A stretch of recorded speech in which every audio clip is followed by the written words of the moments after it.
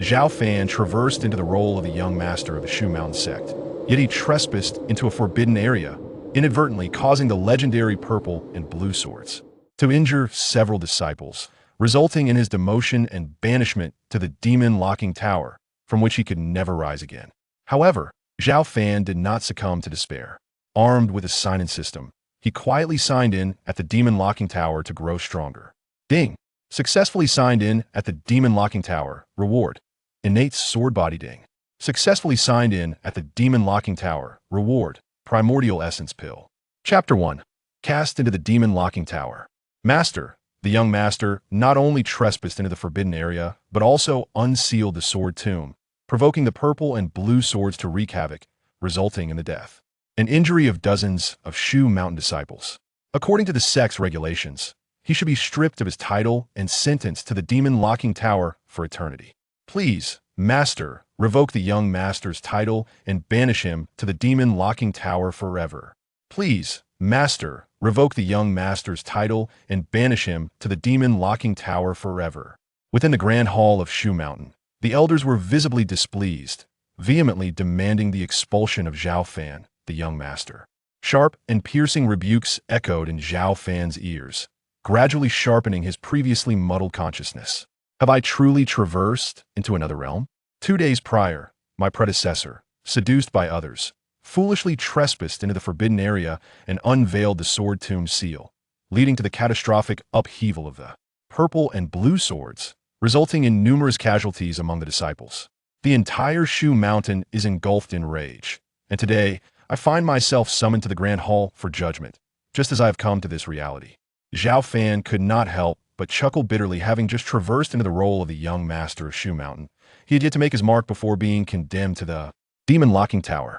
Such a melodramatic fate unfolding in his life was truly laughable. Master, I oppose this. Brother was misguided, and it was not his intent to breach the forbidden area and unveil the sword tomb seal. I implore you to be lenient in your judgment. At this moment, the only one to plead on his behalf was his younger brother, Zhao Cheng. Those who had once shared camaraderie with Zhao Fan either remained silent or supported the elder's proposal wholeheartedly. Zhao Cheng, step aside. The sect master, Zhao Sihai, with a face ashen and heart heavy, gestured for his younger son to move aside. Father, brother, is your own flesh and blood. Do you not understand? I said to step aside. Zhao Sihai's brow furrowed, his tone growing more severe. Noticing the change in his father's demeanor, Zhao Cheng clenched his fists, his expression one of unwillingness, yet he silently retreated. Zhao Sihai turned to his son Zhao Fan, who had been stripped of his cultivation, his gaze tinged with a hint of pity. After much contemplation, he spoke with an icy demeanor. Issue my decree. Strip Zhao Fan of his title as young master and banish him to the demon-locking tower. Without my edict, Zhao Fan shall not leave the demon-locking tower by even a step. In this world where strength reigns supreme, having one's cultivation stripped and being sent to the demon-locking tower signifies an almost irreversible fate. Accompanied by the law enforcement elders and disciples of the discipline hall, Zhao Fan was swiftly brought to the Shu Mountain forbidden area, a desolate place where the grass lay withered and stones lay scattered. Before him stood a towering bronze tower, grand and imposing, its surface marred by patches of verdigris, resembling a majestic peak that reached into the clouds. Creak! As the heavy, rusted door of the tower opened, a wave of decay and death rushed forth. This was the infamous demon-locking tower of Shu Mountain. Thousands of years prior, the demon-locking tower lived up to its name, having once suppressed formidable demons. However, as the sect waned, most of the demons within succumbed, and it gradually transformed into a prison for Shu Mountain's transgressors.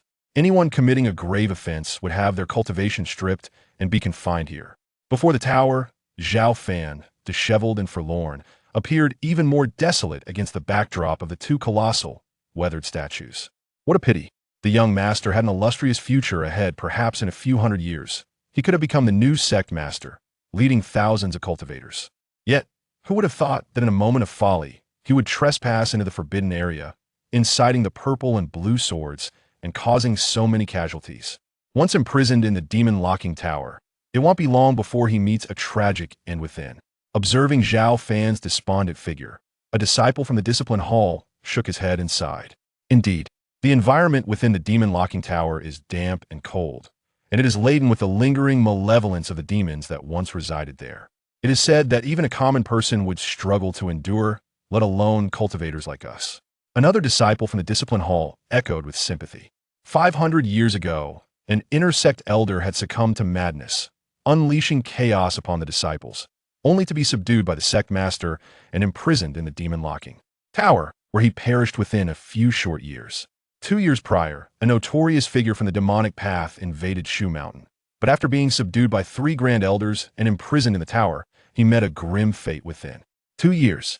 80 years ago, one of the 10 strongest cultivators of Shu Mountain, Lu Yun Jian Ji, practiced forbidden techniques and was imprisoned in the tower by the current sect master, only to perish within 3 months. The demon-locking tower has witnessed nearly all the turmoil of Shu Mountain in recent history. Those confined within its walls rarely survive long. He has brought this upon himself. Let it serve as a cautionary tale for you all. As disciples of the Discipline Hall, you must not only adhere to the regulations of Shu Mountain, but also vigilantly supervise your fellow disciples, lest they fall into such a dismal fate. The law enforcement elder, with a stern expression, admonished the disciples of the Discipline Hall, using Zhao Fan as a typical example of what not to become. Hearing the conversation between the elder and the disciples, Zhao Fan's eyes reflected a sense of unwillingness as he murmured, "Is this truly my fate, to soon perish within?" Ding! The sign-in system has been activated. Would you like to sign in at the front of the demon-locking tower? In Zhao Fan's moment of despair, a voice suddenly echoed in his mind. Though the golden opportunity arrived late, it was not too late. Zhao Fan felt a flicker of surprise mingled with apprehension, uncertain of the system's capabilities and whether it could aid him in escaping his current predicament. "Sign in," Zhao Fan hesitantly declared. Ding! Successfully signed in at the demon-locking tower. Reward: Innate Sword Body. In an instant, a powerful, warm current surged into Zhao Fan's body, revitalizing him with a vigor he had lost due to the stripping of his cultivation. How remarkable! The capabilities of this system are astonishing. Zhao Fan was taken aback, acutely aware that his physical form had become significantly stronger.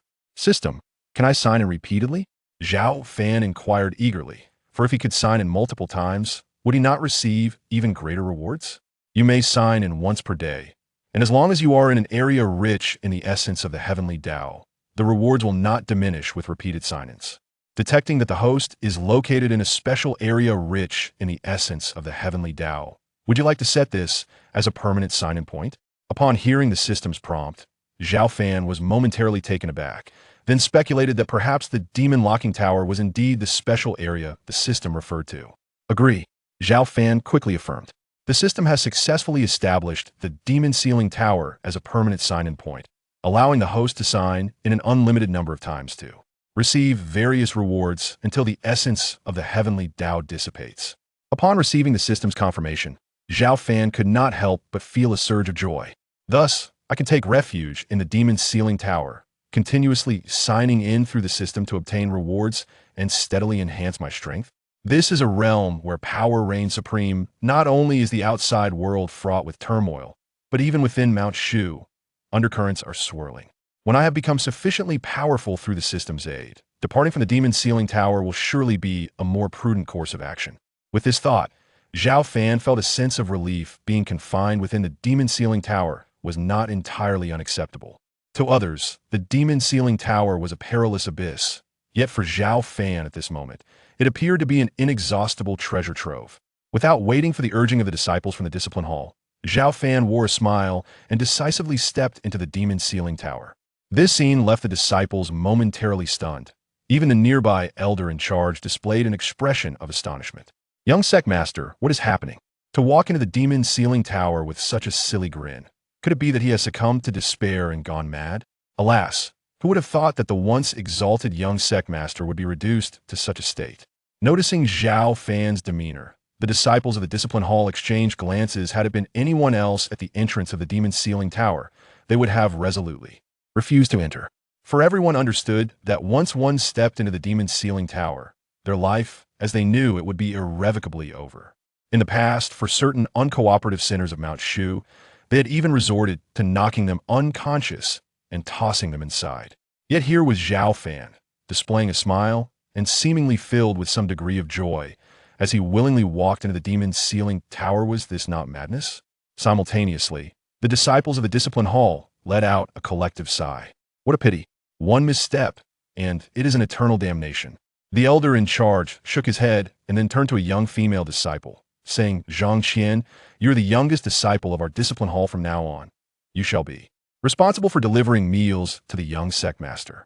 Although he is now rendered a cultivator unable to practice, he is, after all, the biological son of the sect master, so do not treat him lightly, otherwise you shall answer for it. Rest assured, Elder Yin, I will take good care of the young sect master. This young disciple, Zhang Qian, was innocent and endearing, nodding obediently. She blinked her large eyes, gazing at Zhao Fan as he entered the demon's ceiling tower, her expression betraying a hint of sympathy. Chapter 2. Ascending to the Foundation Establishment stage. The space within the Demon Suppression Tower is vast and expansive, yet lies in neglect, overgrown with weeds, leaving scarcely a spot suitable for resting. Moreover, a faint aura of malevolence pervades the air. This malevolent energy is as sharp as a blade. Even the most ordinary cultivators, if sufficiently tainted by it, may succumb to madness or, at worst, meet their demise. Though the quantity of this malevolence is not overwhelming, its continuous erosion of ordinary individuals bereft of cultivation could, under normal circumstances, lead to sudden death within a year. This also elucidates why those previously condemned to the Demon Suppression Tower perished one after another in tragic circumstances. Zhao Fan paid no heed to the dire environment surrounding him. Instead, he casually selected a flat spot to sit down and began to meticulously examine his internal condition. Truly, the innate sword body, a reward from the system, is nothing short of miraculous. My Dantian's Qi was obliterated, and my cultivation completely lost. Yet now the Dantian not only has been reshaped, but has also become even more formidable and resilient, granting me the foundation to re-emerge as a cultivator. Upon closer inspection, Zhao Fan was taken aback. He merged the memories of his former self, becoming quite familiar with matters of cultivation. The Dantian Qi is the key for ordinary individuals to ascend to the ranks of cultivators. The spiritual energy accumulated through the ingestion and expulsion of Qi resides in this very place. The more robust the Dantian Qi, the swifter the cultivation process, and the higher the potential limit. For now, I shall channel Qi into my body once more, allowing myself to regain my status as a cultivator. Zhao Fan focused his mind and calmed his spirit, opening his pores as the surrounding spiritual energy seemed to be drawn towards him by an unseen force, rushing in unceasingly. Though this is the Demon Tower, there remains a thin veil of spiritual energy in the nearby void that could assist Zhao Fan. With a hum, streams of spiritual energy rapidly entered Zhao Fan's body, coursing through his limbs and bones before finally transforming into pure spiritual power, accumulating within his Dantian's Qi. Zhao Fan's aura grew stronger at a visible pace. In just an hour, he noticed the spiritual energy within his Dantian's Qi had amassed to an astonishing degree, akin to a reservoir brimming with water on the verge of overflowing. At that moment, a series of crackling sounds erupted from within him, reminiscent of beans popping, a phenomenon indicative of a breakthrough. He swiftly ascended to the Qi refinement stage. It is truly incredible. In just 1 hour, I have attained the Qi refinement stage and reclaimed my identity as a cultivator.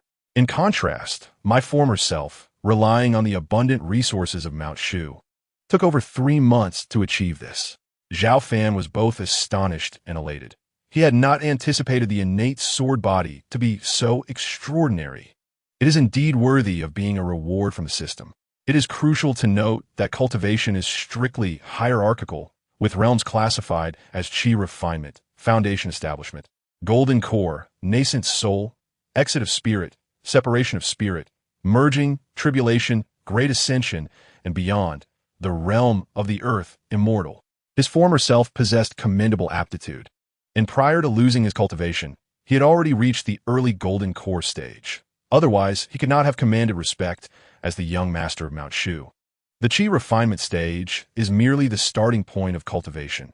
Not only is it incomparable to his previous self, but even the ordinary outer disciples of Mount Shu are far beyond this realm. Thus, in the midst of his joy, Zhao Fan did not cease his cultivation, but continued to refine and absorb the spiritual energy of heaven and earth, enhancing his strength.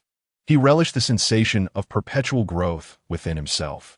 On the very first day in the Demon Suppression Tower, Zhao Fan immersed himself in cultivation. His ascent was astonishingly rapid, progressing from early qi refinement to mid and late stages, ultimately reaching the pinnacle of qi refinement, with only one step remaining to the foundation establishment stage. I am now a cultivator at the pinnacle of qi refinement. It is time to begin practicing the martial arts of Mount Shu. Otherwise, even with formidable strength, if one lacks the means to wield it, one is akin to a tiger without fangs or claws, unable to leverage one's advantages. As night fell, Zhao Fan's eyes gleamed with vitality. Despite a full day of cultivation, he felt not the slightest weariness. My current cultivation level is still modest, limiting the martial arts I can practice. It seems that only the basic sword technique is suitable for me at present. Zhao Fan pondered briefly. Mount Shu is a sect of sword cultivators, historically a premier force that produced Earth Immortals over 10,000 years ago. However, it has languished over the past millennium, suffering numerous upheavals that resulted in the loss of many of its sword techniques. Nowadays, suitable martial arts for those at the qi refinement stage are exceedingly rare. The only fitting one appears to be the basic sword technique. As its name suggests, the basic sword technique is the most fundamental form of swordsmanship in Mount Shu. Simple and easy to learn, and nearly every disciple of Mount Shu is familiar with it. The basic sword technique comprises 9 levels, with most disciples only mastering the first 3. Even the elders of the sect typically grasp no more than the first 5 levels. It is not that no one can reach the pinnacle of this martial art. Rather, they find it somewhat lackluster due to its limited power. With the system's assistance, Zhao Fan transitioned from an ordinary body to an innate sword body, endowing him with an extraordinary understanding of sword techniques. In a mere half hour, he had essentially mastered all 9 levels of the basic sword technique.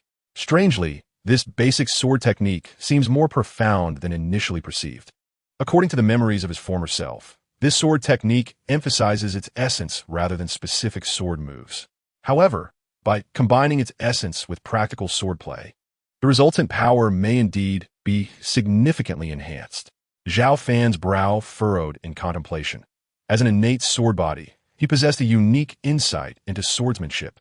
Driven by a spirit of experimentation, he picked up a piece of wood and, wielding it like a sword, thrust forward casually. In an instant, a cold glint flashed forth, shattering stones several meters away with a resounding crash. Indeed, his intuition was correct. Zhao Fan's understanding confirmed his hypothesis.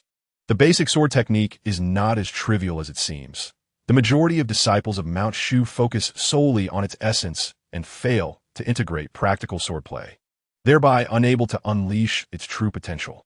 As night deepened, Zhao Fan quickly mastered the martial art, and the power he unleashed was undoubtedly several times stronger than that of others. On the following day, as dawn broke, a ray of sunlight filtered through the cracks of the Demon Suppression Tower, illuminating Zhao Fan and enveloping him in a gentle glow. Would you like to check in while inside the Demon Suppression Tower? Check in. Upon opening his eyes, the first thing Zhao Fan did was check in through the system. Check-in successful. Reward: 1 Peiyuan Pill. A Peiyuan Pill? Such a valuable item can only be concocted by master-level alchemists and is a superior grade elixir. In Mount Shu, one would need to expend over 1,000 spirit stones to acquire even a single pill. The Peiyuan Pill can rapidly augment the spiritual energy within one's body. As I stand at the pinnacle of the qi refinement stage, consuming this pill will allow me to attempt a breakthrough to the foundation establishment stage immediately. With the system's announcement, Zhao Fan felt a surge of excitement and promptly consumed the pill he had just received. As the pill entered his mouth, a powerful energy surged into Zhao Fan's body, and 2 hours later, he effortlessly broke through to the early foundation establishment stage. Why do I feel so dirty all of a sudden? Upon opening his eyes, Zhao Fan noticed that his entire body was covered in a layer of black mud. Right? After breaking through to the foundation establishment stage, the impurities within my body will be expelled. This is the detritus of my own body. In a moment of clarity, Zhao Fan recalled that this phenomenon is common among cultivators upon breaking through to the foundation establishment stage. Expelling internal impurities allows one's roots and flesh to become more pure and translucent. Sticky and uncomfortable, Zhao Fan couldn't help but smile wryly. After gathering his spiritual energy, the black mud enveloping him dissipated in an instant, leaving him refreshed and clean. "Young master," a voice interrupted his thoughts. "I have brought your meal." To Zhao Fan's surprise, the one delivering his food was a young girl. He was aware that the disciples guarding the demon suppression tower were predominantly male, with female disciples being exceedingly rare. The discipline hall was known for its stern and austere nature, which discouraged young women from taking up residence there. "My name is Zhang Qian, the youngest disciple of the discipline hall," she replied, a hint of shyness evident in her demeanor upon Zhao Fan's approach. "Zhang Qian, I shall remember you. Please return every 3 days to deliver meals," Zhao Fan suggested with a warm smile. "Every 3 days?" Zhang Qian scrutinized him, her delicate nose crinkling in concern. "But young master, you currently lack any cultivation. Will you be able to withstand it?" "Do not call me young master. Simply refer to me as Brother Zhao. Worry not. Should any issues arise, I shall bear the consequences myself and not place the blame upon you."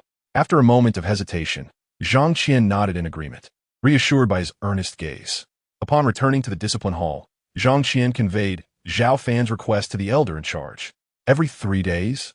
Does he intend to attempt cultivating again? His Dantian has been completely destroyed. How could he possibly succeed?"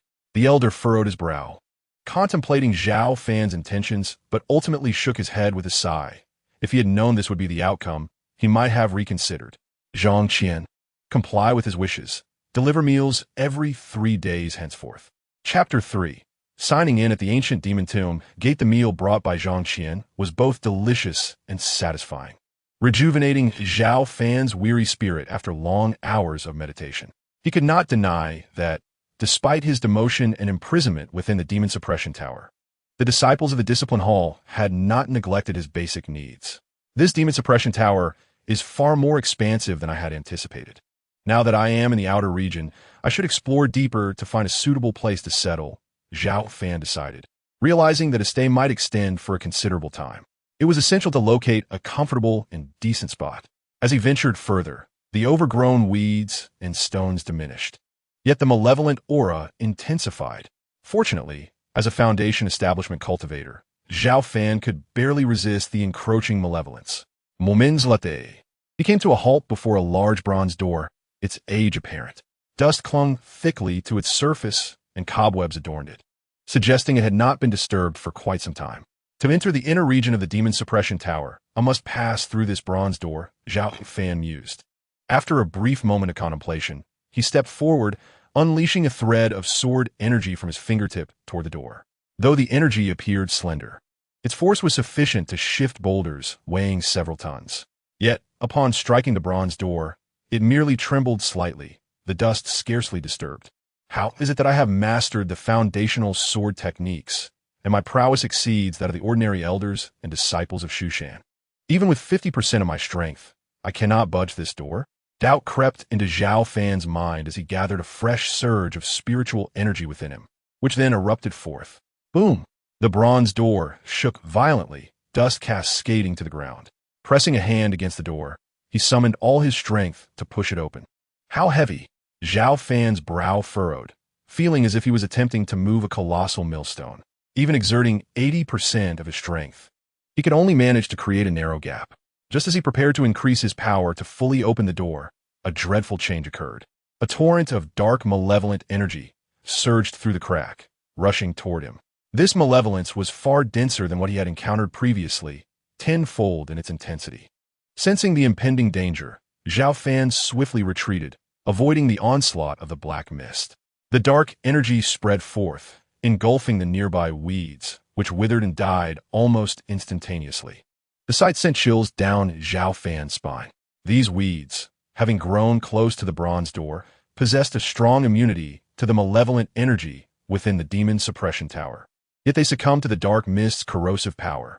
This demonstrated the sheer ferocity of the black malevolence. I cannot open the bronze door just yet. Even the mere presence of this dark mist poses a significant threat to me. Zhao Fan dismissed the idea of forcing the door open. Thankfully, he had only managed to create a small opening. Had he fully opened the bronze door, he would have been utterly incapable of withstanding the dark malevolence. Ding! Would you like to sign in at the ancient demon tomb gate? Just as Zhao Fan contemplated leaving, a notification chimed in his mind. Ancient demon tomb? Is it the name of this bronze door? Could it lead to the tomb of demons? After a moment's thought, Zhao Fan agreed to sign in, as he had yet to utilize his sign-in for the day. Sign-in successful. You have received a top-tier flying sword, the Qishao sword. As the system's announcement faded, a 3-foot-long sword materialized in Zhao Fan's hand. The sword gleamed a vivid red, radiating a chilling aura that sent shivers through his body. A top-tier flying sword? How splendid! Though Zhao Fan had mastered the foundational sword techniques, what he lacked most was a flying sword. Now, with this exceptional weapon, he could refine his skills to perfection. With a smile gracing his face, a flicker of excitement danced in his eyes. Shushan's cultivation primarily revolved around swordsmanship, with the sect providing disciples with weapons. Albeit most were mere iron. However, flying swords were distinct from ordinary weapons. They were precious and immensely powerful. If a Shushan cultivator could master the lost art of sword control, they could wield their sword to strike down foes from miles away. Thousands of years ago, during Shushan's zenith, there existed legendary sword immortals who, with a mere thought, could command their swords over vast distances to vanquish formidable adversaries. When he was the young master of Shushan, it was only after reaching the initial stage of the Golden Core that he received a low-grade flying sword as a reward from the sect. A top-tier flying sword was an exceedingly rare and precious weapon in the currently diminished Shushan. As Zhao Fan gripped the Qishao sword, threads of spiritual energy flowed into it, causing the previously cold blade to emanate an invisible sword aura that stretched several feet. Clang! The sword aura swept across the ground, shattering stones and leaving behind deep, jagged scars. Truly, it was a top-tier flying sword. Zhao Fan's satisfaction was palpable, given the perilous nature of the dark malevolence behind the bronze door. He chose not to continue his exploration and instead retraced his steps to his previous location. Upon his return, Zhao Fan harnessed his abilities to construct a modest abode using the rubble as a foundation, establishing a simple sanctuary. Thereafter, Zhao Fan diligently practiced daily, continuously signing in through the system to reap rewards. His strength ascended at an astonishing pace. As the seasons changed, half a year passed, an eternity for an ordinary person, yet merely a fleeting moment for a cultivator. Thanks to the system's assistance, Zhao Fan consistently signed in within the Demon Lock Tower, accruing various rewards. Ding! Successful sign-in at the Demon Lock Tower. Acquired a manual from an unnamed sword cultivator. Ding! Successful sign-in. Received a piece of purple gold battle attire. Ding! Successful sign-in. Obtained the Qingyun sword from Mount Shu. Additionally, Zhao Fan accumulated a plethora of vitality pills, which expedited his cultivation, enabling him to progress from the early stage of foundation establishment to its completion within a mere 6 months. This pace was exceptionally rapid, considering that the advancement through the foundation establishment stage is tenfold more challenging than that of the Qi refining stage. Typically, an ordinary cultivator would require months, if not longer, to ascend even a minor realm within the foundation establishment stage. During this period, with the system's aid, Zhao Fan's combat prowess far surpassed that of his peers in the same realm, so much so that even he found it difficult to quantify his own strength. While cultivating, Zhao Fan explored the surrounding desolate expanse, which was so barren that not even the remnants of past demonic entities could be found. Based on his conjectures, the area behind the Bronze Gate might be the resting place of these demons. However, the presence of a remarkably corrosive black malice instilled a sense of trepidation in Zhao Fan. Most crucially, his intuition warned him of potential risks, which kept him from acting hastily. Curiosity, as they say, can lead one to peril. Thus, without absolute strength, he refrained from taking any risks. Over the past 6 months, Zhao Fan thrived vibrantly, contrary to the expectations of the Discipline Hall disciples who anticipated a swift demise, a twist that surprised many. Fortunately, few cared about the fate of the deposed young master, leading to Zhao Fan's increasingly diminished presence. Yet, Zhang Qian, a junior disciple from the Discipline Hall, became the one most concerned for and attuned to Zhao Fan's well-being. Every 3 days, she would bring him delicious meals, unwaveringly, rain or shine. Although Zhao Fan did not actively inquire about the outside world, Zhang Qian would share tales of the shifting tides in the realm of cultivation during her visits. seemingly fearful that he might grow weary and bored. Zhao Fan relished in his daily sign-ins and cultivation, yet he sometimes felt a tinge of numbness. Thus he did not refuse the kind gestures of his junior disciple and would engage her in casual conversation. Recently, Zhang Qian mentioned that the cultivation world was rife with undercurrents, as demonic sects that had lain dormant for millennia re-emerged, sweeping through various sects like a tempest, resulting in the deaths of several powerful nascent soul cultivators. Upon hearing this, Zhao Fan felt that remaining quietly within the confines of the Demon Lock Tower to strengthen himself was the most prudent course of action. On this particular day, Zhang Qian visited once more to deliver a meal. However, unlike her usual demeanor, she appeared somewhat distressed, lacking her characteristic vivacity and cheerfulness. "Junior sister, why do you not share any amusing stories with me today?" Zhao Fan inquired with a gentle smile, noticing her unusual expression. "Young master, I have told you many times. Just call me senior brother. I am no longer the young master of Mount Shu," he interjected with a smile before she could finish. "Senior brother Zhao. Today the sect master appointed a new young master," Zhang Qian hesitantly remarked, her lips pursed. She observed Zhao Fan carefully for a reaction, and upon seeing none, she added, "The new young master is your younger brother, Zhao Cheng." Zhao Cheng. Zhao Fan was momentarily taken aback, then smiled in understanding. "That lad is quite capable. His talent rivals mine, so it is only fitting that he assumes the position of young master of Mount Shu. But do you not feel any resentment?" "It was originally your position," Zhang Qian said softly. "That was never my position. My place is here." Zhao Fan chuckled lightly, choosing not to elaborate further. Zhang Qian seemed ready to say more, but Zhao Fan raised his hand to halt her. "Senior brother Zhao, I will come again to bring you food in a few days," she said, bidding him farewell as she gathered her food container and departed. After watching Zhang Qian leave, Zhao Fan turned back to the barren stony ground, an open area he cherished for his cultivation. "Does the host wish to begin signing in?" "Sign in," Zhao Fan replied instinctively as the system's prompt sounded. "Sign in successful. Congratulations, host, for acquiring a harmony pill." "A harmony pill? Just when I have reached the completion of the foundation establishment stage. This pill will greatly benefit me. It appears the system truly understands my needs." Zhao Fan beamed at the harmony pill in his hand. Chapter 4. The Demon Tomb. The harmony pill is a premium elixir, valued even higher than vitality pills. Most importantly, it can significantly enhance the success rate of breaking through from the foundation establishment stage to the golden core stage. It is crucial to note that while the completion of the foundation establishment stage may seem just a step away from the golden core stage, the difficulty is immense. Typically, among 10 cultivators at the completion of the foundation establishment stage, only one can successfully break through to the golden core stage. This illustrates just how low the success rate for breaking through is at this juncture. Initially, my previous incarnation, blessed with extraordinary talent, still relied heavily on the vast resources of Mount Shu and spent 3 to 4 months to successfully reach the golden core stage. I had estimated that I would need at least another month to confidently break through the bottleneck. However, with the aid of this harmony pill, I now possess a strong chance of successfully advancing to the golden core stage.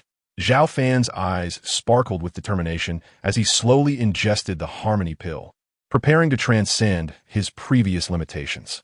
As the pill settled within him, a torrent of potent medicinal energy surged throughout his body. Visibly, as Zhao Fan's pores opened, a robust flow of spiritual energy from heaven and earth flooded into him. Zhao Fan's aura became majestic, his form emanating a soft glow, even his hair shimmering with a crystalline radiance. With the continuous influx of spiritual energy, the power within his dantian grew ever more abundant, ultimately condensing into a brilliant golden core, a luminous orb akin to a star suspended in the night sky. In that moment, Zhao Fan's momentum surged exponentially, his strength multiplying several-fold compared to before. "I have succeeded in reaching the golden core stage." Zhao Fan exhaled, feeling an overwhelming surge of power within him. A weight lifted from his shoulders. Cultivators of the golden core stage are among the rarest within the ranks of Mount Shu disciples. Although he could not yet compare to the seasoned cultivators, he was now at least tenfold stronger than those still in the foundation establishment stage. As a golden core cultivator, I should possess a degree of self-preservation against that black malice. I can now venture to explore the area behind the ancient door of the demon tomb. Zhao Fan's eyes gleamed with resolve. Throughout the past 6 months, Zhao Fan had thoroughly explored the nearby regions. Yet he remained fixated on that ancient door of the demon tomb. Previously, he had been wary of the black malice lurking beyond. Now, having attained the golden core stage, such concerns had dissipated entirely. Without much hesitation, Zhao Fan quickly reappeared before the ancient gate of the demon tomb. The black malevolent energy seeping through the cracks was repelled by an invisible force before it could approach him. Indeed, after breaking through to the golden core stage, he was barely able to resist this dark energy. Zhao Fan nodded inwardly as his spiritual power flowed gently within him, forming a barrier that isolated him from the encroaching malevolence. After a moment of contemplation, he unleashed a surge of spiritual energy, which effortlessly pushed open the heavy door.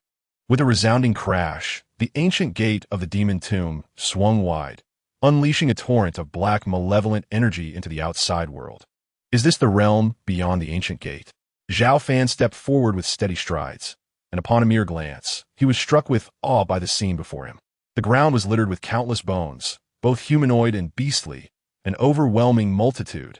In the distance, obscured yet imposing, stood towering skeletons, some reaching heights of dozens or even hundreds of meters, resembling small mountains, still exuding a lustrous sheen akin to jade despite the passage of countless years. This is truly the locking tower of demons. Zhao Fan felt a chill run down his spine, unable to suppress a gasp of shock. As he surveyed the landscape, the sheer number of skeletal remains was staggering. Moreover, he could distinctly sense that some of the bones, radiating a jade-like luster, despite enduring the ravages of time, still emanated an overwhelming demonic aura. Even from a distance, the faintest hint of energy exuded a suffocating pressure upon him.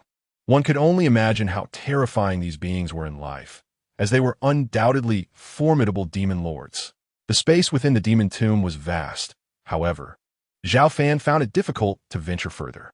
The terrifying energy radiating from those colossal skeletons rendered him nearly immobile, subjecting him to immense pressure. This was merely the outermost layer of the tomb. Should Zhao Fan stubbornly press onward, he would soon find himself crushed to dust beneath the overwhelming power of the countless bones. This was not a matter of Zhao Fan's inadequacy in strength, but rather the immense power these skeletons possessed in life.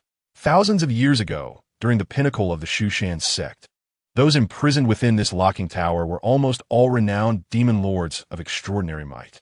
Such terrifying entities, even in death, would leave behind remnants that ordinary cultivators could not withstand. My power still falls short. If only I could ascend to the nascent soul stage. Perhaps then I would have the true qualifications to explore this realm of demons. Zhao Fan lamented inwardly, having thought that achieving the golden core stage would allow him to disregard the encroaching dark energy, yet he discovered that the dangers within the demon tomb exceeded his expectations. Just as Zhao Fan was lost in thought, an unexpected event transpired. Buzz, not far away, a humanoid skeleton lying amidst a pile of rubble suddenly revived. Its deep eye sockets ignited by ghostly green flames. It bore the aura of a cultivator. I, Sun Ji, have waited 80 years for a cultivator like you. If I can seize your body, I shall be reborn. The humanoid skeleton shot towards Zhao Fan like lightning. Zhao Fan's expression changed dramatically as he grasped his exquisite flying sword, Qi Xiao, and instinctively swept it in defense. The Qi Xiao, fierce and unstoppable, combined with Zhao Fan's mastery of the foundational sword technique of Shushan, unleashed formidable power capable of effortlessly cleaving through boulders. The radiant sword light surged forth, aimed directly at the humanoid skeleton. The skeleton raised its claw to grasp, seemingly dismissive of Zhao Fan's attack. Bang! In the next moment, the skeleton let out a wail, overwhelmed by the turbulent sword energy, leaving it battered and nearly disassembled. Seeing the effectiveness of his strike, Zhao Fan wasted no time and prepared to execute a second attack. Stop! The humanoid skeleton, in a state of panic, trembled before the ghostly flames in its eye sockets and quickly raised its hand in surrender. It was but a mere skeleton, and after being severely wounded by Zhao Fan's sword energy, any further assault would obliterate its existence entirely. Who are you? Zhao Fan remained poised, his gaze fixed on the humanoid skeleton with suspicion. This creature had attempted to ambush him. Had he not possessed sufficient strength and the Qi Shao in hand, another cultivator might have already fallen victim to its grasp. I am Sun Ji, once a member of the Shushan sect. The humanoid skeleton spoke in a low, mournful tone as it introduced itself. Sun Ji, one of the top 10 powerhouses of Shushan 80 years ago, who was cast into the locking tower for practicing forbidden techniques. Zhao Fan was taken aback, astonished by the remarkable origin of this skeletal being. Indeed, that is I. Nodding slowly under Zhao Fan's incredulous gaze, the skeleton continued. I was stripped of my cultivation and imprisoned in the locking tower, suffering the taint of its malevolent energy. In desperation, I used a certain secret technique to bind my lingering soul to this skeleton, allowing me to persist until now. Having said this, Sun Ji's remnant soul turned its gaze toward Zhao Fan, solemnly stating, "Young one, I see you are also a disciple of Shushan. Let's strike a deal. Spare my life, and I shall impart upon you several unparalleled secret techniques of Shushan. With this knowledge, you may manage to survive within this tower." Zhao Fan noted that as Sun Ji spoke, the deep sockets of its eyes remained fixed upon him, resembling a beast eyeing its prey, subtle yet tinged with a raw, covetous hunger. Zhao Fan was no fool. He recognized the temptation being presented to lower his guard, and thus he promptly rejected, "I'm afraid I'm not interested. Had you not attacked me earlier, I might have spared you. But since you wish to seize my body, you might as well prepare for your demise." With his words barely spoken, Zhao Fan unleashed a sweeping strike, the cold radiance of his sword engulfing Sun Ji's remnant soul. "Wait, I can not only teach you the secret techniques of Shushan, but I can also reveal the secrets of this demon tomb." Sun Ji's remnant soul shrieked desperately, exerting all its strength in resistance. Yet it was still consumed by the astonishing sword energy, ultimately dissipating into a wisp of smoke, vanishing entirely. What secret techniques of Shushan? What secrets of the demon tomb? With the assistance of my system, I lack for nothing in terms of powerful martial arts and techniques. As for the secrets of this tomb, I shall explore them further once my strength has been sufficiently enhanced. Zhao Fan chuckled self-deprecatingly, concluding, "For now I must depart swiftly, lest I encounter other formidable demons who, like Sun Ji, have left their lingering souls behind." With a furrowed brow, Zhao Fan hastily exited the demon tomb and sealed the great door behind him. Chapter 5. A reunion of brothers gazing at the securely closed ancient gate of the demon tomb. Zhao Fan felt a lingering sense of trepidation. He had come to a profound realization. His strength was still vastly inadequate. With his golden core cultivation, he could scarcely withstand the faintest hint of energy emanating from the remains of the great demons, let alone explore the tomb's interior. I shall have to wait until my cultivation advances further before I can uncover the secrets within. Yet, Zhao Fan did not feel disheartened. Rather, he brimmed with confidence. With the support of his system, he believed that in no time he would achieve greater heights. When that day came, the mysteries of the entire demon tomb would no longer hold any allure. Subsequently, Zhao Fan returned to the outer regions of the locking tower, diligently signing in each day through the system to receive rewards, his strength visibly increasing at an impressive rate. "Host, please begin signing in." "Sign in. Sign in successful. Congratulations. Host, you have obtained the Shushan sword control technique." On this day, as the system's notification resounded, Zhao Fan was first taken aback. Then a radiant smile spread across his face. The sword control technique is, unexpectedly, the renowned sword control technique of Mount Shu. Zhao Fan felt a surge of excitement. Unlike other sects of immortals, Mount Shu primarily focuses on the path of sword cultivation. However, due to the profound changes in the natural world over the past 10 millennia, the environment no longer aligns with the practice of swordsmanship, leading to Mount Shu's diminished glory. A significant portion of its invaluable sword-related texts has been lost during several upheavals, including the illustrious sword control technique itself. Zhao Fan never anticipated that he would receive the sword control technique of Mount Shu as a reward from system. If this news were to spread, it would undoubtedly cause a tremendous stir throughout Mount Shu. Indeed, he had acquired the complete sword control technique. Deep within his mind, he discovered a complex and profound text on swordsmanship, which detailed the sword control technique. Without the slightest hesitation, he began to examine it. True to its reputation, the sword control technique was vast and profound. According to the text, the technique is divided into 9 distinct realms, and only by mastering all 9 realms can one unleash the technique's most formidable power. With fervor igniting within him, Zhao Fan commenced his practice of the first realm of the sword control technique, sword following heart. The initial step in his practice was to cultivate the sword. Cultivating the sword entails establishing an inseparable bond with the flying sword, Qi Shao, through one's spiritual energy. Only by successfully cultivating the sword and earning the flying sword's full recognition can one achieve a level of control akin to an extension of oneself. As Zhao Fan continuously infused his spiritual energy into the flying sword, the originally vibrant crimson blade swiftly forged a mysterious connection with him. The next moment, the flying sword Qi Shao emitted a gentle chime and began to hover before Zhao Fan, swirling around him like a jubilant child, floating up and down without cease. He had succeeded in cultivating the sword.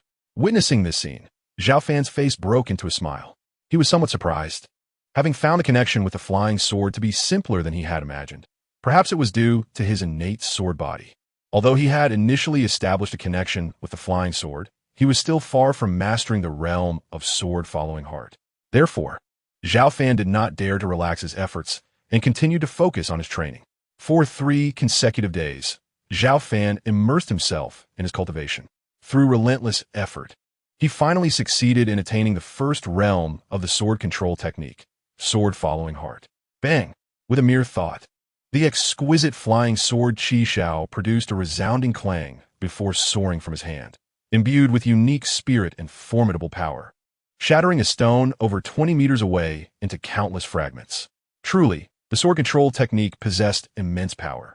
Having only mastered the first realm, Zhao Fan, at the initial stage of the Golden Core realm, effortlessly wielded the sword to obliterate a stone from a distance of 20 meters. Such destructive capability is unlikely to be rivaled by any peer among cultivators. This scene brought a satisfied look to Zhao Fan's face. He had exerted only 3/4 of his strength to achieve such lethality. If he were to unleash his full power, Zhao Fan was confident that even a massive boulder several meters high, located 30 meters away, would fall victim to a single strike from his flying sword. Moreover, it was crucial to note that this was merely the first realm of the sword control technique. Should he master higher levels, even reaching the 9th realm, the power he could unleash might indeed fulfill the rumors of slaying formidable foes with a mere thought, extending his sword across 1,000 miles. However, it must be acknowledged that while the sword control technique is powerful, the difficulty of cultivation increases exponentially with each subsequent realm. Not to mention, the second realm requires the unity of man and sword, which is no simple feat to achieve. Furthermore, to cultivate the second realm of the sword control technique, one must first reach the nascent soul stage. Zhao Fan furrowed his brow. He was currently only in the Golden Core stage, with a considerable distance still to cover before reaching the nascent soul stage. Additionally, as cultivators ascend in their realms, the challenges they face multiply. To break through to the nascent soul stage requires a considerable investment of time. I must seize the time to elevate my cultivation realm. Only by breaking through to the nascent soul stage can I explore the secrets of the demon tomb and advance to the second realm of the sword control technique. Zhao Fan resolved to hasten his efforts in improving his cultivation level. Just as Zhao Fan contemplated resuming his focused practice, the heavy doors of the demon-locking tower suddenly swung open. Zhao Fan sensed something and lifted his gaze toward the entrance. A young man dressed in a brocade robe strode in. His tall and robust form, along with his handsome features and dignified demeanor, bore a striking resemblance to Zhao Fan. He was none other than Zhao Fan's younger brother, Zhao Cheng. Elder brother. Upon spotting Zhao Fan, Zhao Cheng's expression shifted slightly with excitement as he called out solemnly, "What brings you here?" Zhao Fan was momentarily taken aback, then furrowed his brow and inquired.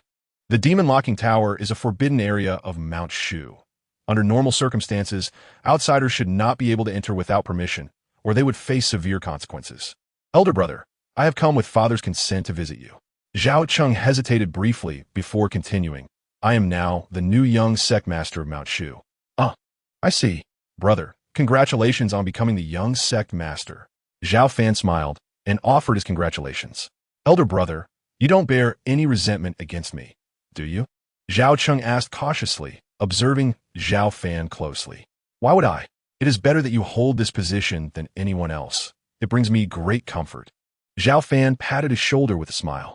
I have felt uneasy for a long time, but now that you have said this, I am relieved. Zhao Cheng sighed with relief. Elder brother, I am truly sorry for taking so long to see you. I was preoccupied with sect affairs and faced immense pressure from father. Since your incident, many elders have expressed their dissatisfaction with him. Do not worry. I'm already very happy that you are here. Zhao Fan waved his hand, indicating that it was all right. He understood that his brother had arrived at the demon locking tower under considerable pressure from various fronts. Elder brother, please do not harbor hatred toward father. He has always cared for you, but as the sect master, he must maintain balance among many aspects, especially with Mount Shu currently facing numerous challenges. Zhao Cheng hesitated, wanting to articulate more. I do not harbor resentment toward him. I only blame myself for becoming reckless and impulsive in pursuit of greater power. Zhao Fan interjected with a gentle smile before Zhao Cheng could finish. That is good to hear. Zhao Cheng noticed a significant change in his elder brother's demeanor. He was no longer as domineering and stubborn as before. By the way, elder brother, I heard you were attempting to cultivate again. Here is a gathering chi pill I obtained, which may help you gather energy in your dantian, along with some spirit fruits containing the essence of heaven and earth that can rapidly enhance your constitution. As he spoke, Zhao Cheng took out a precious pill and several spirit fruits. The gathering chi pill, a high-grade elixir. Zhao Fan was somewhat astonished. Such pills were exceedingly rare, and it would be difficult to find even a few in all of Mount Shu. His brother Zhao Cheng must have made considerable sacrifices to acquire this pill. Elder brother, this is my heartfelt offering. You must accept it. Once I secure my position as young sect master, I will definitely find a way to rescue you. Fearing Zhao Fan might refuse, Zhao Cheng hurriedly insisted. Seeing his brother's earnest and sincere demeanor, Zhao Fan, now a cultivator once more, did not wish to decline his goodwill and replied with a smile. If that is the case, I shall gladly accept it. However, I find solace in my stay here. Please do not act recklessly to rescue me, for not only would it jeopardize your own safety, but it would also implicate our father. Zhao Fan continued to solemnly advise, reminding Zhao Cheng that he was no longer an ordinary disciple, but the young master of Shushan. He urged him not to be as rash and impulsive as he once was. Yet, Zhao Cheng felt a twinge in his nose. It is of no consequence. This is the punishment I deserve, and I find comfort in my time within the demon sealing tower, Zhao Fan said with a light-hearted smile. His words were sincere. Although life within the tower was somewhat monotonous, it was also profoundly fulfilling as he grew stronger through daily system sign-ins. Very well, Zhao Cheng conceded with reluctance, recognizing that his elder brother had his future in mind. The two brothers, having not met for a long time, engaged in conversation for over an hour before Zhao Cheng reluctantly departed the demon sealing tower, turning back several times. Elder brother, I will surely come to visit you whenever I have the chance. He waved farewell. Zhao Fan watched him leave, a smile gracing his face, and warmth blossomed within his heart. Chapter 6. The invasion of the demon clan. Upon leaving the demon sealing tower, Zhao Cheng hurried to the grand hall of Shushan, where he encountered his father, the sect leader Zhao Sihai. In just half a year, Zhao Sihai appeared to have aged considerably. His once jet-black hair was now interspersed with conspicuous strands of white, and his tall stature had diminished. The once formidable presence in his features was now tinged with fatigue. Father, I have seen elder brother. His condition is fairly good. Zhao Cheng bowed respectfully and recounted the details of his meeting with Zhao Fan. Indeed, he is my son. Even confined within the demon sealing tower, he has managed to endure, Zhao Sihai said, his eyes gleaming with a complex mixture of pride and sorrow. He felt relieved that the feared demon sealing tower had not swiftly claimed Zhao Fan's life, yet pained that as the sect leader of Shushan, he could only watch his eldest son suffer. Father, is there truly nothing you can do? You are the powerful leader of Shushan. Cannot you grant elder brother reprieve? Zhao Cheng knelt, earnestly pleading. Chenger, Zhao Sihai regarded his youngest son, then sighed deeply. It is precisely because I am the sect leader that I cannot pardon your brother. Shushan faces internal and external threats. Countless eyes are upon me. Should I misuse my authority, many elders would find grandiloquent justifications to have me replaced. The position of sect leader is one I could relinquish, but in doing so, chaos would ensue, and the legacy of Shushan, built over thousands of years, would collapse under my watch. Zhao Sihai's expression revealed his helplessness as he spoke. Cheng, it is not that I do not wish to save your brother, but the time is not right for clemency. I understand now, Father. Zhao Cheng sighed lightly, comprehending Zhao Sihai's predicament. Since becoming the young master of Shushan, he had realized that the sect, though seemingly prosperous, was riddled with vulnerabilities. As his father indicated, if he were coerced into abdication, turmoil would erupt, potentially leading to Shushan's demise. Especially in these tumultuous times, with the resurgence of demonic factions that had lain dormant for millennia, the potential for bloodshed loomed large. Though Shushan was no longer the illustrious sect of yore, its rich heritage was still coveted, and any ensuing chaos would bring endless consequences. Chengya, as the young master of Shushan, you must tread carefully in all your actions. I have grown old.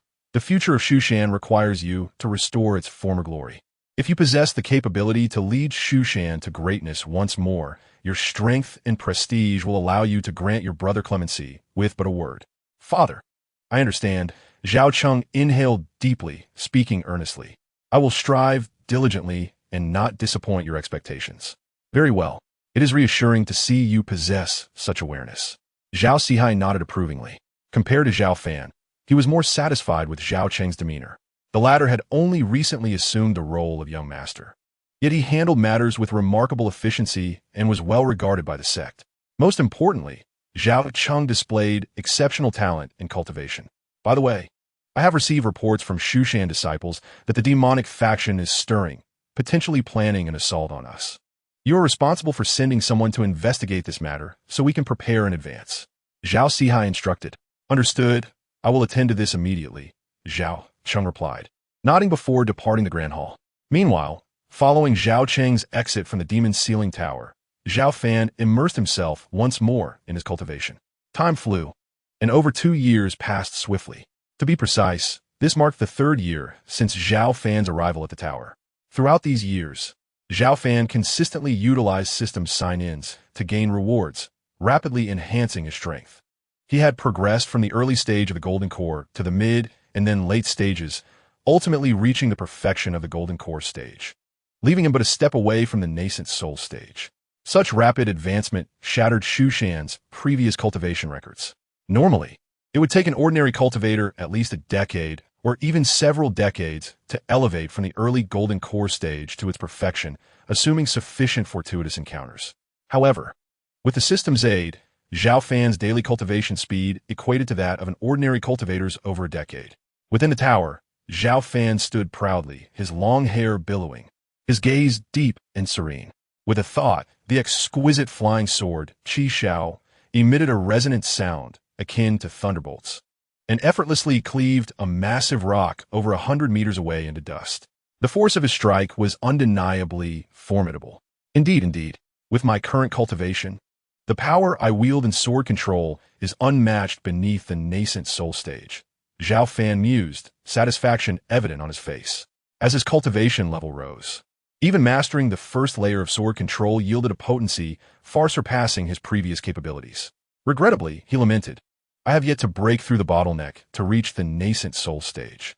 If I could master the second layer of sword control at that level, its might would be at least several times greater than it is now. As Zhao Fan pondered, the grand doors of the Demon's Ceiling Tower creaked open, and a shadowy figure silently infiltrated. Someone has entered the Demon's Ceiling Tower? Zhao Fan sensed the disturbance. Ever since his cultivation improved, his senses had sharpened, allowing him to perceive even the slightest movements within 1,000 meters.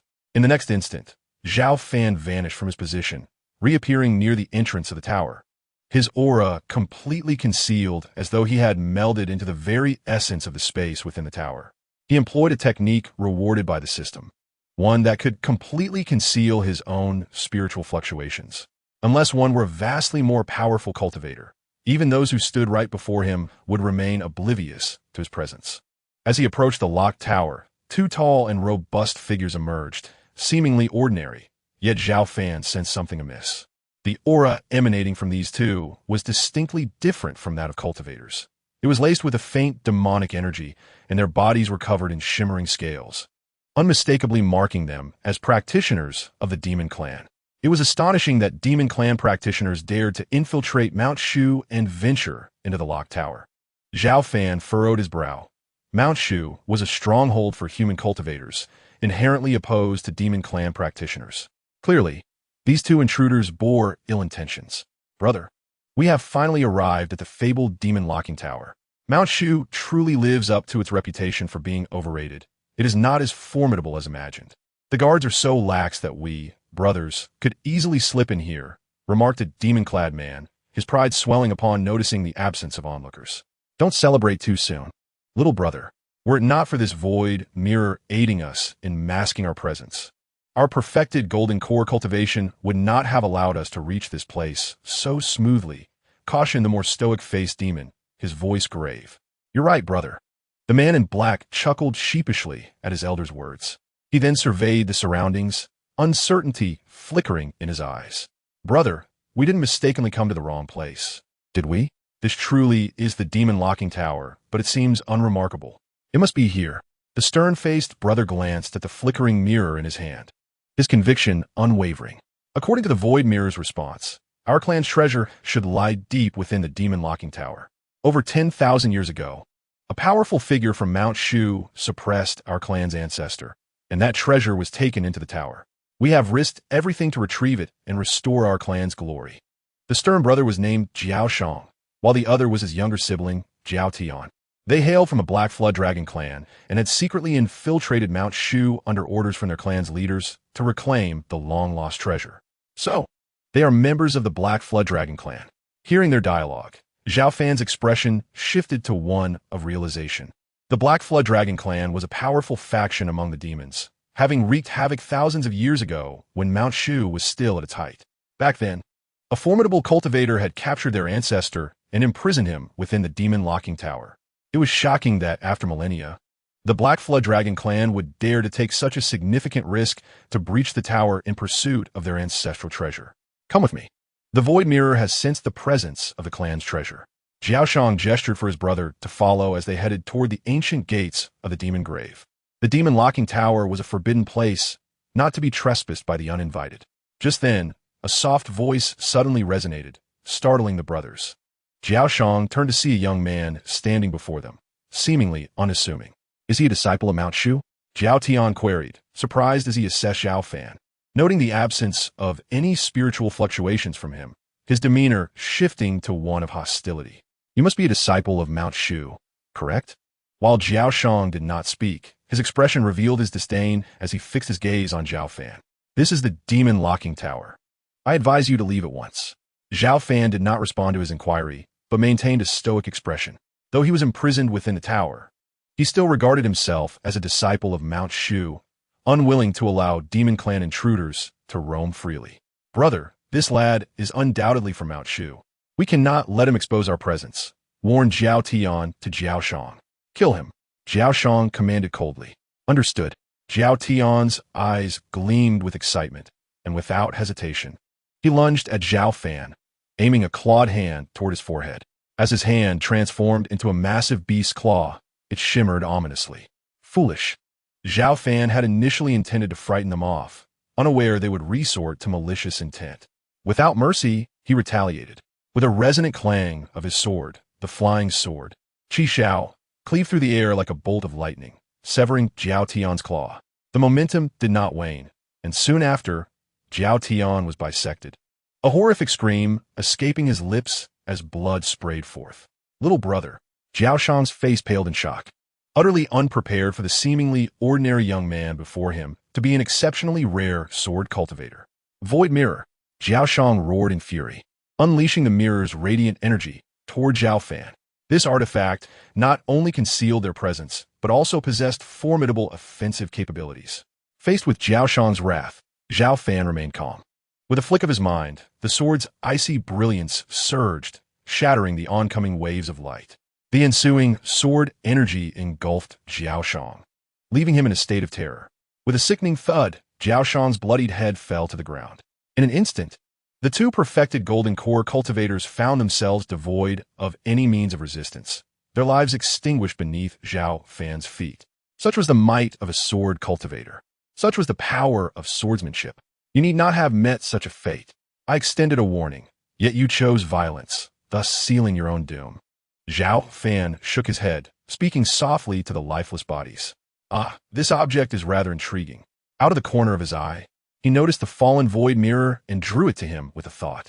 If his memory served him correctly, this mirror could sense the treasure of the Black Flood Dragon clan. Gazing at the flickering mirror, Zhao Fan felt a flicker of interest in the clan's treasure, which he surmised lay hidden within the demon grave. However, regrettably, he had yet to break through to the nascent soul stage, rendering him unable to explore the depths of the grave. Ding! Would you like to sign in before the bodies of the Black Flood Dragon clan members? A notification chimed in Zhao Fan's mind. Sign in. He responded instinctively. Sign in successful. Congratulations, host. You have received a breaking infancy pill. What was a breaking infancy pill? Zhao Fan was initially taken aback, but his surprise quickly morphed into elation. The breaking infancy pill was an exceptionally rare and valuable elixir, crucially enhancing the success rate of breaking through from the perfected golden core stage to the nascent soul stage. Currently, Zhao Fan found himself stymied at the pinnacle of the golden core stage. He had estimated that achieving a successful breakthrough to the nascent soul stage would take at least 6 months to a year. However, with the breaking infancy pill, this timeline could be significantly shortened. This is wonderful. With this breaking infancy pill, I can attempt to break through to the nascent soul stage. If I succeed, I shall not fear exploring the demon grave. Zhao Fan felt a surge of excitement. The system had indeed proven timely and beneficial. Without a moment's hesitation, Zhao Fan consumed the broken infant pill. Having been stuck at the peak of the golden core stage for some time, he had accumulated sufficient energy and thus required little preparation. Sitting with a dignified demeanor, Zhao Fan became like a black hole, drawing in the surrounding spiritual energy from the heavens and earth, which flowed ceaselessly into his body. The resplendent golden core within him began to undergo significant changes. Zhao Fan sat for 2 days and nights, his aura steadily growing stronger, until his internal organs produced a sound reminiscent of popping beans. Boom! With a tremendous roar resonating from within, the golden core, suspended in his dantian, suddenly shattered, transforming into a golden infant. The manifestation of a nascent soul that only cultivators at this stage possess. He had finally succeeded in his breakthrough to the nascent soul stage. Zhao Fan exhaled a sigh of relief. After 2 days and nights of relentless effort, he had become the youngest nascent soul cultivator in the history of Mount Shu. The current Mount Shu had lost its former glory, as nascent soul cultivators were as rare as phoenix feathers. Countless disciples of Mount Shu had spent decades, even lifetimes, striving to reach this realm. Yet Zhao Fan, with the aid of the system, had achieved it in a mere 3 years. The speed of his cultivation, if known, would surely leave many in astonishment. After a brief moment, Zhao Fan opened his eyes, unleashing 2 bolts of lightning-like gaze. With his breakthrough to the nascent soul stage, his demeanor became even more profound, and his appearance underwent subtle changes. His skin shed a layer of old skin, revealing a complexion as delicate and fair as that of a newborn. He appeared even younger, resembling a graceful youth of 17 or 18. Zhao Fan felt no surprise at this transformation, for the breakthrough to the nascent soul stage not only granted immense strength, but also significantly increased lifespan. Below the nascent soul stage, even the most exceptional cultivators were limited to a lifespan of merely 200 years, regardless of their focus on longevity. However, upon breaking through to the nascent soul stage, one's lifespan could extend dramatically, allowing for at least 300 to 500 years. Moreover, as one's cultivation level continued to rise, lifespan would further increase. If he could reach the rumored realm of the immortals on land, perhaps he could attain true immortality. Now, a nascent soul cultivator, Zhao Fan could once again explore the demon tomb. His eyes shimmered with confidence as he advanced slowly according to the guidance of the void mirror. Upon returning to this place, he felt significantly calmer than before. Gazing at the colossal bones surrounding him, he still sensed an overwhelming pressure, yet it was no longer suffocating. The reaction of the void mirror intensified. Could it be that the ancestral treasure of the Black Jiao clan lay just ahead? Zhao Fan noticed that the void mirror emitted a brighter glow, clearly indicating a more direct response. Surrounded by towering bones that exuded an oppressive aura, Zhao Fan pressed forward despite the immense pressure, arriving before a giant skeleton standing 100 meters tall. This skeleton was remarkably elongated and, upon closer inspection, was evidently that of a massive Jiao dragon, still radiating a chilling malevolence even after years of decay. If he was not mistaken, this must be the remains of the ancestor of the Black Jiao clan. But where was the clan's ancestral treasure? Zhao Fan furrowed his brow, scanning the area, but finding nothing. However, the void mirror in his hand shone with fervent light, trembling slightly, indicating that the treasure was indeed nearby. Could it be within? Zhao Fan's gaze shifted, landing on the skull of the Jiao dragon. With a flick of his thought, his flying sword, Qi Xiao, shot forth, striking fiercely against the dragon's skull. But in the next moment, the unmatched sharpness of Qi Xiao failed to cleave through the skull, instead producing a sound akin to iron striking stone. How could it be so hard that even Qi Xiao's edge could not slice through? Zhao Fan was taken aback. With his nascent soul cultivation, the might of his swordplay should be capable of shattering not just the remains of a fallen demon, but even a mountain of iron. Yet this Jiao dragon skull was as resilient as divine metal. Unwilling to relent, Zhao Fan steeled himself, channeling a torrent of spiritual power that caused the sword to emit a clarion call, slicing through the air like a bolt of lightning. As he struck once more at the skull, after multiple successive strikes, the once impenetrable skull finally cracked with a resounding roar. Suddenly, a streak of white light burst forth from the skull, attempting to escape into the void. Zhao Fan reacted swiftly, extending his hand to grasp it, forming a golden hand of spiritual energy that captured the white light in an instant.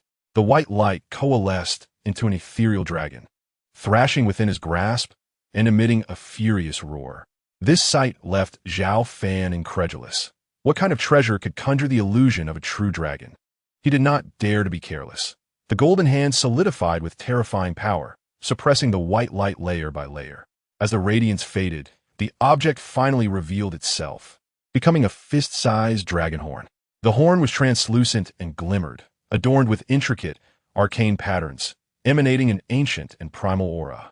Though faint, this aura evoked a profound sense of reverence in Zhao Fan, akin to standing before an exalted primordial dragon. However, as a nascent soul cultivator, Zhao Fan quickly shielded himself from the aura's influence. Could this truly be a dragon's horn? Observing the horn closely, Zhao Fan became increasingly convinced that it belonged to an ancient true dragon. With a mindset of experimentation, he gently infused spiritual energy into the horn, and in an instant, a deafening dragon's roar resonated in his ears. Before Zhao Fan could fully comprehend, the horn trembled violently, unleashing a fierce white light that struck directly at the massive Jiao dragon skeleton. With a thunderous boom, the 100-meter-high dragon skeleton shattered into countless pieces, ultimately disintegrating into dust. Zhao Fan was momentarily speechless. What tremendous power was this? He recalled that he had used his nascent soul cultivation to unleash 10 strikes with his sword to break the skull. Yet the dragon's horn had obliterated the entire skeleton with a single beam of light. The magnitude of such power was unfathomable. No wonder it was regarded as the clan's ancestral treasure. It was clear why the Black Jiao clan would risk everything to recover it. Zhao Fan's eyes sparkled with determination. This dragon horn possessed extraordinary might, and if he kept it for himself, it could serve as a formidable weapon. Additionally, he harbored a vague intuition that the origins of this horn were likely extraordinary. Even thousands of years ago, true dragons were revered as sacred and transcendent beings within the vast world, often regarded as the closest to the path of immortality. Such an existence has indeed left behind a dragon's horn, suggesting there must be some special reason for it. Zhao Fan solemnly stowed the dragon horn away and continued onward. He intended to seize this opportunity to thoroughly explore the area of the demon tomb. As Zhao Fan ventured deeper, he realized that the space within the demon tomb was even more expansive than he had imagined. The further he progressed, the denser the malevolent aura became, and the bones he encountered grew increasingly enormous. Ultimately, Zhao Fan beheld several skeletal remains that dwarfed even the 100-meter-high dragon skeleton. and the mere aura that emanated from them instilled a profound fear that resonated within his very soul. Whatever level of creature these remains had belonged to, one could only fathom the sheer power and terror they once possessed. Ahead lay the deepest recesses of the demon tomb. Yet the surrounding malevolent energy was so thick it approached tangibility. Even with his current cultivation at the nascent soul stage, he feared he would struggle to withstand it. After a brief moment, Zhao Fan halted his steps. Before him, dark malevolent energy surged and roiled, akin to a pitch-black ocean, where he could vaguely discern several towering skeletal forms. He had originally believed that attaining the nascent soul stage would enable him to explore the entirety of the demon tomb area. But it appeared he had been overly naive. Taking a deep breath, Zhao Fan murmured to himself that the secrets mentioned by Sun Ji would likely only be fully unveiled upon reaching the innermost depths of the tomb. Ding! Would you like a check-in here? Just as Zhao Fan was preparing to turn back, a notification from the system resonated in his mind. Check-in. Zhao Fan instinctively responded. Check-in successful. Congratulations, host, you have obtained the ancient shock charm. As the system's voice faded, a golden talisman appeared in the palm of Zhao Fan's hand. The ancient shock charm? Zhao Fan was somewhat perplexed. This was the first time he had received a talisman through the system's check-in. System, what is this? After a moment's hesitation, Zhao Fan could not help but inquire. The ancient shock charm is a one-time use talisman.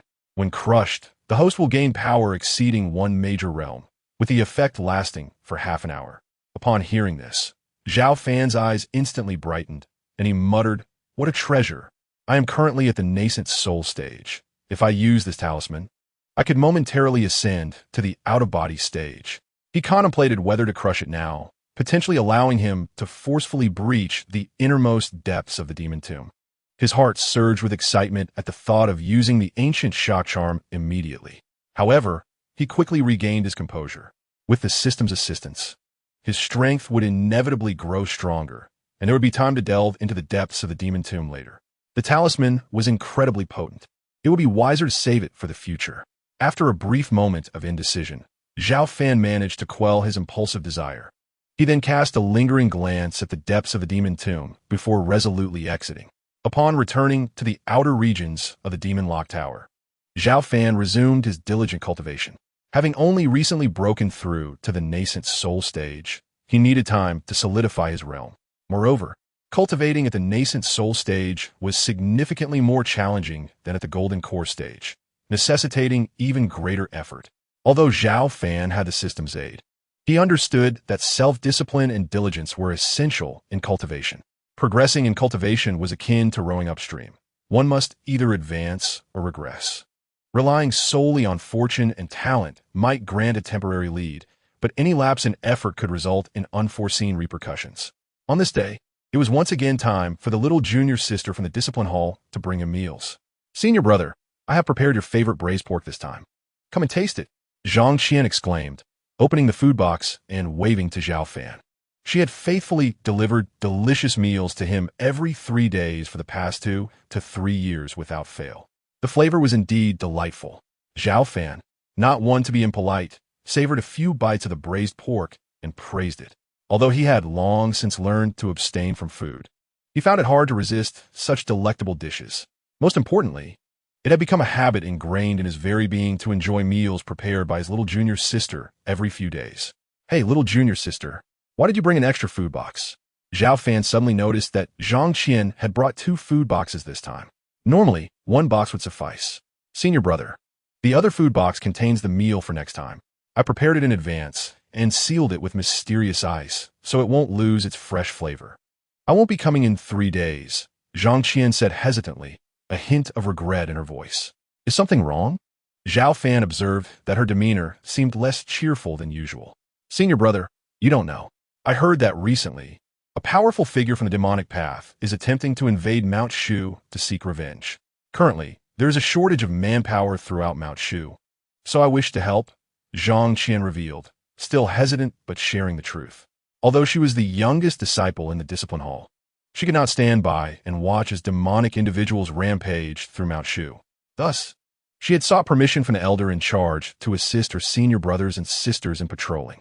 Chapter 9. Sword control from the demon lock tower. "I see," Zhao Fan responded, somewhat enlightened. He had previously heard Zhang Qian mention that various factions from the demonic path were emerging and wreaking havoc, but he had not anticipated that they would set their sights on Mount Shu. However, upon reflection, Zhao Fan quickly grasped the situation. Mount Shu, once glorious thousands of years ago, had significantly declined in the last few millennia.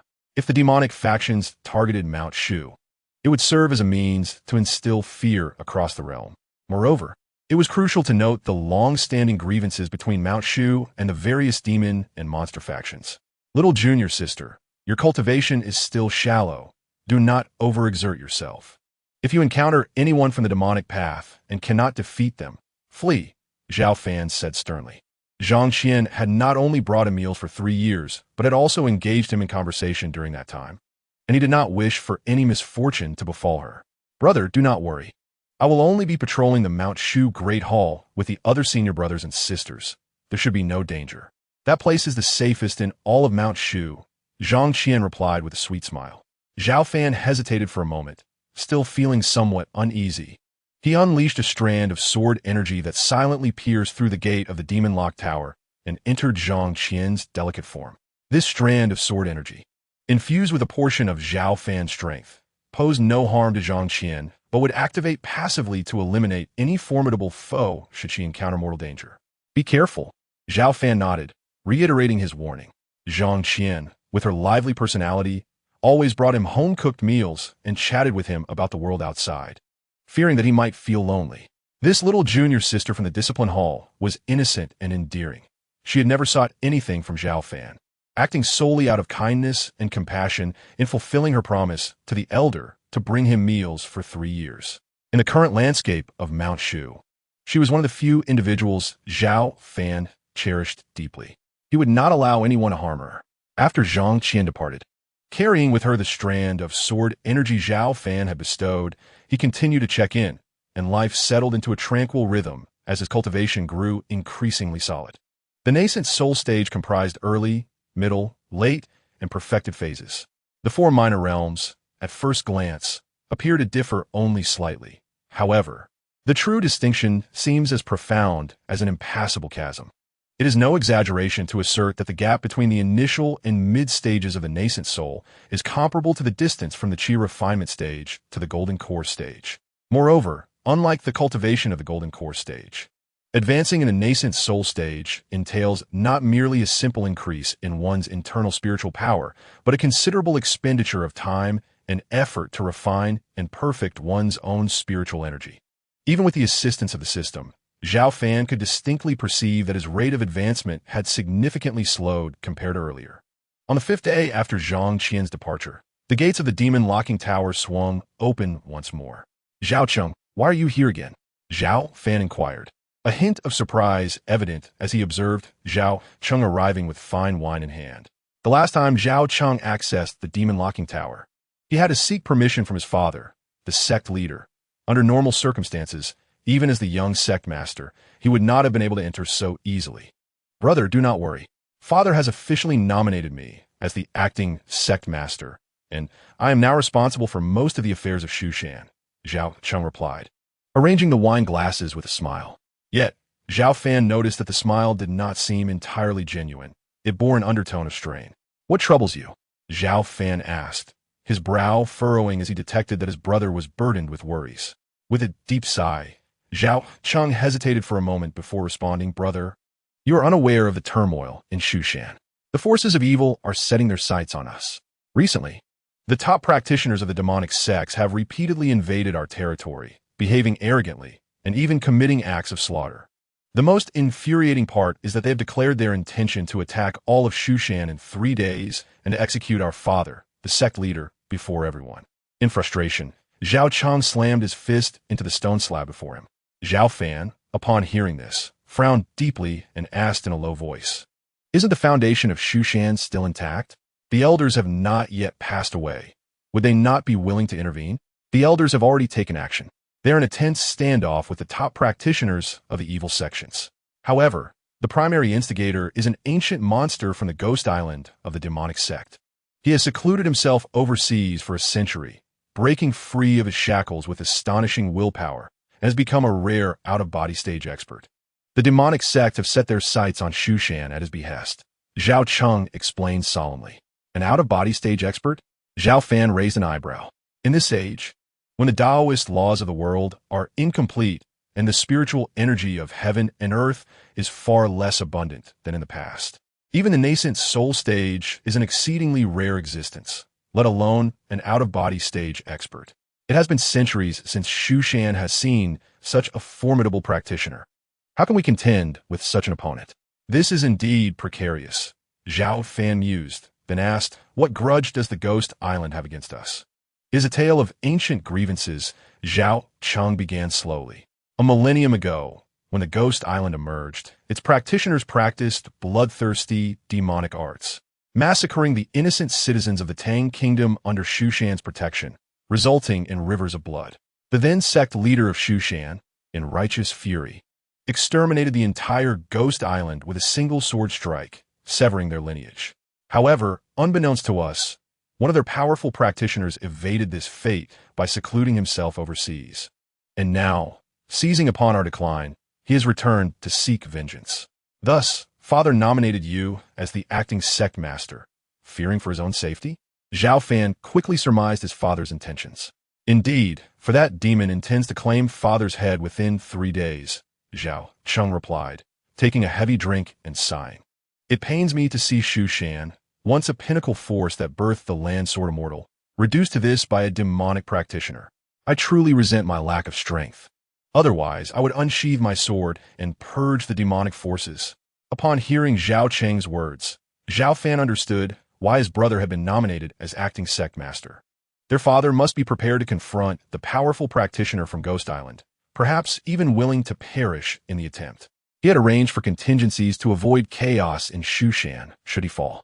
Truly, a well-intentioned effort. Brother, I do not know when I will be able to see you again. Shushan will face many troubles ahead, and I may be exceedingly busy. Let us take this opportunity to drink together, Zhao Cheng said, his smile strained, revealing the immense pressure he bore. Very well, I shall accompany you.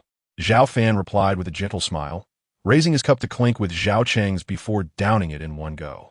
The aroma of the wine filled the air as the two brothers continued to drink for over an hour until the wine jar was emptied.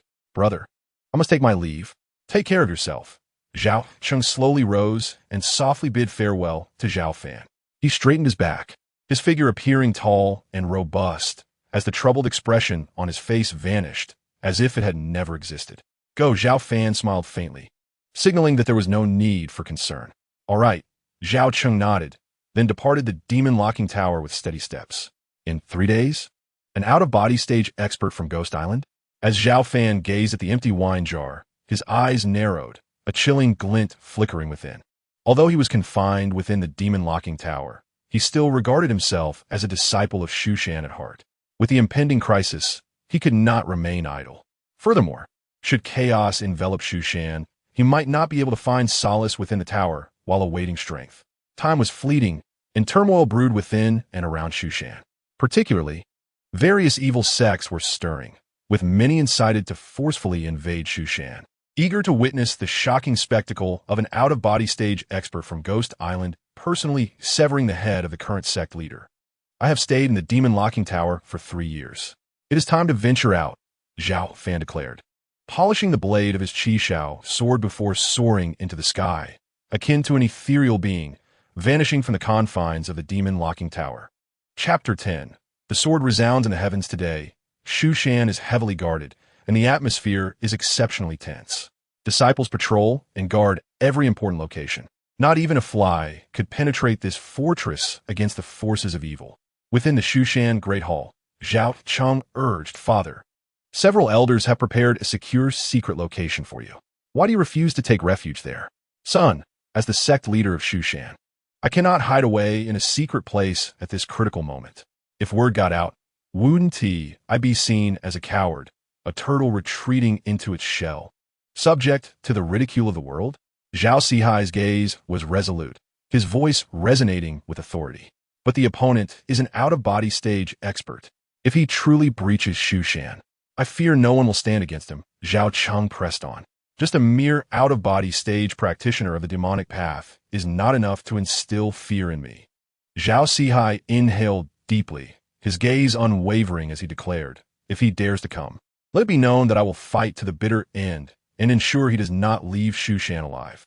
Father, Zhao Chang clenched his fists, acutely aware that his father had made up his mind, yet feeling utterly helpless.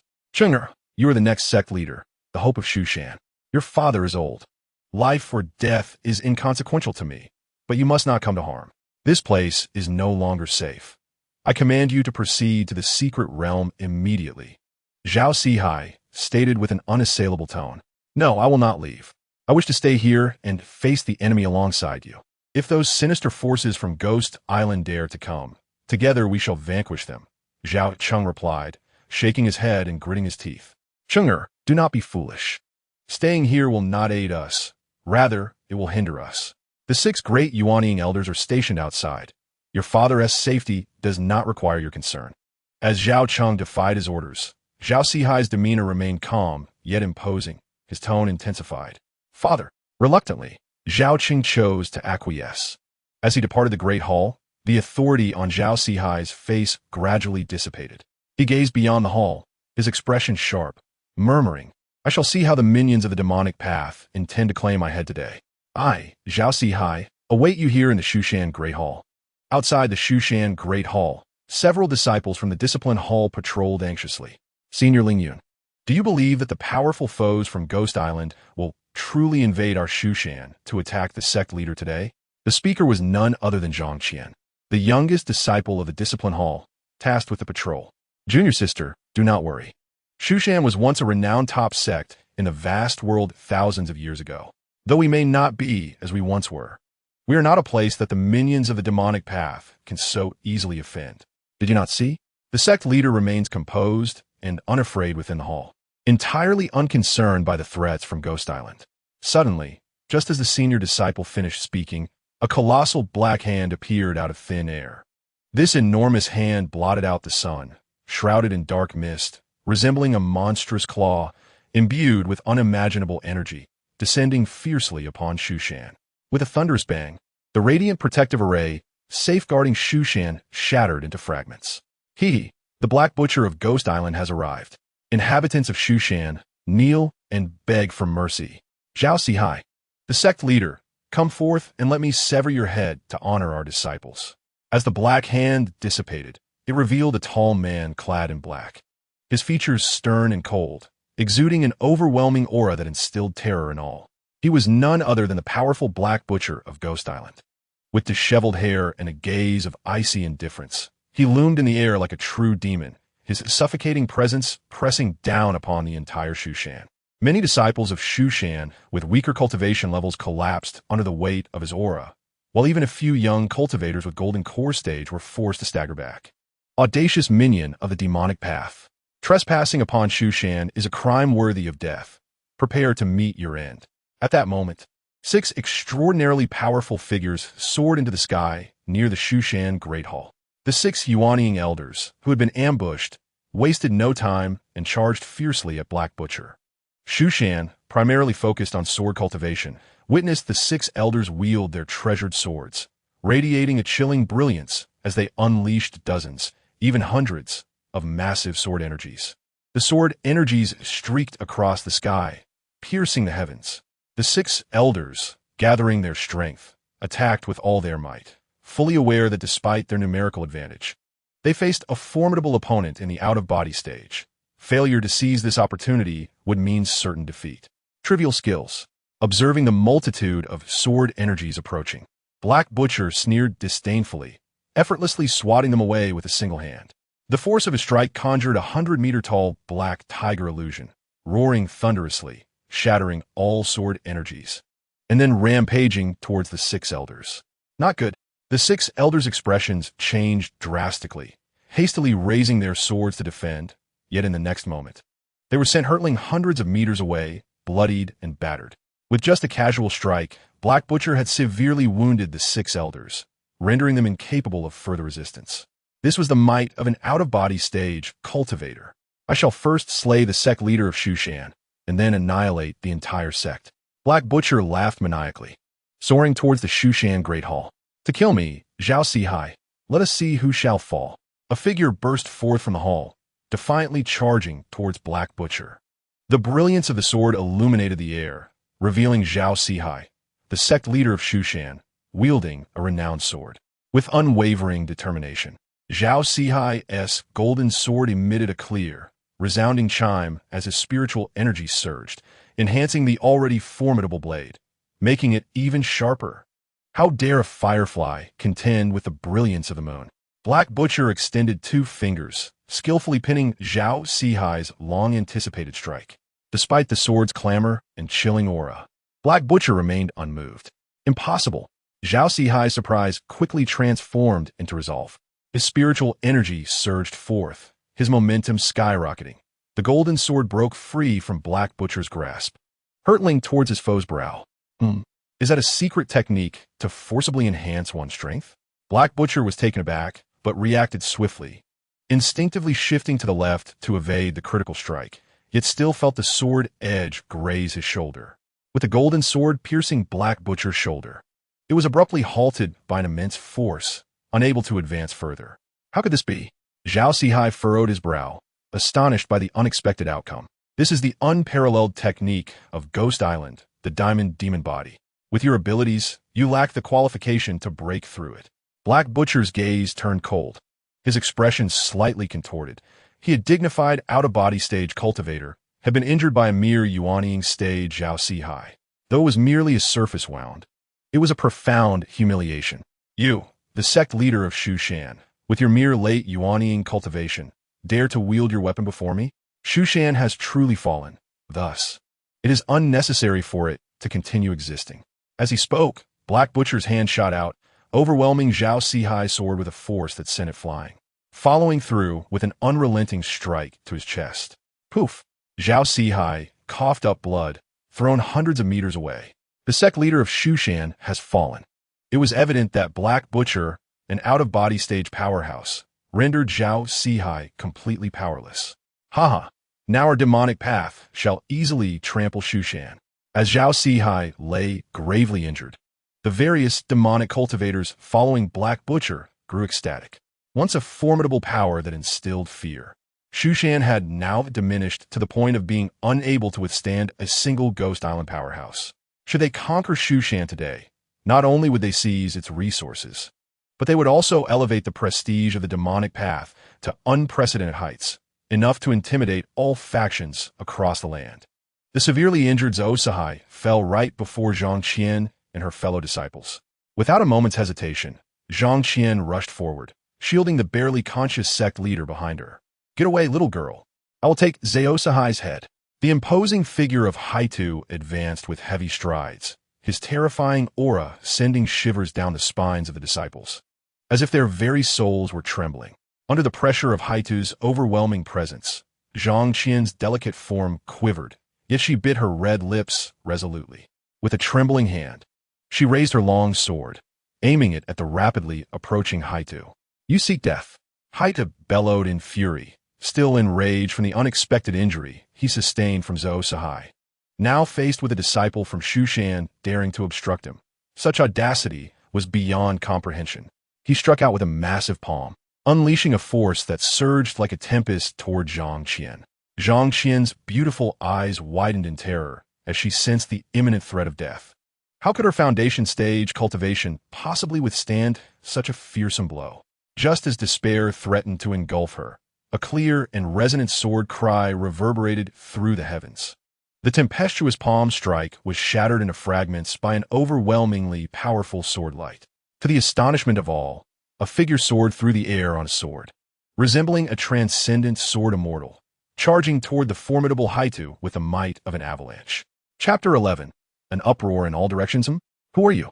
Haitu's brow furrowed as he acutely sensed the strength of this figure. The fluctuations of spiritual energy emanating from them were no less formidable than his own. Could this be a hidden ancestral cultivator of Shushan?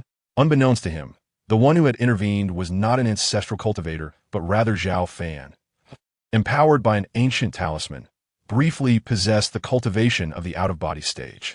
Zhao Fan did not answer, but instead struck decisively with his sword. This was a technique he had mastered after thoroughly understanding the foundational sword art, wielded with the might of the out-of-body stage, sufficient to threaten most practitioners of the same realm. As Haito saw the silence and the aggressive stance of his opponent, his anger surged, and he retaliated with ferocity, unleashing his black palm once more. Yet before the sword energy, that dark hand was cleaved into pieces, forcing Haito himself to retreat and evade its edge. The sword energy surged upward, radiating immense brilliance that concealed Zhao Fan's true form, yet the overwhelming aura of his sword intent resonated throughout much of Shushan. With a mere casual strike, he had already forced Haito to stagger back. What an immense presence! To repel Haito with a single sword strike. Could it be that an untainted ancestral cultivator of Shushan has made their appearance? Surely we are saved. The once despairing disciples of Shushan erupted into fervent cheers, their voices echoing through the skies. How is this possible? One sword beheaded, an out-of-body stage cultivator? The surrounding practitioners of the demonic sect were left pale with fear, some collapsing to the ground in shock. We have won. The demon of Ghost Island has been slain with a single sword. The disciples of Shushan rejoiced, their elation reverberating through the heavens. You performed admirably. After slaying Haito, Zhao Fan approached Zhang Qian and offered her a gentle smile. Before anyone could react, he soared into the sky on his sword, vanishing into the vast expanse above. Senior, Zhang Qian's beautiful eyes widened as she gazed at Zhao Fan's receding figure, a sense of familiarity washing over her, yet she could not recall where she had seen him before. By the time everyone regained their composure, Zhao Fan's aura had completely dissipated, as if he had never been there at all. Sword control technique. If my eyes do not deceive me, that should be the legendary sword control technique of Shushan, lost for millennia. Could it truly be an ancestral cultivator of Shushan, returned from seclusion? An elder with substantial experience from Shushan gazed in astonishment at the direction Zhao Fan had departed, muttering in disbelief.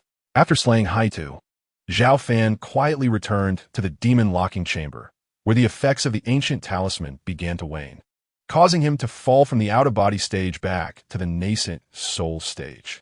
Thankfully, with the aid of the ancient talisman, he had managed to slay the demon of Ghost Island with the sword control technique. Otherwise, relying solely on his nascent soul cultivation, he would have been utterly powerless against an out-of-body stage strawman. Although Zhao Fan had defeated a formidable opponent, he felt no pride. Rather, he realized that his current strength was still woefully insufficient. Nevertheless, the might of the sword control technique was indeed remarkable. With its first layer, he could easily slay out-of-body stage cultivators. And if he could break through to the second layer, its power would undoubtedly increase significantly.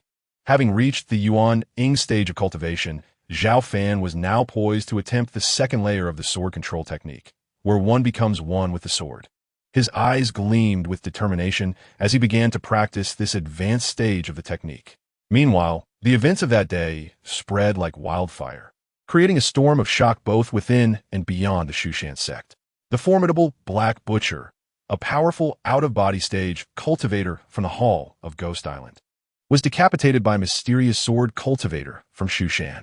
This astonishing news not only instilled fear in the previously restless demonic sects, but also left other major cultivators in utter disbelief. In an era where the laws of heaven and earth were incomplete and spiritual energy was a mere shadow of what it was thousands of years ago, out-of-body stage cultivators had become exceedingly rare. Even among the most prestigious sects, they were few and far between. Additionally, it was crucial to note that Shushan had not retained its former glory of millennia past. It had languished into decline over the last several thousand years, leading many elite sects to regard it with disdain.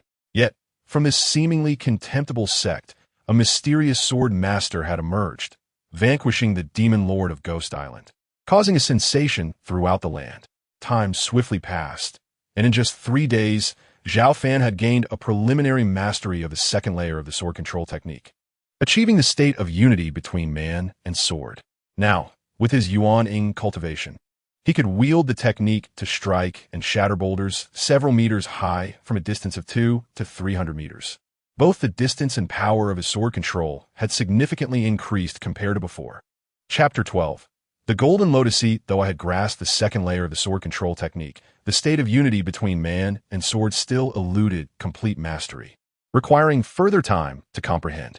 Zhao Fan's gaze deepened as he contemplated the profound intricacies of this stage, which surpassed his initial expectations.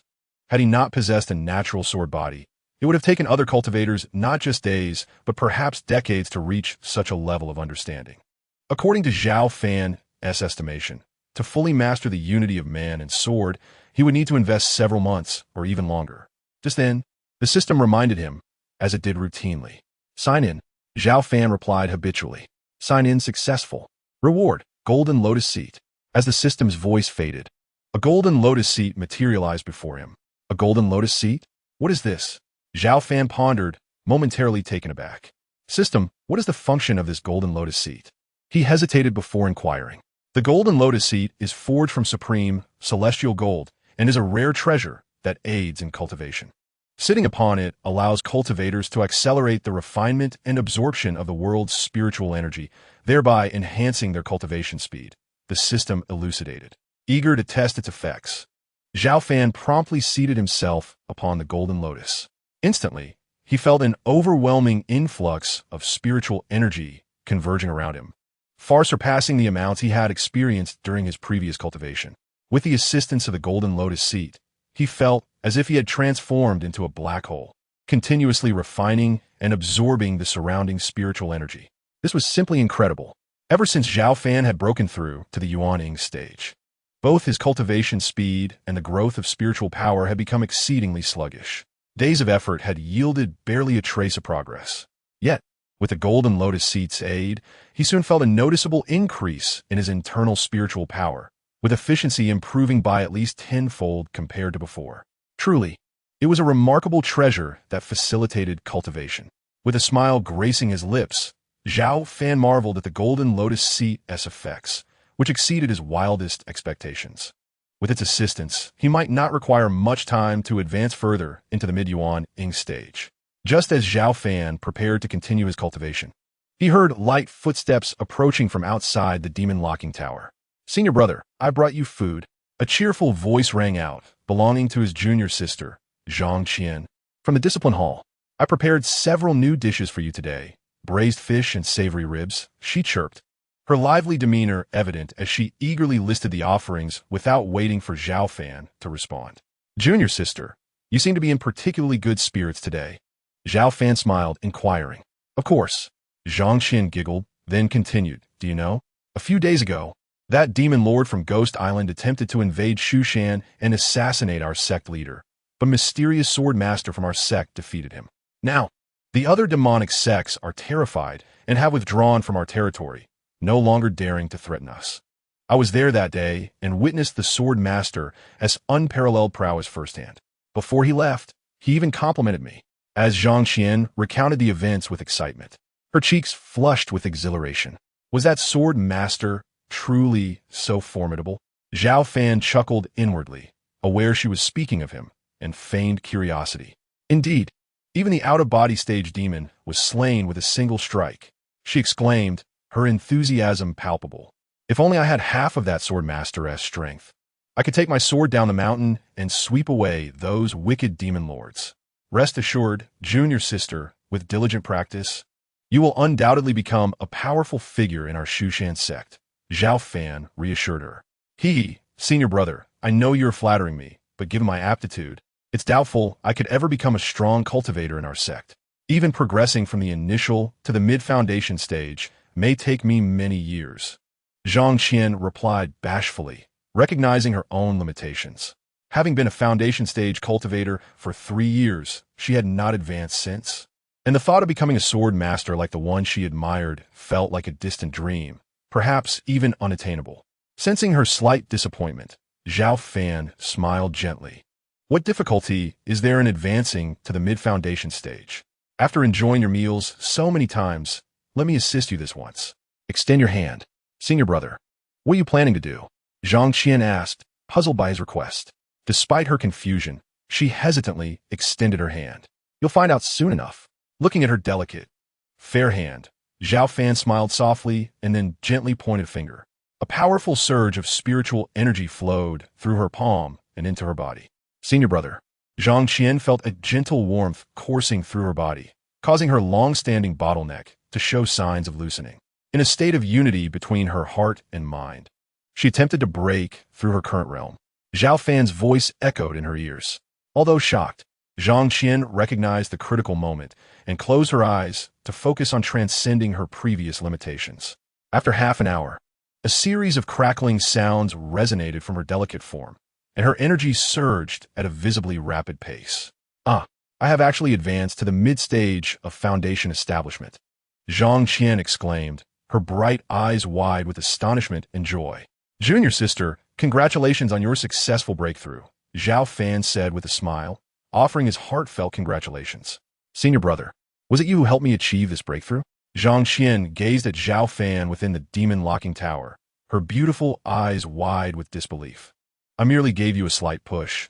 The most crucial element was your own accumulation. You were only lacking a moment of opportunity, Zhao Fan explained with a gentle smile. Upon receiving Zhao Fan's confirmation, Zhang Qian was even more astonished and couldn't help but ask, Senior brother, have you successfully resumed your cultivation? One might say so. Zhao Fan did not deny it. That's wonderful. You are truly impressive, senior brother.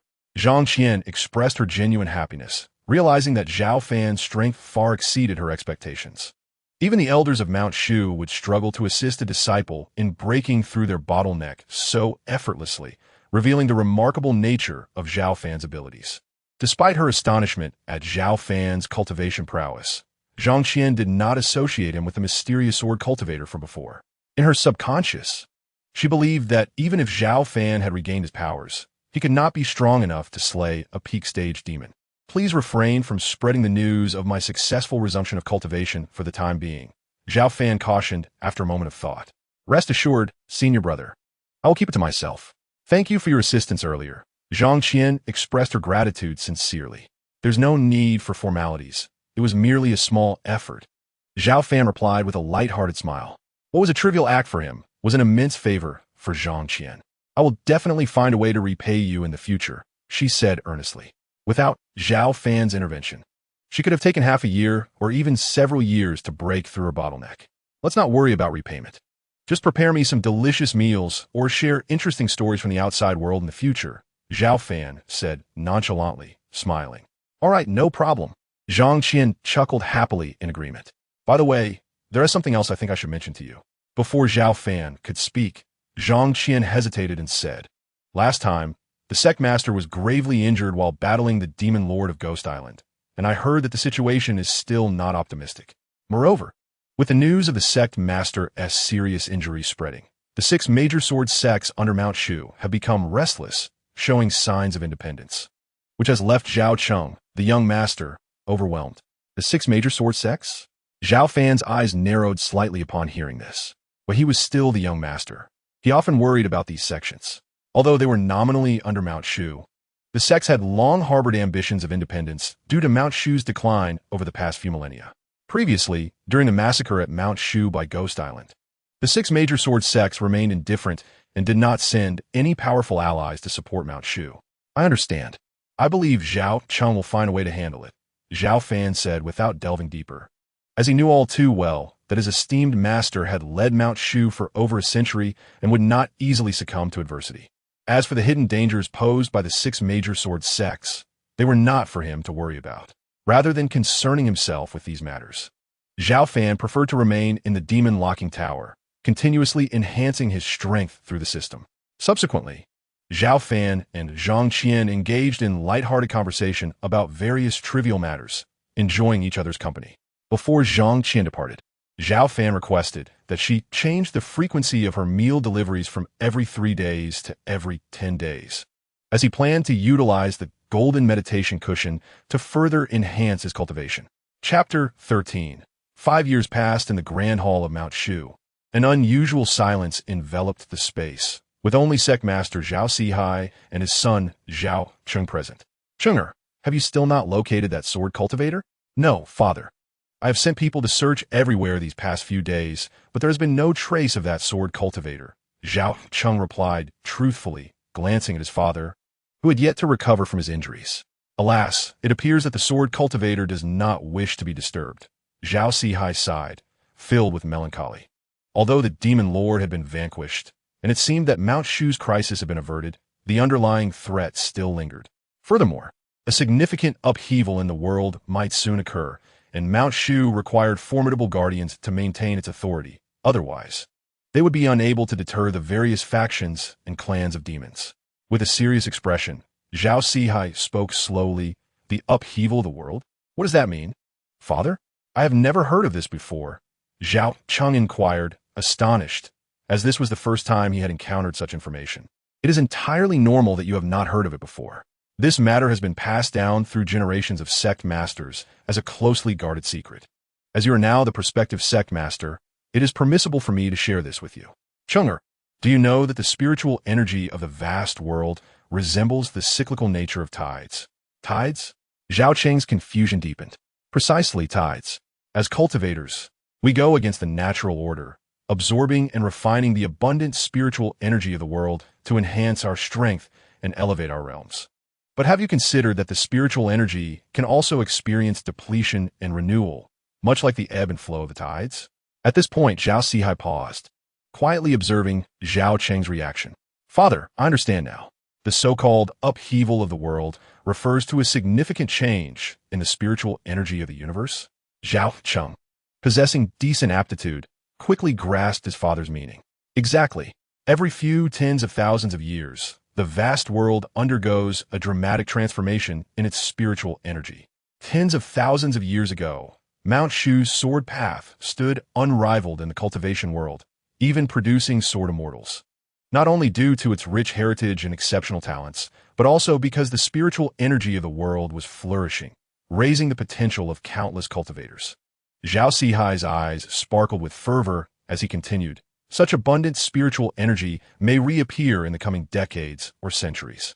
When that time comes, not only will those in the nascent soul stage emerge like bamboo shoots after the rain, but even those in the spirit-severing stage and the core formation stage will arise in great numbers. Hearing this, Zhao Cheng's eyes widened in disbelief as he murmured, Father, you cannot be deceiving me. There is no reason for me to lie to you. If Mount Shu can seize this opportunity, we may very well recreate the glory of tens of thousands of years ago. Zhao Sihai inhaled deeply, a look of regret crossing his face, and continued. It is unfortunate that I suffered severe injuries while forcibly activating secret techniques against the Black Butcher. My foundation has been damaged, and my lifespan is dwindling. My potential has been nearly exhausted. Otherwise, he sighed heavily, then turned to Zhao Cheng, speaking earnestly, Cheng, I am but a shadow of my former self. Yet you're the hope of Mount Shu. If you can seize this opportunity presented by the upheaval of the heavens and lead Mount Shu to resurgence, or perhaps even attain the path of immortality, it would fulfill a long-held wish of your father. Father, is there truly no hope for your recovery? Zhao Cheng asked softly, his heart aching. I am most aware of my condition. Even if I were to consume the legendary elixirs, it would hardly bring about improvement. Zhao Sihai shook his head, then smiled with resignation. But do not fret. I can still hold on for a while longer, at least until you have truly taken your place. Chenger, in the days to come, you must quickly familiarize yourself with the affairs of Mount Shu. When the time is ripe, I shall pass the position of sect leader onto you. In the blink of an eye, 5 years had passed. During this time, Zhao Fan had not stepped outside the locking demon tower even once. With the assistance of the system, his cultivation had progressed from the early stage of the nascent soul to the mid-stage, and he was now on the verge of breaking through to the late stage of the nascent soul, with only one step remaining. Such a rate of improvement was nothing short of astonishing in today's cultivation world. Typically, a common cultivator would require decades, if not centuries, to transition from the early to the late stage of the nascent soul, especially in the current environment where spiritual energy had yet to revive. The higher one's cultivation, the more arduous the path to advancement. It was not uncommon for individuals to find themselves stymied at bottlenecks, unable to make any progress throughout their lives. Cultivation was akin to rowing upstream. If one did not advance, they would inevitably fall back. As Zhao Fan's cultivation reached the late stage of the nascent soul, his rate of progress began to slow significantly. Even with the aid of the Golden Lotus meditation, weeks of arduous practice would yield only a slight increase in his internal spiritual power. What a pity, Zhao Fan mused, his eyes opening to reveal a profound calmness. His demeanor had become more unassuming compared to several years prior. I am but half a step away from achieving the consummate stage of the nascent soul. Yet I remain unable to cross that threshold. He murmured to himself, devoid of impatience. Cultivation was a gradual process. As long as he accumulated sufficiently, a breakthrough to the next minor realm would eventually come, merely a matter of time. With the system's support, Zhao Fan felt confident that with sufficient diligence, he could break through within several years, if not sooner. Thus, he remained unhurried, composed, and resolute. Just as Zhao Fan concluded his training, a resounding drumbeat echoed from outside the locking demon tower. The heavenly drum of Mount Shu. Zhao Fan raised an eyebrow, recognizing the sound. The drum had been struck. The new sect leader of Mount Shu had ascended. It must be that rascal Zhao Cheng. He glanced toward the direction of the drum, feeling no surprise. He recalled something mentioned by his junior sister, Zhang Qian, during her visit with meals. According to her, over the past 5 years, their father had stepped back from the forefront, with Zhao Cheng gradually taking over the affairs of Mount Shu. The ceremony for Zhao Cheng's ascension to sect leader was to be held today. What joy is there in becoming sect leader? One must bear the weight of so many responsibilities within Mount Shu. I prefer my quiet existence here, growing stronger through the system. Zhao Fan shook his head, offering a self-deprecating smile. Would you like to sign in? At that moment, the familiar prompt from the system resonated in Zhao Fan's mind. Sign in. Ding. Sign in successful. Reward. Golden armored puppet. As the system's voice faded, a towering golden armored puppet materialized before Zhao Fan. What is this golden armored puppet? Zhao Fan exclaimed in surprise. Over the past 5 years, he had received various rewards through the system. Elixirs, martial arts, weapons, and spiritual materials. But never before had he acquired something of this nature. The golden armored puppet boasted combat prowess comparable to a cultivator in the out-of-body stage. Once bound by blood, it could be controlled with one's mind. Combat prowess comparable to a cultivator in the out-of-body stage. A smile broke across Zhao Fan's face as he regarded the formidable golden puppet before him. Truly, the system produces nothing but quality. With this golden puppet, he effectively possessed a formidable ally of that caliber, an ally devoid of pain or fear of death. Chapter 14. The new sect leader's troubles. The acquisition of the golden armored puppet lifted Zhao Fan's spirits. Although he had yet to break through to the out-of-body stage, he now had a formidable assistant at his disposal. In the days that followed, Zhao Fan remained within the locking demon tower, silently cultivating. Until one day, the door of the tower slowly opened, revealing his brother Zhao Cheng, newly appointed as the sect leader of Mount Shu, bearing fine wine and delicacies. Greetings, new sect leader. Zhao Fan stepped forward, bowing gracefully to his brother. Brother, you needn't stand on ceremony. There is no need for such formalities between us. Zhao Cheng replied with a wry smile. Despite only having assumed the position of sect leader a few days prior, Zhao Cheng appeared weary rather than radiant. It was only upon taking the helm of Mount Shu that he truly understood the immense pressure that came with such a responsibility. Mount Shu was vast, home to thousands of disciples, and the myriad of subordinate forces was countless. Most importantly, governing Mount Shu was no simple task. It was fraught with challenges. In the few days since Zhao Cheng's ascension, he had intended to reorganize Mount Shu and spearhead its revival, but he quickly realized the overwhelming obstacles he faced, leaving him exhausted. What troubles you? How is it that merely a few days into your new role, you appear so haggard? Shouldn't the new sect leader be brimming with vitality? Zhao Fan remarked, noticing his brother's condition and unable to resist teasing him. Brother, it's too much to bear. Zhao Cheng sighed heavily, speaking in a low tone. I thought that upon becoming sect leader, I would be able to exert my influence and lead the sect to glory. However, just a few days in, I discovered that there are numerous internal and external challenges, and I'm at my wit's end.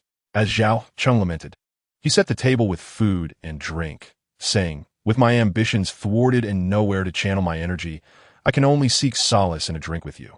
What obstacles do you face? Zhao Fan inquired casually. It was fortunate that his previous incarnation had recklessly entered forbidden grounds. Otherwise, these troubles would have fallen upon him. Beyond Mount Shu, demonic sects and various factions are stirring, inciting waves of bloodshed. Within Mount Shu, the disciples are divided, like a scattered pile of sand, embroiled in internal strife, while the subordinate forces, such as the 6 great sword clans and several kingdoms that once belonged to us, are plotting to break away. Just the other day, Not a single envoy from the 6 great sword clans attended my ascension ceremony, infuriating our father. If I hadn't intervened, he would have summoned several elders to confront them. At this point, Zhao Cheng let out a heavy sigh and downed a cup of wine in silence. Brother, I truly envy you. Although you are confined within the demon ceiling tower, you are free from these troubling concerns.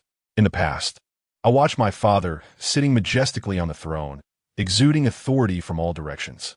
It was only after I ascended to this position that I realized the weight of the responsibilities I bear.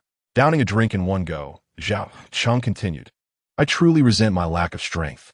Despite depleting so many resources from Mount Shu and spending years of my life, I have only managed to reach the peak of the Golden Core stage. If only I possessed the power of the Elder who vanquished the Black Butcher Sword Cultivator, I wouldn't feel so constrained as I do now. Upon hearing this, Zhao Fan smiled and reassured him, do not rush. Take your time.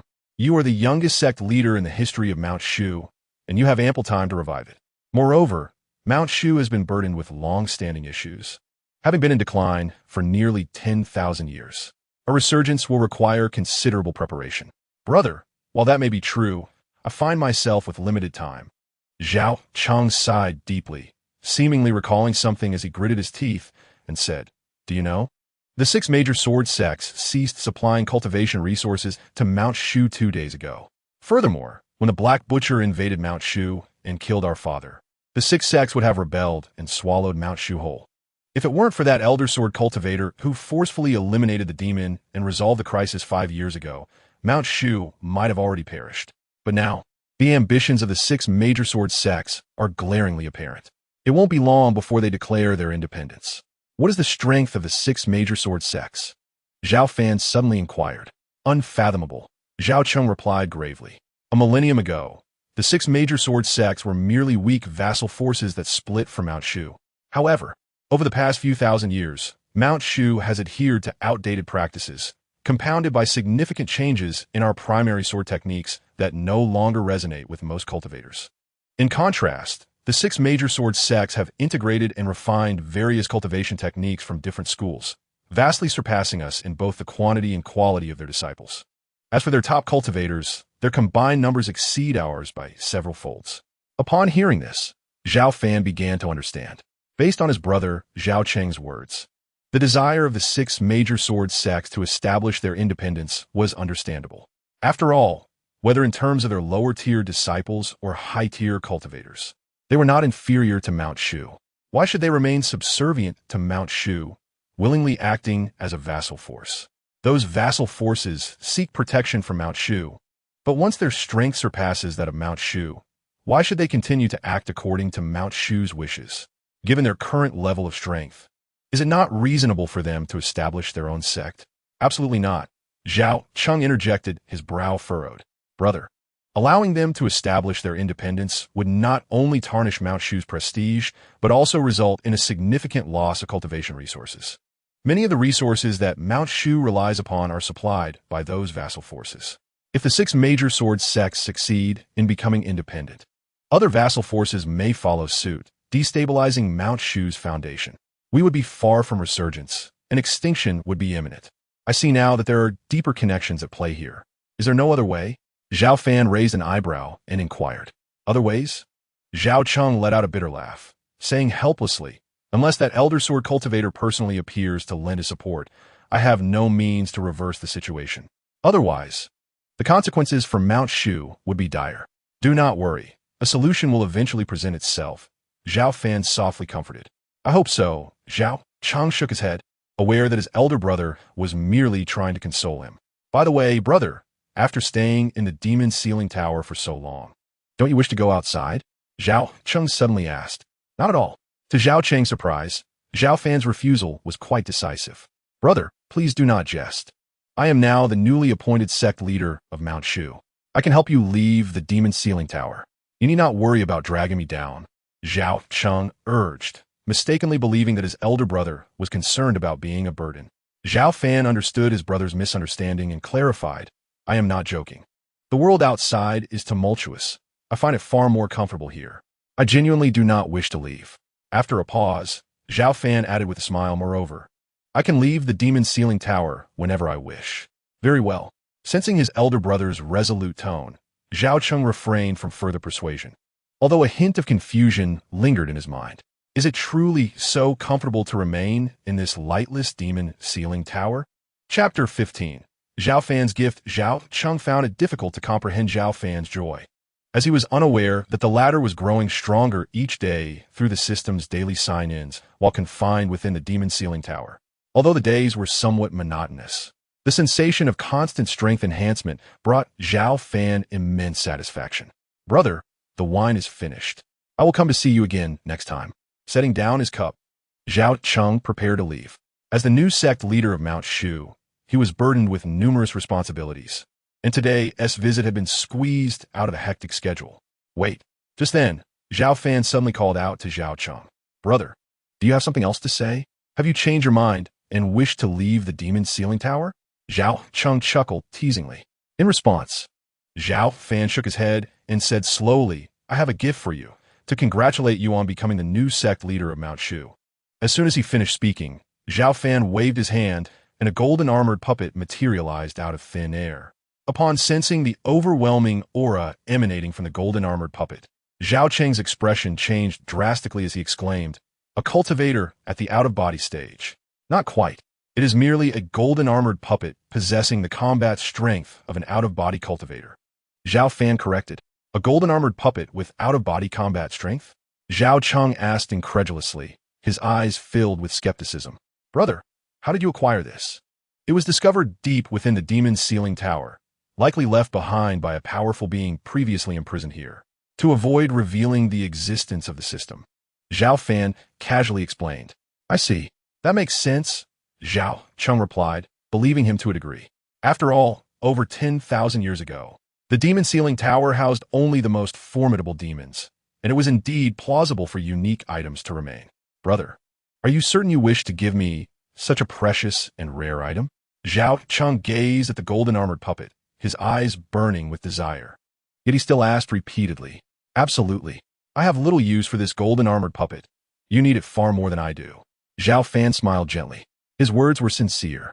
Although the golden armored puppet was powerful, Zhao Fan remained confined to the demon ceiling tower and had no practical use for it. Furthermore, with the system's assistance, his strength was continually on the rise, and he would eventually break through to become an out-of-body cultivator. Brother, thank you.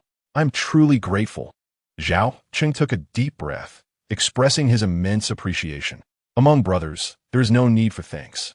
Go forth and fulfill your role as the sect leader of Mount Shu, Zhao Fan replied with a smile, dismissing the gratitude. Understood. Zhao Cheng nodded earnestly before striding out of the demon ceiling tower.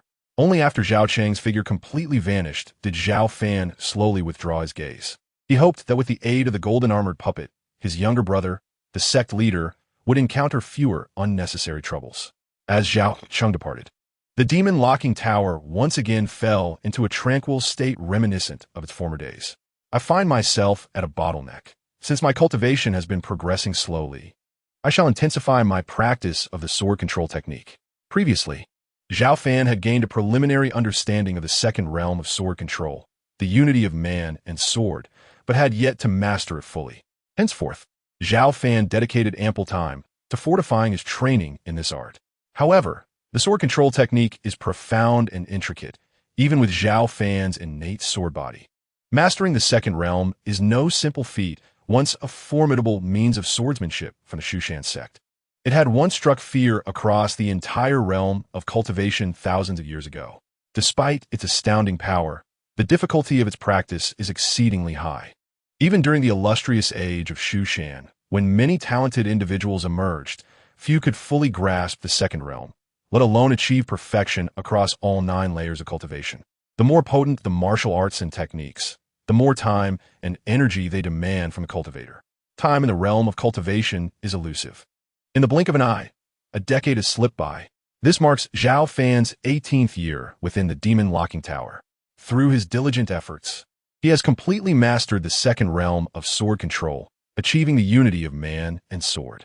Not only that, but he has also made a slight breakthrough from the late Yuanying stage to the perfected Yuanying stage, now merely half a step away from the out-of-body stage. Although the pace of advancement pales in comparison to his previous growth, Zhao Fan remains content.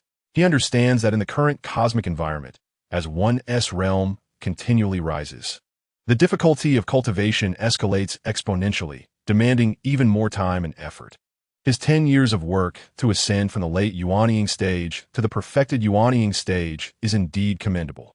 For most other cultivators, achieving even a minor advancement within the Yuanying stage could require decades or even centuries of toil. I am now poised to attempt a breakthrough into the out-of-body stage. Yet, I must still allow some time for consolidation. Only then can I ensure the greatest likelihood of success in transcending my current realm.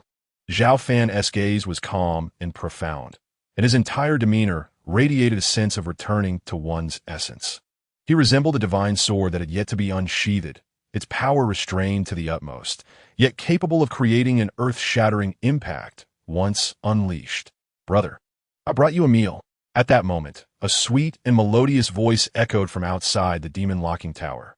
After so many years, Zhang Qian had transformed from a novice disciple of the discipline hall into a senior sister to many new students, yet she remained undeterred, personally bringing meals to Zhao Fan every 10 days. This time, she brought braised pork, sauerkraut fish, and several of his favorite dishes. Zhang Qian placed the food box down and presented the fragrant meal. "The taste is delightful," Zhao Fan remarked, savoring the delectable dishes with a satisfied nod. "Brother, a lot has been happening in Shushan lately. Are you aware? The current sect leader is diligently reforming the sect, redistributing cultivation resources among disciples and elders." Zhang Qian spoke with excitement. "Redistributing cultivation resources?" Zhao Fan inquired, his interest piqued. "Indeed, I think it's a wonderful idea. Resources will be allocated based on the contributions of disciples and elders. Otherwise, some disciples and elders, relying on their seniority, hoard resources without contributing to the sect, acting like parasites. Such reforms are quite beneficial." Zhao Fan smiled, nodding in agreement. "Of course, while it is good, we, the disciples, fully support it. Yet it has faced considerable opposition and obstruction from various elders. Recently, several intersect elders were incited by the 6 major sword sects to rebel against the leader. Fortunately, a powerful cultivator at the out-of-body stage is stationed beside our leader and swiftly dealt with those treacherous elders. As a result of this incident, the relationship between Shushan and the 6 major sword sects has grown increasingly tense. Nevertheless, the 6 major sword sects are rather audacious, considering they are merely our vassals, daring to act in such a manner." Zhang Qian continued, her tone filled with indignation. "Thank goodness our leader remained calm. Otherwise, if it were me, I would certainly be furious enough to lead an assault on the 6 major sword sections. Perhaps the leader is not merely calm, but lacks the assurance to crush the 6 major sword sects entirely," Zhao Fan countered with a gentle smile. He understood Zhang Qian's sentiments. As a disciple of Shushan, anyone would feel indignant upon hearing of such events. Yet, the reality is that his sect leader remains wary of the 6 major sword sect strength, refraining from immediate action. Otherwise, given Zhao Fan's understanding of him, Shushan would not be so tranquil today. Chapter 16. Observing the rain and breaking through after a brief exchange. Once Zhao Fan finished his meal, Zhang Qian departed with the food box.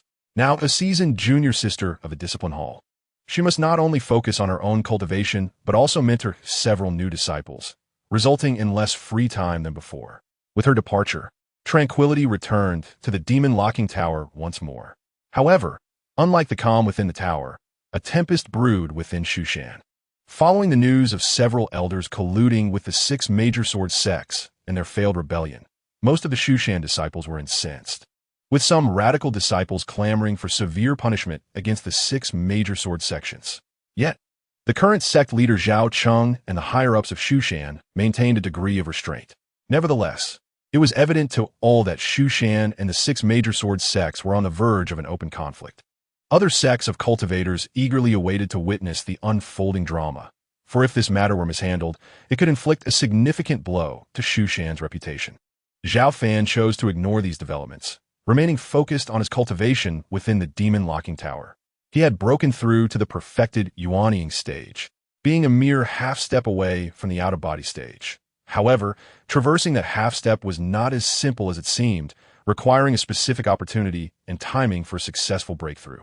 It is worth noting that the notorious Ghost Island's Black Butcher had spent hundreds of years in seclusion to reach the out-of-body stage. Naturally, Zhao Fan's innate talent and opportunities far surpassed those of Black Butcher, not to mention the assistance of the system. On this day, dark clouds loomed. Lightning cleaved the heavens, and torrential rain poured down. The climate of Shushan is typically dry, and it is rare for rain to fall for decades. Thus, this sudden downpour is an exceptional meteorological phenomenon. Oddly, the raindrops appear to be imbued with a rich spiritual energy. Gazing at the large raindrops, Zhao Fan's calm and deep gaze detected something unusual. His senses were extraordinarily keen. As the unexpected rain intensified, he could distinctly feel the surrounding spiritual energy rapidly increasing. Could this be a rare, celestial phenomenon? Zhao Fan murmured, recalling instances of unique celestial events throughout history. Perhaps today's rain was of a similar nature. Buzz! As the rain intensified, the near-saturated energy within Zhao Fan surged forth, akin to a tranquil ocean suddenly stirred into tumultuous waves. The bottleneck has indeed become considerably loosened. Perhaps I can seize this opportunity to break through to the out-of-body stage. Zhao Fan was astonished to discover that with the onset of the heavy rain, his once solid bottleneck had not only loosened, but the spiritual energy within him had also shown a significant increase. A smile graced his face. Without further hesitation, he commenced an all-out effort to break through his current realm. The rain poured down relentlessly, and even the ominous locking demon tower was infused with a continuous flow of spiritual energy from heaven and earth. Under this immense influx of energy, Zhao Fan's aura surged upward at a visibly rapid pace. Suddenly, after an indeterminate passage of time, a deafening roar resonated from deep within Zhao Fan's being. Concurrently, a hazy energy body, reminiscent of moonlight, began to coalesce at the center of his brow. This was unmistakably the primordial spirit, a hallmark of a practitioner in the out-of-body stage. The primary distinction between the out-of-body stage and the nascent soul stage lies in the ability to condense the primordial spirit.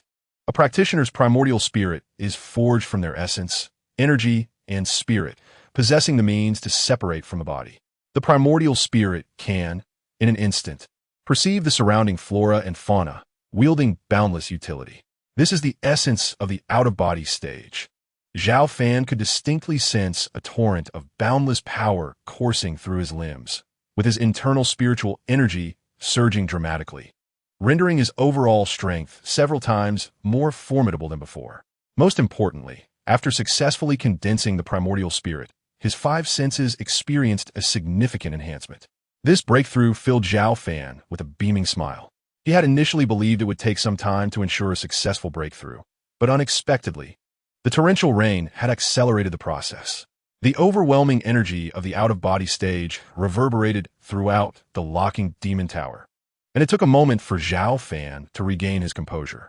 Despite this premature success, Zhao Fan remained humble.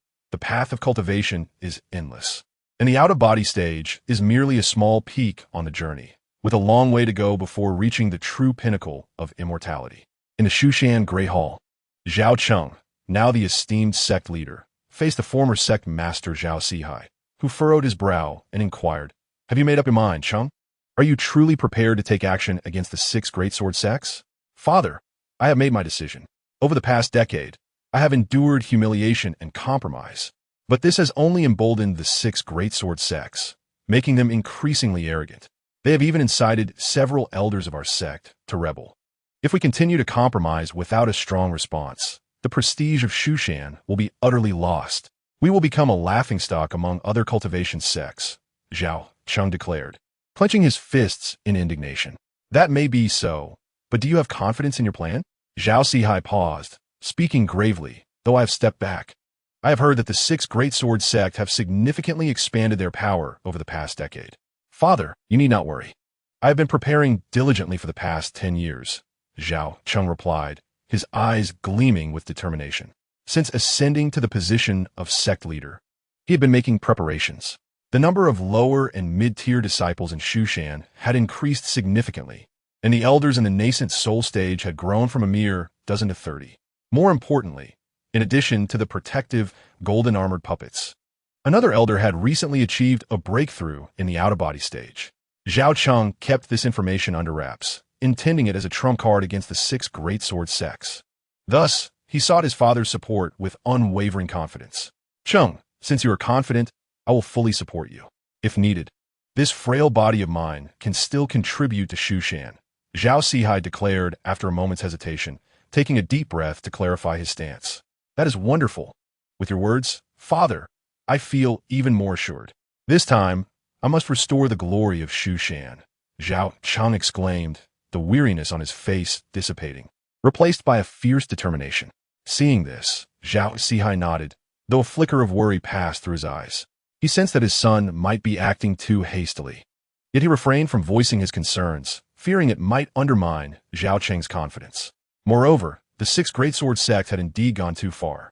After inciting rebellion among a few elders and failing, they had not even offered an apology.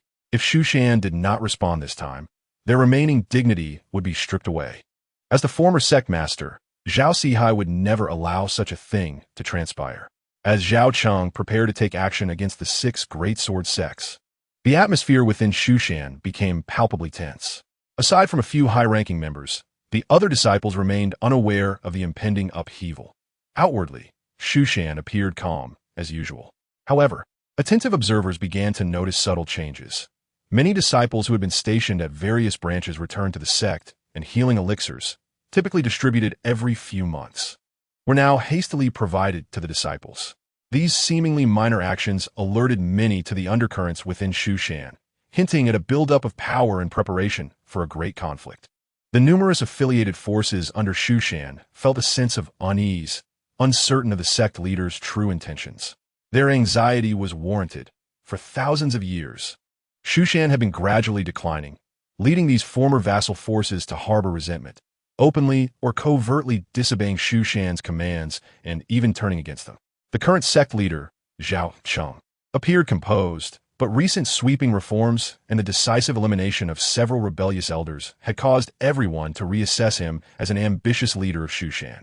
Speculations ran rampant, yet none could foresee that Zhao Cheng was indeed intent on confronting the 6 great sword sects. Zhao Fan, too, remained unaware of these developments. Since breaking through to the out-of-body stage, he had been focused on comprehending the 3rd level of sword control technique, the realm of manifesting swords from the void. The difficulty of this 3rd level was exponentially greater than that of the 2nd, and even with his innate sword body, Zhao Fan found it quite challenging to grasp. Immersed in his cultivation, he spent his days within the locking demon tower, enhancing his strength through the system's sign-in mechanism, largely indifferent to the disturbances of the outside world. Only every 10 days, when his junior sister Zhang Qian brought him meals, would she share tidbits of external news. As an ordinary disciple of Shushan, Zhang Qian naturally lacked access to significant information, relaying mostly hearsay, which Zhao Fan merely regarded as amusing anecdotes without placing much importance on them. Time passed gradually, and Zhao Fan's strength continued to grow steadily. He began to suspect that since that fateful day of heavy rain, the spiritual energy of the entire world seemed to have thickened considerably. Under normal circumstances, progressing through the out-of-body stage is tenfold more arduous than the nascent soul stage. However, the increase in spiritual energy alleviated much of that difficulty. Before long, Zhao Fan had solidified his cultivation at the initial stage of the out-of-body realm. Thanks to his solid foundation and the practice of top-tier techniques, Zhao Fan's overall combat power had become remarkably formidable. He was certain that, even among those at the initial out-of-body stage, he surpassed the likes of the Black Butcher from Ghost Island by several folds. One day, when Zhang Qian came to deliver his meal, she brought surprising news that left Zhao Fan astonished. Just 2 days ago, the current sect leader, Zhao Cheng of Shushan's sect, issued a decree inviting the leaders of the 6 major sword sects to partake in the 200th birthday celebration of the former sect leader, Zhao Sihai, on the 15th of this month. Although cultivators possess lifespans that far exceed those of ordinary mortals, their pursuit of immortality is fraught with peril. A moment's negligence may lead to their demise. Consequently, many cultivators choose to host grand birthday banquets at specific ages, inviting guests from afar to join in the festivities. The former sect leader Zhao Sihai, who commanded Shushan for a century, may now have retreated to the sidelines. Yet the grandeur of his birthday celebration necessitated the immediate attendance of the Shushan hierarchy and the heads of its vassal forces as a sign of respect.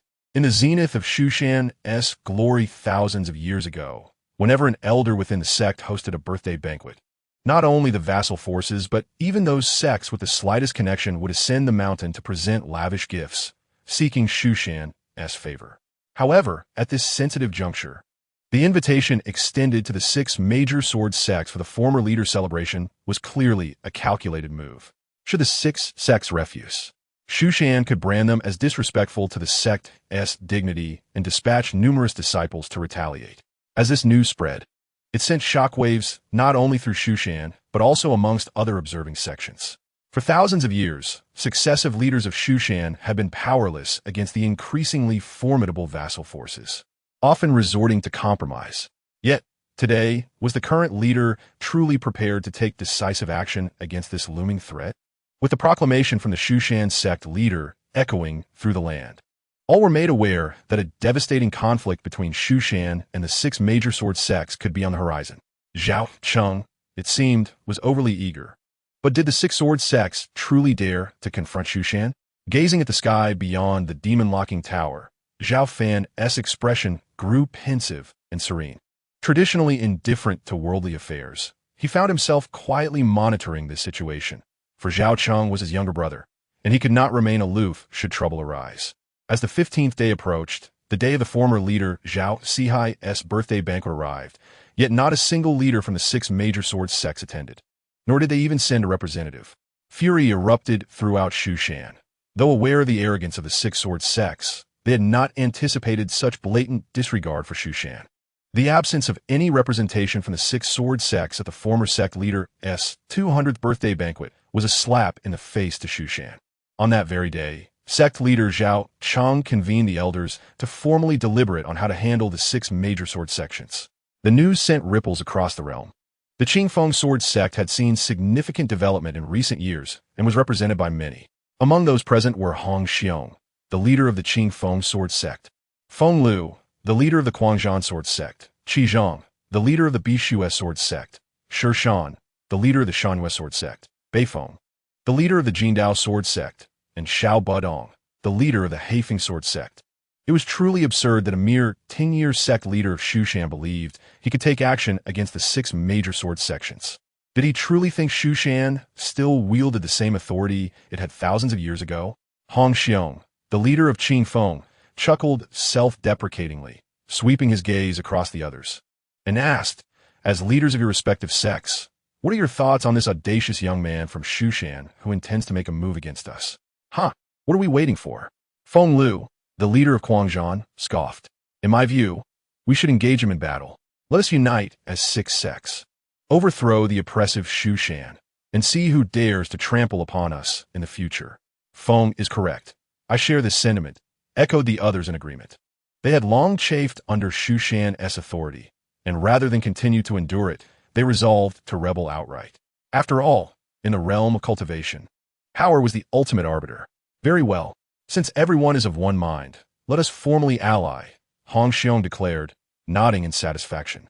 However, should war break out, even if we manage to topple Shushan, we will undoubtedly suffer significant losses. Thus, I propose that we dispatch our strongest members to infiltrate Shushan and eliminate Zhao Cheng, thereby subduing the higher echelons of Shushan without a costly battle.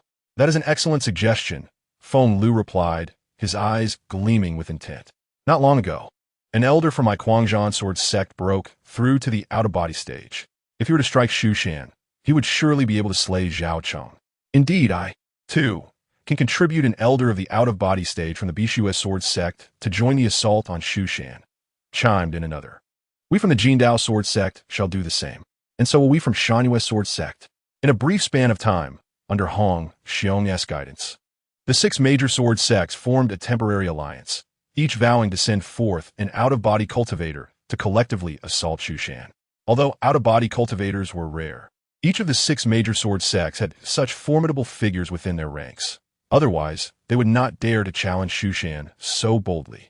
This was the true foundation of their confidence. Meanwhile, as the 6 major sword sects conspired in secrecy within the grand hall of Shushan, The current sect leader, Zhao Cheng, welcomed an elderly figure.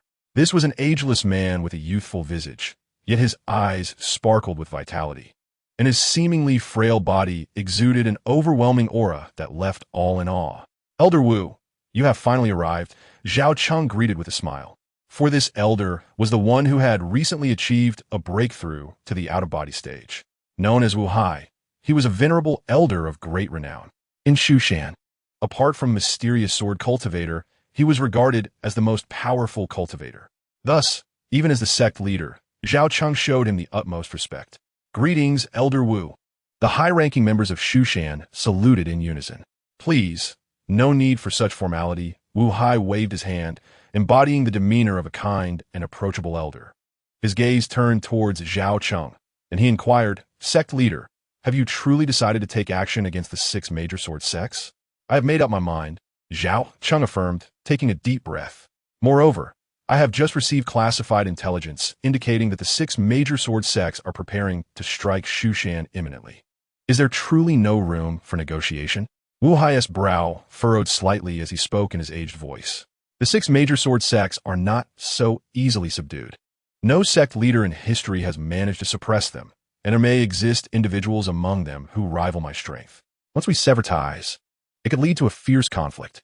I am well aware of this. Zhao Cheng nodded earnestly.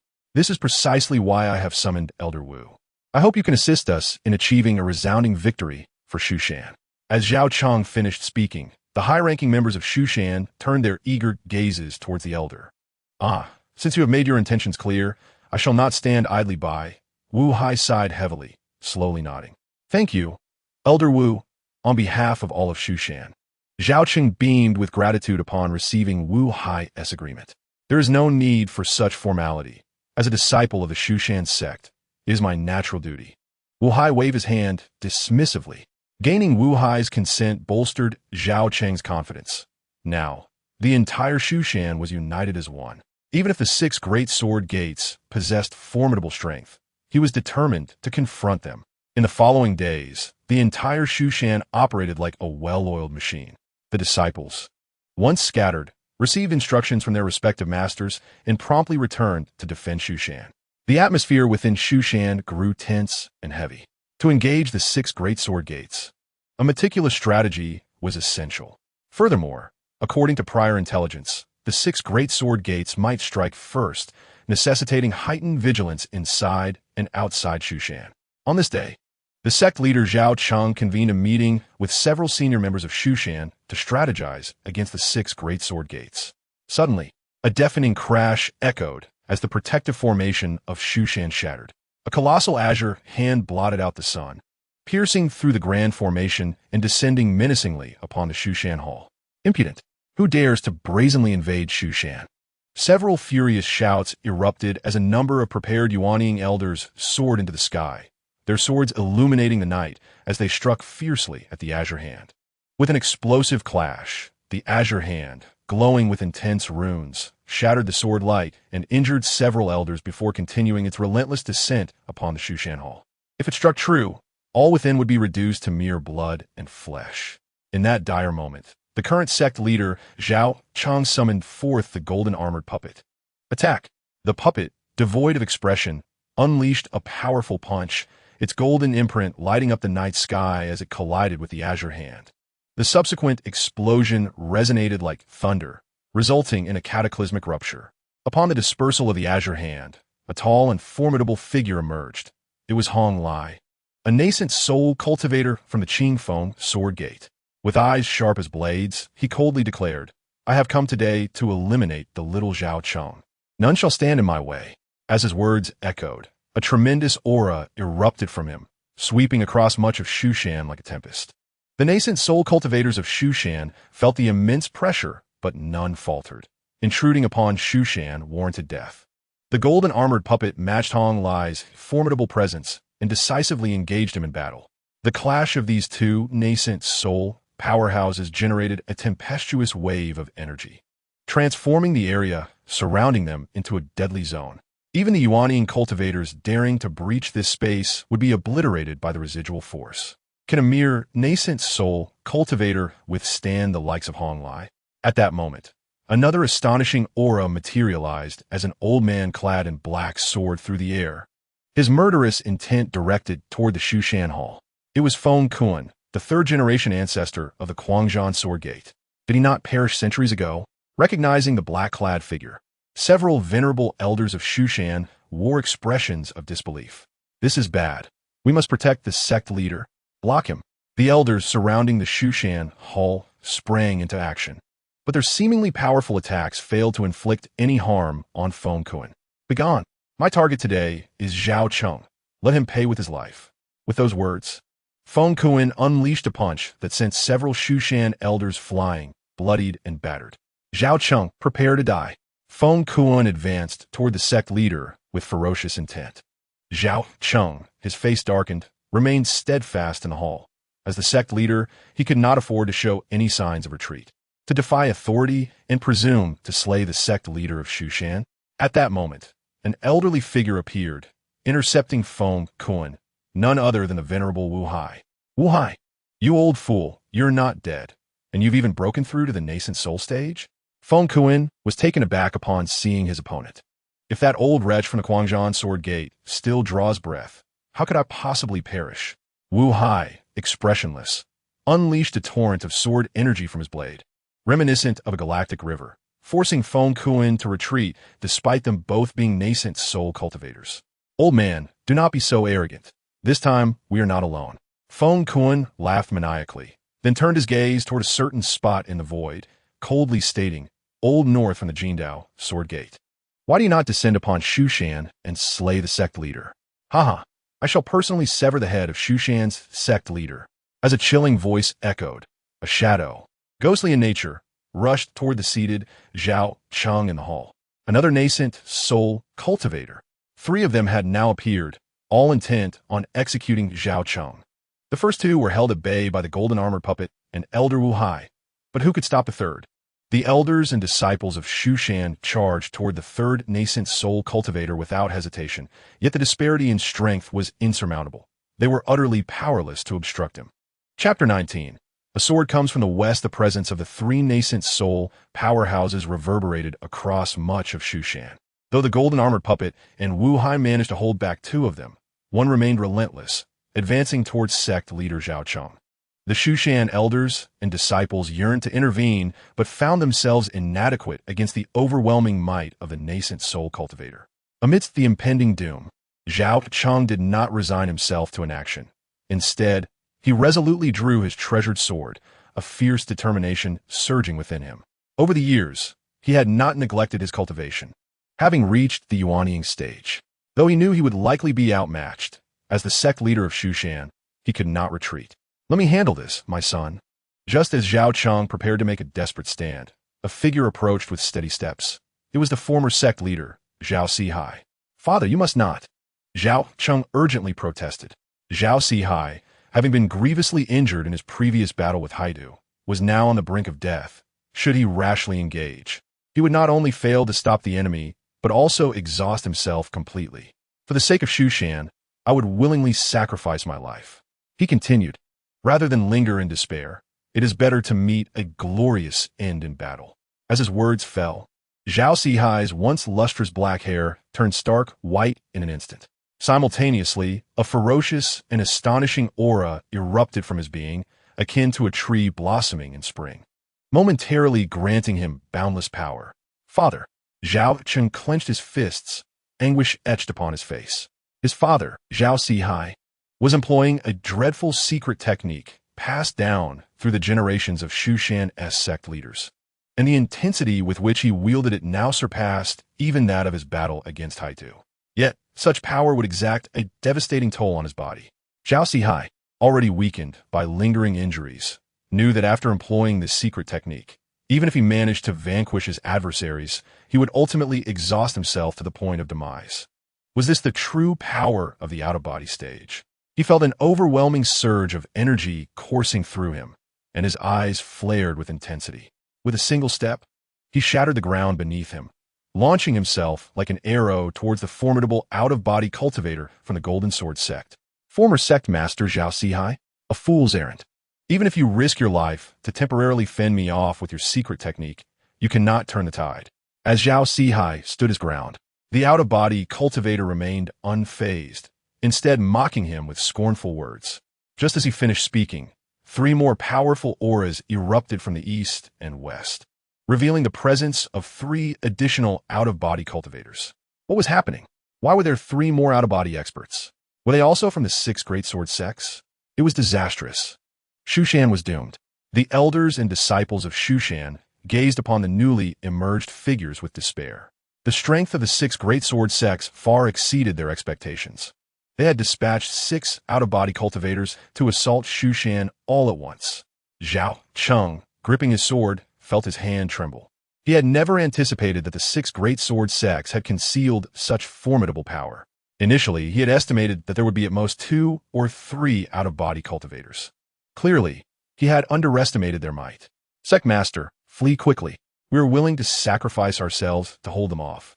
Seeing the 3 new out-of-body cultivators approach with an air of invincibility, over a dozen elders of Shushan stepped forward, resolute in their determination to shield their sect, even at the cost of their lives. Even if I perish today, I, Zhao Cheng, will not flee. Elders, lead the disciples to retreat into the forbidden grounds of the back mountain, where the purple and green twin swords offer protection. No one can intrude there. I will provide cover for you. Taking a deep breath, Zhao Cheng soared into the air, channeling all his strength into his sword, aiming a fierce strike at the 3 out-of-body cultivators. Just ants, daring to draw their swords before us? Laughter rang out from the other side as one figure flicked his fingers, shattering Zhao Cheng's full-powered strike effortlessly. A massive golden hand then emerged, stirring the boundless clouds, intent on crushing Zhao Cheng into a pulp. Despair consumed Zhao Cheng as he roared in defiance, yet it was futile. Sect Master, witnessing this scene, the elders and disciples of Shushan were filled with hopelessness. Was it truly the fate of their revered sect master to perish at the hands of the 6 great sword sects? Just then, at the critical moment, a clear sound of a sword's cry approached, a golden sword light slicing through the night sky from the west, illuminating the entire Shushan. The golden hand exploded, and the sword light, undiminished, surged towards the 3 out-of-body cultivators. Who dares? The 3 were taken aback and almost simultaneously unleashed their formidable attacks, managing to block the sword light. Those who offend Shushan shall be mercilessly slain. Amidst everyone's gaze, a tall and powerful figure rode the wind on a sword, resembling a divine sword immortal, ethereal and majestic. This figure, exuding unparalleled strength, was none other than Zhao Fan, who had emerged from the demon binding tower. The violent commotion caused by the 6 out-of-body cultivators attacking Shushan had not gone unnoticed by Zhao Fan. As a disciple of Shushan, he could not stand idly by, especially since the target was his own younger brother, the current sect master Zhao Cheng. It's him, the one who previously defeated Haitu. Excellent. Now Shushan has hope. The once despondent elders and disciples of Shushan were now electrified by Zhao Fan's presence. Sword cultivator elder, Zhao Cheng, having narrowly escaped death, gazed at Zhao Fan with admiration and excitement. You are the sword cultivator who defeated Haitu? You have finally emerged, but we are not the same as the demon Haidu. Can you truly withstand us 3 alone? The 3 out-of-body cultivators from the 6 great sword sects regarded Zhao Fan with cold disdain, their expressions unfazed. Just ants. Zhao Fan's countenance remained impassive, his body radiating a sacred light. He released the Qi Shao flying sword, which tore through layers of space like a meteor, bearing down on the 3 with an overwhelming force. With this strike, he unleashed the most powerful sword control technique of Shushan. Using the out-of-body cultivation level to propel this technique, even Zhao Fan himself was unsure of its true power. The golden sword light was now exponentially more potent, illuminating all of Shushan as bright as day. Not good. Do not hold back. Give it your all. The 3 out-of-body cultivators sensed an unprecedented aura of death and dared not underestimate it. They unleashed their strongest martial arts, the Golden Light Sword Path, the Heaven-Piercing Sword, and the Great Annihilation Fist. 3 ferocious attacks surged towards the Qi Shao flying sword, attempting to counter this formidable strike. Yet, had they underestimated Zhao Fan's strength or the might of Shushan's sword control technique? With a deafening roar, the Qi Shao flying sword cleaved through their attacks, continuing its relentless advance toward the three. No, with a chorus of anguished screams. The three out-of-body cultivators from the six great sword sects lost their heads to the Qishao flying sword. This scene ignited fervor among the elders and disciples of Shushan, with some exclaiming, "Sword cultivator elder, invincible." In a single stroke, three out-of-body cultivators had met their demise. Now it is your turn. After dispatching the three cultivators, Zhao Fan's cold gaze fell upon the remaining three. Not good. Flee. Sensing Zhao Fan's suffocating killing intent, the remaining three from the six great sword sects abandoned their opponents, fleeing like startled birds, desperate to escape Shushan. Stay and face death. Zhao Fan's eyes glinted with frost as he willed the Qishao flying sword to break through the void, pursuing the three with a thunderous speed, engulfing them in a blaze of sword light. The trio cried out in despair, despite their desperate resistance. They stood no chance against the overwhelming power of the sword control technique and were swiftly slain. In an instant, all six out-of-body cultivators from the six great sword sects lay dead at Zhao Fan's hands. The Qishao flying sword, stained with blood, emanated a chilling aura. Zhao Fan stood proudly, shrouded in a mystical glow that obscured his true visage. The more enigmatic he appeared, the deeper the reverence felt by all within Shushan. Six formidable out-of-body cultivators had perished. Just how powerful must this sword cultivator elder be? Gazed upon the figure, resembling a deity, an awestruck elder of Shushan murmured. In the contemporary realm of cultivation, the out-of-body stage practitioners are regarded as the most formidable forces among the various factions. Yet, this venerable swordsman, with but a mere 2 strikes, annihilated 6 out-of-body cultivators from the 6 great sword sect, an astonishing display of power beyond imagination. The swordsman stands invincible. The disciples of Mount Shu gazed at Zhao Fan's figure, their eyes ablaze with fervor, unable to contain their exuberant cheers. In response, Zhao Fan remained indifferent, preparing to depart. At that moment, a cry of alarm echoed from Zhao Cheng. Zhao Fan turned to see Zhao Cheng supporting his ailing father, Zhao Sihai. Zhao Sihai, with his hair now streaked with white and bearing an air of profound age, was surrounded by an aura of decay and death. "Please, senior swordsman, lend your aid and save my father," Zhao Cheng implored desperately. "I beg you, save our former sect leader's life." The other elders of Mount Shu, witnessing the scene, joined in the plea, hoping the mysterious and formidable Zhao Fan could rescue their former leader. "Chenger, do not concern yourself for me. It is already a feat for the senior swordsman to have slain our foes. I am beyond saving and do not wish to burden him," Zhao Sihai stated, shaking his head at Zhao Cheng and the assembled elders. "Father, senior swordsman, I beseech you, save my father," Zhao Cheng cried, his heart shattered. Despite knowing the truth of Zhao Sihai's words, he clung to hope in the enigmatic and powerful swordsman. "I shall make an attempt," Zhao Fan replied, "for blood is thicker than water." However, he sensed that Zhao Sihai's life force was nearly extinguished, a consequence of his earlier reckless use of forbidden arts. The great hall of Mount Shu was eerily silent. Only Zhao Fan and the ailing Zhao Sihai remained within, while Zhao Cheng and the others anxiously awaited outside. "Senior swordsman, I am fully aware of my condition. I have exhausted all my strength. There is no need for you to waste your energy on me," Zhao Sihai calmly asserted. "Indeed," Zhao Fan replied, his brow furrowed in concern. Despite his own out-of-body stage prowess, rescuing Zhao Sihai's life seemed nearly impossible. However, the prospect of prolonging his life was within reach. As those words left his lips, Zhao Fan decisively acted, pouring forth pure and potent spiritual energy into Zhao Sihai, rekindling the flickering remnants of life within his decaying form. Zhao Sihai was astonished, feeling a remarkable transformation as his frail body experienced a moment of rejuvenation. "This infusion of spiritual energy will sustain you for an additional 6 months. During this time, do not engage in battle, or you shall perish," Zhao Fan warned solemnly after completing the task. "Thank you, senior swordsman. 6 months will suffice for me to settle my affairs." Zhao Sihai expressed immense gratitude.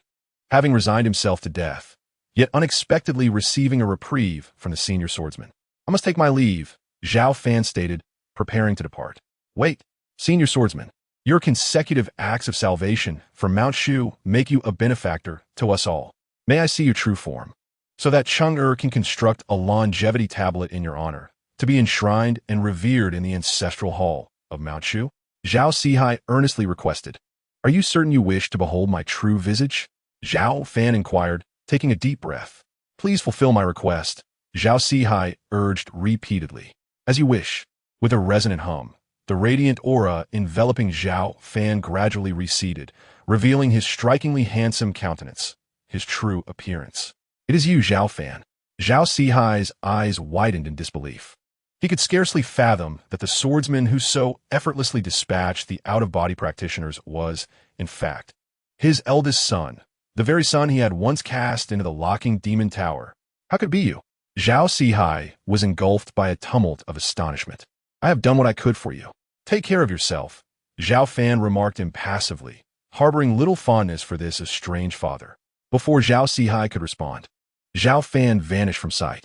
Zhao Fan, Zhao Sihai murmured, his heart a tumult of guilt and regret. He had never envisioned that the revered swordsman was indeed his eldest son, who had not only saved his life, but had also twice intervened to shield Mount Shu from calamity. Father, what troubles you? Where is the senior swordsman?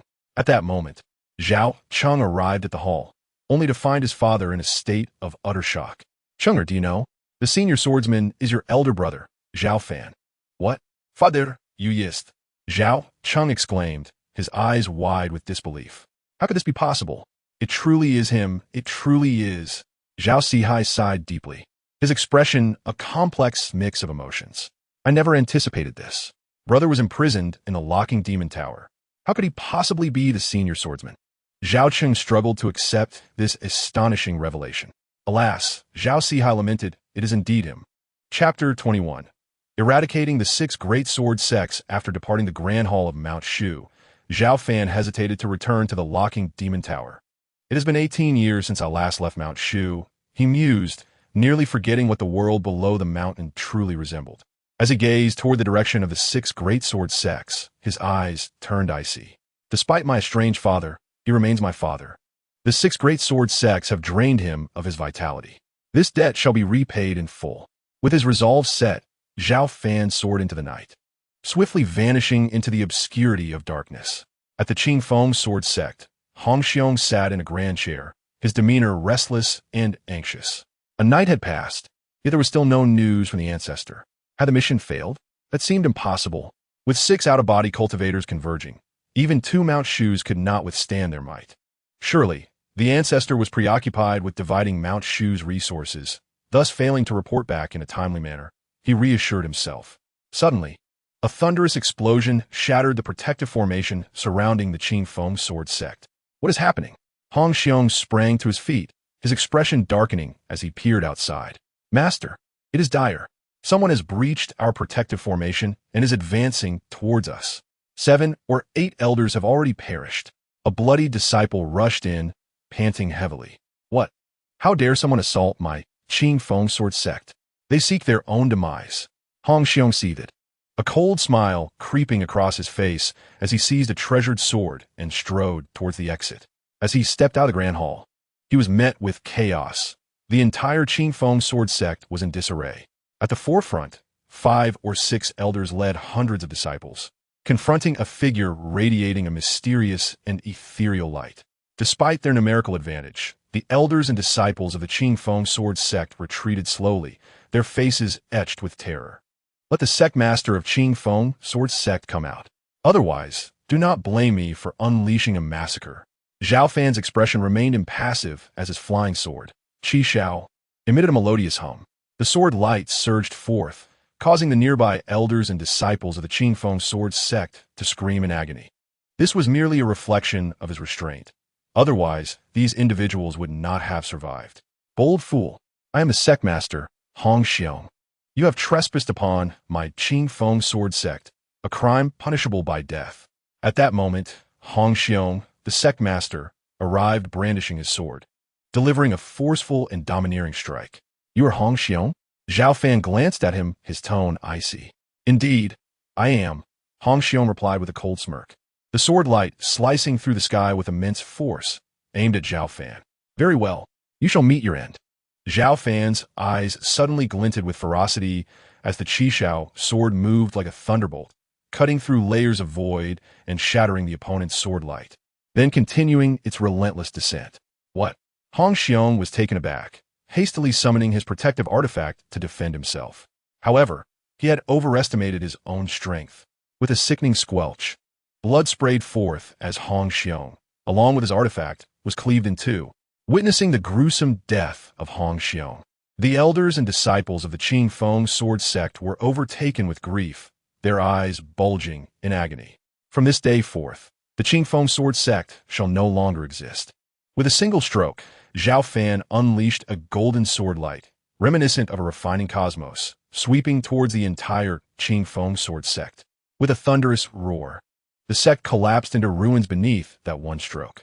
Some stubborn elders of the Qing Feng sword sect were unable to mount any resistance and were buried under the debris, with only a few fortunate enough to escape. In the aftermath of this battle, the upper echelons of the Qing Feng sword sect were nearly obliterated, leaving only the lowly disciples with their lives intact, but they would never rise to prominence thereafter. After annihilating the Qing Feng sword sect, Zhao Fan soared into the sky on his sword, transforming into a fleeting light that vanished into the distant heavens. Half an hour later, Zhao Fan arrived at the Quanzhan sword sect. Without a word, he shattered their protective grand formation with a single sword strike. The sword light cascading forth and engulfing the mid to upper tier cultivators of the Quanzhan sword sect. "Who dares to attack my Quanzhan sword sect?" roared Feng Lu, the sect master, as he ascended into the air. Yet, the only response he received was Zhao Fan's straightforward sword strike. With a sickening squelch, blood splattered as Feng Lu, lacking any means to counter, was instantly slain. In the face of Zhao Fan's overwhelming power, the Quanzhan sword sect too swiftly crumbled into rubble. What? The Qing Feng sword sect and Quanzhan sword sect have been attacked by a mysterious sword cultivator and completely annihilated? Following the destruction of these two sects, the nearby Jindao sword sect received the news promptly. Could it be that the 6 ancestors failed in their mission at Mount Shu? I must retreat, otherwise the consequences for Jindao sword sect will be dire. The sect master, Beifeng, turned pale upon hearing the news and prepared to leave the sect's stronghold to evade the impending storm. However, before he could act, the protective formation of the Jindao sword sect shattered with a thunderous crash. A golden sword light, akin to a mighty river, descended upon the entire Jindao sword sect. "No!" Beifeng cried out in horror, exerting all his strength to resist, but ultimately met a tragic end beneath the sword light, as the entire Jindao sword sect was obliterated. Following closely were the remaining 3 major sword sects, including the Shanyue sword sect, which also fell victim to Zhao Fan's destruction. Within a single day, the once mighty 6 major sword sects were eradicated by a mysterious and powerful sword cultivator. As this news spread, the majority of the cultivation world was thrown into turmoil. While conflict and bloodshed were commonplace in the cultivation realm, the total annihilation of 6 major sword sects was an exceedingly rare occurrence. Observant individuals sensed that the situation was not as simple as it appeared and began to investigate the truth behind the events. Soon, through their extensive intelligence networks, they uncovered the actual insidious plot. 2 nights prior, the 6 major sword sects had dispatched their respective powerful cultivators to Mount Shu with the intent to assassinate the current sect master. Just as they were on the verge of success, the mysterious sword cultivator who had previously slain the demon of Ghost Island reemerged, vanquishing the 6 powerful cultivators in swift succession. Subsequently, the 6 major sword sects faced devastating retribution. It was truly unbelievable that Mount Shu harbored such profound heritage. As more specific information circulated, many cultivation factions were filled with trepidation. They had anticipated that the conflict between Mount Shu and the 6 major sword sects would result in a far more tragic outcome. Yet they were astonished by this result. Mount Shu emerged victorious, while the 6 major sword sects were obliterated. Regarding the external reactions, Zhao Fan was indifferent. After resolving the fates of the 6 major sword sects, he returned to the demon locking tower. 2 days later, "Senior brother, I have brought you food." A sweet, melodious voice rang out from outside the demon locking tower. "Sorry, senior brother, I came a bit of a rush today, so I only prepared 3 or 4 delightful dishes, lacking braised pork and steamed fish." Zhang Qian explained apologetically. "There have been significant events at Mount Shu these past days, and the discipline hall is quite busy, so I hope you'll understand. It's no matter. Zhao Fan waved his hand dismissively. At my level, I could long since practice fasting. I do not require feasts of fish and meat. I knew senior brother is the most understanding and would not blame me. Upon seeing Zhao Fan's lack of reproach, Zhang Qian's guilt dissipated, and she cheerfully continued, Senior brother, did you know? 2 days ago, the 6 major sword sects each dispatched a powerful cultivator to Mount Shu, intending to assassinate our respected sect master. Just at a critical moment, the senior sword cultivator who previously vanquished the demon of Ghost Island appeared once again, and with just 2 strikes, he killed them all. I also heard that this senior sword cultivator descended from the mountain alone and eradicated the 6 major sword sections. Now, most of the cultivation world believes that our sword cultivator senior is an invincible being. At last, no one dares to look down upon Mount Shu anymore. As Zhao Fan savored the dishes, Zhang Qian excitedly spoke. Her fair skin flushed with excitement, highlighting her animated expression. Is that so? Then we owe it all to that senior sword cultivator. Otherwise, Mount Shu would be in grave peril. Zhao Fan smiled slightly, casually agreeing. It seemed his estranged father had not revealed his true identity, for otherwise the entirety of Mount Shu would have known. And Zhang Qian would certainly not be oblivious to the fact that he was that very sword cultivator. Indeed, that senior sword cultivator is not only mysterious, but also extraordinarily powerful. He is truly my idol. Now, all the disciples of Mount Shu are speculating on who that senior sword cultivator could be. Perhaps a powerful ancestor who has not yet passed away. For how else could he possess such astonishing strength to easily defeat 6 powerful cultivators? After a pause, Zhang Qian continued, from my assessment, it is highly likely to be a previous elder who has not yet passed on. That may not necessarily be the case. Zhao Fan chuckled, teasingly suggesting, perhaps he is a recent disciple? Moreover, it may be far away yet so close at hand. Sensing the playful tone in Zhao Fan's words, Zhang Qian chuckled and said, Senior brother, you would mean to imply that you are that esteemed sword cultivator, would you? If you were indeed that sword cultivator, how could you find yourself imprisoned in the demon locking tower? Donot jest with mistrzostwem Europy. Zhao Fan let out a scoff, choosing not to engage in a serious debate with Zhang Qian. Subsequently, the two engaged in light-hearted conversation. More often than not, it was Qian who spoke, while Zhao Fan listened quietly. Before long, Zhang Qian took her food box and departed, promising to return in 10 days. Not long after Zhang Qian had left, the grand doors of the demon-locking tower creaked open. Zhao Fan turned at the sound, only to see his younger brother, Zhao Cheng, walking in with a troubled expression. After resolving the aftermath of recent upheavals, today marked the first time Zhao Cheng could visit the demon-locking tower. Elder brother. Zhao Cheng looked at Zhao Fan, his expression a complex mix of emotions. From their father, Zhao Sihai, he had already learned that his elder brother was indeed that legendary sword cultivator. Though 2 days had passed, it still felt somewhat surreal. Please take a seat.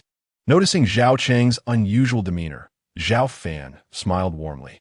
Elder brother, you truly are that esteemed sword cultivator? After a moment's hesitation, Zhao Cheng slowly inquired, eager to hear the affirmation from his own brother's lips. What? Do you think I appear otherwise? Zhao Fan replied with a faint smile, his previously restrained aura suddenly radiating forth, akin to a tempest, reverberating through the vast confines of the demon-locking tower. This took Zhao Cheng by surprise. Although he was a nascent soul cultivator, he felt an overwhelming pressure wash over him. Yet, this formidable presence was fleeting, vanishing before Zhao Cheng could fully comprehend it. Before he could gather his thoughts, Zhao Fan returned to his ordinary demeanor, as if that terrifying force had never existed. Elder brother, you truly are that legendary sword cultivator. Did you personally bring about the downfall of the 6 great sword sects? Zhao Cheng asked, a mixture of astonishment and joy evident in his voice. The arrogance of the 6 great sword sects could not be tolerated. Thus, I took action. Zhao Fan did not deny it. I am immensely grateful to you, elder brother. The hidden threat posed by the vassal forces of Mount Shu, which has lingered for centuries, has been thoroughly eradicated. Zhao Cheng inhaled deeply, overwhelmed with gratitude. We are brothers. Such formalities are unnecessary. Furthermore, as a disciple of Mount Shu, I cannot stand idly by in times of crisis, Zhao Fan explained with a smile. Elder brother, your strength is astonishing. Why not join me in revitalizing Mount Shu instead of remaining in the demon-locking tower? If you are willing, I concede the position of sect master to you. Zhao Cheng's gaze was fervent as he made his request. Prior to his arrival, he had resolved that if his elder brother was indeed that renowned sword cultivator, he would willingly relinquish the position of sect master to invite Zhao Fan to aid in Mount Shu's resurgence. I appreciate your kind intentions, but I have no interest in the position of sect master. The outside world is tumultuous, and I wish to remain undisturbed in the demon-locking tower, quietly cultivating to strengthen myself. Zhao Fan's response was unexpectedly decisive. Elder brother, there is no need to persuade further. My mind is made up. Before Zhao Cheng could continue, Zhao Fan interrupted him. Seeing the determination on Zhao Cheng's face, Zhao Fan recognized that further persuasion would be futile, so he refrained from saying more. You are now the sect master of Mount Shu, and, as my brother, should you have any ambitions, pursue them without hesitation. I shall support you. Sensing Zhao Cheng's thoughts, Zhao Fan spoke suddenly. That is wonderful. With your words, I find reassurance. Zhao Cheng exclaimed, his excitement palpable. Go now. Mount Shu has just weathered a storm, and as its sect master, you have much to attend to. Zhao Fan smiled gently. Understood. I shall return to visit you, elder brother.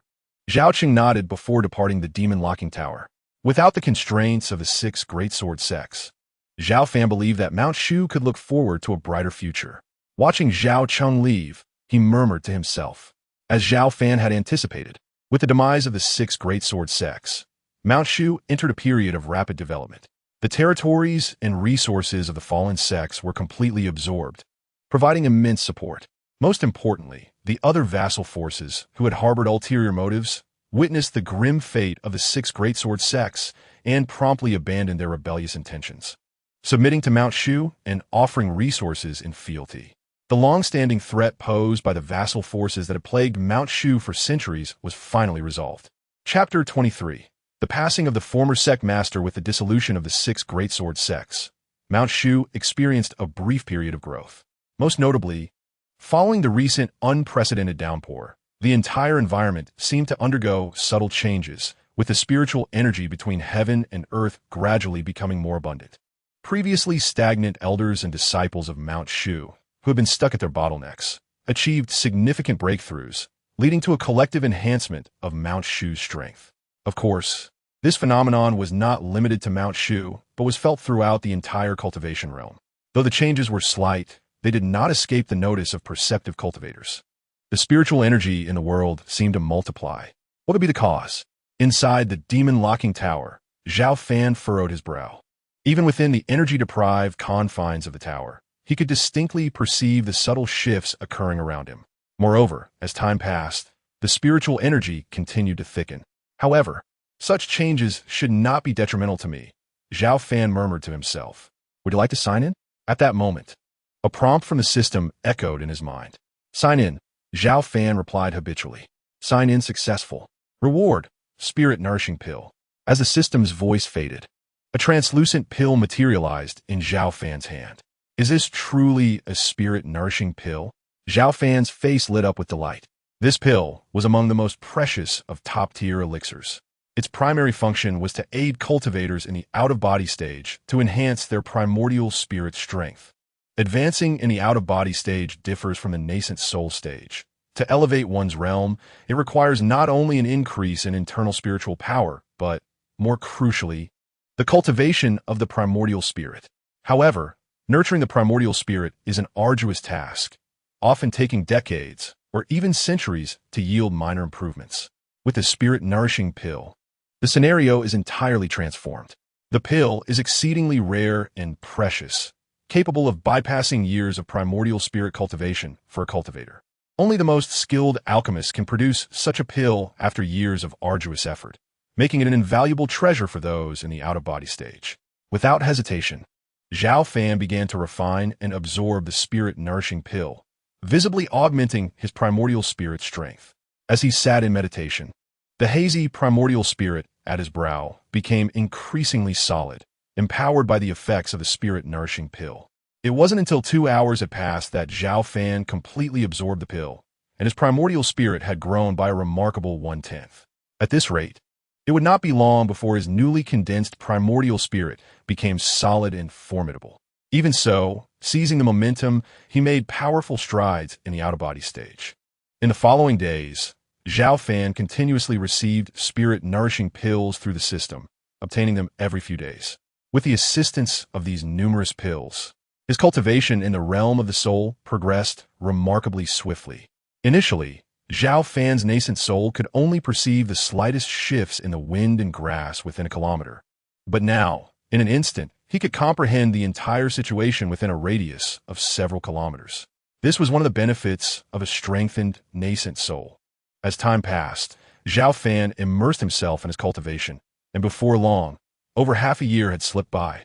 On this day, the current sect leader of Mount Shu, Zhao Cheng, returned to the demon's ceiling tower.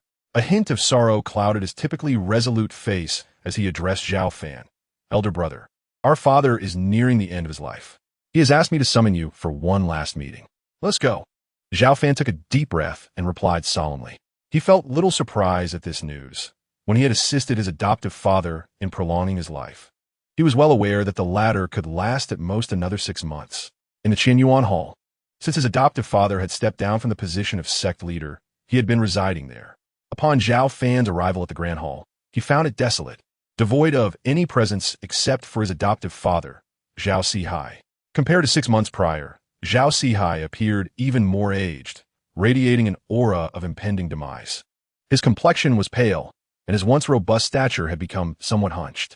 Although Zhao Fan harbored little affection for his adoptive father, witnessing this scene stirred his emotions, leaving him feeling rather unsettled. Zhao Sihai was only 200 years old, still in his prime for a nascent soul cultivator. Yet he now stood on the brink of death. "Father, elder brother has arrived." Zhao Cheng stepped forward and gently reminded him. Zhao Sihai slowly opened his eyes, and the once murky gaze brightened upon seeing Zhao Fan. "Chenger, you may step outside. I wish to speak with your elder brother." "Understood." Zhao Cheng nodded and withdrew. "I have dedicated my life to revitalizing Mount Shu, and I consider myself a responsible sect leader, yet I have never been a good father. My greatest regret and guilt over the years has been casting you into the demon's ceiling tower." Zhao Sihai sighed, looking at Zhao Fan. "Fanner, have you harbored hatred towards me all these years?" Gazing at his adoptive father, who was nearing his end, Zhao Fan's emotions were complex. Yet he spoke, "I do not hate you, for I understand that I was the architect of my own misfortune. Were I in your position, I might also have acted for the greater good." Despite this, Zhao Sihai trembled as he raised his head, his gaze earnest as he implored, "Can you forgive me for my neglect over the years? You are my kin. There is no need for forgiveness among family." Zhao Fan shook his head, indicating that he bore no ill will. "With your words, I can rest easy." Zhao Sihai exhaled deeply, as though a great weight had been lifted from him. He then retrieved a brocade box and handed it to Zhao Fan, saying, "This is an extraordinary pill, the returning essence pill, prepared for you. Please take it." Zhao Fan was somewhat taken aback. Extraordinary pills were exceedingly rare, even more so than top-tier pills. The returning essence pill possessed remarkable properties, capable of restoring a completely depleted cultivator to the golden core stage. For cultivators, it could even facilitate a breakthrough to a higher realm. It was evident that Zhao Sihai had expended immense effort to procure such a rare elixir. "I will accept this pill. Do you have any final words?" Zhao Fan did not refuse his adoptive father's goodwill, recognizing the significant assistance this returning essence pill would provide him at present. "My lifelong wish has been to restore Mount Shu. After I depart, I hope you can assist Zhao Cheng in his endeavors." Zhao Sihai spoke slowly. "Rest assured, Zhao Cheng is my brother. As long as I remain at Mount Shu, I will not abandon him." Zhao Fan replied earnestly. "That is good, that is good." Zhao Sihai smiled with relief, closing his eyes as he spoke. Moments later, the tolling of bells echoed throughout Mount Shu, signaling the passing of former sect leader Zhao Sihai. In the Qianyuan Hall, elders and disciples gathered, their sorrowful cries resonating. Although Zhao Sihai's tenure was brief, he had devoted himself tirelessly to the sect, even risking his life in battle against the dark forces that threatened Mount Shu. Subsequently, when 6 out-of-body stage experts attacked, he had valiantly defended against one, ultimately leading to his own exhaustion and demise. The elders and disciples held deep affection for their former leader, and as news of his passing spread, many disciples, without needing prompting from their elders, volunteered to attend his funeral. Even high-ranking officials from allied factions hastened to Mount Shu to pay their respects upon receiving the news. Zhao Fan chose not to join the throng, retreating instead to the quiet confines of the demon's ceiling tower, gazing at the returning essence pill in his hand. Lost in thought, "You may rest easy. Mount Shu shall rise again," he murmured after a long while, his gaze resolute. Chapter 24. Signing in for Fox Spirit Blood, the funeral of former sect leader Zhao Sihai was grand, lasting 3 days and nights before concluding. After returning to the demon's ceiling tower, Zhao Fan resumed his cultivation, postponing any plans to venture deep into the tower's crypts, as his instincts warned him that even as a newly ascended out-of-body cultivator, he might encounter peril within, rather than risk unnecessary danger. He resolved to invest more time and energy into his own cultivation. With the system's assistance, he could continue to strengthen himself quietly within the confines of the demon's ceiling tower. This returning essence pill may help me break through to the mid-out-of-body stage. Zhao Fan mused as he retrieved the precious pill his adoptive father had prepared for him, swallowing it whole. Half an hour later, his aura surged, and he unexpectedly broke through from the early to the mid-out-of-body stage. Truly, it was a rare and extraordinary pill. With his cultivation advancing, Zhao Fan began to comprehend the third layer of sword control technique, the realm of the void sword. Previously, he had relied on this technique to slay 6 out-of-body cultivators with just 2 strikes. Part of this was due to his own exceptional prowess. But the might of the sword control technique was equally formidable. The third layer posed a challenge several times more difficult than the second. And even with his innate sword body, mastering it proved to be quite arduous, demanding considerable time and effort. However, it was commendable that Zhao Fan never lacked patience. He was determined to master the third layer of the sword control technique. Thus, he did not step outside the demon's ceiling tower even once, fully immersing himself in the process of cultivation. He relished these days, even if they were somewhat monotonous, as he could distinctly feel his strength continually rising. Time slipped by unnoticed in the world of cultivation, and before he knew it, 20 years had passed. To the ordinary person, this period signifies a quarter of their life. However, for a formidable cultivator, it merely represents a fleeting moment of seclusion. After 2 decades, Zhao Fan has finally mastered the third level of swordsmanship. The power of his sword control has escalated to a level far beyond what it once was. Now, with a mere thought, his flying sword, Qi Xiao, can sever boulders over 10 kilometers away with a single strike. Despite his remarkable progress in sword control, Zhao Fan's cultivation realm has not seen a significant breakthrough. Over the years, he has only advanced from the mid-stage of the out-of-body realm to its late stage. A few years ago, he fell into a bottleneck, frustratingly close to achieving the perfection of the out-of-body realm, but unable to break through the constraints that bind him. In truth, such a rate of advancement already far exceeds that of the average cultivator. It is well known that most cultivators at the out-of-body stage may spend hundreds of years without achieving even a minor elevation in their realm. Zhao Fan's progress is largely attributed to the support of the system. Yet, this pace leaves him somewhat dissatisfied. His primordial spirit is several times more potent than when it was first condensed. However, as his primordial spirit has strengthened, the effects of the spirit-nurturing pill have diminished significantly. Otherwise, he would have long since broken through the bottleneck into the late stage of the out-of-body realm. Zhao Fan furrowed his brow and murmured to himself, aware that the crux of his issue lies in the cultivation of his primordial spirit. As his primordial spirit has strengthened, the difficulty of his cultivation has increased exponentially. "Brother, I brought your meal." Outside the demon-locking tower, a sweet voice called out, Zhang Qian, arriving for her bi-weekly meal delivery.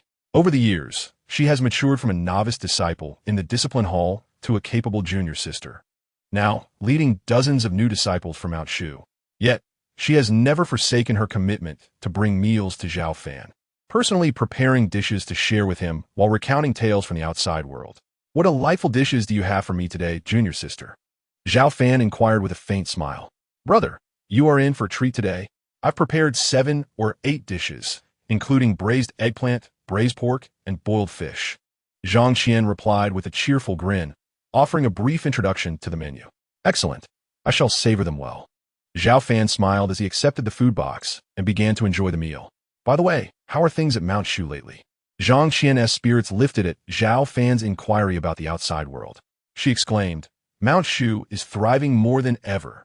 Our sect leader is diligent in governance, and the number of disciples has doubled compared to before. Recently, we held the Mount Shu conference, where outstanding disciples were selected. Several of our senior brothers and sisters ranked well and earned a return essence pill as a reward. A few of them have even broken through to the Golden Core stage and descended the mountain just days ago to combat demons.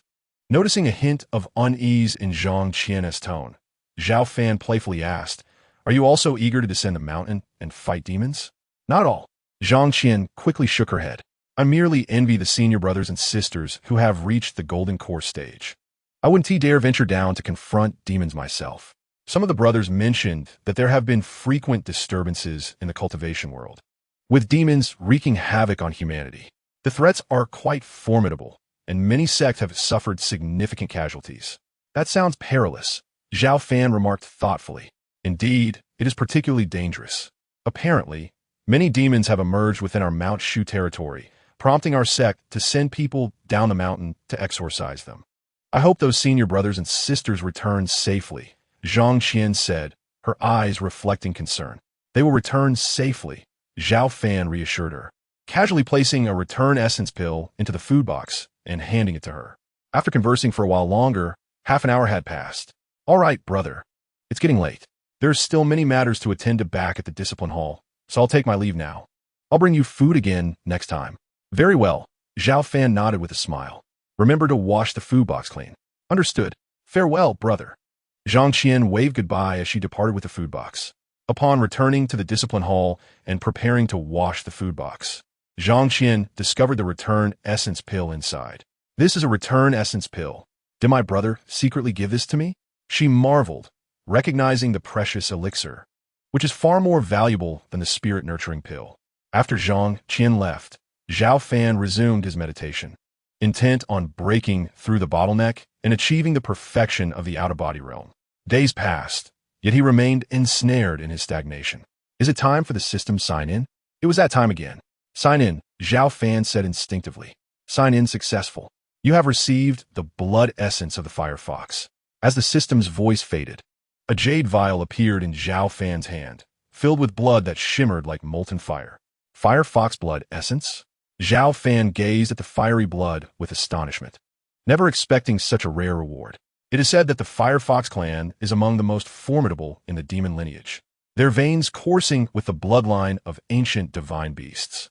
Consequently, their blood essence is imbued with unimaginable divine qualities, capable of aiding cultivators in enhancing their primordial spirit-s cultivation.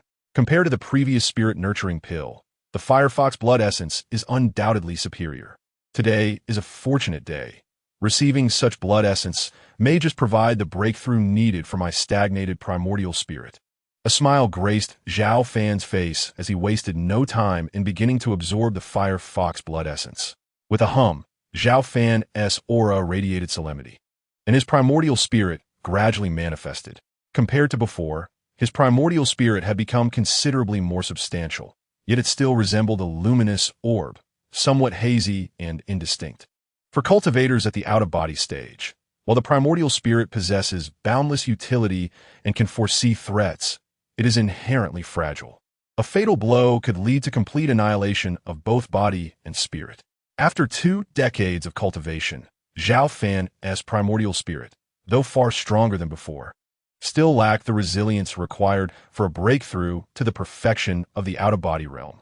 However, as Zhao Fan absorbed the divine essence within the Firefox blood, his previously stagnant primordial spirit cultivation began to experience marked improvement. The hazy form of his primordial spirit underwent subtle transformations, gradually becoming more solid. He could clearly sense a significant enhancement in his primordial spirit's power. The effects of the Firefox blood essence were even more pronounced than he had anticipated. Overjoyed, Zhao Fan accelerated the refinement and absorption of the blood essence's divine qualities. However, the divine essence contained within was immensely potent, requiring several days for him to fully absorb it.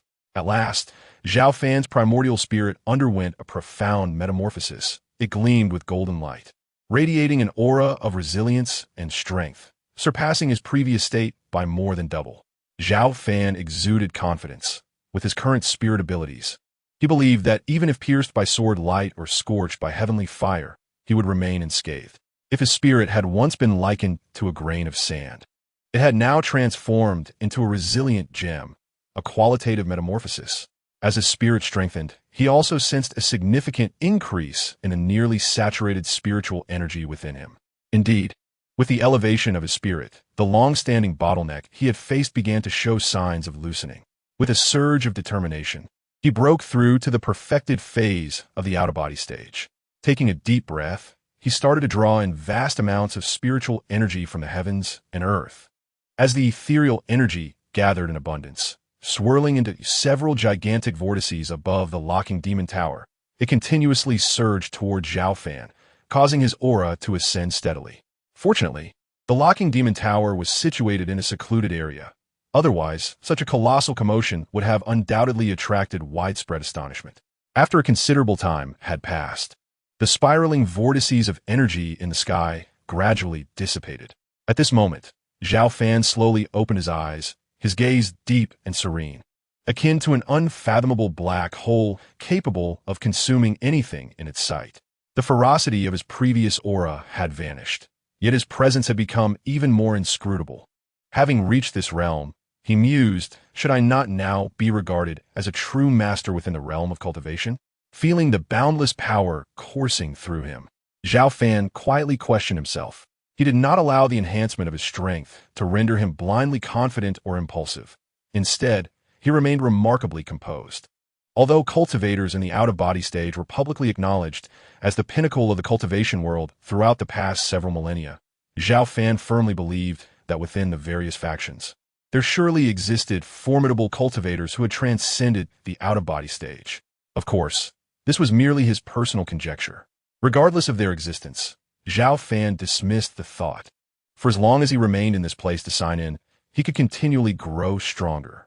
Even if ancient, monstrous cultivators lay dormant within the vast universe, he was confident that he could surpass them. It was merely a matter of time. Following this, Zhao Fan took several days to solidify his newfound cultivation level.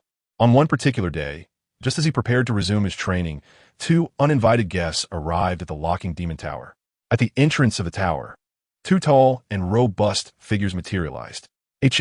Another presence emanating from demon practitioners. Zhao Fan furrowed his brow as he sensed the powerful demonic energy radiating from them. They were undoubtedly out-of-body stage demon cultivators. Zhao Tian and Zhao Shang, those two useless fools. They infiltrated the locking demon tower in hopes of retrieving treasures belonging to our Black Jiao clan. Yet decades have passed without a whisper of news. Otherwise, why would we, two esteemed elders, have to take matters into our own hands? Remarked a stern-faced, middle-aged demon man. Zhao Feng, stop your whining and act swiftly.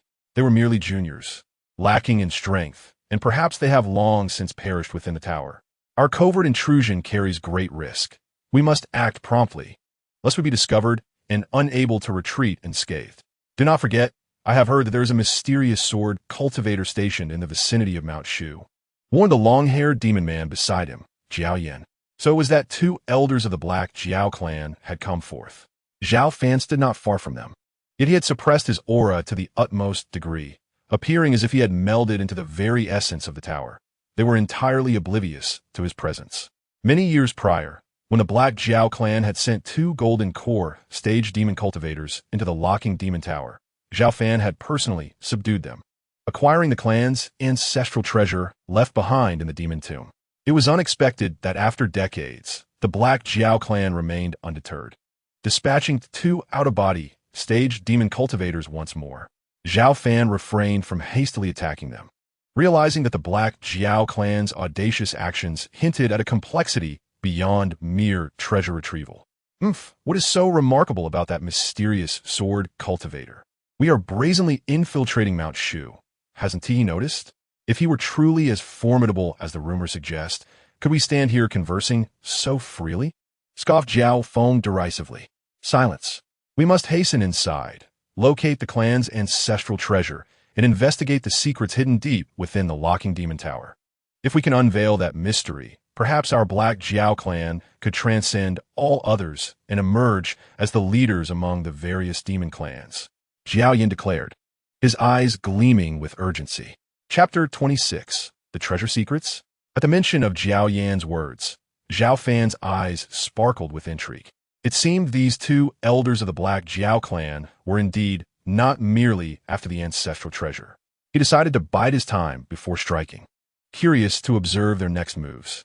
Under Zhao Fan's watchful gaze, Jiao Yin and his companion infiltrated the locking demon tower and swiftly made their way towards the ancient gate of the demon tomb. They appear to possess some knowledge of the tower's layout. Zhao Fan followed at a leisurely pace, knowing he could easily subdue them at any moment. There was no need for haste. More importantly, he found himself drawn to the secret they spoke of. Inside the locking demon tower, the demon tomb indeed radiated with a formidable malevolence, a remnant of the corpses of demons that had been vanquished here millennia ago. The sheer number of remains was astonishing.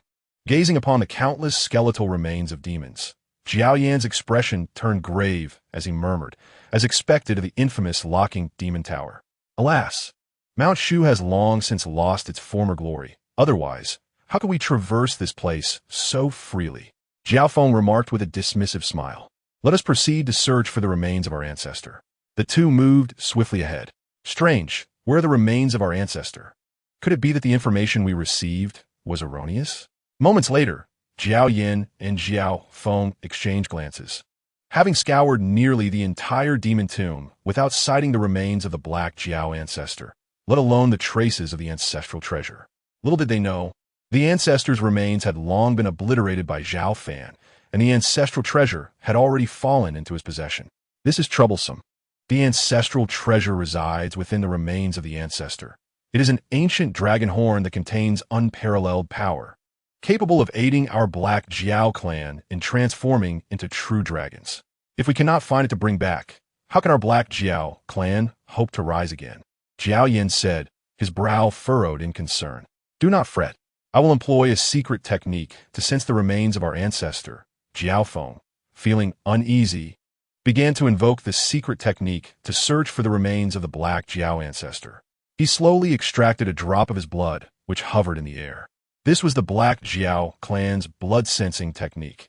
Any presence of the Black Jiao clan nearby would be detected by the blood, yet at this moment, there was no response whatsoever. Strange, could the information be wrong, and the ancestor's remains not be here? Even our clan's secret technique is yielding no response, Jiao Feng said.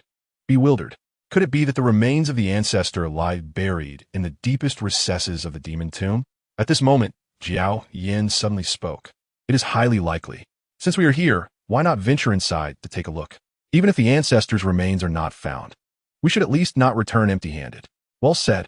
The two quickly reached a consensus and transformed into two streaks of light, racing deeper into the demon tomb. Zhao Fan followed leisurely behind, unnoticed by the duo, and soon arrived at the depths of the tomb. The black malevolence was thick enough to pose a threat to any cultivator below the out-of-body stage. Surrounding them were colossal, boundless skeletons exuding a terrifying oppressive force that was suffocating. Even Jiao Yin and Zhao Feng became exceedingly cautious upon arrival.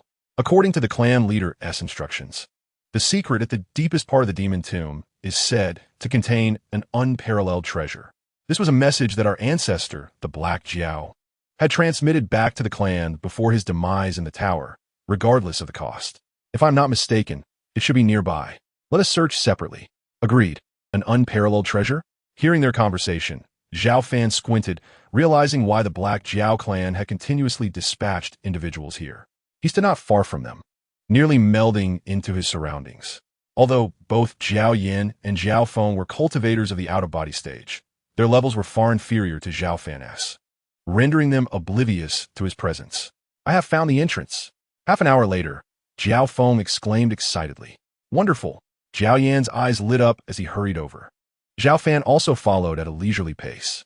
This was a raised mound deep within the demon tomb, and behind it revealed a towering portal several meters high. This portal had once been exceedingly concealed, buried deep underground, but Jiao Feng had shaken off the dirt to expose it. The door appeared to be forged from an unknown material, looking immensely heavy and solid. Zhao Fan extended his large hand, which emitted a faint wave of demonic energy, attempting to push the portal open, yet was easily repelled by its protective secret force. This is peculiar. Let us strike together. Seeing this, Zhao Fan's eyes brightened even more, calling for Zhao Yin to join him in breaking the door. All right, Zhao Yin nodded, and together they unleashed their powers. A tremendous surge of demonic energy soared, crashing forward like a tempest. Though they were merely mid-stage, out-of-body cultivators, their combined efforts rivaled a blow from a late-stage cultivator.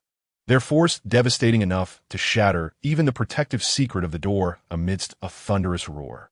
Behind the door lay a profound, bottomless passage. The two demons displayed expressions of joy, preparing to rush inside. But at that moment, an unexpected event occurred. Whoosh! A beam of cold light shot forth from the dark passage, striking towards Zhao Yin and Zhao Fan with lightning speed. Not good. The two demons were taken aback. But as mid-stage, out-of-body cultivators, their reactions were swift. They raised their claws to block this lethal strike. With a swift flash, the cold light severed their claws, and with unabated momentum, decapitated them in an instant. This sudden turn of events made Zhao Fan's heart tighten, revealing a wary expression. Although Zhao Yin and Zhao Fan were merely mid-stage cultivators, not particularly formidable, the demon race was known for their remarkable physical defenses. Yet, they were killed in one blow by that cold light, indicating the extraordinary nature of the assailant. Zhao Fan fixed his gaze upon the dark, bottomless passage, his muscles tensing like a bowstring ready to unleash a powerful strike. Such an ancient treasure site might harbor an undying old demon. Otherwise, how could it so easily slay two formidable members of the Black Jiao clan? Zhao Fan prepared himself, but to his surprise, the assailant was not an exceptional demon, but rather a small fox. This was a remarkably beautiful fox, entirely snow white, with graceful limbs, particularly striking were its eyes, which shone like brilliant gems. The little white fox glanced at the corpses on the ground, displaying a clear expression of disgust, and began to elegantly step back into the passage. However, in the next moment, the little fox halted, its fur bristling. Simultaneously, Zhao Fan positioned himself in front of it. A late-stage fox. How intriguing. Zhao Fan smiled, observing the little white fox. The fox stared intently at Zhao Fan, sensing a strong aura of danger emanating from this human, and without hesitation, raised its paw to strike at him. The cold light flashed past, but unlike before, it was effortlessly blocked by Zhao Fan.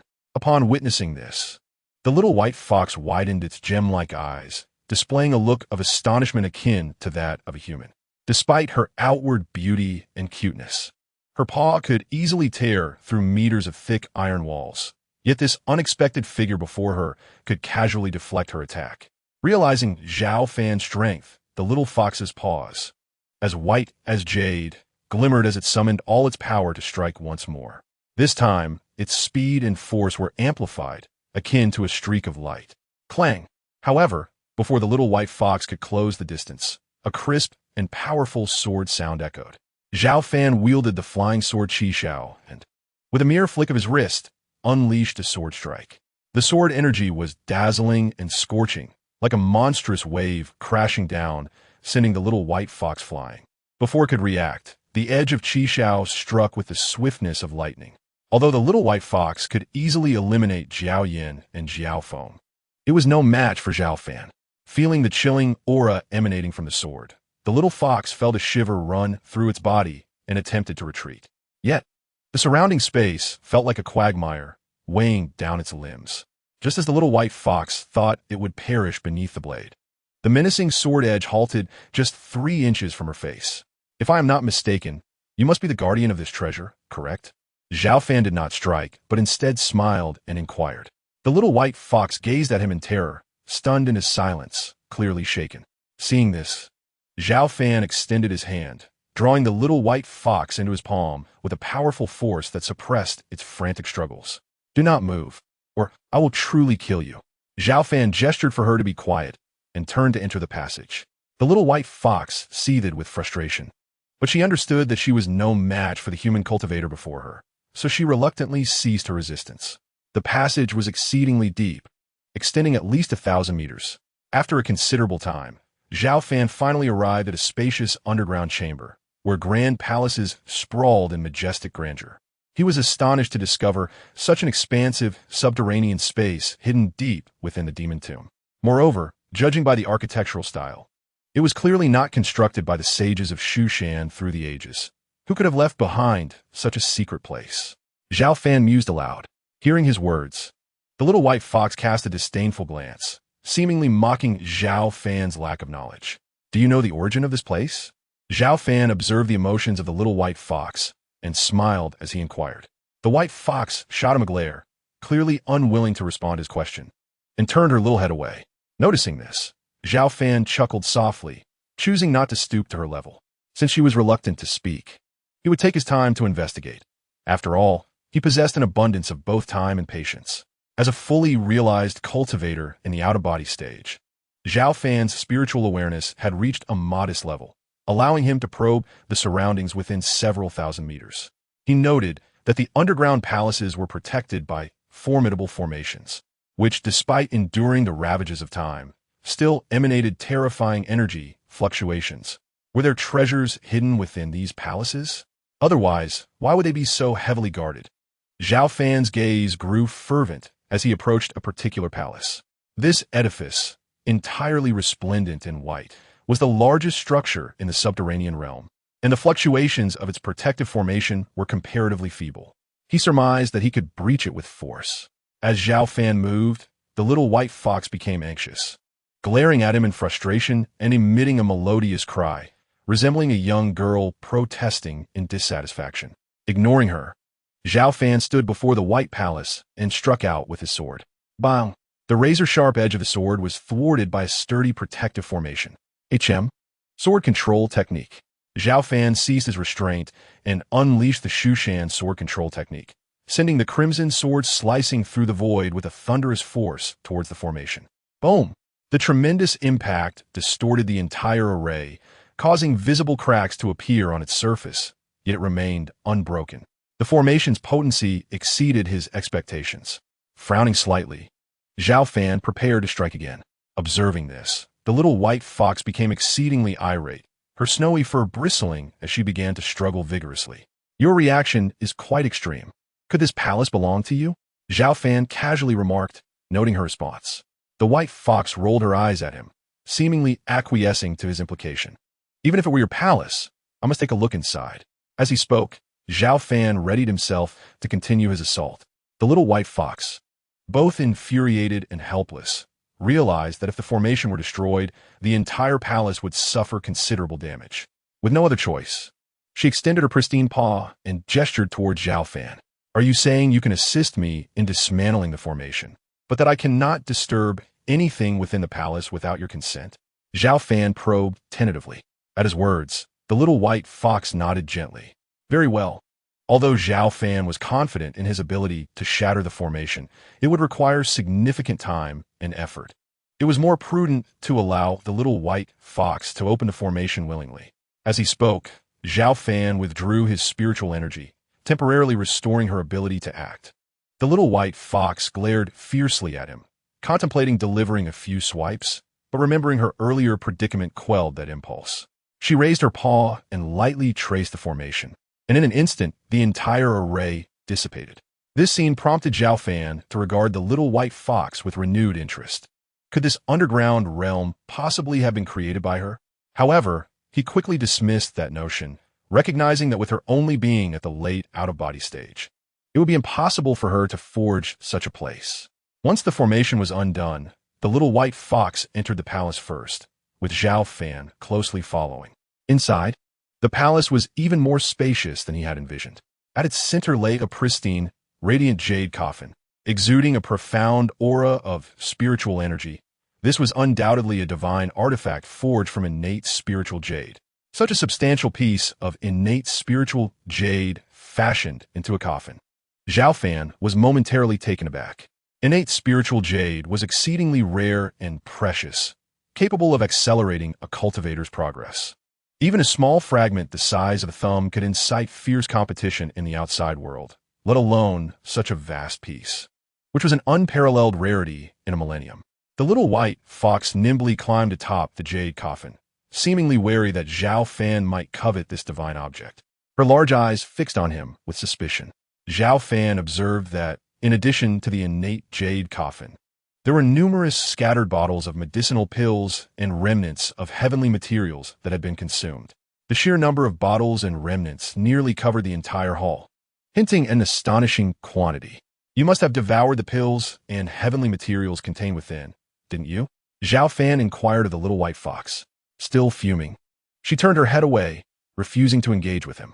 Chapter 28. The Empress? This jade coffin is quite remarkable. Zhao Fan approached to examine the coffin crafted from innate spiritual jade, its surface not only gleaming, but also engraved with intricate and complex runes, suggesting a unique origin. Upon seeing this, the little white fox tensed, glaring at Zhao Fan, seemingly reluctant to let him near the coffin. Is the coffin of great significance to you? Sensing the little white fox's vigilance, Zhao Fan asked with a smile. The little white fox nodded gently, then, with an air of intelligence, extended her paw to inscribe a few characters. This is my treasure. You shall not take it. Zhao Fan felt a mix of amusement and exasperation. This little white fox was indeed a greedy creature.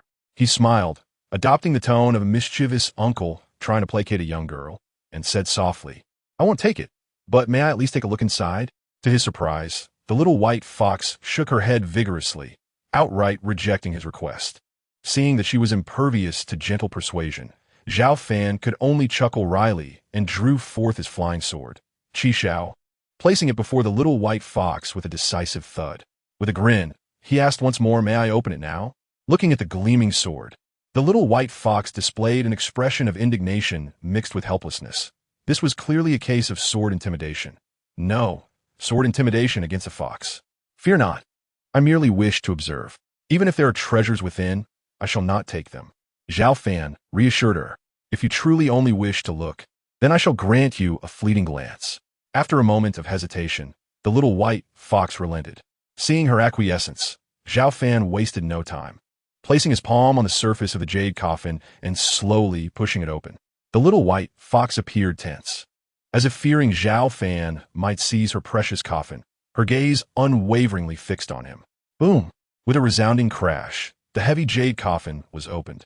But to Zhao Fan's astonishment, it was entirely empty inside.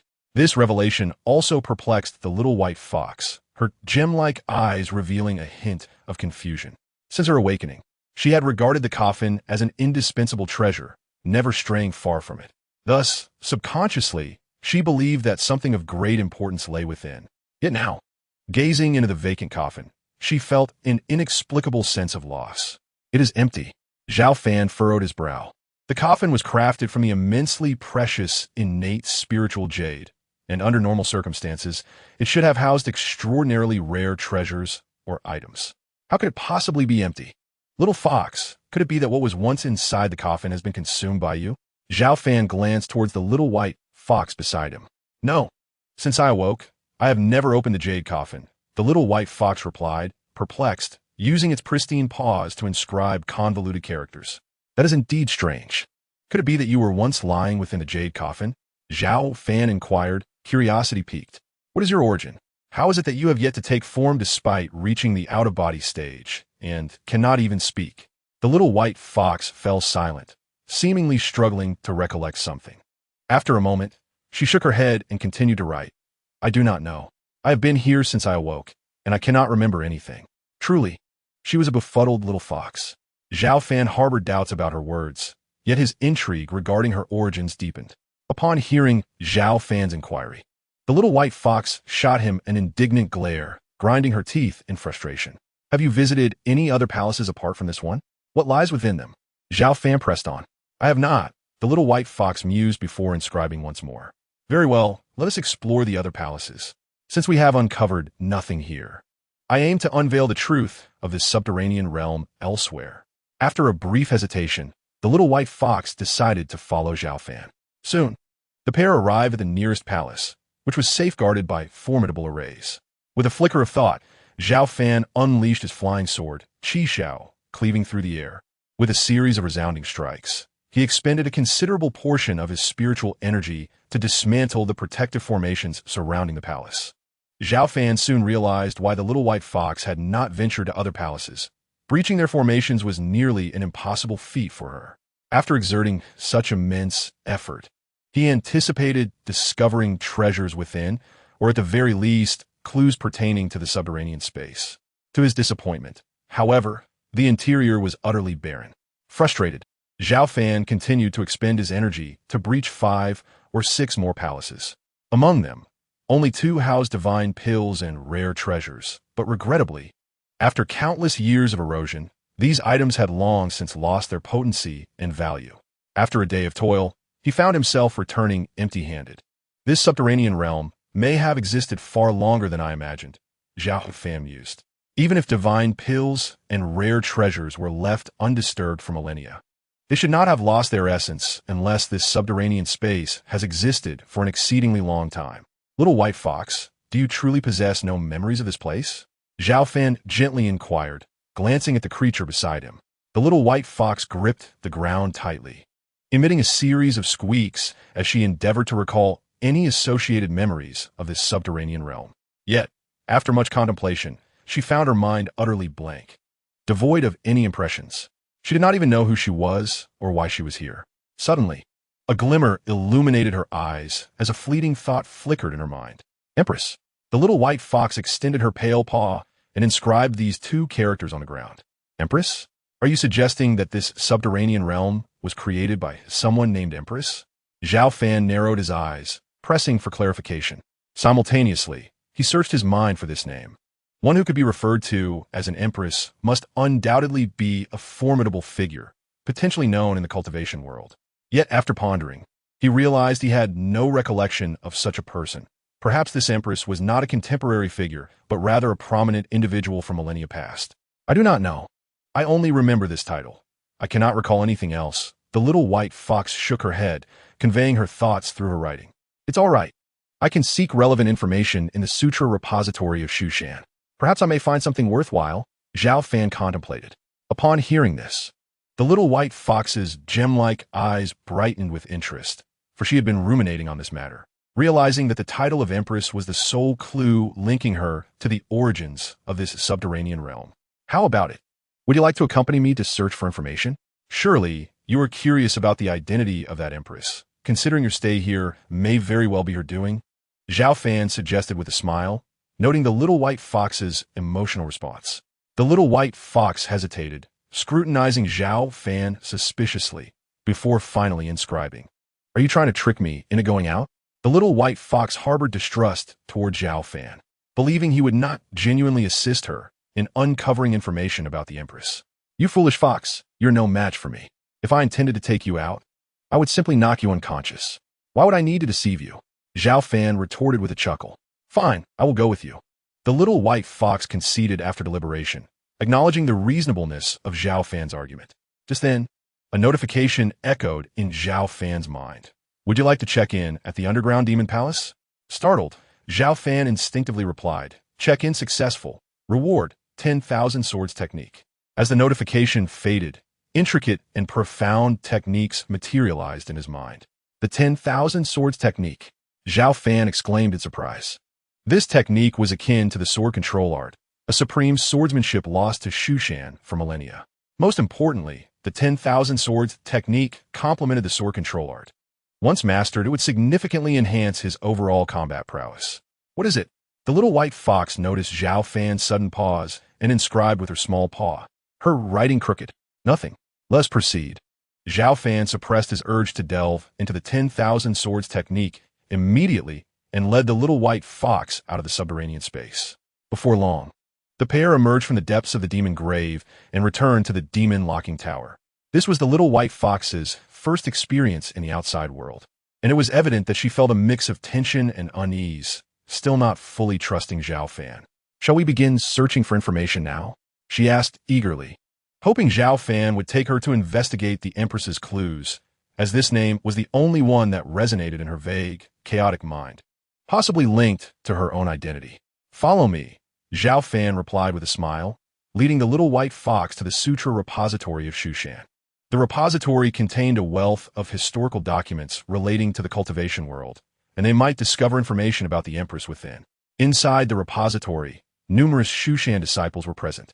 However, as Zhao Fan and the little white fox were both in the out-of-body stage, ordinary disciples could not perceive their arrival. The little white fox felt a wave of anxiety as she cautiously opened the nearest tome before her, immersing herself in its contents. Despite her form as a small white fox, her demeanor was remarkably focused. Seeing her engrossed, Zhao Fan smiled softly and began to peruse other historical documents, hoping to uncover even the slightest trace related to the Empress. Time flowed silently, and before they knew it, an entire day had passed. One person and one fox perused nearly the entirety of the historical documents within the Sutra repository, yet found nothing of significance. How could this be? Astonishingly, there were no clues pertaining to the Empress. Zhao Fan furrowed his brow, while the little white fox beside him also displayed a hint of disappointment. Do not despair. The Shushan Mountains have undergone significant changes, and many vital historical texts within the Sutra repository are, to varying extents, incomplete. It is possible that the Empress indeed existed.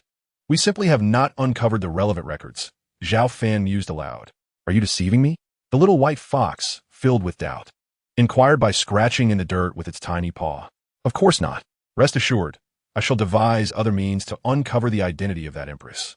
However, before that, you must remain obedient and stay within the confines of the Demon Suppression Tower. No wandering about the Shushan Mountains. Zhao Fan spoke slowly after a moment of contemplation. The little white fox nodded gently, signaling her compliance. Upon returning to the Demon Suppression Tower, Zhao Fan used his sword to carve out a small stone cottage, which would serve as a new home for the little white fox. Observing the humble abode, the fox displayed a look of disdain. It paled in comparison to the opulent palace she once resided in underground. Yet, noticing the similarity between Zhao Fan's dwelling and her own, she reluctantly accepted it. After settling the little white fox, Zhao Fan began to comprehend and practice the 10,000 sword technique. The greater the martial arts, the more formidable the challenge of understanding them. However, due to his prior experience with the Shushan sword technique, he found this aspect not overly difficult. The 10,000 sword technique, like the sword technique, possessed 9 levels of mastery, each more challenging than the last. Time flew by, and soon over a month had passed. Zhao Fan had preliminarily grasped the first level of the 10,000 sword technique, resulting in a notable enhancement of his overall strength. One day, the door of the Demon Suppression Tower unexpectedly swung open as the current sect leader, Zhao Cheng, entered. Greetings, Zhao Cheng said warmly. What brings you here? Zhao Fan responded with a smile.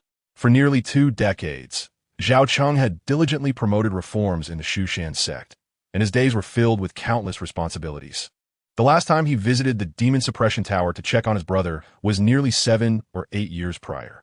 Before Zhao Cheng could continue speaking, a sudden flash of cold light shot forth. The little white fox, appearing out of nowhere, mistook the unfamiliar Zhao Cheng for an intruder and instinctively struck out with a paw. Stop, little fox! Zhao Fan exclaimed, his brow arching.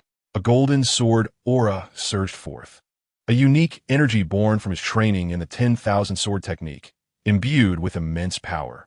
Before the little white fox could reach Zhao Cheng, she was sent staggering backward by the golden sword aura. Fortunately, Zhao Fan had moderated his strength, preventing any injury to her. The little white fox, having been knocked back several meters, shook her head in confusion, not understanding why Zhao Fan had intervened. This is my brother, not an enemy, Zhao Fan gently clarified. The little white fox, still a bit miffed, shot Zhao Fan an annoyed glare before retreating into her stone cottage. Brother, when did you acquire this little fox? Zhao Cheng asked, puzzled, sensing the extraordinary nature of the creature. I found her in the tower. She seemed rather pitiful, so I took her in. Zhao Fan replied with a slight smile. Creatures within the tower? Zhao Cheng's expression shifted. This meant that the little white fox could potentially be a demon, posing a significant risk. Do not worry. The little fox is not dangerous, Zhao Fan reassured him, noticing his brother's concern. Upon hearing this, Zhao Cheng felt somewhat relieved. By the way, you, the esteemed leader of the Shushan sect, are incredibly busy. What brings you to my humble abode? Zhao Fan inquired with a playful smile. I certainly came to visit you, brother, but I also have a matter to discuss and seek your assistance with. Zhao Cheng hesitated, his expression turning serious as he spoke. Before Zhao Fan could respond, Zhao Cheng continued, "Brother, you are aware that I have been actively promoting reforms these past years, which has led to significant improvements in Shushan. However, I am now faced with a troubling issue. Let us speak candidly. What troubles you?" Zhao Fan, understanding his brother's temperament, knew that Zhao Cheng would not seek his help unless truly confronted with an insurmountable challenge. In the Eastern Wasteland, a powerful demon has emerged, claiming to be the White Tiger Demon Saint. His strength is formidable, and he has unified the 10,000 beast tribes of that region. According to reliable reports, the White Tiger Demon Saint intends to lead his demon army to attack Shushan, and in recent days, numerous demon practitioners have caused unrest in our territories. Thousands of our people have suffered losses.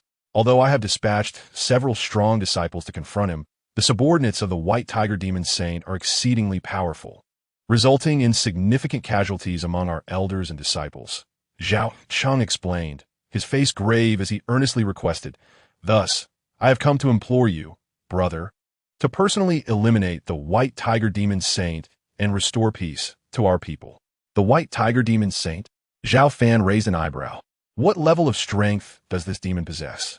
He likely exceeds the out-of-body realm, and is said to possess a trace of ancient divine beast blood within him, making him exceedingly powerful. Previously, even Elder Wu Hai, who is at the out-of-body stage, was severely injured during his encounter with this demon.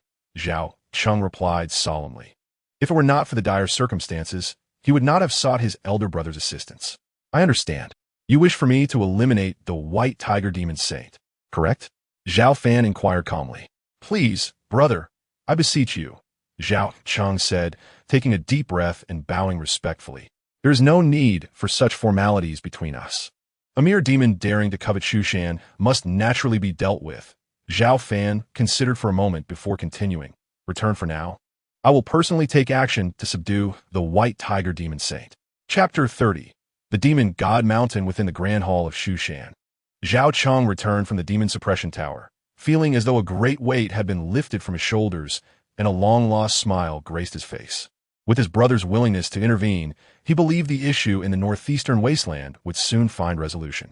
Inside the hall, the elders continued their discussions and arguments, deliberating on how to address the threat posed by the White Tiger Demon Saint and the demon tribes of the wasteland. Some elders, fervent for battle, argued that a strong counterattack was essential in response to the provocation of the White Tiger Demon Saint, advocating for the mobilization of disciples and warriors for combat. Others, however, suggested that a more cautious approach was necessary, pondering whether it might be possible to negotiate with the White Tiger Demon Saint. The hall erupted into chaos, with voices raised in disagreement, resembling a bustling marketplace. The crux of the matter was the overwhelming strength of the White Tiger Demon Saint. Even Elder Wu Hai, previously at the out-of-body stage, had suffered grievous injuries in his attempt to confront him. Without absolute certainty of success, the consequences of an attack by the demon army, should they march upon Shushan, could be catastrophic. Previously, Zhao Cheng had been deeply troubled by this situation, even struggling to find sleep for several days and nights. Yet now, with his brother's assurance to take action, he felt a profound sense of relief and strode confidently into the grand hall, a smile upon his face. This scene left the Shushan elders exchanging glances, the atmosphere suddenly quieting. Sect leader, why do you smile? Have you found a solution to the White Tiger Demon Saint in the Eastern Wasteland? They inquired, seeking direction in the face of potential conflict. At this moment, Elder Lin Mu of Jinwu spoke in a deep voice. As the elder responsible for the defense of Shushan, he was particularly concerned about matters pertaining to the Eastern Wilderness. Whether to confront or negotiate with the White Tiger Demon Saint was a decision that needed to be made promptly. Otherwise, continued squabbling would merely squander their time. Following Elder Jinwu's words, the other elders nodded in agreement, and all eyes turned to the sect leader, Zhao Cheng, awaiting his decision in silence. Esteemed elders, there is no need for further debate. The issue regarding the White Tiger Demon Saint and the northeastern wilderness is already resolved. I have summoned a powerful immortal to eliminate the White Tiger Demon Saint. Once he is dead, the demon clans of the wilderness will surely crumble, posing no threat to us in Shushan. Zhao Cheng declared with a smile, his mood evidently buoyant. Is that truly the case? Sect leader, you haven't possibly called upon that mysterious sword cultivator from before, have you? Elder Lin Mu was momentarily taken aback, then became excited, hastily inquiring. The other elders looked on with eager anticipation. Indeed, it is that very predecessor, Zhao Cheng confirmed with a nod, eliciting expressions of astonishment and delight from the assembled elders. If that enigmatic sword cultivator intervened, the white tiger demon saint would indeed be inconsequential. When the Six Sword sect had sent 6 transcendental cultivators to Shushan, they had been unable to withstand even 2 strikes from that sword master. Dear elders, rest assured and await the good news of the white tiger demon saint's demise. With him gone, the demon clans of the eastern wilderness will pose no threat, Zhao Cheng reassured them. Inside the demon suppression tower, Zhao Fan gently polished the blade of the Qishao sword.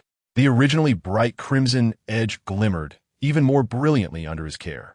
Not far away, the little white fox approached with graceful steps, her gem-like bright eyes fixed on Zhao Fan. She then scratched the ground with her tiny paw, asking, "Are you going out?" Although she had hidden in the stone house, she had clearly heard Zhao Fan's conversation with his brother Zhao Cheng. Curiosity and yearning filled her heart, as she longed to accompany Zhao Fan outside, having never left this place since awakening in the subterranean realm. "Yes, we're going out to slay demons," Zhao Fan replied. Nodding, noticing the sparkle in her eyes, he smiled and asked, "Would you like to come with me?" The little white fox eagerly nodded, her excitement palpable. "I can take you along, but you must behave," Zhao Fan cautioned with a smile. The little fox, though somewhat reluctant, softly agreed. The distance from the eastern wilderness to Shushan was considerable, compounded by the sweltering weather along the way. As far as the eye could see, the parched earth stretched for miles. Zhao Fan soared through the skies on his sword, enveloped in spiritual energy, shielding himself from the cutting winds while the little white fox nestled obediently on his shoulder, her curious eyes surveying the scenery. This was her first time leaving the demon suppression tower and the first glimpse of the outside world since her awakening, and her eyes sparkled with wonder.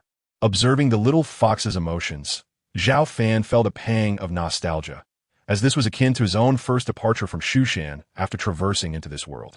Although the landscape was not particularly stunning, the shared curiosity and appreciation between him and the fox created a serene atmosphere.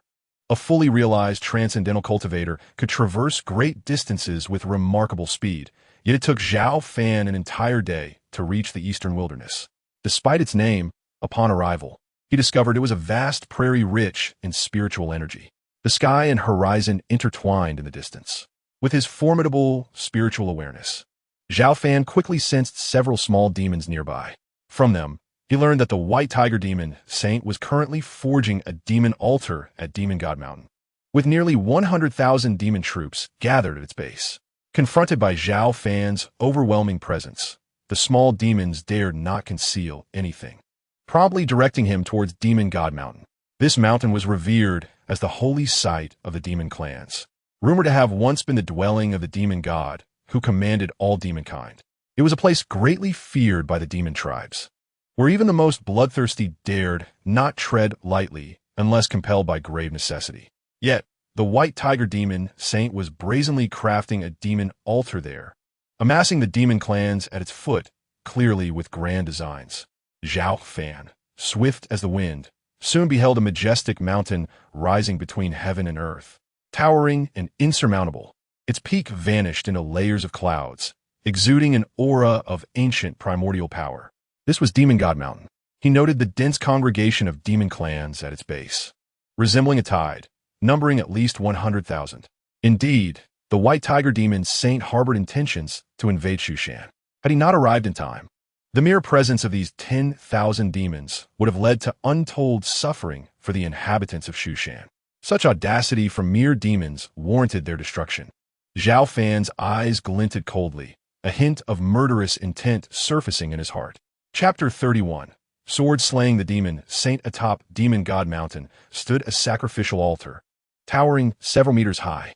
This altar was infused with an ominous aura, adorned with countless skulls, some human, some demon, evoking a chilling and terrifying sight. Atop the altar knelt a robust and fierce-looking man, his visage grotesque, radiating a powerful presence. He was the white tiger demon saint, who had once been an ordinary tiger in the wilderness until he unexpectedly awakened a trace of the white tiger bloodline, rising to become a formidable demon cultivator.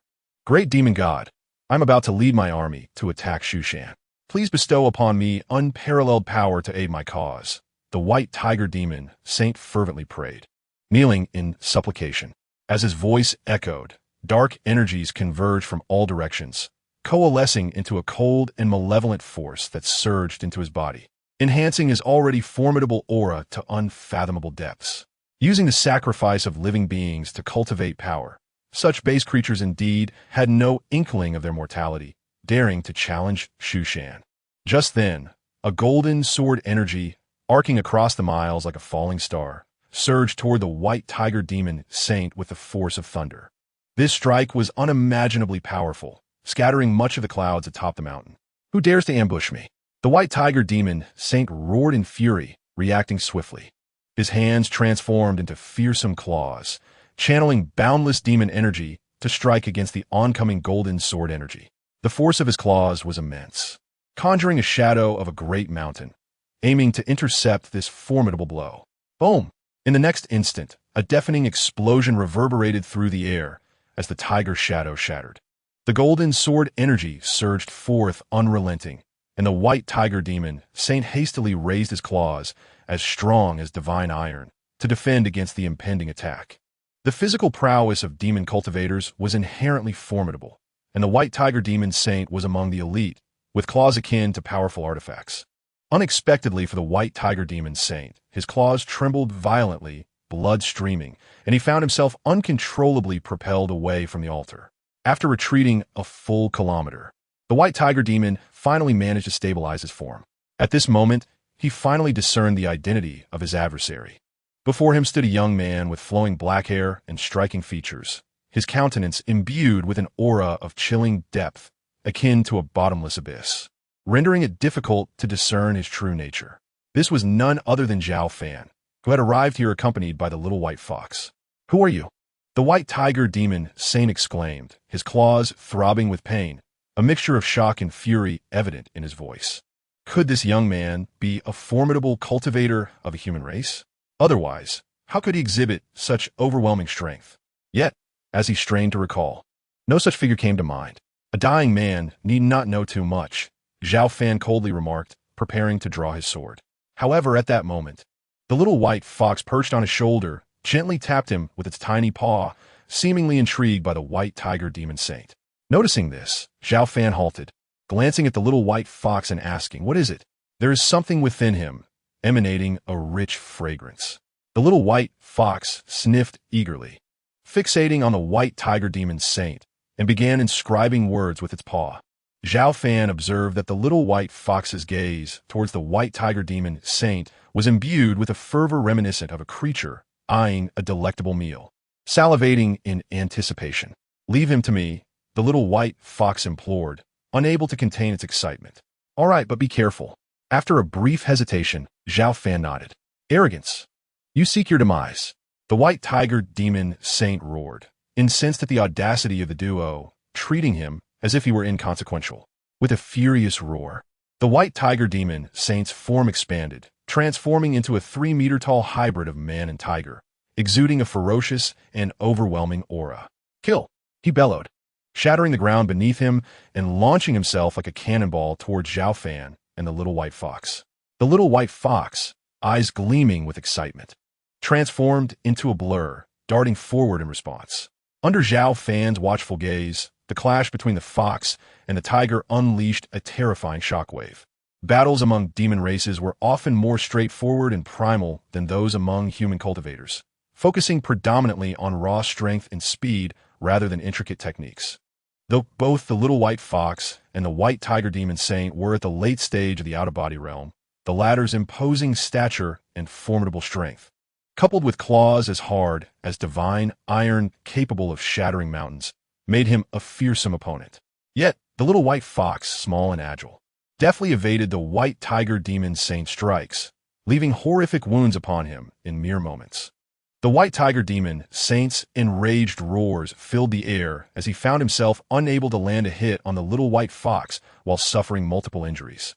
In the heat of battle, the little white fox leveraged its speed to dominate the white tiger demon saint. Zhao Fan smiled, realizing that he might not need to intervene. However, As the situation grew more dire for the white tiger demon saint, he unleashed a roar, a visible surge of blood energy enveloping him, amplifying his already formidable aura significantly in an instant. This surge was the awakened bloodline power of an ancient divine beast, enhancing the white tiger demon saint's strength exponentially. The white tiger demon saint's eyes gleamed coldly as he evaded the little white fox's attack, reappearing behind her in the blink of an eye, his massive paw distorting the air as he struck down with overwhelming force. The blow was as swift as lightning, lethal and precise. The little white fox, caught off guard by this unexpected maneuver, instinctively raised her paw in defense. Boom! In the next moment, the little white fox was sent flying, racked with pain from the impact. The white tiger demon saint, driven by a murderous intent, prepared to pursue her and deliver a fatal strike. Just then, the flying sword, Shushan, materialized out of thin air to intercept the white tiger demon saint.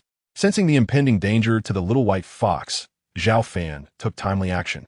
The white tiger demon saint was taken aback, feeling a bone-chilling dread as he exerted all his blood energy, raising his paws to retaliate. 10,000 swords technique. Zhao Fan scoffed, as Shushan erupted with brilliant sword light, effortlessly severing the white tiger demon saint's claws, then continuing its momentum to strike at his brow. No! The white tiger demon saint cried out in despair, yet he was ultimately decapitated by this fatal sword strike.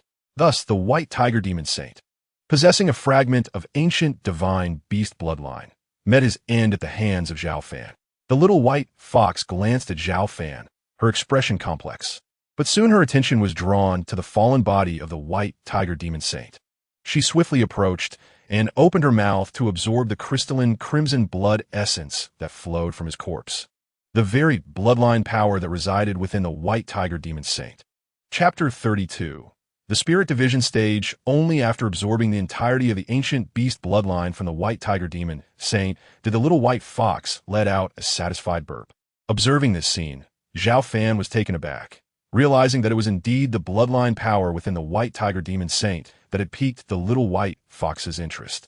You are quite a peculiar little fox, capable of devouring the extraordinary bloodline powers of other demon races, Zhao Fan teased, his curiosity about the little white fox's origins growing. For a mere ordinary demon, such an ability would be unattainable.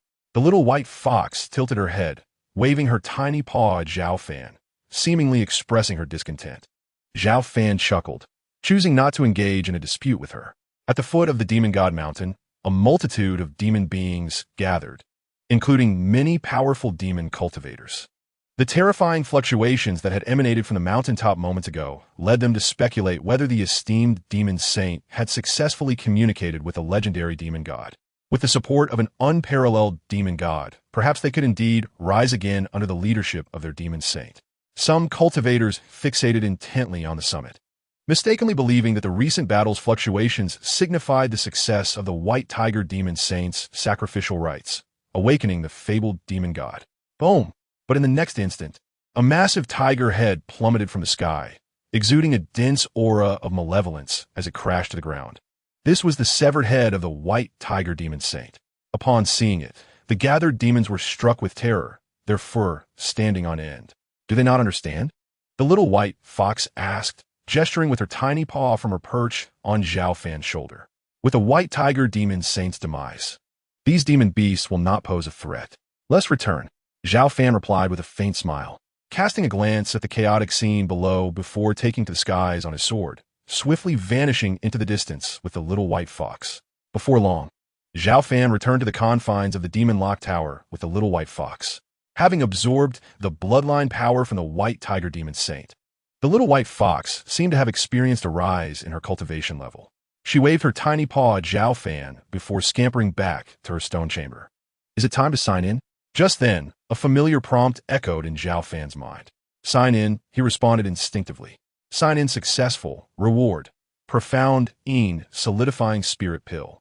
As the system's voice faded, a pill materialized in Zhao Fan's hand. The pill in his hand glimmered with a translucent brilliance, resembling a finely carved jade, exuding a fragrant aroma. The shining guardian pill? Zhao Fan gazed at the elixir in a daze, a flicker of joy illuminating his features.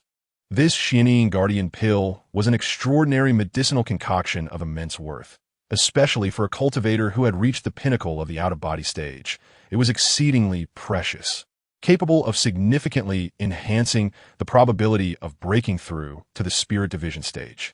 Initially, Zhao Fan estimated that even with the assistance of the system, it would take him several years, if not longer, to achieve this breakthrough. However, with the Xianyin Guardian Pill in his possession, that timeline could be drastically shortened. Without a moment's hesitation, Zhao Fan swallowed the pill whole. Having already perfected his out-of-body stage cultivation, his foundation was robust, and he faced no inadequacies in preparation. As the pill took effect, waves of potent medicinal energy surged from his abdomen, permeating through his limbs and bones. The spiritual energy within Zhao Fan was akin to a reservoir that had reached its limit. But now, with the aid of this medicinal power, the previously stagnant energy began to expand at a visibly rapid pace. Furthermore, it was not merely the spiritual energy that surged. Zhao Fan's primordial spirit was also undergoing a transformative elevation. Residing within the sea of consciousness at his brow, his primordial spirit became increasingly radiant, emitting a profound and vigorous mental wave. Zhao Fan sat in the void, exuding an aura of solemnity, his skin glistening with a faint golden sheen, resembling an extraordinary and divine deity. His aura escalated progressively, ultimately shattering the bottleneck of the out-of-body stage and ascending to a higher realm. A formidable energy radiated from Zhao Fan, enveloping the entire demon-binding tower. The little white fox, startled by the immense commotion, poked its head out of the stone chamber and immediately spotted Zhao Fan, who appeared as if engulfed in divine flames, exuding not only overwhelming power, but also an ethereal and intangible grace. The little white fox's gem-like eyes widened in rare astonishment. She never imagined that upon returning from the eastern wilderness, this human cultivator would have surpassed his previous boundaries. Freak! The little white fox scribbled 2 characters with her paw before hastily retreating into the stone chamber. Transitioning from the out-of-body stage to the spirit division stage was not merely a significant elevation in rank. It represented a profound metamorphosis and enhancement for the cultivator. Both his spiritual energy and primordial spirit, even the strength of his physical body, experienced a comprehensive enhancement that Zhao Fan could distinctly perceive. Time passed, and the tempestuous aura surrounding Zhao Fan gradually subsided. At last, he opened his eyes, exhaling a sigh of relief, declaring, "I have successfully broken through." His gaze was calm and profound, resembling 2 unfathomable black holes. Any ordinary cultivator who gazed upon him would find themselves irresistibly drawn into their depths, struggling to regain consciousness. This was the terror of a spirit division cultivator, where the transformation of the primordial spirit allowed their every action to influence the external world through mental energy. This is the spirit division stage. My primordial spirit power has increased severalfold compared to the out-of-body stage. The spiritual energy within me has surged dramatically and is now inexhaustible. Even after enduring numerous fierce battles, it will be difficult to deplete it completely. As he basked in the substantial changes within his primordial spirit and spiritual energy, Zhao Fan's lips curled into a smile. With my current cultivation level, should I employ the sword control technique, in the blink of an eye, my sword could traverse miles, striking down foes from afar. Seemingly to validate his assertion, Zhao Fan focused his thoughts, and the sword, Qi Shao, issued a sharp and resounding cry before soaring into the sky like a bolt of lightning, cleaving through the distant dark clouds. Satisfied with this display, Zhao Fan nodded. This was merely the result of an unrestrained strike. If he were to unleash his full power, not only could he slice through mere clouds, but even a mountain would be easily severed in 2. Following his breakthrough to the spirit division stage, the formidable advantages of a sword cultivator would gradually unveil themselves. In the days that followed, Zhao Fan remained within the demon-binding tower, solidifying his new realm. On the 5th day since his return from the eastern wilderness, Zhang Qian arrived to deliver a meal. Through the tower's entrance, she called out, "Senior brother, let me tell you, a few days ago, the eastern wilderness experienced a tumultuous upheaval." As Zhao Fan savored his meal, he remained composed, inquiring, "What transpired?" It is said that a powerful demon cultivator, known as the White Tiger Demon Sage, unified the eastern wilderness and boasted of attacking our Shushan. However, within a month, that arrogant demon was slain on Demon God Mountain, and the previously united demonic factions have since fragmented. Many demon cultivators who had been causing trouble for us in Shushan have now retreated in fear. Zhao Fan chuckled at this news, asking, "Isn't that a good thing? The sect leader must be quite pleased." Indeed, the sect leader and the elders are overjoyed. Initially, Shushan was on high alert, fully prepared for a confrontation with those demons. But no one expected such an outcome. Thankfully, it turned out this way. Otherwise, we cannot fathom how many disciples would have perished. Zhang Qian giggled lightly, speaking with ease. "You are right. Once war begins, many lives will be lost. This situation is much better." Zhao Fan nodded gently, feeling a sense of relief at the news. At least, his journey had not been in vain. Following this, Zhang Qian shared various amusing stories from Shushan before departing with her empty food container. In the subsequent days, Zhao Fan continued his cultivation within the demon binding tower. Since the last incident, the little white fox had remained inside the adjacent stone chamber, having consumed the bloodline power of the white tiger demon sage. Zhao Fan noticed that the little white fox seemed to have reached a bottleneck in its cultivation and was striving to break through its previous limits. Thus, he refrained from disturbing her. One day, while immersed in his practice, Zhao Fan was suddenly jolted awake by a deafening thunderclap. He looked up to see that the once clear sky was now shrouded in heavy leaden clouds, with serpentine bolts of lightning flickering within the darkened depths. Could it be raining again? Zhao Fan pondered, surprised. The climate in the Shushan region was exceedingly arid, having only experienced a peculiar downpour 30 years prior, which had subsequently enriched the spiritual energy in the realm. Now, it seemed as though another rainstorm was imminent. As a cultivator of the spirit division stage, Zhao Fan possessed formidable insight into the primordial spirit and keenly sensed unusual spiritual fluctuations emanating from within the depths of the clouds. With a furrowed brow, he directed his thoughts, and the sword Qi Shao shot forth, piercing through the dense clouds. He extended a fragment of his primordial spirit to accompany the sword, enabling him to perceive the high-altitude phenomena with crystal clarity, a unique ability of the spirit division cultivator. The cloud cover above was extensive, enveloping not only the entirety of Shushan, but also extending across the surrounding hundreds of miles. Most importantly, from the deepest recesses of the clouds, Zhao Fan sensed an overwhelmingly powerful surge of spiritual energy. What could be the cause of this? Within the depths of the clouds lay a vast reservoir of spiritual energy. Zhao Fan resolved to investigate further. He urged the flying sword, Qi Shao, to pierce directly into the depths of the clouds.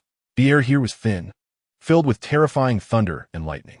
Fortunately, the swordsmanship of the flying sword was remarkable, deftly evading all entanglements of the lightning, ultimately breaking through layer upon layer of obstruction to reach the highest point of the dark clouds. The spirit attached to the flying sword transmitted the scene back clearly.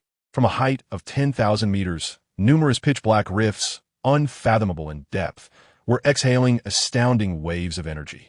These spatial rifts were scattered without any discernible pattern, almost saturating the vast void beyond the heavens, densely packed and countless. At this moment, as if drawn by some dreadful mystical force, they began to slowly descend toward the ground. Despite the sluggish speed of their descent, the quantity of celestial energy they exhaled reached an astonishing level. Zhao Fan was greatly astonished. He had not anticipated such a unique spectacle at this altitude. What were these spatial rifts, and to what realm did they connect, that they could spew forth such a vast amount of celestial energy? This unceasing flow of energy was even sufficient to alter the entire cultivation environment of the realm. Zhao Fan's expression grew solemn.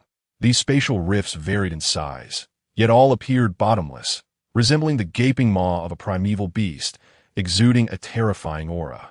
Though Zhao Fan was currently a practitioner at the spirit separation stage, he could not help but feel his own insignificance and frailty in the face of the densely clustered rifts in the distance. Taking a deep breath, Zhao Fan attempted to draw the sword closer, but merely advancing a mere 10 feet caused Qi Shao's blade to tremble violently, unable to withstand the horrific pressure emanating from the rifts. If he forced the approach, even a prized flying sword could shatter at any moment. Zhao Fan quickly withdrew his hand. Otherwise, not only would the sword be destroyed, but his very soul would suffer unimaginable damage.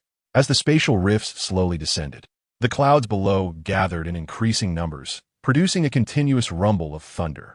Zhao Fan noted that the immense celestial energy originating from the rifts was now mingling with the fog and rapidly sinking. At this rate, in no time, this vast energy would fall to the lands below with the rain. What a pity. If only my true self could reach such heights, I would surely find a way to uncover more truths. Zhao Fan felt a tinge of regret.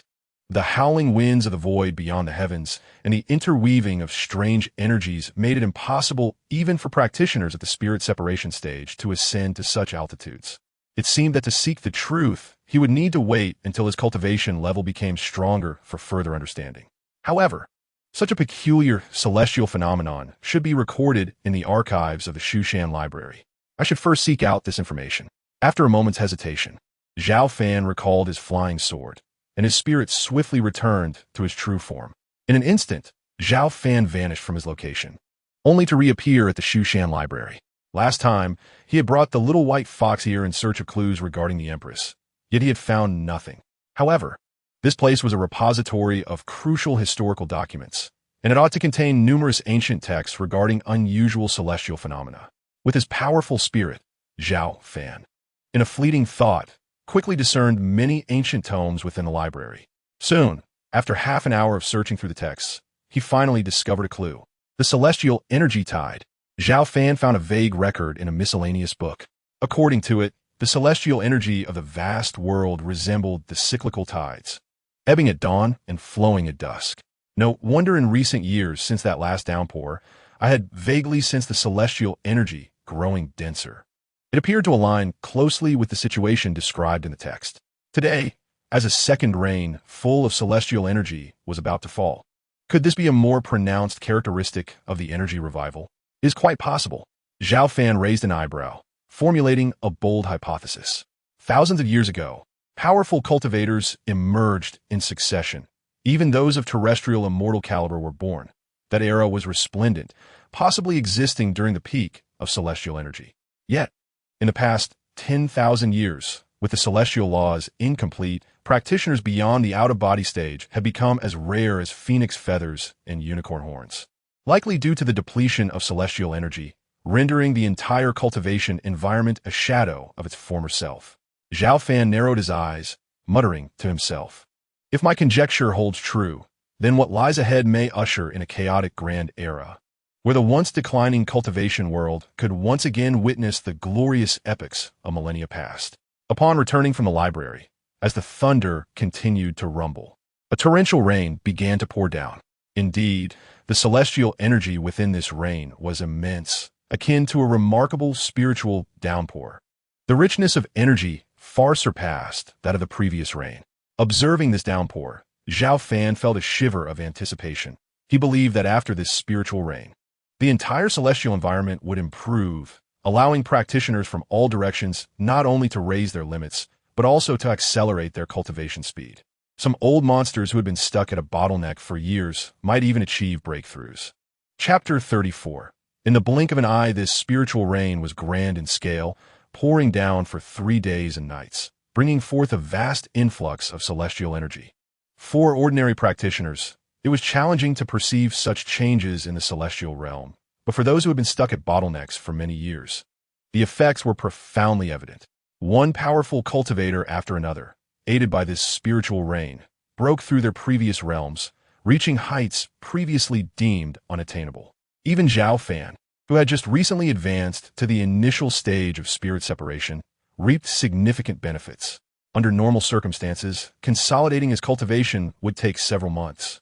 But with the assistance of this spiritual rain, he accomplished it in just 3 days, illustrating the magnitude of the sudden surge in celestial energy. The scope of this spiritual rain was greater, and it appeared that the revival of celestial energy was accelerating. If this continued within less than 100 years, the glorious era of cultivation from millennia past could be revived. Truly, it was a prospect that inspired excitement and longing.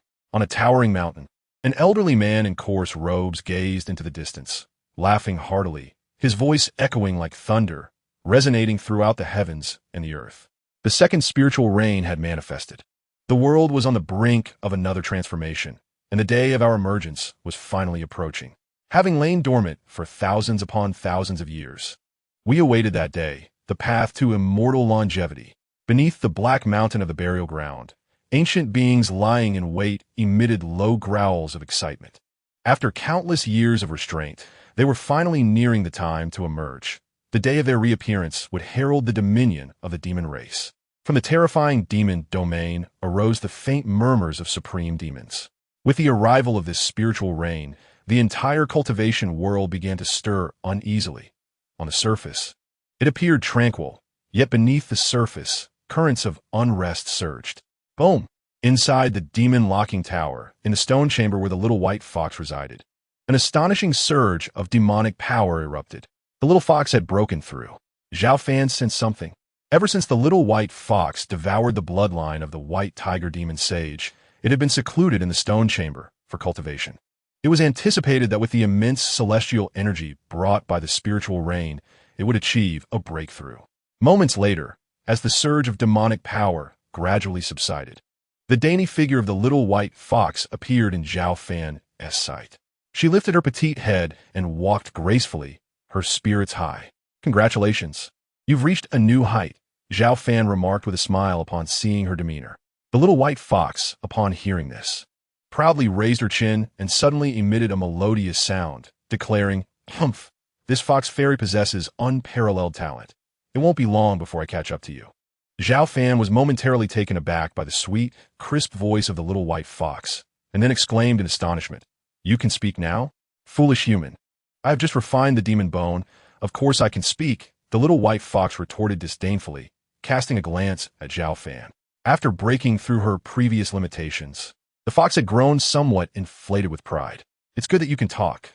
Otherwise, you'd be stuck writing those crooked, ugly characters all day." Zhao Fan teased with a smile. "What did you say?" The little white fox glared at Zhao Fan, huffing in indignation. How dare this human claim that her writing was ugly? "I merely stated the truth," Zhao Fan replied. The little white fox, infuriated, turned away like a sulky girl, determined to teach him a lesson if only she were strong enough to do so. Aware that the little white fox wouldn't stray too far, Zhao Fan did not stop her and returned to his stone dwelling to continue his cultivation. Realizing the revival of spiritual energy in the world, he raised his standards for self-cultivation. Zhao Fan understood clearly that as the resurgence of spiritual energy intensified, more powerful cultivators would emerge. Should he falter, it was only a matter of time before someone surpassed him. In the days that followed, Zhao Fan paid no heed to the shifting tides of the world, with only the little white fox by his side. Ever since she learned to speak, the little white fox had become increasingly proud, resembling a perpetually youthful girl. Aside from staying in the stone dwelling, she occasionally returned to the depths of the demon tomb. Her mind was a chaotic blur, yearning to remember her origins. Zhao Fan, engrossed in his training, paid little attention to her, content as long as she did not cause trouble. Seasons changed, and years passed. Before long, 50 years had elapsed. For mortals, 50 years is nearly a lifetime, yet for those who pursue immortality, it is but a fleeting moment. During these years, Zhao Fan had not stepped outside the demon-locking tower, quietly signing in with the system and simultaneously studying sword control techniques and the myriad sword arts, resulting in a marked enhancement of his overall strength. His cultivation realm progressed from the early stage of spirit separation to the mid-stage, though it seemed a minor advancement. Even in an environment of revived spiritual energy, it was remarkably swift. Typically, to elevate a small realm within the spirit separation phase would require 500 to 600 years, if not longer. Cultivating was a defiance of nature, and as 1's realm increased, the challenges became ever more formidable. This year marked the 80th anniversary of Zhao Cheng becoming the sect leader of Shushan and the 88th year since Zhao Fan arrived at the demon-locking tower. The current cultivation world was far from tranquil. The event where Zhao Fan had slain 6 out-of-body stage experts from the sword sect had become a distant memory, forgotten by many.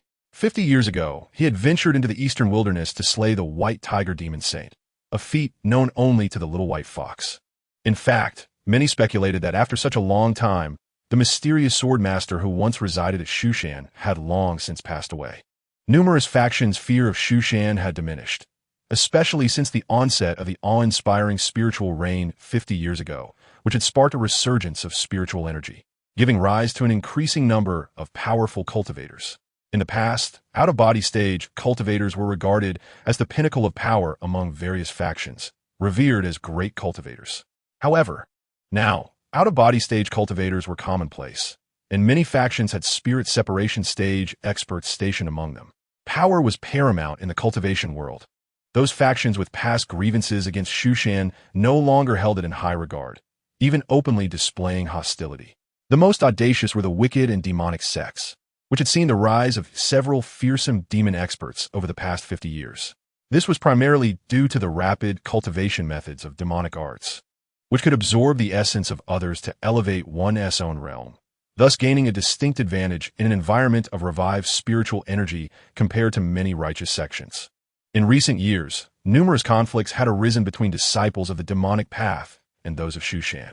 Though these skirmishes were relatively minor, an undercurrent of tension suggested that more severe clashes could erupt at any moment.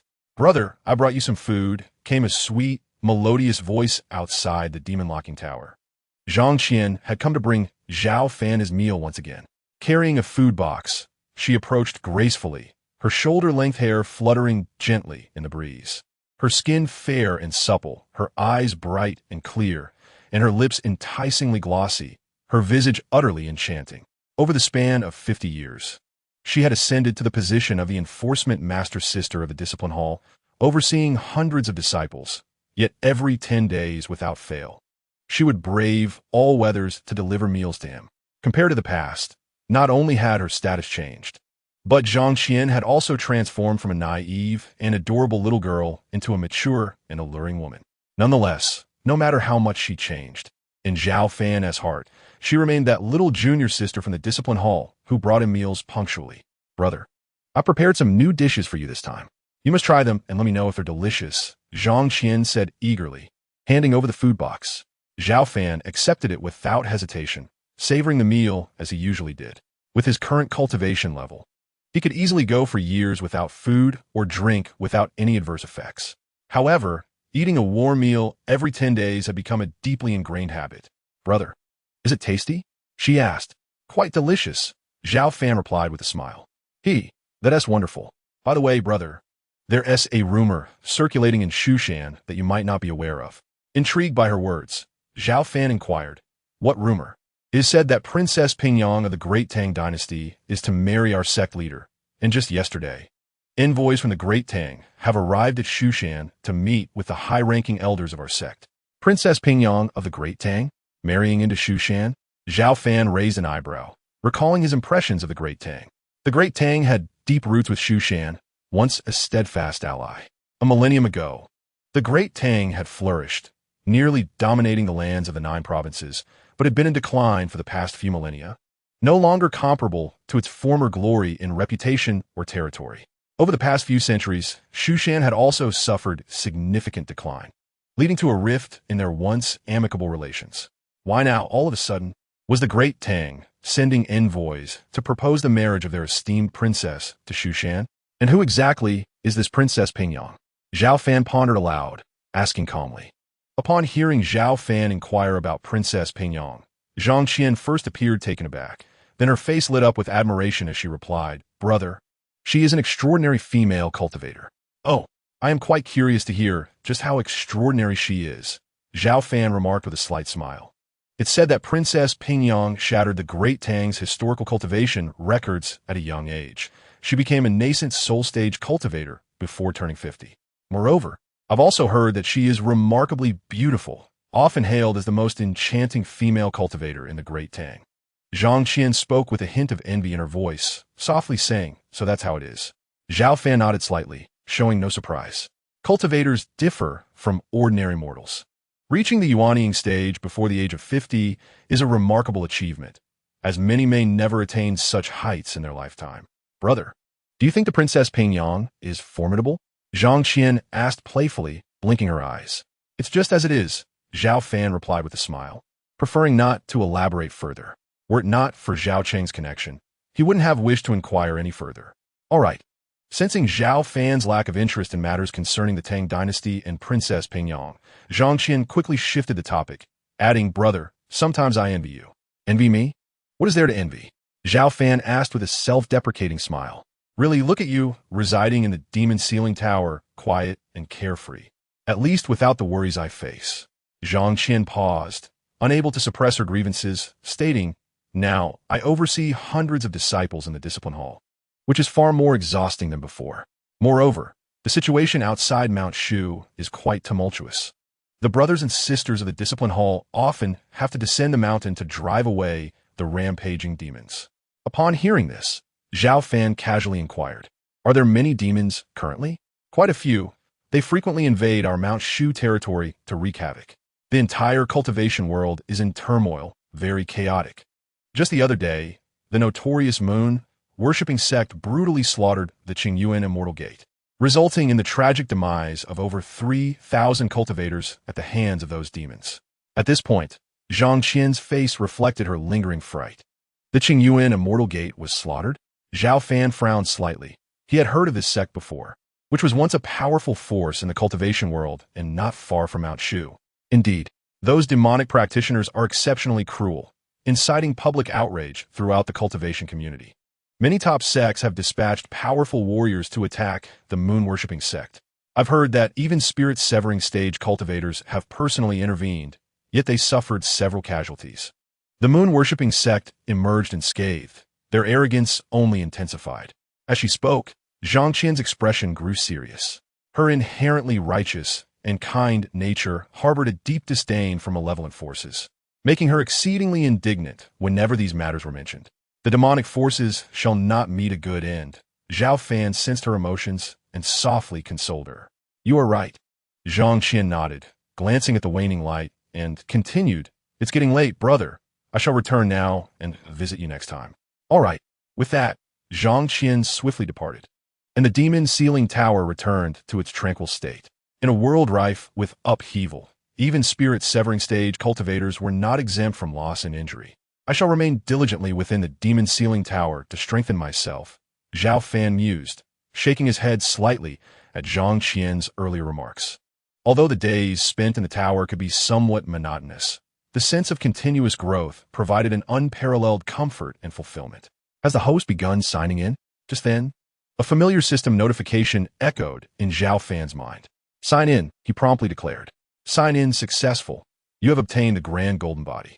As the system's voice faded, a complex and profound set of techniques appeared in his consciousness. What? The Grand Golden Body, the supreme martial art of the Buddhist sect. Zhao Fan was momentarily taken aback. Then his face lit up with delight.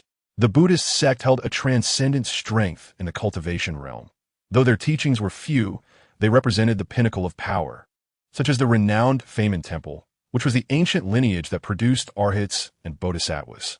Among the teachings of Peiyuan Temple, the most powerful martial art was the Grand Golden Body, rumored to grant a flawless and immaculate physical form, capable of performing feats of immense strength with every gesture. Zhao Fan was indeed surprised. He had never anticipated that today's sign-in reward would yield such a prestigious Buddhist martial art. Over the past 50 years, through the system, he had acquired many lost martial arts techniques from Mount Shu, as well as training methods from other sects, yet he had never been granted anything from the Buddhist sect. This underscored the rarity and preciousness of Buddhist martial arts. With the aid of techniques like the Mount Shu sword technique and the 10,000 swords art, his combat prowess far surpassed that of his peers. The only shortcoming lay in his physical strength. Should he cultivate the Grand Golden Body, he would possess no flaws whatsoever. Taking a deep breath, Zhao Fan wasted no time and began to contemplate the Grand Golden Body technique. Chapter 36. Zhao Cheng's Confusion Indeed. The supreme martial art of the Buddhist sect is divided into 9 distinct realms. Only by mastering all 9 realms can one unleash the Grand Body's ultimate power. Zhao Fan felt a surge of excitement as he began to attempt the practice of the first layer of the Grand Golden Body. The initial step of cultivation is body tempering.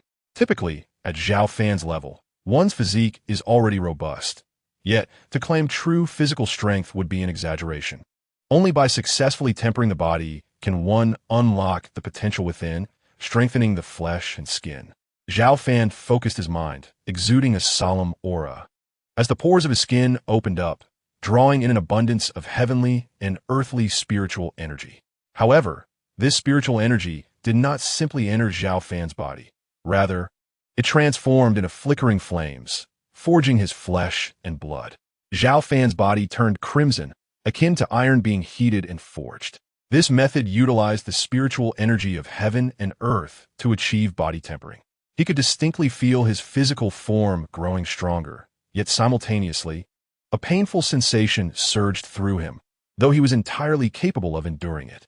With a soft hum, as time passed, a layer of old skin shed from Zhao Fan's body. The initial stage of body tempering had been successfully completed. Zhao Fan sighed with relief, a smile gracing his lips. This was a normal phenomenon. The newly formed skin would become more resilient and powerful. Although he had made initial progress in body tempering, there remained a considerable distance to reach the first realm, so Zhao Fan pressed on, remaining focused on his practice. For the next 5 days, Zhao Fan immersed himself in cultivation, until one day, the previously closed doors of the demon ceiling tower slowly opened. Zhao Cheng, the sect leader of Mount Shu, arrived at the tower, his demeanor markedly more composed and steady than before. Zhao Cheng, what brings you here? Zhao Fan was taken aback, not expecting his brother to visit the demon ceiling tower at this time. I haven't seen you in a long while, so I thought I would take advantage of today as spare time to come and check on you. Zhao Cheng replied, smiling warmly, shedding the authoritative air of a sect leader in front of his elder brother. In the eyes of outsiders, he was always seen as dignified and composed. But before his brother, he rarely revealed such a genuine side. Zhao Fan noticed that despite the smile on his brother's face, it appeared somewhat strained, and there was a discernible weariness in his brow. You seem troubled, Zhao Fan remarked subtly. Brother, nothing escaped your notice. Zhao Cheng sat down, offering a wry smile. I have indeed been facing some vexing matters lately, so I wish to speak with you. What is on your mind? Zhao Fan inquired calmly. My dear brother, it has been 50 years since you descended the mountain to vanquish the White Tiger Demon Sage. Throughout these years, I have devoted myself wholeheartedly to the revitalization of Mount Shu, and our sect has flourished remarkably. However, I now find myself in a state of confusion. Confusion? Zhao Fan furrowed his brow, patiently awaiting Zhao Cheng to elaborate. Brother, are you aware? The Tang dynasty has sent envoys seeking to forge a marital alliance with us, proposing the marriage of their princess Peiyuan to me. I have heard whispers of this. Is that not a favorable development?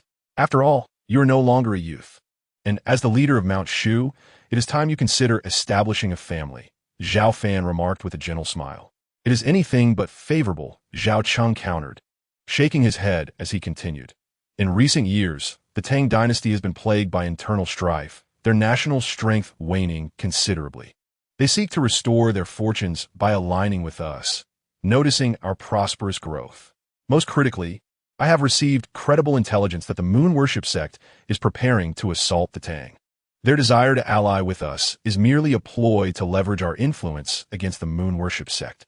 The sect's power is indeed formidable, having seized vast territories in the northern regions, with their ranks swelling into the tens of thousands. Should we become embroiled in a conflict with them due to this alliance with the Tang, the consequences could be dire, potentially unraveling the fruits of decades of hard work. At this point, Zhao Cheng sighed softly, adding, It is lamentable that such a straightforward truth eludes the understanding of the elders in our sect. So you oppose the marriage? Zhao Fan comprehended that his brother Zhao Cheng did not support this union. Indeed, I vehemently oppose it. Furthermore, I have already found a girl whom I cherish and have no desire to wed Princess Peiyuan, Zhao Cheng said solemnly, his expression complex. In that case, simply decline the proposal, Zhao Fan suggested calmly after a moment of contemplation. If only it were that simple, Zhao Cheng replied with a bitter smile. Just yesterday, several elders in the sect united to pressure me into agreeing to the Tang emissary's request, compelling me to marry the princess.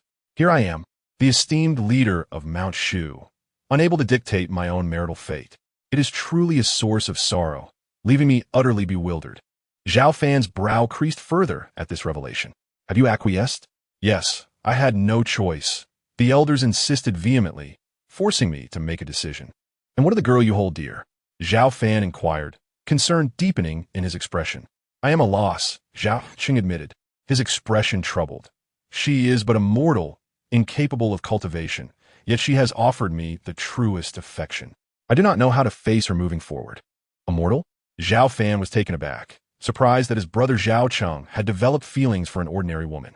It defies logic for the exalted leader of Mount Shu to entangle himself with common folk. Brother, please do not look at me so. I encountered her during one of my descents from the mountain. Zhao Cheng chuckled awkwardly. You certainly have a romantic streak, Zhao Fan teased lightly. With regards to this significant matter of marriage, you must make your own decision. Whatever choice you make, I will support you, Zhao Fan stated thoughtfully. Hearing these words warmed Zhao Cheng's heart, and he nodded in appreciation. Brother, I understand. I still wish to discuss this matter with the elders and see if I can sway their opinions. As long as you are aware of your intentions, that is sufficient, Zhao Fan replied, refraining from further comment. The brothers continued their conversation on various topics until the sky darkened, at which point Zhao Cheng took his leave. It was evident that after venting his frustrations to Zhao Fan, his spirits had lifted considerably. I shall visit you again, brother, Zhao Cheng called back as he waved goodbye. Departing the demon locking tower. How fortunate that I was imprisoned in the demon locking tower. Had I become the leader of Mount Shu, I would be overwhelmed. To be deprived of control over one's own marriage is indeed a lamentable state for a sect leader, Zhao Fan mused as he watched Zhao Cheng leave. Deep down, he felt sympathy for his brother. Despite the apparent elevation of the position, the responsibilities of the leader often left one feeling constrained.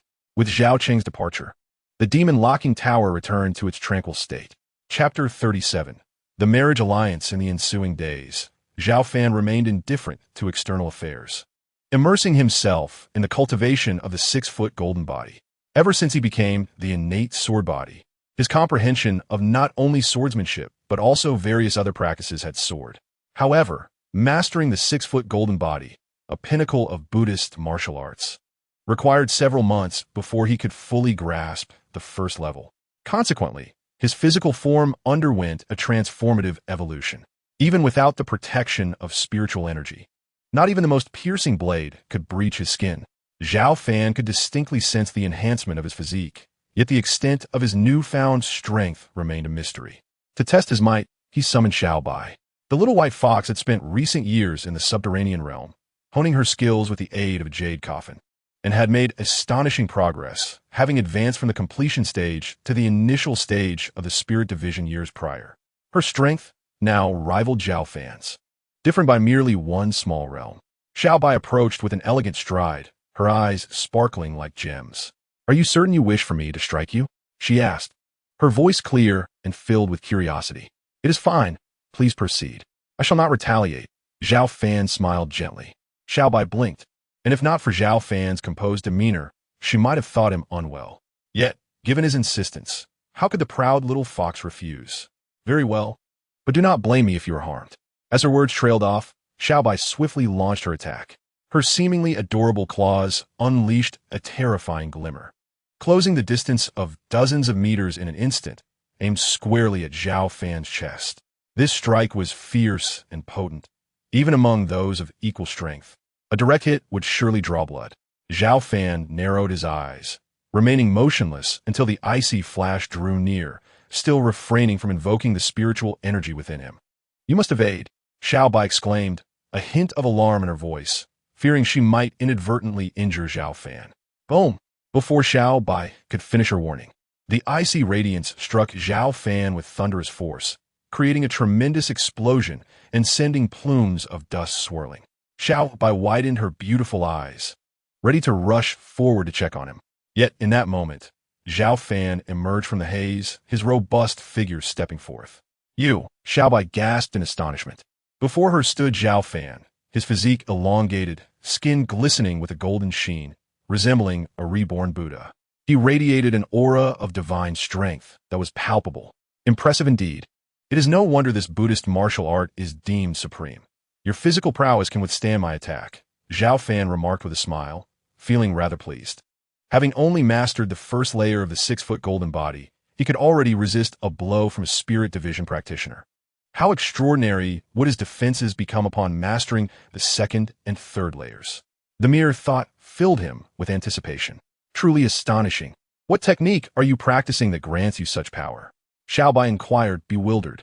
The 6-foot golden body, Zhao Fan replied, seeing the confusion in the little white fox's eyes. Zhao Fan elaborated, This is the supreme physical martial art of the Buddhist sect. If you're interested, I can teach you. The little white fox, despite feeling tempted, stubbornly shook her head. Humph, I'm not interested. Are you truly not interested? Zhao Fan inquired. Indeed. Very well then, he replied, spreading his hands. Wait. The little white fox quickly changed her tone. If you beg me to teach you, I would not refuse. After saying this, her cheeks flushed slightly, but she still held her head high, maintaining a semblance of pride. Enough with the pretense, little fox. Zhao Fan found her demeanor both amusing and infuriating. To ease the situation, he said, let us say I am begging you to teach me. Is that satisfactory? That's more like it. The little white fox's eyes narrowed into crescent-shaped slits, revealing her delight. Subsequently, Zhao Fan honored his promise and imparted the first layer of the Sutra of the Golden Body to her. It must be said that the little white fox's aptitude for cultivation was astonishing. She grasped the key points after merely hearing it once. This physical martial art is mediocre. I can counter it with pills, she remarked while producing a medicinal pill with her little paw, the rich fragrance wafting through half of the demon-suppressing tower. This is the Crimson Gold Blood Pill, a low-grade Dao pill. Zhao Fan's expression shifted to one of astonishment upon seeing the pill in her paw. Such pills were incredibly precious.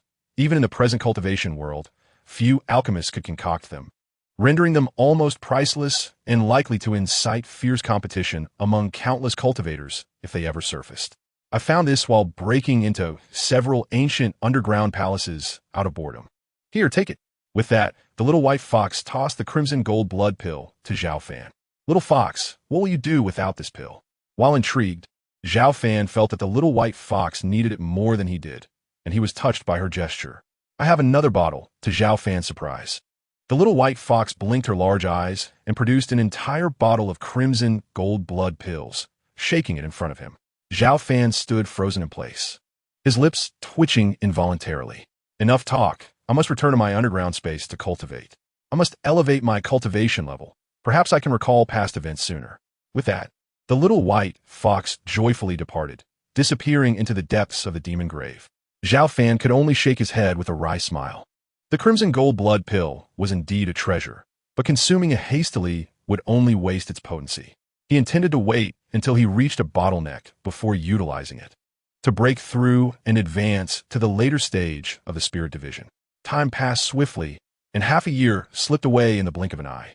Through Zhang Qian, Zhao Fan inadvertently learned that Zhao Chang had discussed a marriage alliance with the elders of Shushan several times due to the initial engagement, even resulting in arguments. Ultimately, however, as the sect leader, Zhao Chang chose to compromise and agreed to marry Princess Peiyuan of the Tang dynasty in 10 days, a union that sent shockwaves through the entire cultivation world. Especially in this period, the news of the alliance between the two formidable factions stirred many nerves. The external environment was tumultuous, with demons and various sects wreaking havoc, creating chaos in the cultivation realm. Although both Shushan and the Tang dynasty had diminished in prominence, they still possessed considerable depth of power. Should the marriage succeed, their influence would inevitably grow. For most cultivators and sects, this news was inconsequential. But for the demons and various factions, it was far from favorable, particularly for the flourishing moon worship sect. Upon receiving the news of the alliance, its leader was so enraged that he shattered cup. The moon worship sect had long set its sights on the Tang dynasty. If the alliance succeeded, it would mean acquiring an additional adversary for no reason. While the moon worship sect did not fear Shushan, facing two powerful cultivation forces at once would considerably heighten the pressure. Transmit my orders. At any cost, we must prevent the alliance between Shushan and the Tang dynasty. The leader of the moon worship sect roared, instilling fear and trepidation among countless disciples. Chapter 38. Zhao Fan unsheathes his sword 10 days later. The wedding proceeded as scheduled. Shushan was ablaze with festivity. Guests arrived in droves from all directions, including representatives from many top cultivation sections. Both Shushan and the Tang dynasty were deeply rooted cultivation powers, and the significance of this marriage, involving the sect leader of Shushan and a princess of the Tang dynasty, was monumental. With the sound of gongs and drums, the atmosphere was jubilant, and the disciples of Shushan were ecstatic. Within the grand hall of Shushan, under the witness of numerous elders and distinguished guests, Sect leader Zhao Cheng and Princess Pingyang were engaged in the solemn wedding ceremony. First, we bow to heaven and earth. Second, we bow to our ancestors. Elder Lin Mu of the True Martial Sect wore a smile as he personally officiated the ceremony for Zhao Cheng and Princess Pingyang. Unfortunately, my elder brother could not attend my wedding. As Lin Mu's voice faded, Zhao Cheng felt a tinge of regret prior to the wedding. He had once more visited the demon-suppressing tower to invite his elder brother Zhao Fan to witness this significant event in his life, but had been met with a polite refusal. Gazing at the princess, who was so close yet so far, Zhao Cheng felt a mixture of reluctance but slowly bent down, preparing to kneel and pay homage to heaven and earth alongside her. Boom! Just as Zhao Cheng and Princess Pingyang were about to kneel, a violent tremor shook the hall, accompanied by a deafening explosion. What was happening? The guests in the hall turned pale, astonished that anyone would dare disrupt the wedding on such a momentous occasion. Sect leader, it seems you will not be able to hold this wedding today. As the crowd murmured in confusion, a towering figure strode in with heavy steps. Elder Qiyang, are you not stationed at the mountain gate? What brings you here? Upon recognizing the intruder, Elder Lin Mu's brow furrowed as he inquired in a deep voice. Elder Qiyang, known for his fiery temper and disdain for sect leader Zhao Cheng, had been assigned to guard the mountain gate during this wedding. Yet unexpectedly, he had arrived here. What are you doing here? Elder Qiyang scoffed, coldly declaring, of course, I am here to rebel. With that, he turned his gaze to Zhao Cheng and continued, I've long found you displeasing. I was the one most qualified to inherit the sect leader position. If it weren't for the previous sect leader's underhanded tactics, this position would not have fallen to you.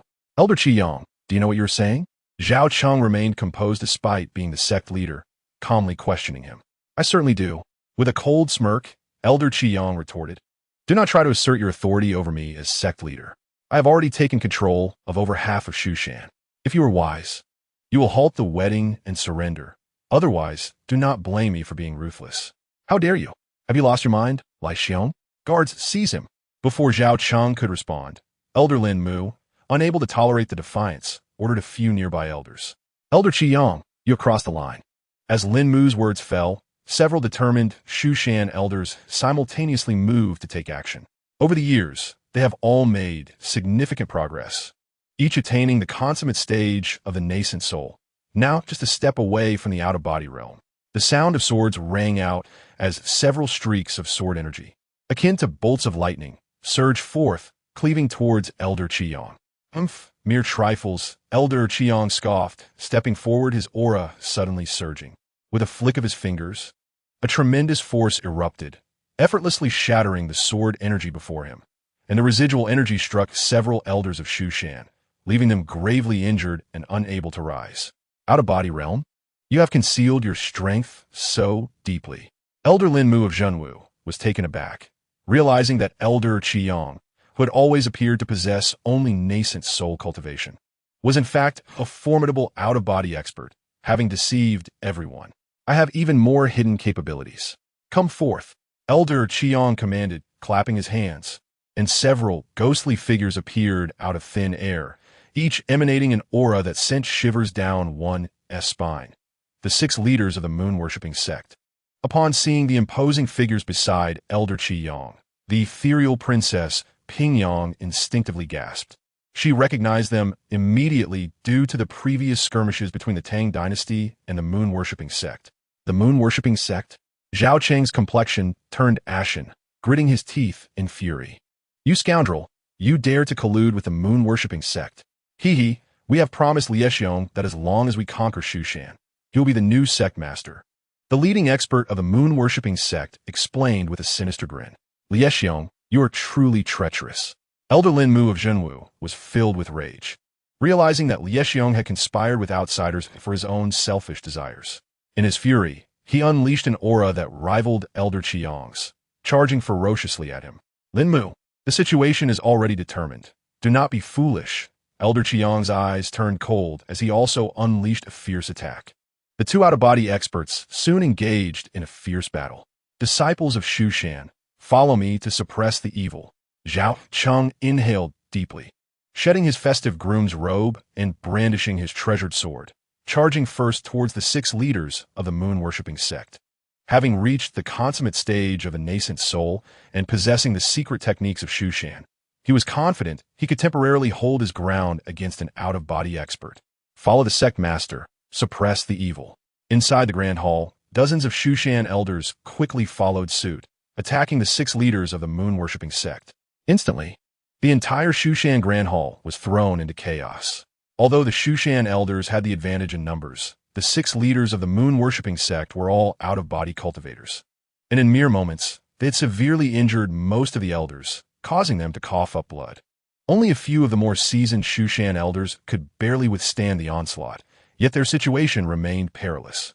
Zhao Cheng, wielding his golden sword, felt the surge of powerful spiritual energy as he engaged a leader of the moon-worshipping sect. Despite his utmost effort, he staggered back under the immense disparity in strength. Oblivious to your own mortality. Once I slay you, the sect master of Shushan, who will dare to resist? The leader of the moon-worshipping sect, expressionless, unleashed a devastating punch, unleashing a torrent of demonic energy that sent Zhao Cheng reeling, blood spurting from his mouth. In a ruthless strike, the moon-worshipping sect's expert aimed to finish Zhao Cheng off. Golden-armored puppet. Zhao Cheng hastily summoned his golden puppet, an out-of-body combat force, to shield him. However, as soon as the puppet blocked one assailant, another leader of the moon-worshipping sect lunged forward, boldly daring, "This sacred ground of Shushan shall not be sullied by your demonic kind." Just as Zhao Cheng faced danger, a thunderous voice erupted, and Elder Wu Hai appeared, delivering a single palm strike that gravely injured the moon-worshipping sect expert. Sans Elder Wu Hai est formidable. The other leaders of the moon-worshipping sect abandoned their entanglements with the Shushan elders and quickly surrounded him. Excellent. Elder Wu Hai has arrived. The Shushan elders, who had felt despair, now displayed excitement upon seeing Wu Hai.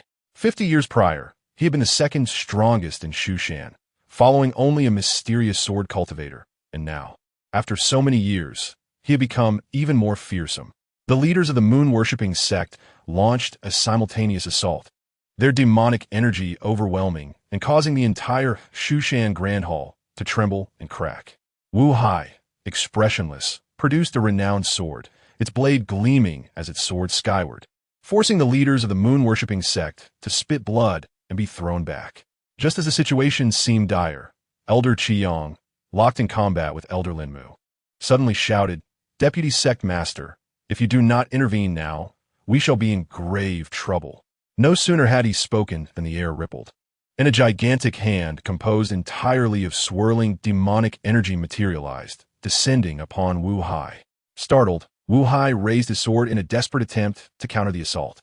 From the blink of an eye, his expression changed drastically. The sword shattered in his grasp, and he was sent flying 100 meters away, as if struck by a great force. This scene sent chills down Zhao Cheng's spine. Elder Wu Hai was an out-of-body cultivator, yet he had been effortlessly dispatched. Just how powerful was the newcomer? After sending Wu Hai flying, the demonic hand continued its assault towards Zhao Cheng, intent on delivering a lethal blow.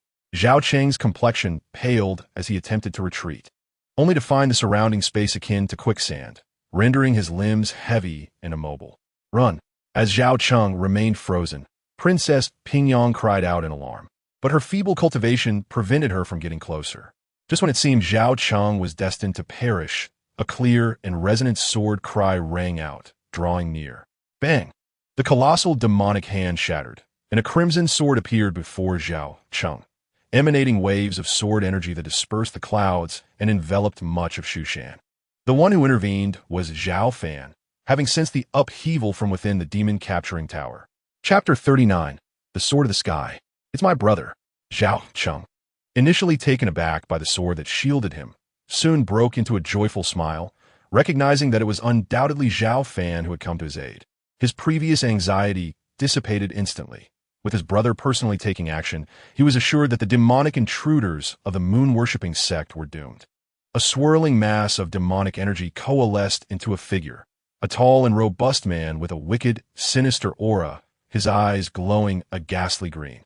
He was Su Feng, the deputy sect master of the moon-worshipping sect, a rising figure in the demonic path over recent years, second only to the sect master in strength and prestige. This operation was orchestrated entirely by him. The legendary swordsmanship of Shushan, thought to be lost for millennia. Sufangust, a glimmer of trepidation crossing his features as he gazed at the formidable flying sword. Yet, deep within his eyes burned an insatiable desire for battle. His character was known for its ruthlessness and unwillingness to accept defeat. Otherwise, how could he dare to orchestrate such an audacious operation? I shall see just how powerful this mysterious sword cultivator of Shushan truly is. With that declaration, Su Fang's demonic energy surged, his stature suddenly expanding. Resembling an ancient demon reborn, his overwhelming presence shaking the very foundations of Shushan. He let out a low growl, and a demonic hand struck out once more. Colossal as a mountain, bearing down with the force of a tidal wave. The overwhelming energy fluctuations caused the entire Shushan Grand Hall to crack and crumble. In the face of this full-force strike, the flying sword, Qi Shao, blazed with fiery brilliance, its golden sword energy slashing downward like a monstrous wave. This sword strike was unparalleled, shaking the heavens and the earth. With a resounding explosion, the demonic hand shattered under the might of the sword's radiance, which relentlessly cleaved towards Su Fang. How is this possible? Su Fang could hardly believe it. He was a cultivator at the spirit-severing stage, proud of his most formidable blow. Yet he could not withstand the opponent's sword. As the sword energy surged towards him, Su Fang activated several demonic artifacts for defense. But they were sliced apart as easily as tofu. Flee! The overwhelming aura of death washed over him, sending chills down Su Fang's spine. In a desperate bid for time, he seized 5 or 6 leaders of the moon worship sect nearby and hurled them towards the incoming golden sword light. He then turned and dashed out of the Grand Hall, seizing the opportunity to escape. The vice sect master and the several members of the moon worship sect were filled with horror. They never imagined that Su Fang would use them as shields to flee. With a swift sweep of the sword light, these leaders of the moon worship sect erupted into blood mist amidst their screams. The golden sword energy, relentless as a thunderstorm, continued its assault on Su Fang. Palifacid, Su Fang roared, heavenly demon disintegration technique. Just as the sword light grazed his flesh, a blood-red figure of his primordial spirit shot upwards, transforming into a streak of light that swiftly vanished into the distance. What a pity. However, those struck by my sword energy won't survive for long. Inside the demon-locking tower, Zhao Fan frowned slightly. He had not anticipated that the opponent would employ a demonic secret technique to allow the primordial spirit to escape. Even if he pursued now, catching up would be nearly impossible. With a thought, the flying sword Qi Shao emitted a clear ringing sound, breaking through layers of void to return to his hand. All of this transpired in the blink of an eye. By the time the crowd in the hall reacted, nearly all the powerful members of the moon worship sect, except for Su Fang's primordial spirit, had met a tragic end. Lai Xiong, prepare to meet your demise. At this moment, Elder Jinwu and Elder Qiyang had also determined the outcome. With a furious shout from Lin Mu, a sword severed Lai Xiong's head. After killing Lai Xiong, Lin Mu rushed to Zhao Cheng's side, asking with concern, "Sect Master, are you unharmed?" "I am fine." Zhao Cheng waved his hand, signaling him not to worry. Was that the intervention of the senior sword cultivator? Lin Mu asked, bewildered. Indeed. Thanks to that senior sword cultivator, Zhao Cheng took a deep breath, gazing in the direction where the flying sword had disappeared. His voice, though soft, was remarkably clear to the numerous guests present, causing many hearts to tremble. Recalling the overwhelming might of that sword strike, many emissaries from other top-tier cultivation sects felt a shiver of fear. They suddenly remembered that Shushan was still home to a mysterious and powerful swordmaster. Yet, after 50 years of silence, coupled with the upheaval of the world, the emergence of countless strong figures had led many to forget his existence. However, after this battle, the reputation of a Shushan swordmaster would surely resonate across the realm once more. Without revealing his true form, he had slain 6 leaders of the moon worship sect and destroyed the vice sect master's physical body. Who could match such achievements? The wedding continued. After a brief period of chaos, and with the consent of sect master Zhao Cheng and Princess Pingyang, Elder Zhenwu announced the resumption of the ceremony.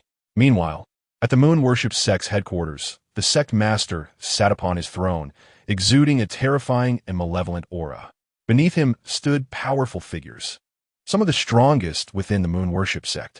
As long as Su Fang can disrupt the union between Shushan and the Tang dynasty, We will strike immediately, conquering the Tang and then annihilating Shushan.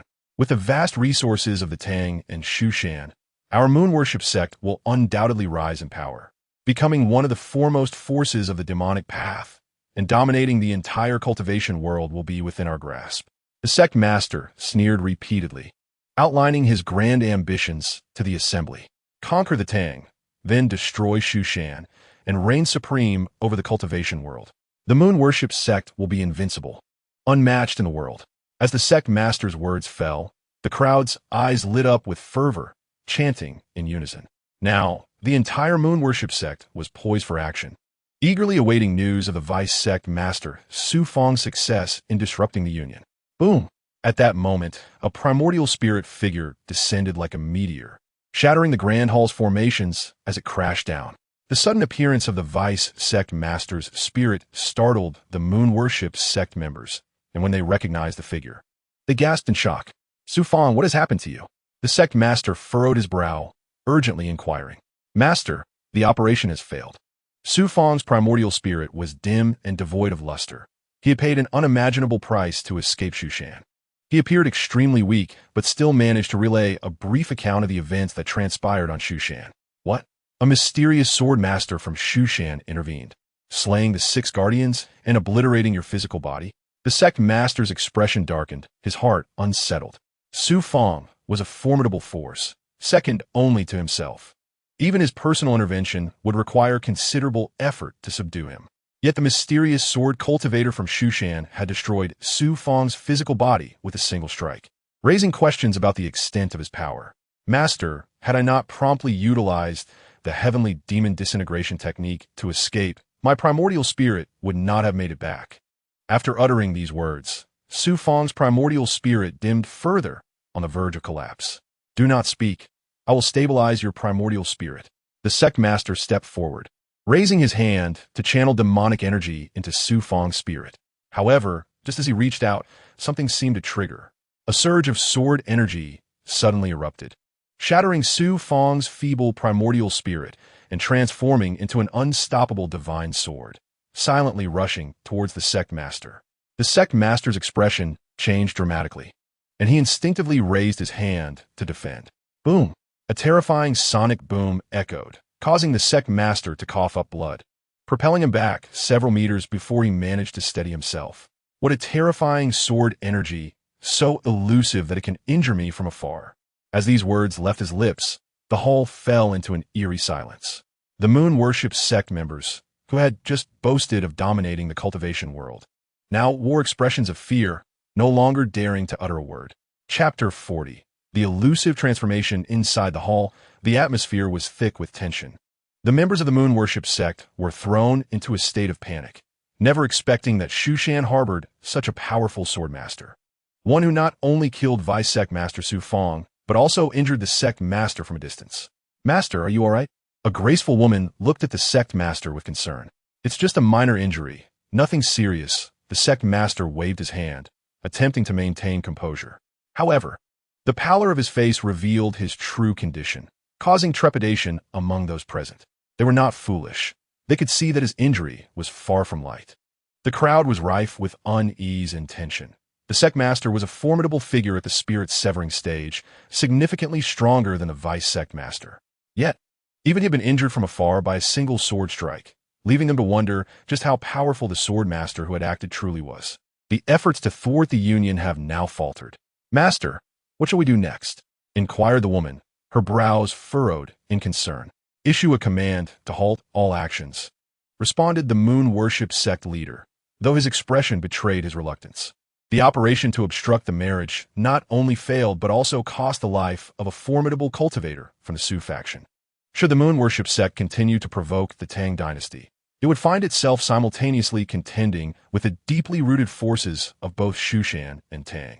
What weighs most heavily on the moon worship sect leader's mind is the enigmatic swordsman from Shushan. As you command, the followers of the moon worship sect nodded in agreement, accepting the directive. Once they departed, the sect leader exhaled deeply, blood seeping from the corner of his mouth. His previously strained body slumped onto the throne like a deflated balloon. I have reached the pinnacle of the early stage of the separation of spirit, merely a step away from the mid-stage. Yet, that individual was able to injure me grievously from afar with mere sword energy. Could he be a master of the late stage of separation of spirit, or perhaps even a consummate expert? The sect leader's brow furrowed, his worries deepening. Over the years, he had believed that upon attaining the stage of separation of spirit, few could rival him in the cultivation world. Only now did he realize that there are always greater forces beyond his comprehension. This will not do. I must summon the former sect leader back. If he personally intervenes, he can undoubtedly eliminate that swordsman from Shushan. At that point, the annexation of both Shushan and Tang would be a mere formality. A glimmer of resolve ignited in the sect leader's eyes as he formulated his plan. Meanwhile, Zhao Fan remained unaware that his actions had temporarily subdued the once arrogant and domineering moon worship sect. His swordsmanship had grown remarkably adept, having fully mastered the third layer of the Void Birth Sword. It was time to attempt grasping the fourth layer, the realm of formless transformation. Compared to the first three layers, mastering the fourth layer proved exponentially more challenging. For decades, Zhao Fan had found no clues until just recently, when he had slain the intruding moon worship sect cultivator, prompting a new insight. With closed eyes, Zhao Fan sat in meditation, enveloped by a formidable aura of sword intent. He entered a transcendent state, feeling as though he transformed into a divine sword, or perhaps the essence of all existence. He silently contemplated the profundities of the fourth layer of swordsmanship, and time slipped away unnoticed. 10 days passed in the blink of an eye. Truly, the swordsmanship of Shushan is vast and profound.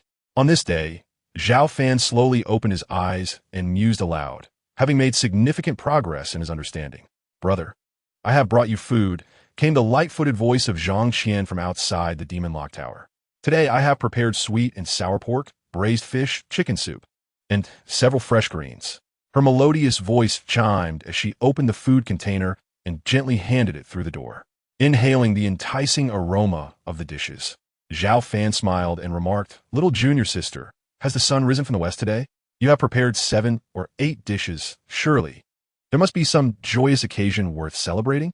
"Indeed there is," Zhang Qin giggled, replying, "Brother, not long ago our sect leader wed, solidifying a steadfast alliance between Shushan and the Tang dynasty.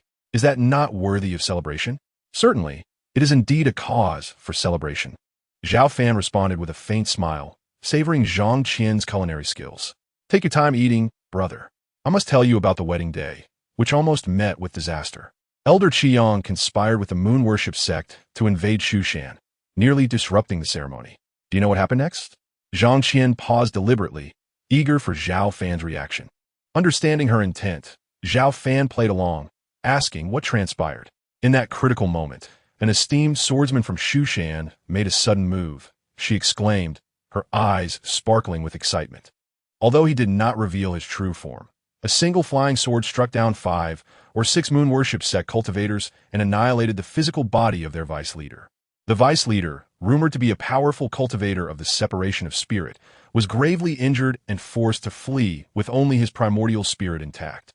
You cannot imagine the astonishment of the representatives from other sects who were present that day. Zhang Qian continued, her face alight with joy. "Now, rumors abound that our Shushan swordsman is a pinnacle expert of the separation of spirit. With such an unparalleled swordsman among us, and our renewed alliance with the Tang dynasty, who would dare to underestimate us?" "Indeed, it is certainly a momentous occasion," Zhao Fan agreed, smiling. Glancing at the cold entrance of the Demon Lock Tower, Zhang Qian felt a pang of regret, lamenting, "It is a pity you could not attend the wedding, brother. You would have witnessed the unrivaled prowess of the swordsman." After a moment's thought, she added kindly, "Perhaps I should plead with the sect leader to release you. I am quite content here, not the slightest bit inclined to leave." Zhao Fan replied with a gentle smile, aware of Zhang Qian's good intentions. "Brother, do you truly not wish to step outside?" Zhang Qian inquired, her large eyes filled with curiosity. Over the years, she had often wondered how Zhao Fan could endure the harsh conditions of the Demon Lock Tower for so long. She would have crumbled long ago. "I have no desire to," Zhao Fan chuckled, knowing that Zhang Qian could never comprehend that what appeared as a prison to outsiders was, to him, an inexhaustible treasure trove. Each day, he grew stronger through the system's rewards, finding this solitude far more comfortable than the outside world. allowing him to focus solely on his cultivation without interruption. "Well, your resolve is indeed admirable," Zhang Qian sighed softly, her admiration evident. After some idle chatter, Zhang Qian departed with her empty food container. Once she left, Zhao Fan resumed his cultivation. Since sect leader Zhao Cheng's wedding, Shushan's influence had significantly strengthened. The sect, already with deep roots, had solidified its alliance with the Tang dynasty through the marriage, uniting two formidable forces in the realm of cultivation. Both demonic and monstrous factions would think twice before plotting against Shushan or Tang, weighing their capabilities against the retaliation of these two powerful sections. Most importantly, there remained the mysterious swordsman from Shushan. For decades, he had not made a public appearance, leading many to speculate that he had passed away. However, after he effortlessly dispatched the moon worship sect's forces, it became clear that Shushan was still under the guardianship of a top-tier cultivator. The vice leader of the moon worship sect, a formidable expert of separation of spirit, had been obliterated by a single strike, instilling trepidation across the entire cultivation world.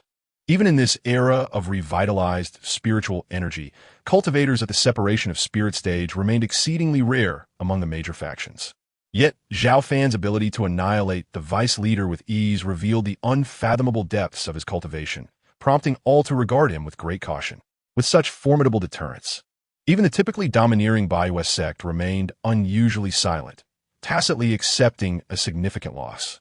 Consequently, Shushan experienced a period of relative tranquility. Zhao Fan devoted himself to his cultivation, disregarding the ever-shifting tides of the outside world, as if he had forgotten the existence of the world, or perhaps the world had forgotten him. The path of immortal cultivation is fraught with peril. A moment's carelessness could lead to irreversible ruin. Life within the demon ceiling tower was monotonous, demanding an endurance that would be unbearable for most. However, Zhao Fan remained unfazed, deriving great pleasure from this existence. Each day, he could distinctly sense his gradual ascent in strength. Time passed unnoticed, and a decade slipped by in the blink of an eye. The resurgence of spiritual energy in the world accelerated, leading to an influx of formidable cultivators. Many previously inconspicuous individuals rose to prominence like meteors, establishing themselves as local sovereigns. Meanwhile, ancient beings who had long concealed themselves within various factions seized the opportunity presented by the upheaval in the world, achieving remarkable advancements in their cultivation. Compared to the thousands of years prior, the realm of immortal cultivation entered a promising phase, although it could not yet compare to the glory of millennia ago. It exhibited a vibrant resurgence. For cultivators, this was a splendid era, yet for the common folk, it was a time of harsh darkness. In just 10 years, the immortal realm saw tumultuous upheavals, with demonic sects competing fiercely and various monster clans rising to prominence. Different factions, such as dynasties and sects, engaged in relentless conflict, resulting in countless commoners suffering and displaced. These were the circumstances Zhao Fan learned from Zhang Qian during her visits to deliver meals. Fortunately, Shushan remained relatively stable and had not yet become a target for other forces, allowing the local populace to enjoy some semblance of peace. Inside the demon ceiling tower, Zhao Fan sat in serene meditation, his form exuding a majestic aura. His robust physique radiated a subtle golden light, akin to being forged from celestial gold, brimming with overwhelming power. Alarmingly, as he sat there without invoking any spiritual energy, he emanated an astonishing sword intent that distorted the surrounding void. With his eyes closed, his sword intent intensified, evolving from mere dozens to hundreds, and eventually to tens of thousands. The sheer force of these countless sword intents agitated the air, causing the entire demon ceiling tower to tremble slightly. With a thunderous roar, a multitude of sword intents suddenly vanished, akin to droplets merging into a lake, yet even more like becoming formless and merging with all things. Wherever one gazed, there was Zhao Fan's overwhelming sword presence. With a mere thought, he conjured an abundance of sword energy, causing the tower to erupt with a cacophony reminiscent of a cataclysmic storm as his terrifying sword intent surged skyward, dispersing heavy clouds that stretched for miles. Success! I have finally grasped the initial stage of the 4th level of sword control technique. Zhao Fan took a deep breath and slowly opened his eyes, a fleeting golden glimmer passing through his pupils. Over the past decade, he had devoted himself to understanding, and today he had finally achieved a preliminary mastery of the 4th level of sword control technique. My cultivation level has significantly improved. Zhao Fan then realized that his spiritual power had become nearly saturated, reaching the pinnacle of the spirit division stage, only a half step away from perfection. Under normal circumstances, he estimated that it would take him several more years to approach the bottleneck, but he had unexpectedly advanced much sooner. If that is the case, I shall consume the crimson gold blood pill and strive to break through to the perfect spirit division stage. Sensing his nearly saturated spiritual energy, Zhao Fan hesitated not a moment and took out the elixir gifted to him by the little white fox, swallowing it without delay. Half an hour later, an aura that could overshadow the heavens surged through the clouds, causing the entire demon ceiling tower to rumble and shake. With the aid of the crimson gold blood pill, Zhao Fan successfully broke through to the perfect spirit division stage, and his demeanor became increasingly inscrutable. After his breakthrough, he dedicated some time to solidifying his newfound cultivation level. On this day, the doors of the demon ceiling tower slowly creaked open. After many years, Sect Master Zhao Cheng returned to this place. Zhao Cheng, what brings you here? As Zhao Fan's words fell, he suddenly noticed an 8-year-old boy standing beside Zhao Cheng. The child had bright eyes and a cherubic visage, appearing exceedingly adorable. Zhao Fan expressed his surprise, hesitantly inquiring about the boy. Brother, he is my illegitimate son, Zhao Xiaotian. Zhao Cheng replied, patting the boy gently and reminding him, Xiaotian, come forward and greet your uncle. The boy, shy and timid, hid behind Zhao Cheng, peeking at Zhao Fan. Xiaotian, what did your father teach you? Call your uncle. Zhao Cheng urged as he observed his son's reluctance. Forget it. Children can be shy. Don't pressure him. Zhao Fan waved a hand dismissively, his curiosity piqued. How'd you come to have an illegitimate son? Hearing Zhao Fan's inquiry, Zhao Cheng offered a wry smile. Brother, do you remember what I told you before? I once fell for Immortal, and Xiaotian is the fruit of that union. You truly have your ways. Zhao Fan shook his head, begrudgingly admiring his brother's romantic endeavors. Zhao Cheng sighed, a hint of sorrow in his expression. Xiaotian's mother concealed the birth of this child from me, but recently fell gravely ill and only revealed his lineage to me before passing away. His voice carried a weight of guilt. 10 years prior, he had forsaken the mortal girl he loved, marrying Princess Peiyuan under the elder's arrangement, believing he had severed all ties, only to discover she had borne him a child. Brother, I have come to ask you to take care of Xiaotian for a while. Zhao Cheng took a deep breath, explaining, though I am the sect master of Shushan. Placing him here openly would invite scrutiny and discontent from Princess Peiyuan. I implore you to help me watch over Xiaotian for a time. Despite his high status, Zhao Cheng understood that should young Zhao Xiaotian's background be revealed, he might not remain safe. Thus, he had no choice but to seek his elder brother's assistance. Moreover, he was acutely aware that his elder brother was the most powerful cultivator in Shushan.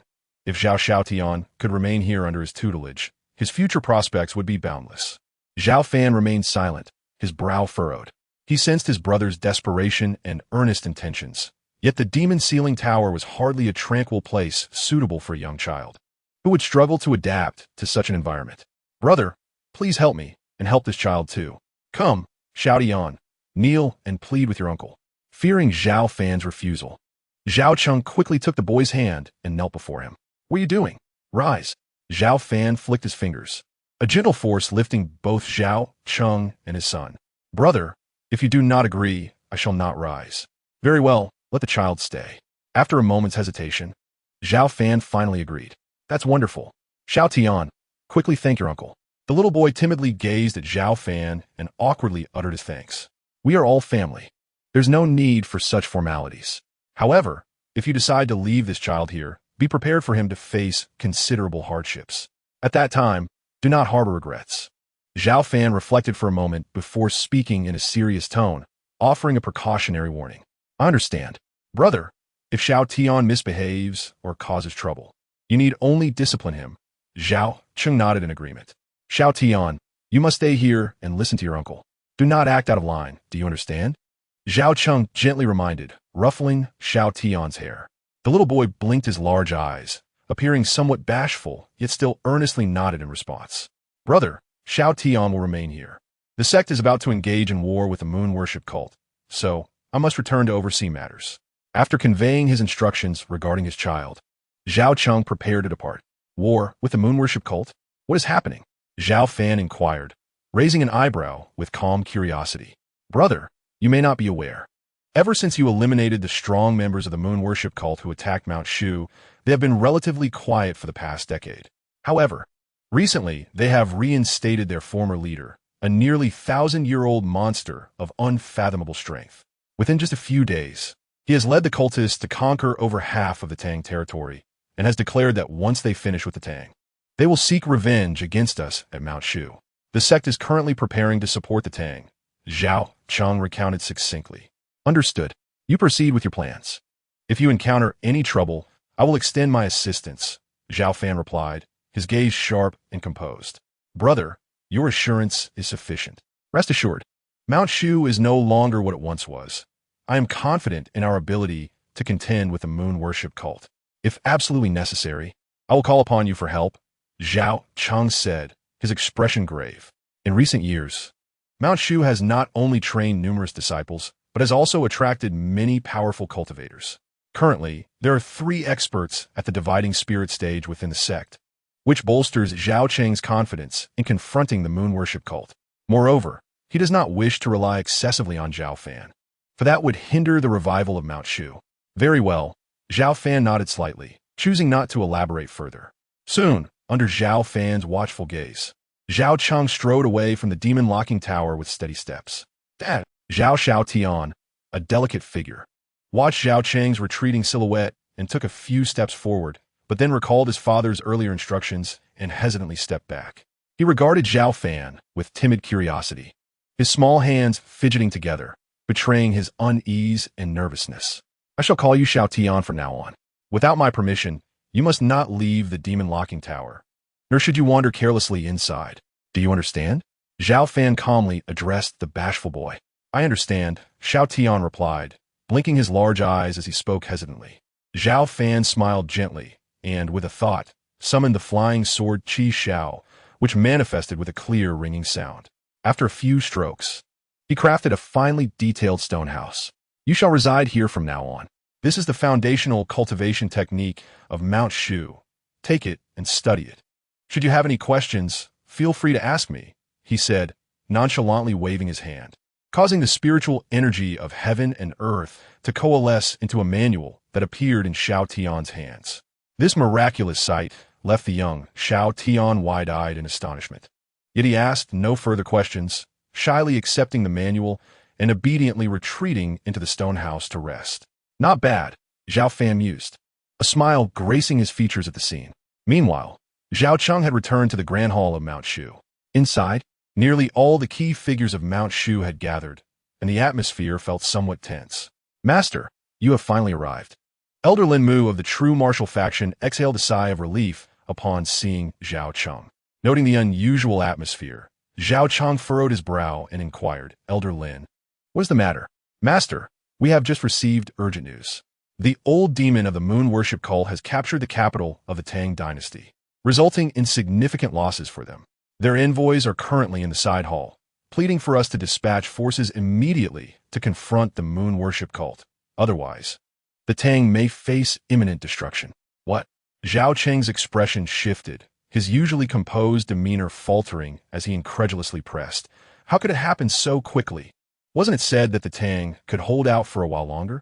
The old demon possesses formidable skills, having slain 2 dividing spirit experts from the Tang, leaving the remaining cultivators too fearful to continue the fight, leading to their collapse, Lin Mu explained. 2 dividing spirit experts slain?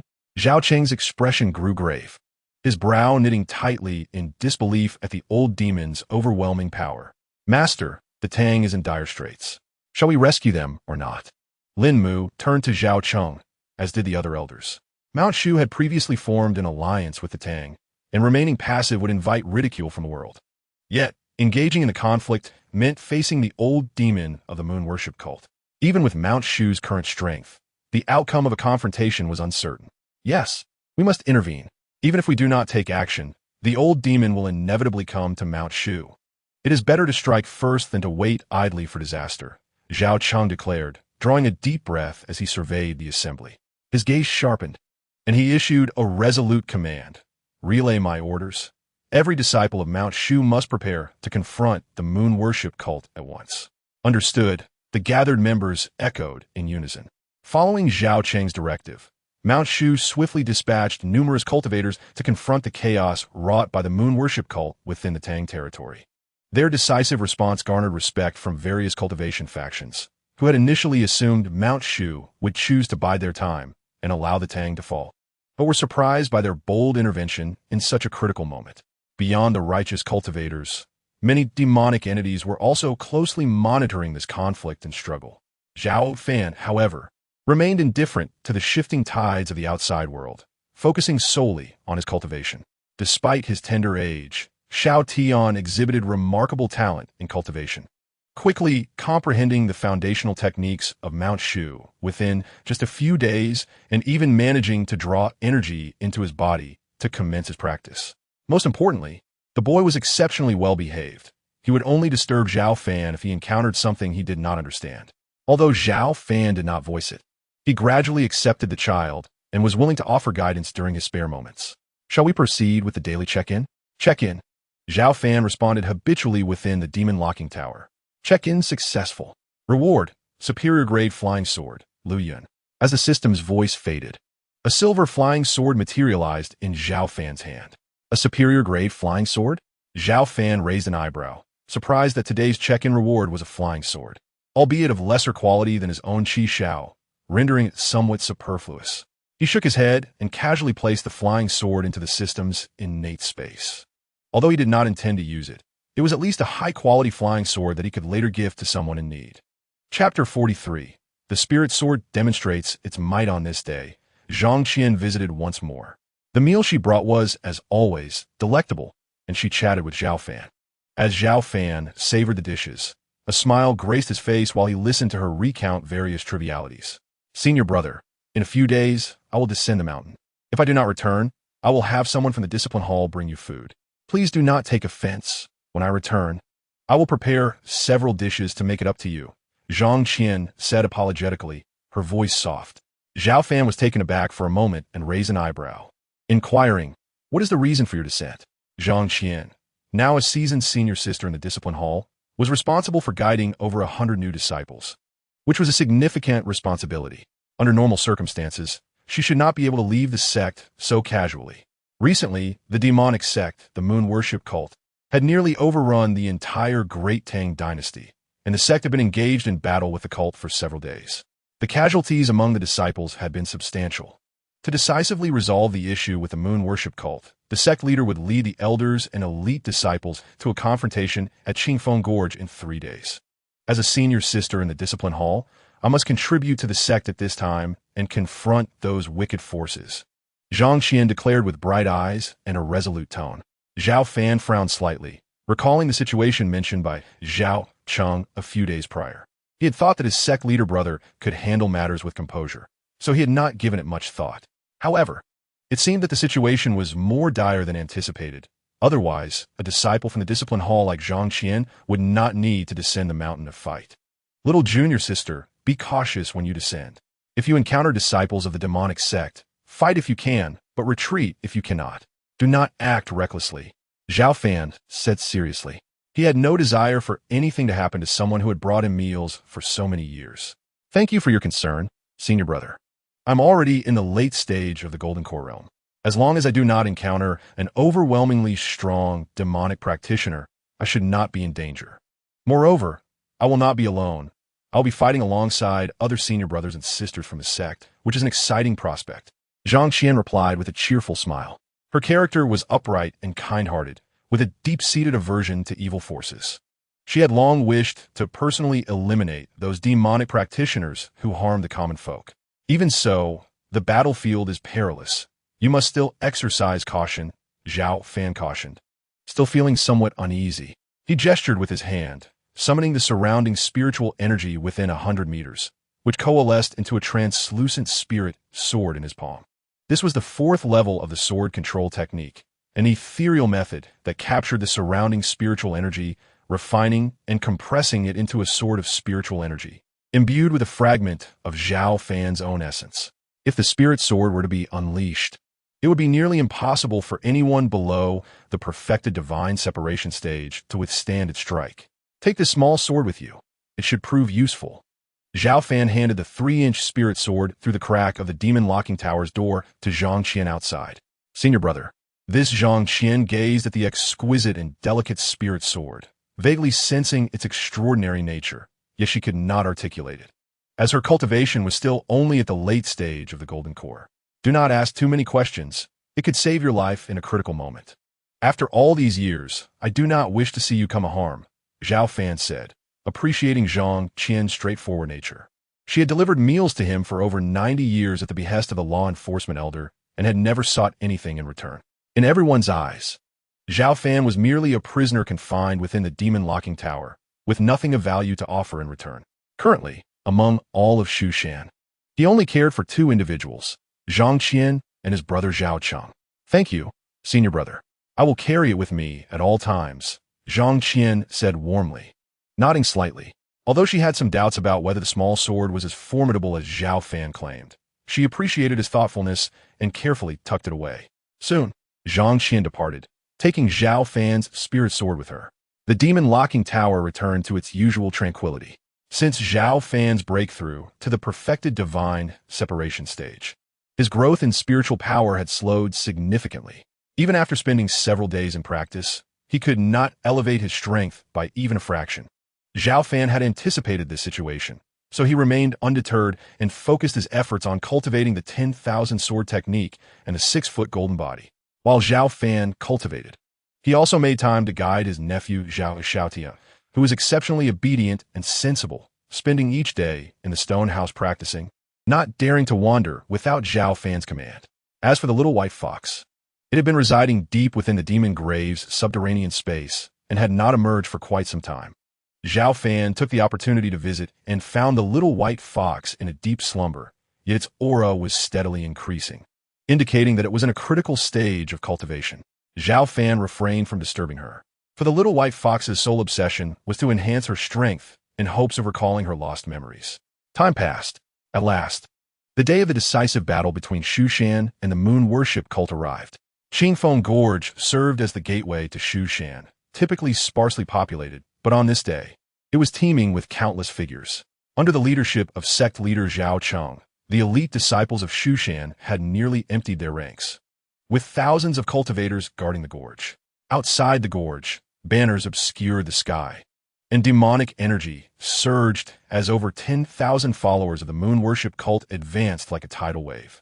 Not far away, individuals from the righteous path and various demonic factions were keenly observing this grand battle. The air was thick with malevolence, and the demonic shadows loomed large. The blazing sun was obscured by heavy leaden clouds, and a figure shrouded in an overwhelming aura approached, breaking through layers of void with a thunderous sonic boom. This was an elderly man with white hair and beard. His eyes were pitch black, and clusters of demonic flames danced upon his skin, emanating a terrifying and sinister energy. He was the old leader of the moon worship cult, the bloodthirsty elder. Shushan sect leader, you openly lead your people against us, the moon worship cult. Do you seek to meet the same fate as the great Tang dynasty? Surrender now, and perhaps I will spare your life. Otherwise, do not blame me for my merciless slaughter, leaving not a single soul from Shushan. The bloodthirsty elder declared coldly, his foot shattering the earth as he cast a disdainful glance at Zhao Cheng, speaking with overwhelming arrogance. Old demon of the moon worship cult, do not be so arrogant. Your sect has committed countless atrocities, openly attacking the great Tang dynasty, and you dare to challenge us in Shushan, believing yourselves invincible? We have stood firm in the cultivation world for tens of thousands of years, ruling over vast territories and billions of lives. How dare you demons attempt to create chaos? Zhao Cheng retorted fiercely. The 3 esteemed elders of Shushan have come to slay you. At Zhao Cheng's side, 3 figures emerged profound as the abyss, their powerful auras dispersing the clouds in the sky. They were 3 formidable beings at the divine separation stage. 3 initial stage divine separation cultivators. The bloodthirsty elder scoffed derisively. You seek your own demise. With a flick of his wrist, he unleashed a domineering demonic fist, the shadow of which tore through the heavens, crashing down with the force of thunder. Attack together. Feeling the terrifying pressure assaulting them, the three elders of Shushan roared in unison, unleashing surging streams of sword light in an attempt to block the oncoming strike. With a resounding thud, the air crackled with tension as shadows of fists erupted like dark flames, obliterating the searing sword light in an instant.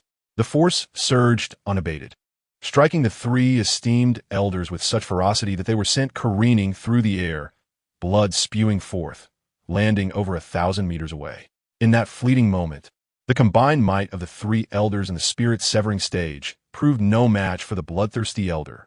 Silence enveloped the arena, the disciples of Shushan gazing in disbelief at the unfolding scene. The intelligence had been flawed. This ancient fiend was not merely a mid-stage spirit-severing cultivator, but a formidable late-stage master. Lin Mu, the esteemed elder of Jinwu, suddenly grasped the gravity of the situation and exclaimed in alarm. As his words resonated, Zhao Fan, the leader of Shushan, felt a chill run down his spine. Previously, he had perceived the bloodthirsty elder's cultivation level to be mid-stage spirit-severing, leading him to believe that the combined efforts of the three elders could effectively contain their opponent, allowing Shushan to stand firm against the moon worship sect. He could never have anticipated that the true strength of the bloodthirsty elder was that of a late-stage master, capable of devastating three elders in a single exchange. The distinction between mid-stage and late-stage spirit-severing may seem subtle, yet the chasm in power is unfathomably vast. How could Shushan hope to confront such a malevolent entity? As the bloodthirsty elder descended, his overwhelming aura crashed upon them like a colossal wave, inducing a profound sense of suffocation among the disciples of Shushan. Despair took root in their hearts. Was the illustrious Shushan, standing tall for millennia, destined for annihilation today? I am aware that you possess a mysterious swordmaster among your ranks. Bring him forth to battle me, or face annihilation. The bloodthirsty elder's pitch-black eyes glared down at the assembly, his murderous intent as piercing as a biting gale. At that moment, Zhang Qian, standing behind Zhao Cheng and the elders, felt a peculiar trembling within her embrace. It was the small sword gifted to her by her senior brother. As she unveiled it, she was astonished to find the crystalline sword radiating heat.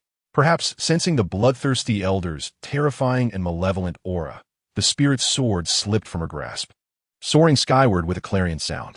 In the blink of an eye, the radiant sword light coalesced into a resplendent golden figure suspended in mid-air. Chapter 44. A sword to astonish the world, the golden figure stood proudly, ethereal yet substantial, emanating a stream of sword intent that warped the very fabric of space around it. It resembled a true sword immortal, enigmatic and transcendent. This figure was none other than a fragment of Zhao Fan's divine essence, manifested within the spirit sword. Is that not our venerable swordmaster of Shushan? Lin Mu, the elder of Jinwu, exclaimed in astonishment, his voice tinged with excitement and fervor. It is my elder brother. Zhao Cheng's face lit up with elation, astonished to see his brother arrive just in time. It is indeed our venerable swordmaster. We are saved.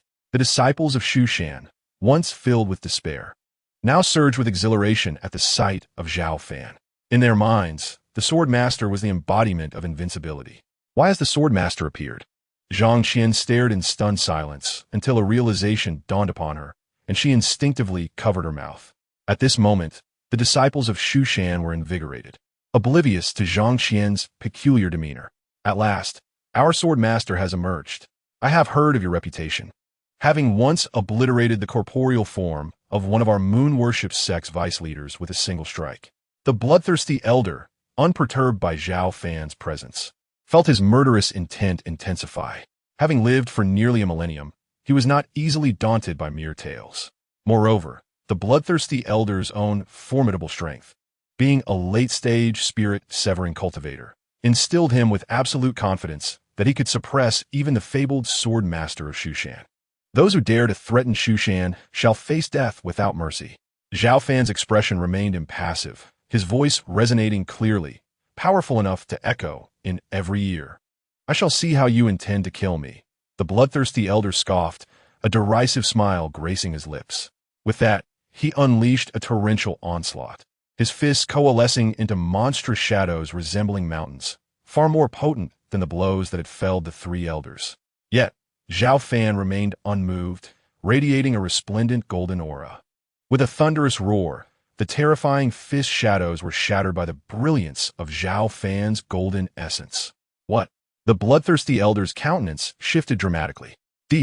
Zhao Fan's eyes gleamed with icy resolve as he advanced. The once delicate spirit sword expanded, transforming into a formidable 3-foot blade. With a sweeping motion, the sword light illuminated the heavens and the earth, tearing through the vast void as it surged towards the bloodthirsty elder. This strike was cataclysmic, instilling terror in both gods and demons alike. Darkness engulfing fist, sensing the overwhelming aura of death, the bloodthirsty elder bellowed in fury, summoning all his strength as he launched a desperate counterattack. Yet, in an instant, Zhao Fan's sword light obliterated the elder's fists, rendering them utterly ineffective. The oncoming sword light, akin to a torrent from the Milky Way, completely overwhelmed the bloodthirsty elder. In his final moments, his anguished cries echoed as his body erupted into a mist of blood. His very essence obliterated, leaving no chance for escape, his spirit and form extinguished. All of this transpired in the blink of an eye. By the time the onlookers comprehended the events, the bloodthirsty elder had been utterly vanquished. With a single sword strike, Zhao Fan had dismantled the existence of the ancient fiend who had survived for nearly a millennium, an awe-inspiring spectacle that left all present in stunned silence. He is dead. The current leader of the moon worship sect trembled in fear, his body quaking at the thought that their proud master of late-stage spirit severing had been slain by a single sword strike. "Leader, we must flee at once." Several terrified members of the moon worship sect urged. "Run. We must escape." The sect leader, realizing the gravity of the situation, abandoned the multitude of followers and prepared to flee with a handful of key figures. However, before they could distance themselves, a sword light cleaved through the void, descending with the swiftness of a lightning strike. With a series of blood-curdling screams, the early-stage spirit-severing sect leader and several of his most trusted allies were utterly annihilated. Trouble. Both the Elder Master and the leader have perished. We must flee. Panic ensued among the once numerous disciples of the moon worship sect, scattering in all directions. Zhao Fan, however, had no intention of pursuing these fleeing individuals. If he could not handle them, then Zhao Cheng, the sect leader, should consider relinquishing his position. Casting a glance at the disciples of Shushan, Zhao Fan's golden figure gradually faded until it vanished completely. Within the confines of the demon suppression tower, Zhao Fan gradually awakened, a sigh of relief escaping his lips. Earlier, separated by an immense distance, he had used a fragment of his primordial spirit to slay the bloodthirsty elder and others. Although this did not deplete much of his spiritual energy, it posed considerable risks to his primordial essence. Should the detached fragment suffer damage, it would undoubtedly inflict severe harm upon the cultivator's true self. Thus, unless one possesses absolute confidence in their own abilities, such distant combat should not be employed lightly.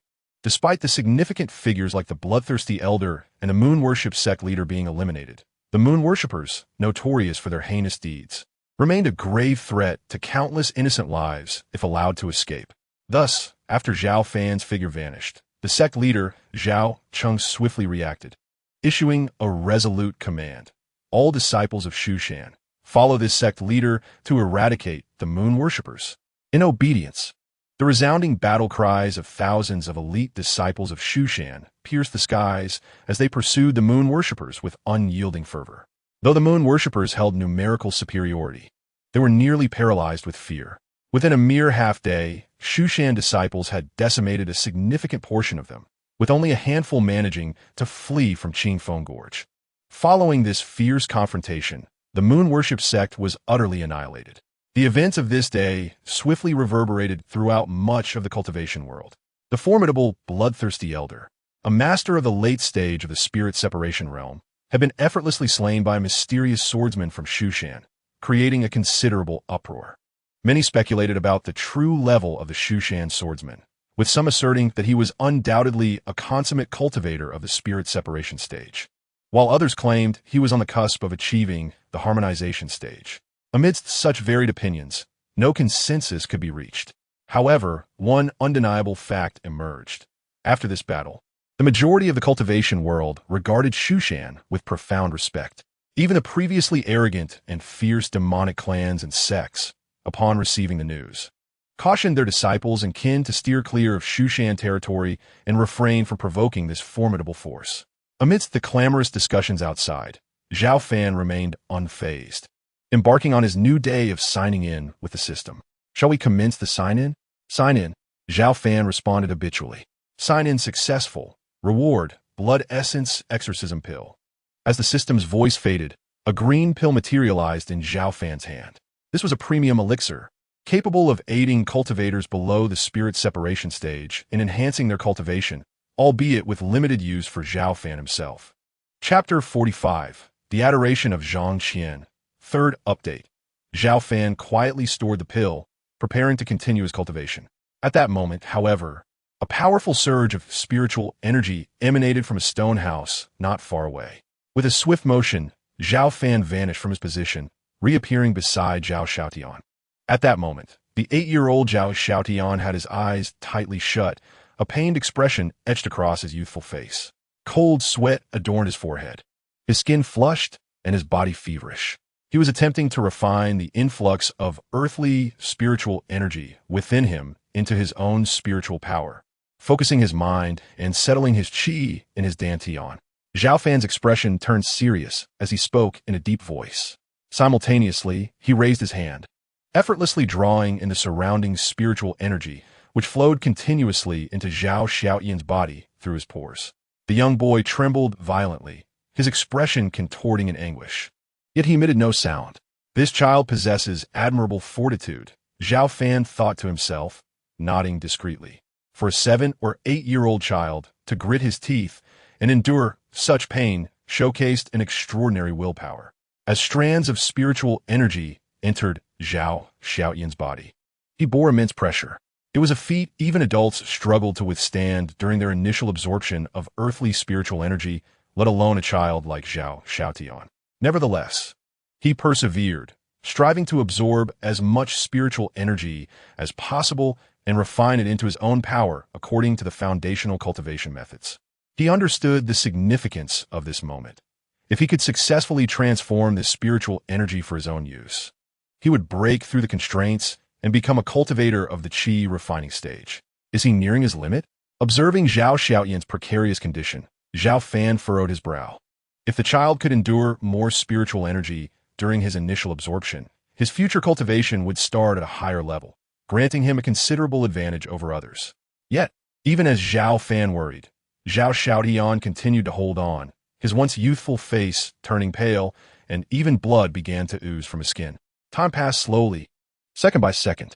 Finally, as the sounds of crackling akin to popping beans echoed from within Zhao Xiaotian, his previously weak aura surged dramatically, visibly breaking through the confines and allowing him to ascend to the qi refining stage.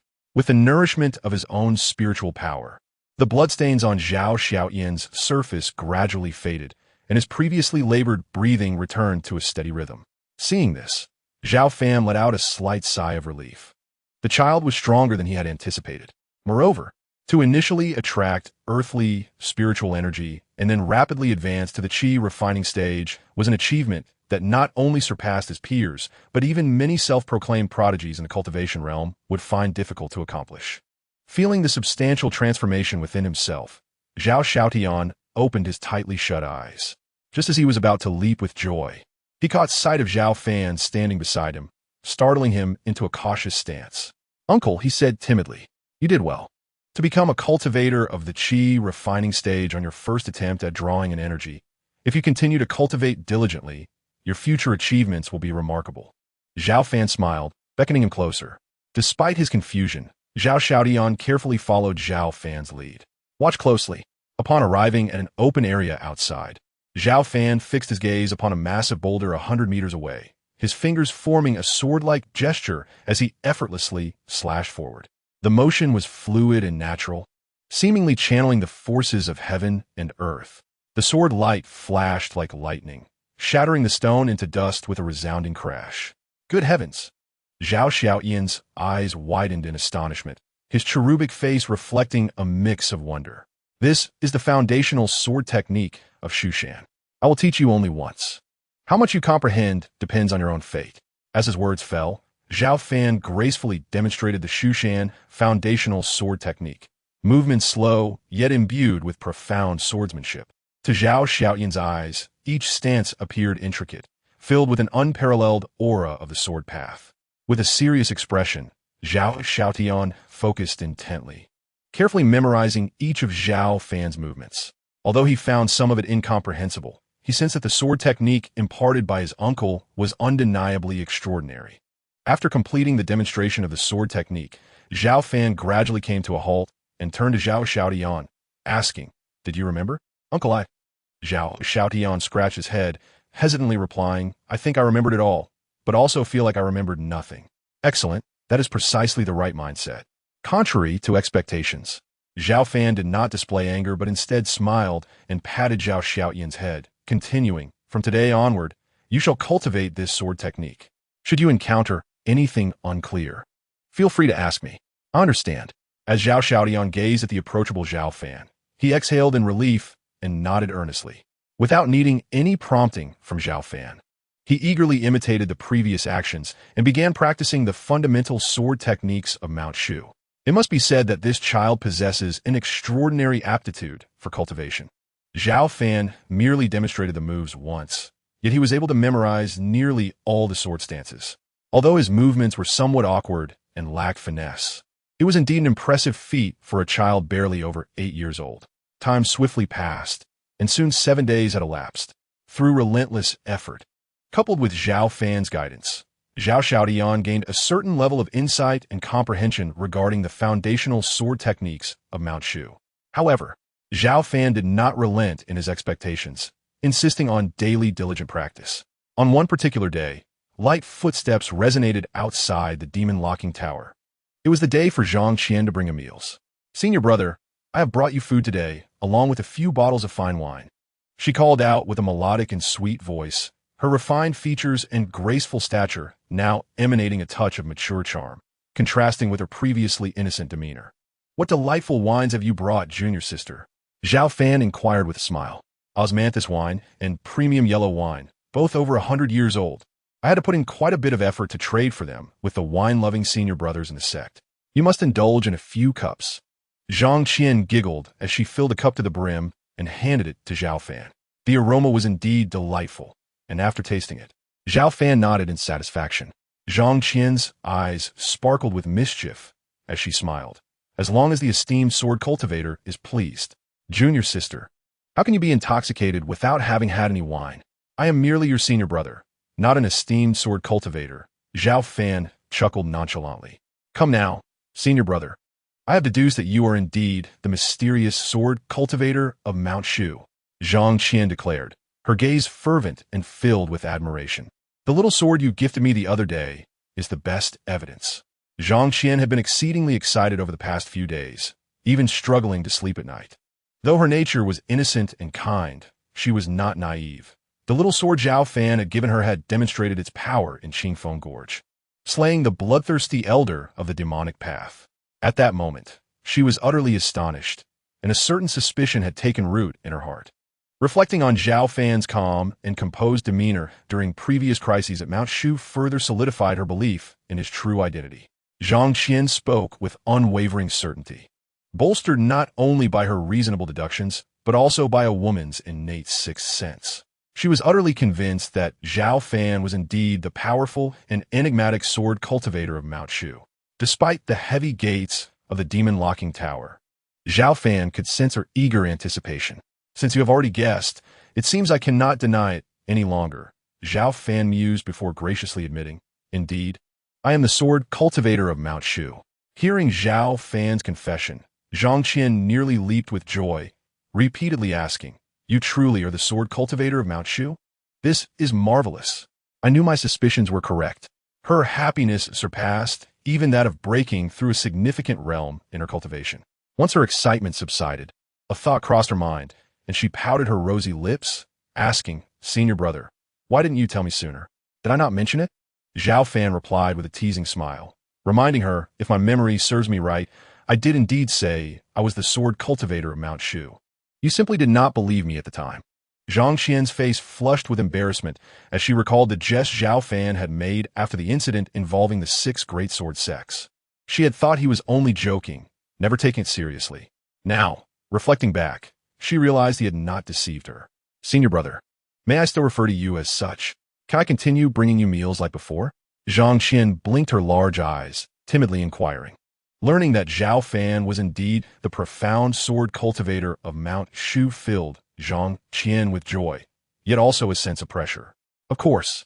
What? Do you no longer wish to bring me meals? Zhao Fan teased. No. I would love to bring you meals every day. To be able to serve the esteemed sword cultivator is a dream come true for many. Zhang Qian laughed cheerfully. Junior sister, you may continue to call me senior brother as before. Remember, this matter regarding my identity is our secret and must not be disclosed to others. Zhao Fan gently reminded her. Rest assured, senior brother, I will certainly not tell anyone, lest it disturb your tranquility, Zhang Qian assured him earnestly. Then it is settled, Zhao Fan said with a slight smile, before inquiring, by the way, I have slain the bloodthirsty elder. The issue with the Peiyuan sect has been resolved, correct? Yes, senior brother, the Peiyuan sect has been completely eradicated. Because of this, many demons and various factions now regard Mount Shu with great trepidation. In fact, numerous powerful sects have issued orders restraining their disciples from stepping foot into Mount Shu. Most delightfully, several immortal families have voluntarily allied with us, becoming vassal forces. I hear the sect leader and the elders have been quite busy. Zhang Qian recounted the aftermath of the Peiyuan sect's downfall succinctly. All of this is thanks to you, senior brother.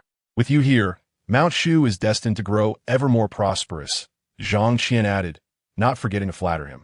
To restore Mount Shu, we cannot rely solely on one individual. It requires the collective efforts of many, Zhao Fan replied with a calm smile. Zhang Qian, her bright eyes shimmering, nodded thoughtfully. The two continued to engage in light conversation until dusk approached, at which point Zhang Qian reluctantly took her leave. Once Zhang Qian departed, the demon-locking tower returned to its usual tranquility. In the following days, Zhao Fan remained within the tower, dedicating his time to both cultivation and the occasional guidance of his nephew, Zhao Xiaotian. Even the briefest of insights from a cultivator of Zhao Fan's caliber proves immensely beneficial to ordinary practitioners. Zhao Xiaotian, possessing commendable talent, progressed swiftly under Zhao Fan's careful tutelage. Time continued its relentless march, and before long, 22 years had passed. This marked the 122nd year since Zhao Fan had arrived at the demon-locking tower. For an ordinary person, a century is a long lifetime, but for a cultivator, it is but a fleeting moment. Throughout these 22 years, Zhao Fan had not made any significant breakthroughs in his cultivation, remaining at the perfected stage of the spirit division realm. Beyond this realm lies the fusion stage, a profound and enigmatic threshold for cultivators. Even during the most illustrious epochs of the cultivation world tens of thousands of years ago, those who reached the fusion stage were regarded as formidable beings, capable of feats akin to moving mountains and filling seas with a mere gesture. The fusion stage was within Zhao Fan's grasp, yet he felt no urgency to attain it. In the period of integration, transcending all previous realms of cultivation requires a harmonious elevation of the primordial spirit, spiritual power, and physical body to their utmost limits before one can ascend to this level. Over the course of nearly 10,000 years, even the rarest and most exceptional cultivators who have reached this stage have only perfected one or two of these aspects, never fully embodying true greatness. My primordial spirit and spiritual power have been refined over many years, nearly achieving their zenith. Only my physical body lags slightly behind. When the three converge and simultaneously break through, my overall strength will far surpass that of other cultivators of the same rank. Zhao Fan's eyes sparkled with brilliance as he murmured to himself. Throughout these years, he had diligently honed himself, accumulating and solidifying his power. After 22 years, the spiritual energy within Zhao Fan was as boundless as an unfathomable ocean, while his primordial spirit was robust and radiant, akin to a blazing sun. In the expansive courtyard of the demon-locking tower, Zhao Fan stood with his hands clasped behind his back, gazing up at the endless expanse of dark clouds. With a gesture of his fingers, he casually sliced through the air.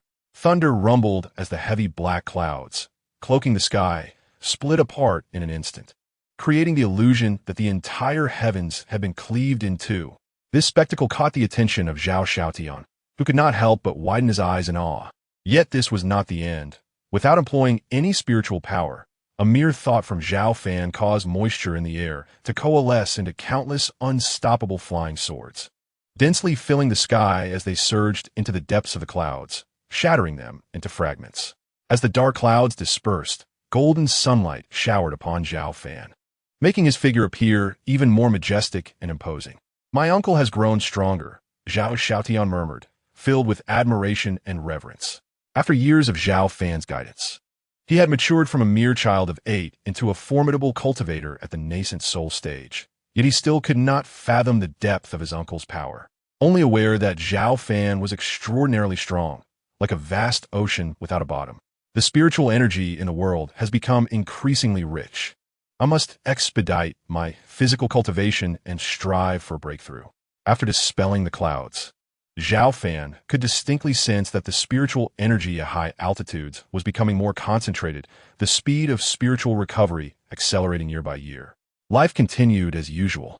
Aside from occasionally offering guidance to his nephew Zhao Xiaotian, Zhao Fan devoted his focus to cultivating his physical body. Under his diligent efforts, the golden body had reached the second layer of perfection, with only half a step remaining to the third layer. On a day marked by heavy snowfall, Shushan welcomed the chill of winter. Zhao Cheng, the sect master who had not visited the demon locking tower in many years, decided to come today. Clad in a broad golden robe, with a resolute visage and piercing gaze, his demeanor bore a newfound gravitas compared to his former straightforwardness. Under Zhao Cheng's leadership, Shushan had made significant advancements, and he himself had ascended to the out-of-body stage. However, the divide to the spirit-severing stage remained insurmountable. Without fortuitous opportunities, it seemed unlikely he would ever surpass his current realm. Compounding this was the burden of countless trivial matters that drained his energy for cultivation. "Brother," Zhao Cheng greeted warmly. Before others, he was the esteemed and formidable sect master of Shushan. Yet in the presence of his elder brother, he revealed a more approachable side. "You've come," Zhao Fan replied with a calm smile, as if he had anticipated the visit. "Father," Zhao Xiaotian called out, glancing at Zhao Cheng who stood before him. His emotions stirred. For all these years, he had lived alongside his uncle Zhao Fan, while his father, Zhao Cheng, had never come to see him, leaving him with some dissatisfaction. Zhao Cheng smiled gently and nodded at Zhao Xiaotian. "How had you been these years?" he inquired with concern. "Thanks to uncle's guidance, I have now become a mid-stage nascent soul cultivator, but there is still much I have yet to learn, far from even a fraction of uncle's prowess," Zhao Xiaotian humbly replied. Very well, very well. At your age, I was merely a golden core cultivator. Your achievements have already surpassed mine, and your future is limitless. As for your uncle, he is the strongest in our Shushan. Even with 200 more years, you might not fully grasp all that he has taught," Zhao Cheng said, his face lighting up with pride for Zhao Xiaotian's growth and gratitude for Zhao Fan's quiet mentorship. "Enough of this flattery, you too," Zhao Fan chuckled, turning to Zhao Cheng. "What brings you here today? It has been over 20 years since I last visited you, so I thought I would come and check in. Besides, Xiaotian has grown up, and I wish for him to assist me with some matters," Zhao Cheng stated candidly. "That is only fitting. Even if you had not come today, I was already planning to have Xiaotian venture out soon. It is hardly appropriate for him to remain cooped up in the demon locking tower," Zhao Fan nodded thoughtfully. Initially, at the request of his younger brother Zhao Cheng, Zhao Fan had agreed to temporarily care for Zhao Xiaotian, but had no intention of mentoring him for life. More importantly, Zhao Xiaotian was different from him, lacking systematic support. It was futile for him to stay and grow stronger in the demon locking tower. "However, I wish to stay by uncle's side to continue my cultivation. There is still so much I have yet to learn, and I do not want to leave," Zhao Xiaotian interjected anxiously, opposing the idea. "Xiaotian, the demon locking tower is dull and the spiritual energy sparse. It is not the place for you. The world outside is far more exhilarating. You're still young and should venture out to explore. Should you encounter any difficulties or have questions regarding your cultivation, you may always come to find me in the tower," Zhao Fan gently reassured him, a smile gracing his lips. After living together for over 20 years, how could he be indifferent? Especially since Zhao Xiaotian was his own nephew, nurtured under his guidance. "Uncle," Zhao Xiaotian gritted his teeth, his eyes glistening with unshed tears. Listen to your uncle. The affairs of Shushan are numerous, and I am somewhat overwhelmed. I need your assistance. Zhao Cheng encouraged, patting Zhao Xiaotian's shoulder. Very well, uncle. I shall take my leave. Zhao Xiaotian conceded, kneeling before Zhao Fan to pay his respects. Zhao Fan did not intervene, accepting the gesture with tranquility. Take this fine flying sword, flowing cloud, as a gift from me. Carry it with you, Zhao Fan said, presenting a sword to Zhao Xiaotian. Thank you, uncle. I will not let your expectations down, Zhao Xiaotian replied, taking the sword with earnest determination. Though reluctant to part, he ultimately left the demon-locking tower alongside his father, Zhao Cheng, at the latter's urging. As he watched the duo depart, Zhao Fan sighed softly, and the tower returned to its usual serene state. After Zhao Xiaotian left the demon-locking tower, Zhao Fan immersed himself once more in his cultivation. He had attained the second layer of the golden body, yet he remained just shy of the opportunity to break through to the third layer. Boom! On this day, as Zhao Fan sat in quiet meditation, a subtle tremor emanated from the depths of the demon-locking tower. Though barely perceptible, it did not escape Zhao Fan's keen senses. What is this? Startled, he opened his eyes and vanished from his spot. When his figure reappeared, he found himself deep within the demon tomb, where he discovered the entrance to an underground space, beset by terrifying vibrations and anomalies. Could it be that the little fox was in trouble? Zhao Fan furrowed his brow and rushed in like a bolt of lightning. At that moment, the previously magnificent underground palace was marred by extensive collapses, forming a ghastly black hole. This abyss was unfathomably deep, resembling the gaping maw of a colossal beast, exuding a noxious gas that corroded everything in its vicinity.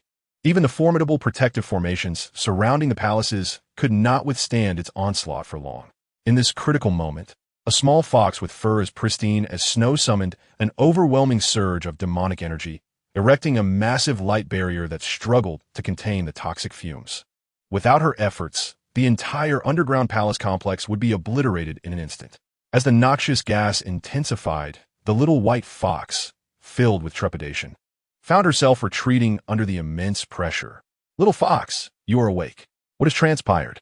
Just as she was on the verge of collapsing, Zhao Fan appeared beside her, drawing his sword in a swift motion, unleashing a torrent of brilliant sword light that obliterated the encroaching noxious gas.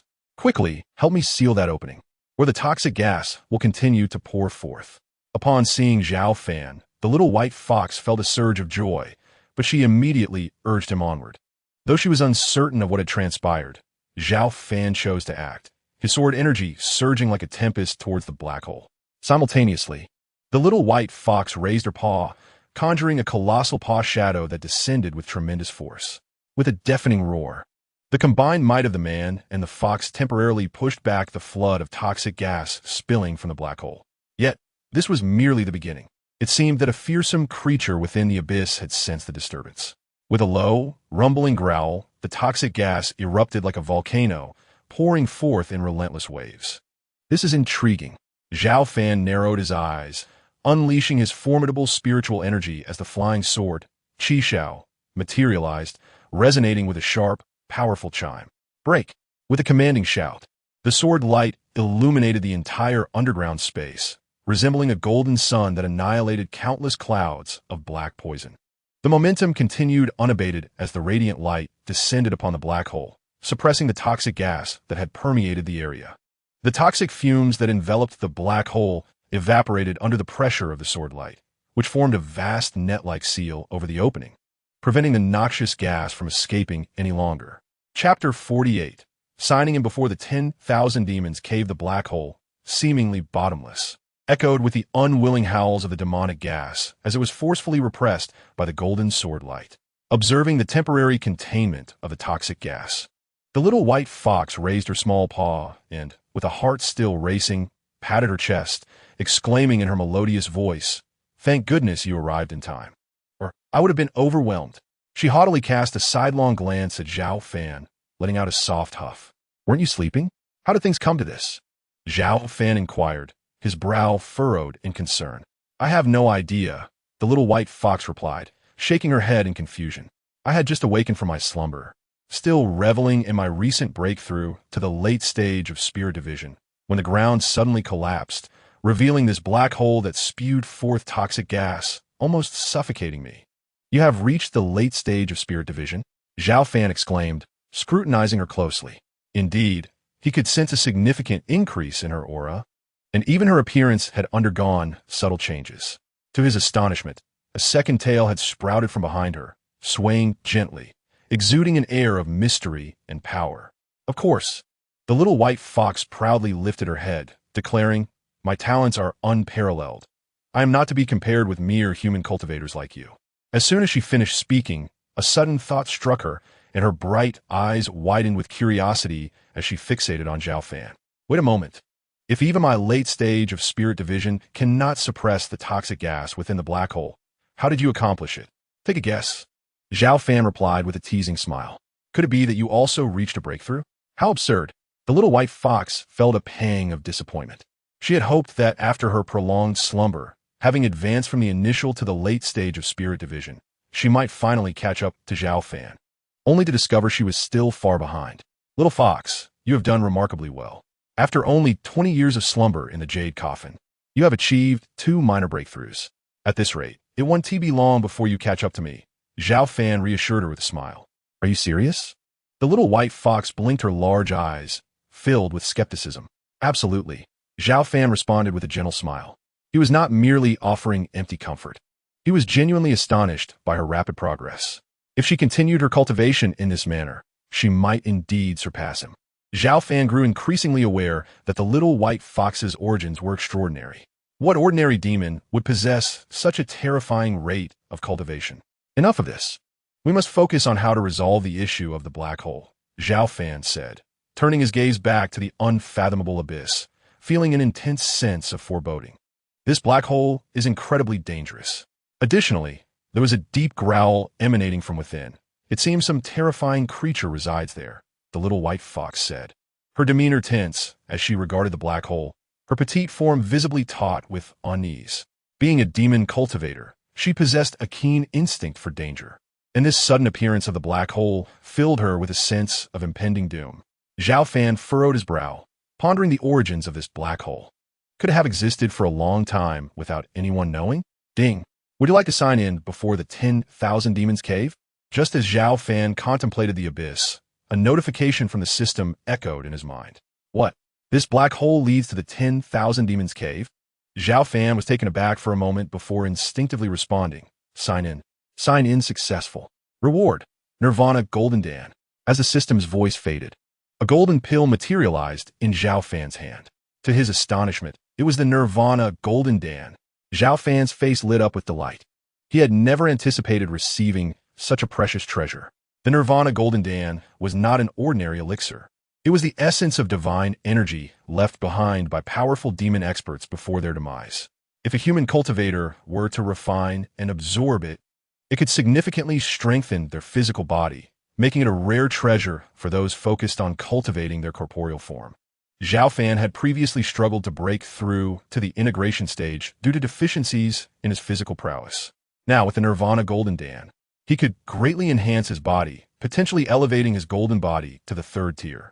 Little fox, protect me. I will deal with the black hole issue shortly. Without waiting for the little white fox to respond, Zhao Fan suddenly settled into a cross-legged position, beginning the process of refining and absorbing the Nirvana Golden Dan. What on earth are you doing? What gave you the right to command this fox spirit? The little white fox, infuriated, stomped her delicate white paws. Yet she remained steadfastly by Zhao Fan's side. She scrutinized him intently, and in the next moment, her eyes widened in astonishment as the flesh and blood of Zhao Fan suddenly radiated a dazzling golden light, akin to the brilliance of the scorching sun. What a powerful physique. What has happened to him? The little white fox retreated a couple of steps, closely observing Zhao Fan. Under her gaze, his entire being was enveloped in layers of bright golden light, as if molded from celestial gold, exuding an overwhelming sense of strength. From a distance, he resembled a golden-bodied Buddha, emanating such potent light that even the swirling poisonous miasma nearby seemed to quail, unwilling to assault the sword light's seal any further. Zhao Fan's visage was solemn, and with the assistance of the Nirvana Golden Core, His 6-foot-tall, golden body smoothly ascended to the third level of mastery. He could distinctly sense that his physical form was now exponentially stronger than before. Crucially, as his physique enhanced, both his primordial spirit and spiritual power began to transcend simultaneously, releasing wisps of ethereal and divine aura from within him. Boom! In the next instant, a thunderous roar echoed from within Zhao Fan, akin to mountains collapsing and oceans surging, causing his aura to swell several-fold. The little white fox stumbled back, somewhat taken aback by this formidable presence. Her large eyes reflected a mixture of shock and bewilderment. Despite her own cultivation at the late stage of spirit separation, she felt utterly overwhelmed by Zhao Fan's might. Just how powerful has he become? As the little white fox pondered, the terrifying aura that had enveloped Zhao Fan swiftly dissipated, as if it had never existed. This sensation is truly delightful. Before long, Zhao Fan opened his eyes, his demeanor transformed to one of profound depth, reminiscent of an unfathomable ocean. "Have you broken through again?" the little white fox inquired, her large eyes blinking with uncertainty. "I suppose so," Zhao Fan replied with a smile, neither confirming nor denying her statement. "You're extraordinarily abnormal." The little white fox huffed in frustration. Chapter 49. The Living Demons. First update. The little white fox felt somewhat vexed, barely having met Zhao Fan. This human cultivator had already experienced another breakthrough. It was quite disheartening for her. "You stay outside. I will venture in and take a look." Gazing at the unfathomable black hole, Zhao Fan hesitated momentarily before speaking slowly. If the system's hints were accurate, then this black hole was the cave of 10,000 demons. Throughout the annals of the cultivation realm, the cave of 10,000 demons is a peculiar place formed by nature, where demonic energy gathers, potentially giving rise to extraordinary treasures or terrifying demons. Zhao Fan needed to delve deeper, or it would remain an uncertain peril. Moreover, what intrigued Zhao Fan most was why the cave of 10,000 demons appeared beneath the subterranean space. Had it existed for ages, or was it recently formed? If it had long been present, it might hold secrets regarding the origins of this underground realm. "What? Are you out of your mind?" The little white fox gasped, startled. No one knew what lay within the black hole. If Zhao Fan recklessly entered and encountered danger, she wouldn't have the time to rescue him. "Don't worry. If I run into trouble, I will retreat immediately," Zhao Fan assured her, feeling the boundless spiritual power surging within him. Had he not broken through earlier, he might not have dared to plunge into the black hole, but now, having attained the third level of the 6-foot golden body and surpassed the spirit separation stage, he was confident in his ability to return unscathed, no matter the dangers lurking within. With that, Zhao Fan transformed into a streak of light, shooting into the black hole like a swift arrow. "Hey!" The little white fox was momentarily stunned, angrily patting the ground with her small paw, causing the entire subterranean space to tremble. The toxic gases here are truly terrifying, posing a threat even to those at the integration stage. Upon entering the black hole, Zhao Fan beheld the previously dormant toxic miasma surging towards him like a colossal beast that had caught a whiff of prey, rolling in waves as it approached. Even someone as formidable as Zhao Fan felt a tingling sensation on his scalp. However, Zhao Fan was well prepared. 6-foot golden body, he bellowed. In an instant, his flesh and blood glowed brightly, transforming him into a genuine golden-bodied warrior, radiating resplendent golden aura that illuminated much of the cavern. The surging toxic miasma, upon contact, evaporated as if ice meeting fire. This was the protective aura of the third level of the 6-foot golden body. The golden aura was flawless. Not only could it withstand these toxic gases, but even a fully realized cultivator at the spirit separation stage might struggle to breach its defenses. Though he had the righteous aura to fend off the corrosive toxins, Zhao Fan remained vigilant, his expression growing increasingly grave. The surrounding toxic miasma intensified as he descended, becoming so dense that it felt almost tangible. After descending for several thousand meters, Zhao Fan still had not reached the end of the cavern, which seemed endless. Roar! Just then, a deep growl resonated from the unfathomable depths of the black hole, scattering countless toxic gases. As a massive crimson claw, over 100 meters in size, swept toward Zhao Fan, carrying with it a terrifying gust of wind. There truly are living beings within. Zhao Fan was taken aback, sensing an overwhelming danger emanating from the giant red claw.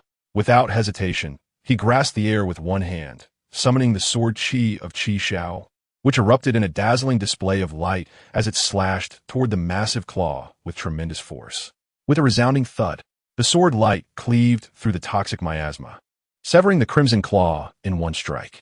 A furious roar echoed from the unknown creature below, causing the entire cavern to tremble violently, as numerous powerful claws tore through the layers of toxic gases, descending upon Zhao Fan with a thunderous fury. Zhao Fan's expression shifted slightly.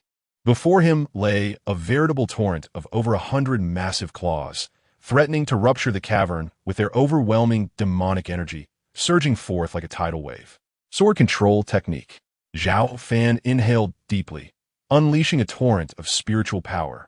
The sword Qi of Qi Shao emitted a sharp, resonant sound, transforming into a multitude of sword shadows that tore through the void, cascading toward the depths below. Bang, bang, bang. The incessant collisions between the swathes of sword light and the monstrous claws sent tremors through the cavern, resulting in a series of terrifying explosions. As the dust settled, massive dark silhouettes emerged within Zhao Fan's line of sight, accompanied by an increasingly potent aura that bore down upon him relentlessly. Faced with this overwhelming presence, even Zhao Fan felt a tightening in his chest, recognizing the grave nature of the situation. The sensation was akin to confronting colossal prehistoric beasts that could shake the very heavens and earth, invoking a primordial dread that gripped his soul. Zhao Fan's scalp prickled. Could there be terrifying demons lurking within the cave of 10,000 demons? Run! Without a moment's hesitation, Zhao Fan turned to flee.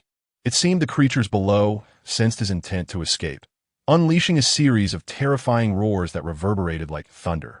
Their piercing sound waves potent enough to obliterate cultivators below the integration stage. However, Zhao Fan had already reached the formidable stage of integration, his cultivation profound.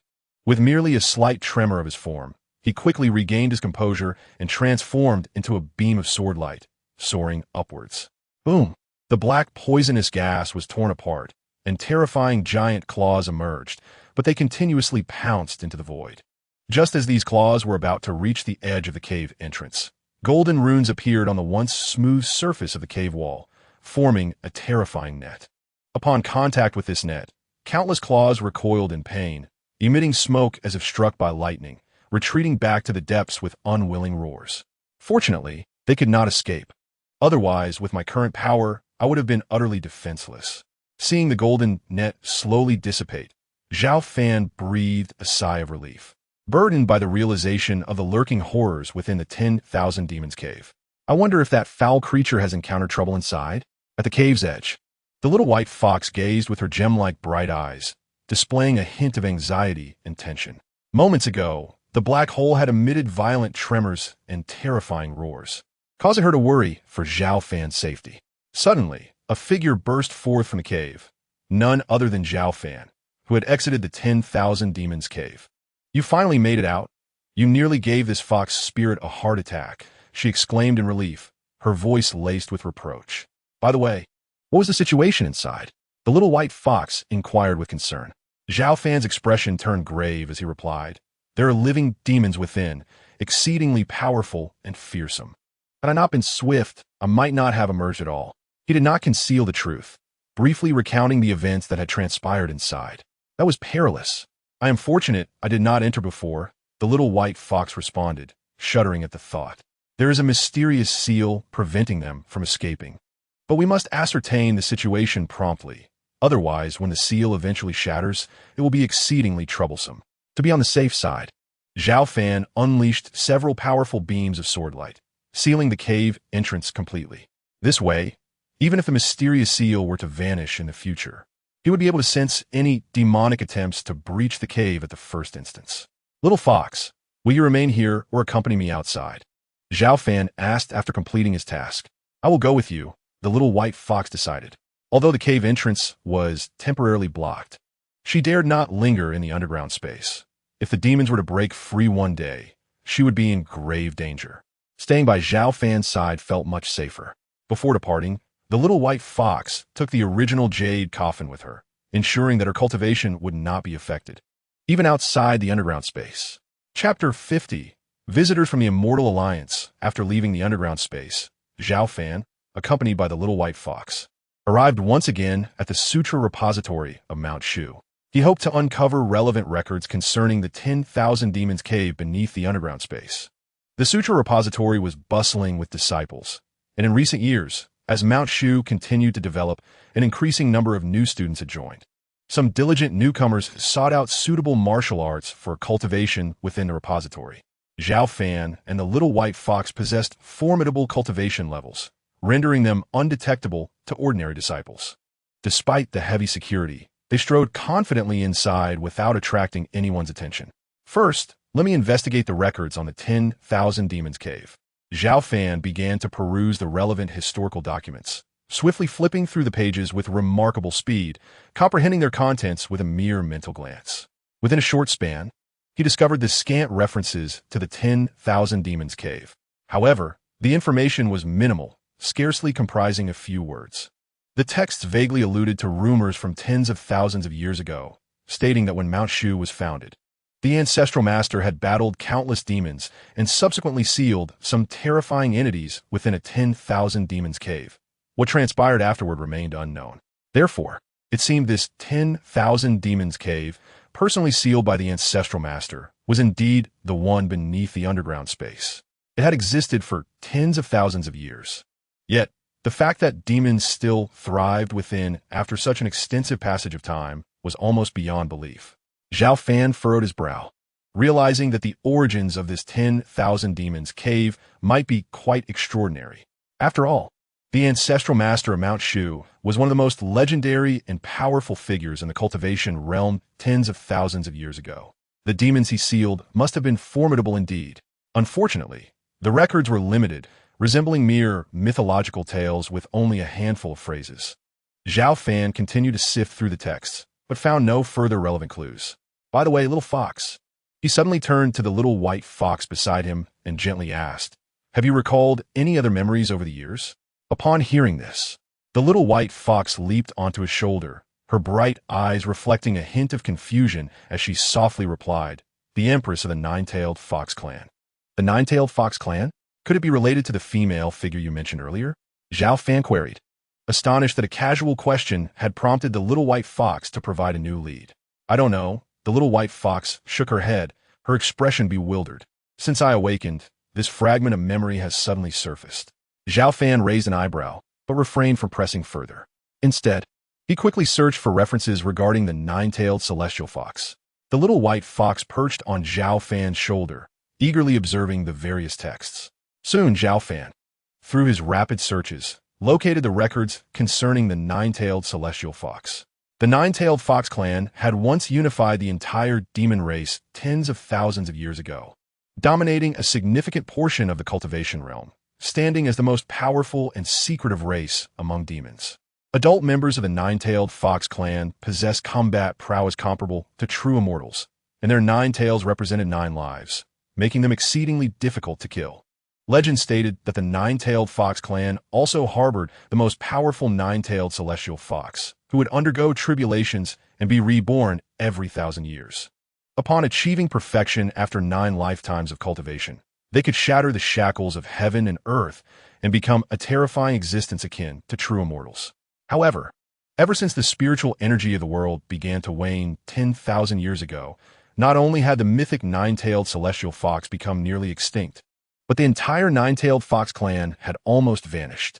This decline was not limited to the Nine-Tailed Fox Clan. Many other formidable races that had once made their mark in the cultivation realm also disappeared in the wake of the dwindling spiritual energy. These lost races were referred to by cultivators as the last generation of demons, indicating that since their disappearance, the spiritual energy of the cultivation realm had steadily declined.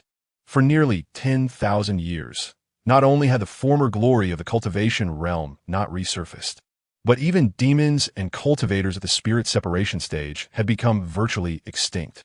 It was only in recent years, as the spiritual energy of the world gradually revived, that numerous spirit separation stage cultivators and demons began to emerge. Nevertheless, even so, the appearance of beings above the spirit separation stage remained exceedingly challenging. Little fox, you wouldn't happen to be from the nine-tailed fox clan, would you? After reading the relevant records, Zhao Fan fixed his gaze upon the little white fox, particularly her two tails, which seemed to be a clear indication. I don't know, the little white fox replied, a bit perplexed. The nine-tailed fox clan possesses 9 tails. But I currently have only 2, and many fox races can also possess multiple tails. Very well. However, could it be that this subterranean space was constructed by the nine-tailed fox clan? Or perhaps it is the work of that enigmatic empress, who hails from a nine-tailed fox lineage, and subsequently created this underground realm. Zhao Fan pondered these speculations, yet without any supporting evidence, he found himself at a loss. The little white fox remained silent, lost in her own thoughts, harboring an even greater curiosity about her origins than Zhao Fan. She was deeply troubled, uncertain of her own identity and whether she truly belonged to the nine-tailed fox clan. Thus, the pair, one human and one fox, stared at each other in silence, ensnared in their contemplations. Enough of this guessing. It serves no purpose, Zhao Fan finally remarked. Little fox, focus on your cultivation and strive to recover any useful memories. I will assist you in uncovering your true heritage. The little white fox softly nodded, resting her head on Zhao Fan's shoulder, her demeanor somewhat melancholic. Do not dwell on unfounded thoughts. I shall aid you, Zhao Fan reassured her with a warm smile, noting her despondency. The little white fox turned her head away with a huff, but a flicker of warmth ignited within her heart. Before long, the duo departed from the scripture pavilion and returned to the demon ceiling tower. The little white fox brought her jade coffin into her stone chamber and comfortably reclined atop it to cultivate. Having witnessed Zhao Fan's breakthrough firsthand, she felt a significant impetus to intensify her diligence, devoting herself to her practice daily without disturbing Zhao Fan. Having just achieved a breakthrough himself, Zhao Fan was preoccupied with solidifying his newfound cultivation level. Although he had advanced beyond the spirit division stage, he remained humble and devoid of arrogance. His experiences in the abyss of 10,000 demons had made him acutely aware that with the revival of celestial energy, places that once sealed ancient demons were re-emerging due to the upheaval of the world. Moreover, this was merely one of the perilous locations within Mount Shu. The realm of cultivation is vast, and one cannot ensure that other territories do not harbor similar dangers, perhaps even stronger ancient beings or terrifying demons. While those at the fusion stage may appear invincible, they too require more time to refine and elevate their abilities. Time slipped away like grains of sand, and in the blink of an eye, several years had passed. Zhao Fan utilized this time to thoroughly solidify his cultivation level, emerging significantly stronger than when he first broke through. His aura had deepened, becoming increasingly inscrutable. On one particular day, Zhang Qian visited to deliver meals. Through the heavy door of the demon's ceiling tower, she spoke with her delicate features and a bright voice. Senior brother, did you know? The cultivation world has grown increasingly chaotic in recent years. Recently, several factions formed the Kunlun Immortal Alliance, preparing to wage war against various demon clans. Zhao Fan, savoring his meal, inquired, the Kunlun Immortal Alliance? Is it related to the Kunlun sect? He recalled that the Kunlun sect was an ancient and formidable sect, surpassing Mount Shu in stature. Indeed, it is the Kunlun sect that advocates for this cultivation alliance. It is said that several major cultivation powers have already joined, creating a formidable force. I also heard that emissaries from the Kunlun Immortal Alliance are preparing to discuss the possibility of inviting us from Mount Shu to join. Have the leaders agreed? Zhao Fan asked, his brows furrowing. Not yet. It is said that the emissaries from the Kunlun Immortal Alliance harbor ulterior motives. On the surface, they invite us to join, but in reality, they wish to make Mount Shu a vassal, using us as cannon fodder in their conflict against the demons. Should we become entangled in this, who knows how many of our brothers and sisters would suffer? Zhang Qian said, shaking her head softly. Chapter 51. Unending disputes, then, can't we simply refuse? Zhao Fan chuckled lightly. If even a mere disciple like Zhang understood this, it was evident that the disciples of Mount Shu harbored little fondness for the so-called Kunlun Immortal Alliance. Senior brother, it's not that simple. I've heard from the law enforcement elder that many high-ranking members of the sect are advocating for the leader to join the alliance and compete for the position of leader against Kunlun. They say that even before discussions with the emissaries of the Kunlun Immortal Alliance, The situation has become quite chaotic, Zhang Qian said, her large eyes blinking in exasperation. Over the years, Mount Shu has seen considerable development, leading many high-ranking members to develop significant ambitions, believing that joining the Kunlun Immortal Alliance presents a golden opportunity. The position of sect leader is indeed not an easy one. Zhao Fan smiled faintly, choosing not to elaborate further. He trusted his brother, Zhao Chang, to manage these matters effectively. Zhang Qian shared many recent, amusing anecdotes about Mount Shu with Zhao Fan before taking her empty food container and leaving the demon ceiling tower. Would you like to begin the sign-in process? At that moment, a familiar prompt echoed in his mind. Sign in, Zhao Fan instinctively replied. Sign in successful. Reward, the Supreme Emperor Sword Cannon. As the system's voice faded, an incomprehensible swordsmanship text surged into Zhao Fan's mind, its formidable sword intent shaking the very heavens and earth, causing him to feel a tightening sensation throughout his body, as if he were facing the ultimate sword path in existence, leaving him with a profound shock that resonated deep within his soul. Zhao Fan was utterly astonished, murmuring to himself, "What a remarkable sword cannon! The sword intent it emanates is even more powerful than the sword control technique and the 10,000 sword technique." With the acceleration of celestial energy revival over the years, Zhao Fan had previously signed in for many formidable martial arts techniques. However, compared to the sword control technique and the 10,000 sword technique, they all paled in comparison. He never anticipated that the Supreme Emperor Sword Cannon he signed in for today would be so profound and powerful. The very essence of the sword path contained within the text left him utterly captivated, a sensation he had never experienced before. Taking a deep breath, Zhao Fan closed his eyes and sat cross-legged, diligently comprehending the true meaning of the Supreme Emperor Sword Cannon.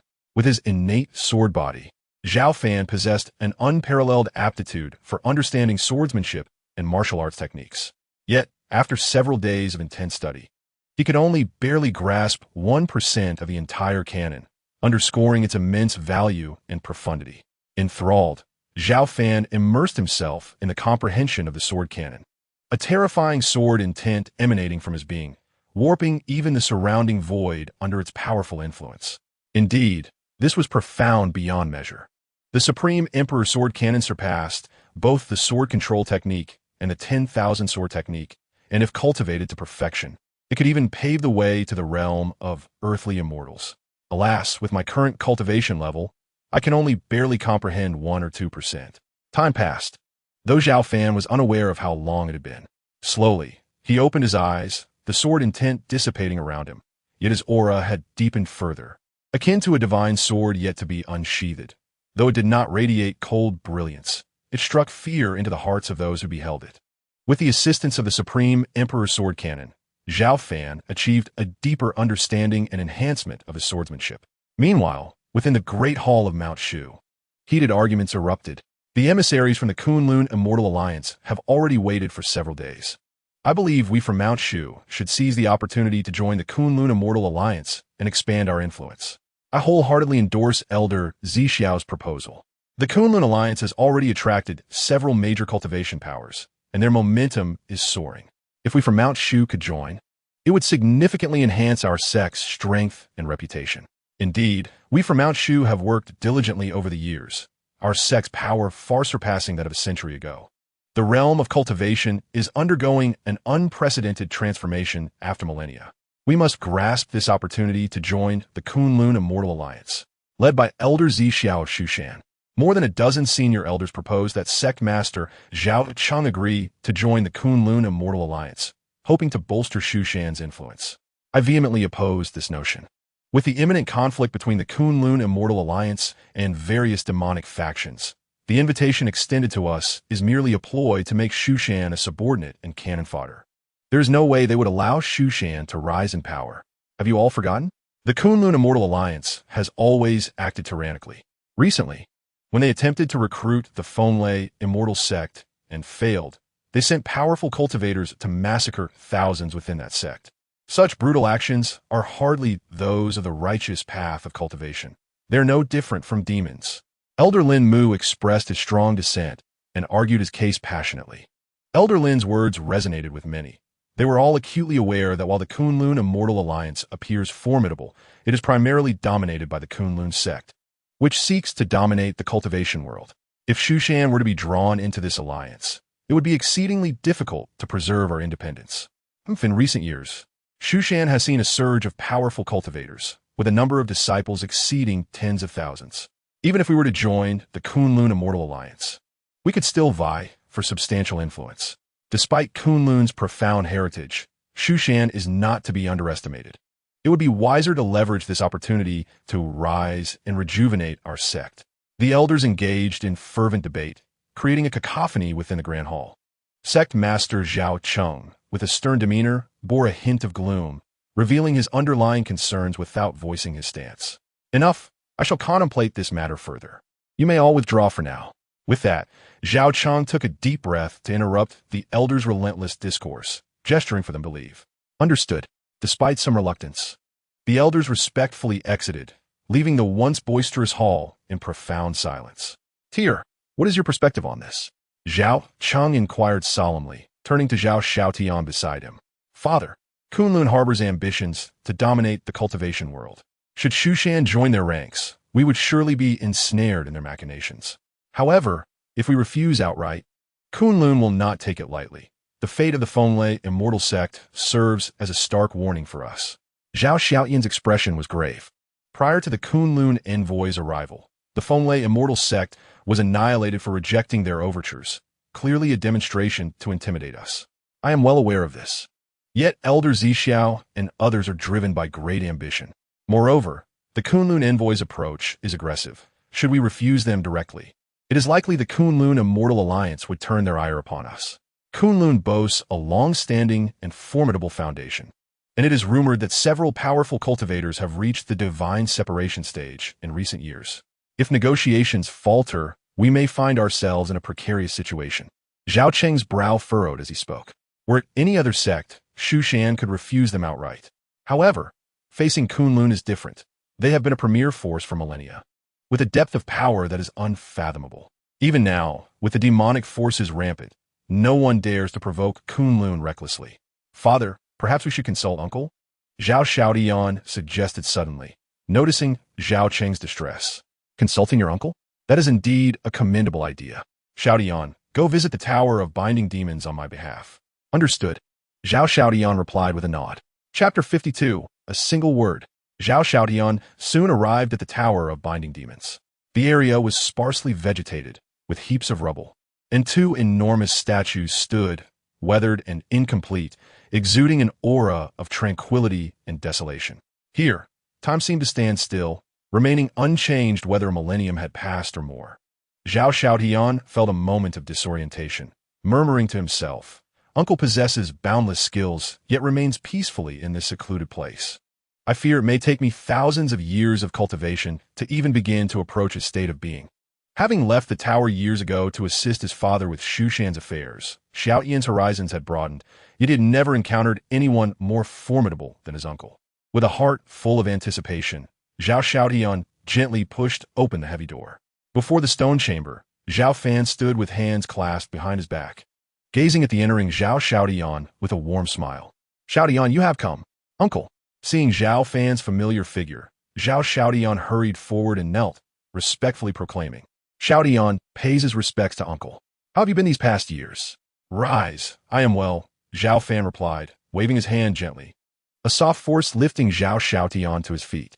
Why are you here instead of helping your father at Shushan? Zhao Fan inquired with a slight smile. I came primarily because I have missed you dearly over the years, and I wanted to visit. Additionally, my father faces a troubling dilemma and seeks your counsel.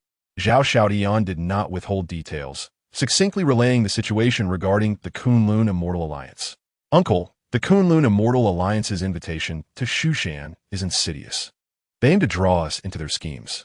Their pressure is mounting, and some uninformed elders within the sect support them, leaving my father quite distressed. We would greatly appreciate your guidance. Does your father oppose joining the Kunlun Immortal Alliance? Indeed, the disadvantages of joining outweigh the benefits. Zhao Xiaotian nodded gently. In that case, a direct refusal is the way to go. Zhao Fan contemplated before responding. Uncle, I fear that is not feasible. Zhao Xiaotian smiled bitterly, voicing his concerns. The Kunlun Immortal Alliance is currently at its zenith. The Kunlun sect alone boasts several formidable cultivators at the divine separation stage. If we were to refuse, they would likely retaliate directly, potentially igniting conflict between our sections. Are they indeed intent on coercing Shushan into the Kunlun Immortal Alliance? Zhao Fan's brow furrowed slightly as he queried. Absolutely. The aggressive approach of the Kunlun Immortal Alliance suggests they are forcing Shushan to comply. If it weren't for the lingering fear of your previous actions against the bloodthirsty elder, they likely wouldn't even have sent envoys to negotiate with us. They would have already dispatched powerful cultivators to annihilate our sect, as they did with the Fomlay Immortal sect. Zhao Xiaoyan's expression turned serious as he spoke. Such actions are more brutal and reckless than those of demons, Zhao Fan remarked coldly, waving his hand dismissively. Fetch me paper and ink. Though puzzled, Zhao Xiaoyan quickly retrieved the requested materials. Uncle, the paper and ink are here, he said respectfully, placing them before Zhao Fan. With a calm demeanor, Zhao Fan took the brush and began to write. The ink flowed effortlessly, and in mere moments, he penned a single character, the powerful word sword. Although somewhat hasty, the strokes were vigorous and fierce, infused with a certain ominous spirit. Uncle, what does this signify? Zhao Xiaoyan questioned, perplexed, for he had come seeking counsel. Not a mere character. Zhao Fan smiled enigmatically, offering no further explanation as he handed the painting to Zhao Xiaoyan. He urged, return and inform your father to dispatch a formidable cultivator in the mountain division, equipped with a decree of refusal to join the Kunlun sect. Should they dare to provoke us further, simply unfold this paper before them. Is that truly feasible? Zhao Xiaoyan questioned, skepticism etched on his face. Could a mere piece of writing quell the brazen arrogance of the Kunlun sect? Do you doubt me? Zhao Fan shot back, a glint of challenge in his gaze. Zhao Xiaoyan dared not express disbelief. Even with 100-fold courage, he would never question his uncle's abilities. Remember, do not unroll this writing until you arrive at the Kunlun sect, Zhao Fan emphasized, pausing before adding gravely, otherwise it could cost you your life.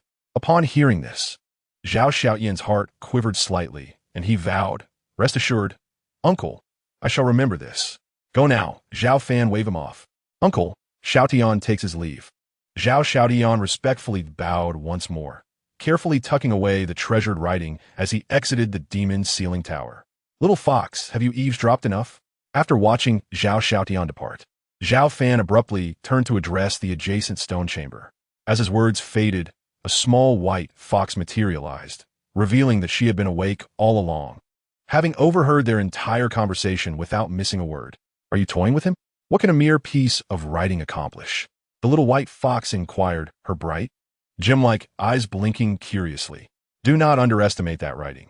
It is more than sufficient to intimidate a sect of cultivators, Zhao Fan replied with a knowing smile. What have you inscribed upon it? The little white fox's curiosity was piqued. The true essence of the sword path. Zhao Fan pondered for a moment before responding earnestly. The little white fox's eyes widened in shock as she exclaimed, your recent breakthrough. You have ascended to the realm of integration. Though she could not recall her own origins, she possessed a keen understanding of cultivation levels. The essence of the Tao was a domain only accessible to the most formidable of beings. The realm of integration was exalted, belonging to the elite even during the most glorious epochs of the cultivation world thousands of years ago. Having witnessed Zhao Fan's breakthrough firsthand, she had harbored suspicions, yet never dared to believe that he had indeed shattered the shackles and entered such a lofty realm. Observing the little white fox's reaction, Zhao Fan merely smiled calmly, the depths of his transformation becoming ever more unfathomable. With Zhao Fan's writing in hand, Zhao Xiaoyan hastened back to the Shushan Grand Hall. Xiaoyan, you returned so swiftly. What does your uncle mean? Zhao Cheng, the sect leader, inquired with concern upon seeing his son. Father, Uncle tasked me with bringing back this writing, Zhao Xiaoyan replied, presenting the neatly folded artwork to Zhao Cheng while briefly recounting Zhao Fan's instructions. A mere piece of writing, what could it possibly achieve? Zhao Cheng was perplexed, struggling to grasp the situation. Father, since Uncle is confident, I believe we should proceed as he suggests, Zhao Xiaoyan gently advised. You are right. Summon Elder Wang Lai. Zhao Cheng decided after a moment's contemplation. Wang Lai was the strongest elder in Shushan, previously a formidable figure from a subordinate sect, whose exceptional talent had enabled him to ascend rapidly in cultivation as the spiritual energy of the world surged in recent years, reaching the peak of the separation stage. In the wake of the moonbaiting sect's attack on Shushan, Zhao Cheng had been diligently recruiting powerful cultivators to bolster Shushan's overall strength. With its abundant resources, Shushan offered Wang Lai substantial benefits and status, ensuring his unwavering loyalty. Chapter 53. Ascending Kunlun. Greetings, sect leader, Elder Wang Lai soon arrived at the Shushan Grand Hall. Bowing respectfully to Zhao Cheng. Elder Wang, I wish to send you to the Kunlun sect, Zhao Cheng stated candidly. To the Kunlun sect? Wang Lai was taken aback. Sect leader, have you agreed to join the Kunlun Immortal Alliance? Recently, Shushan had been embroiled in heated discussions regarding the potential alliance with Kunlun, and although he held a position within the sect, he was acutely aware of the situation. Not at all. Zhao Cheng shook his head, his expression serious. I intend to reject their proposal. Wang Lai's face fell as he grimaced. If that is the case, I fear my presence at Kunlun may be inadequate. Kunlun has stood for millennia. Their foundation is beyond measure. I have heard they possess 7 or 8 peak separation stage cultivators.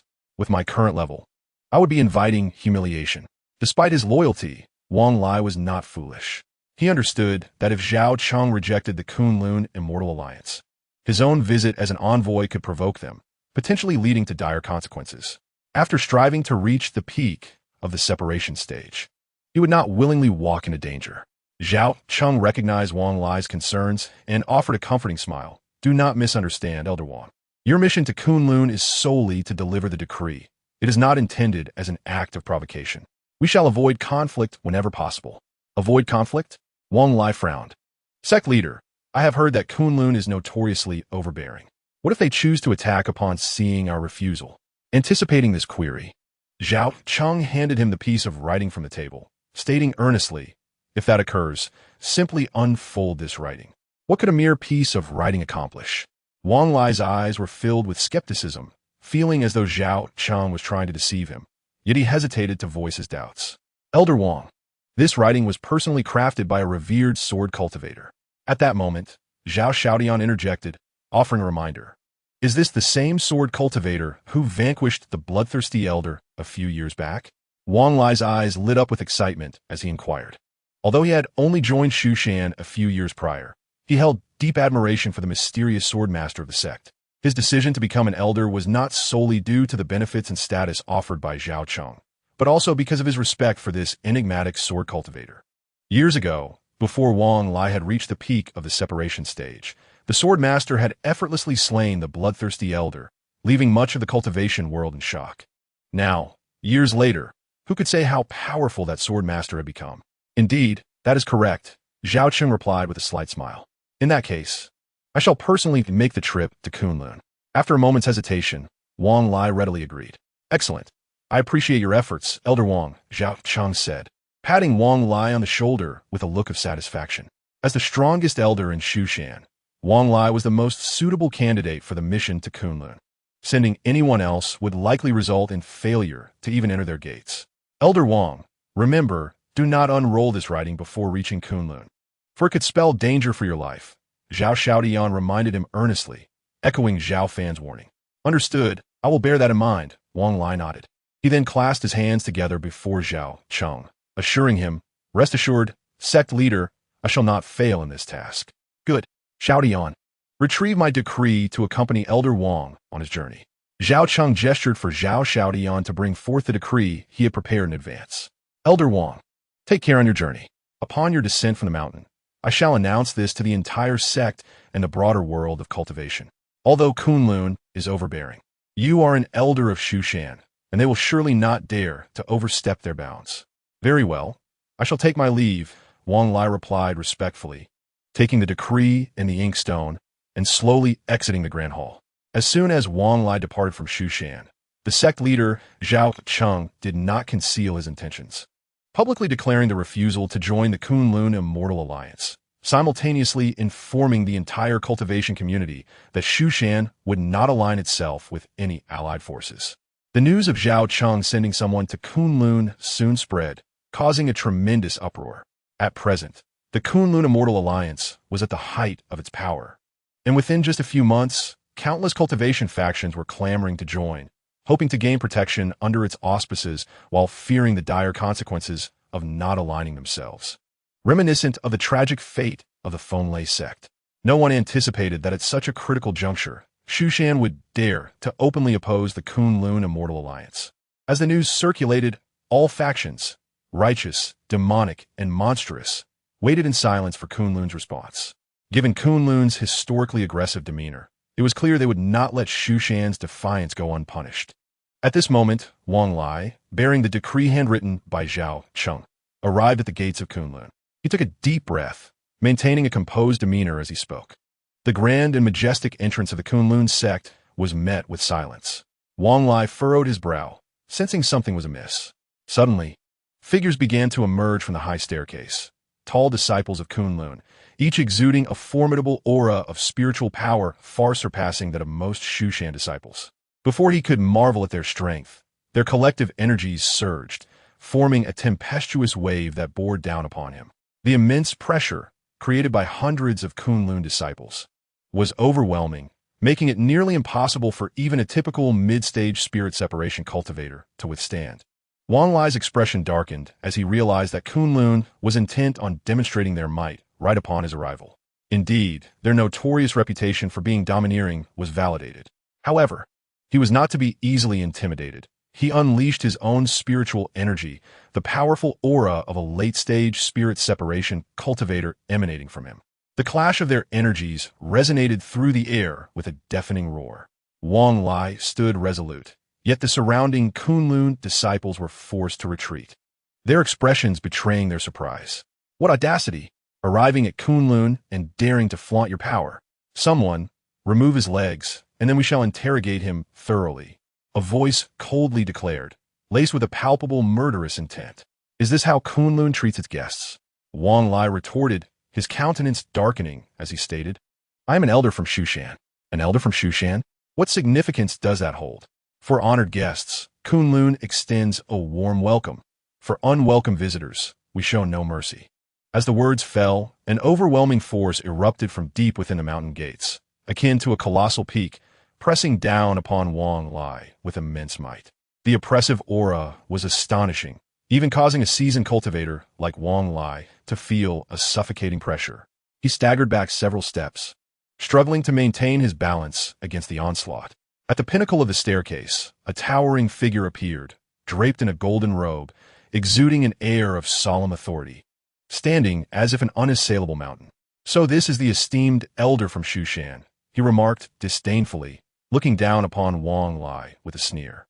Wang Lai's face turned pale, his fists clenching instinctively, but recalling the sect leader's earlier words, he managed to regain his composure. I come on behalf of Shushan to deliver our sect leader's decree, he stated firmly.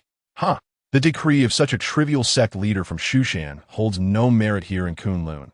It is laughable, another voice chimed in. Not merely laughable, it is utterly foolish. Were it not for a certain swordmaster from Shushan, you would not even qualify to converse with us, another figure added, as more appeared, filling the top of the staircase, resembling a pantheon of gods, their gazes coldly scrutinizing Wang Lai. As Wang Lai's previously steely demeanor faltered, he sensed each figure radiating an aura akin to an insurmountable mountain. Allow him into the hall. I wish to hear what the Shushan sect leader truly means. A commanding and indifferent voice rang out. Since the sect leader has spoken, we shall reluctantly permit your entry, the golden-robed man said, reluctantly parting the way. Wang Lai breathed a sigh of relief, adjusting his posture, and with the eyes of countless Kunlun disciples upon him, he ascended the steps, stepping into the grand hall of Kunlun. Inside, a multitude of figures stood. At the forefront was the Kunlun sect leader, exuding an aura of solemn authority. His expression calm, yet intimidating, creating an atmosphere that was difficult to endure. Behind him stood several individuals whose profound energies dwarfed Wang Lai's, their expressions ranging from scornful to indifferent as they regarded him. Wang Lai felt the pressure intensify, far surpassing the previous weight he had experienced. What business does Shushan have in sending you? The Kunlun sect leader inquired slowly, feigning ignorance. Wang Lai felt a twinge of nervousness but maintained his composure. Sect leader of Kunlun, here is the decree from our sect leader. Would you prefer I read it aloud, or would you like to peruse it yourself? The Kunlun sect leader, his expression unchanging, reached out and grasped the decree, which fell into his hands. In mere moments, his brows furrowed, and his countenance darkened significantly. The decree was succinct yet powerful, not only rejecting Kunlun's invitation for Shushan to join the alliance, but also enumerating Kunlun's overbearing and aggressive conduct, clearly stating that Shushan would never conspire with Kunlun. When Zhao Cheng penned this, he held little back, expressing Shushan's discontent with Kunlun, which caused the Kunlun sect leader's face to grow dark and his gaze to turn frigid. Kunlun had stood as a pillar of the cultivation world for millennia, never showing signs of decline, remaining a top-tier force. How dare a mere Shushan challenge Kunlun's authority? So your sect leader has the audacity to refuse joining the Kunlun Immortal Alliance and dares to criticize our methods. It has been ages since I encountered such a foolish individual. The Kunlun sect leader scoffed, raising his hand and instantly reducing the decree to dust. In my view, there's no longer a need for Shushan to exist. Let's make an example of you today.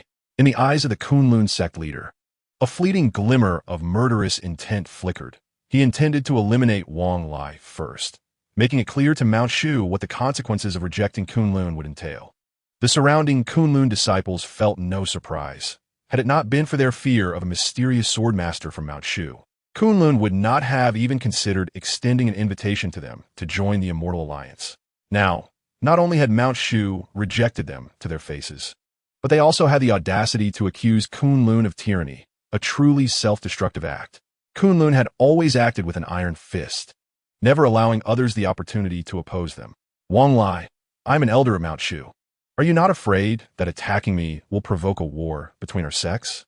Wang Lai's cold sweat poured down him, feeling like a sheep amidst a pack of wolves, his heart racing in panic. Kill him, the Kunlun sect leader stated coldly, dismissing any further dialogue. As his words fell, an overwhelming aura surged into the sky as 8 perfected divine transformation stage masters appeared, encircling Wang Lai tightly. Typically, a single perfected divine transformation master would suffice to deal with Wang Lai, let alone 8.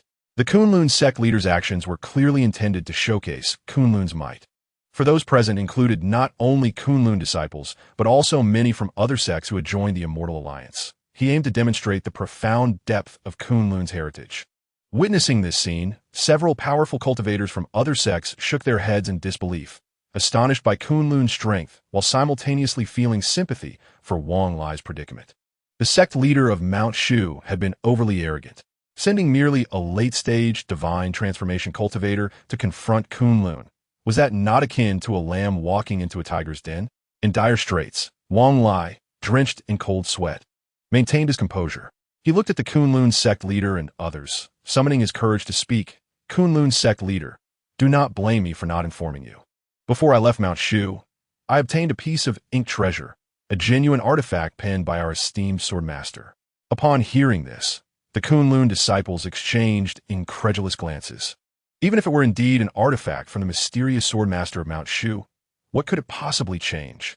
At this moment, even if the swordmaster himself were to appear, it would not save Wang Lai's life. He might even fall victim here, surrounded by 8 perfected divine transformation masters. Who in the vast realm of cultivation could withstand such force? It was utterly foolish. Although formidable, having slain the bloodthirsty elder with a single sword strike years ago, he was still merely a perfected divine transformation cultivator.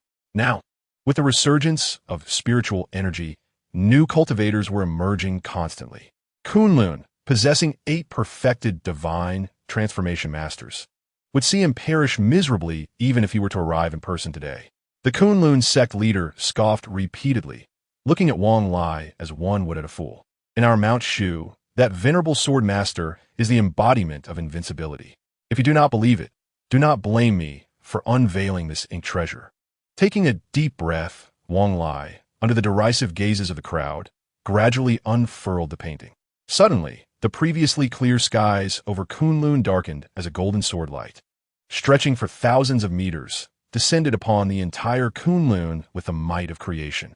Before the sword light even struck, its immense, Surging sword intent had already stirred the forces of heaven and earth, creating a terrifying aura that overwhelmed all Kunlun disciples, causing them to tremble and involuntarily kneel to the ground. Even the Kunlun sect leader and other powerful cultivators found it difficult to withstand such a formidable pressure. Forced to kneel in unison, their knees struck the hard ground, causing numerous cracks to form beneath them.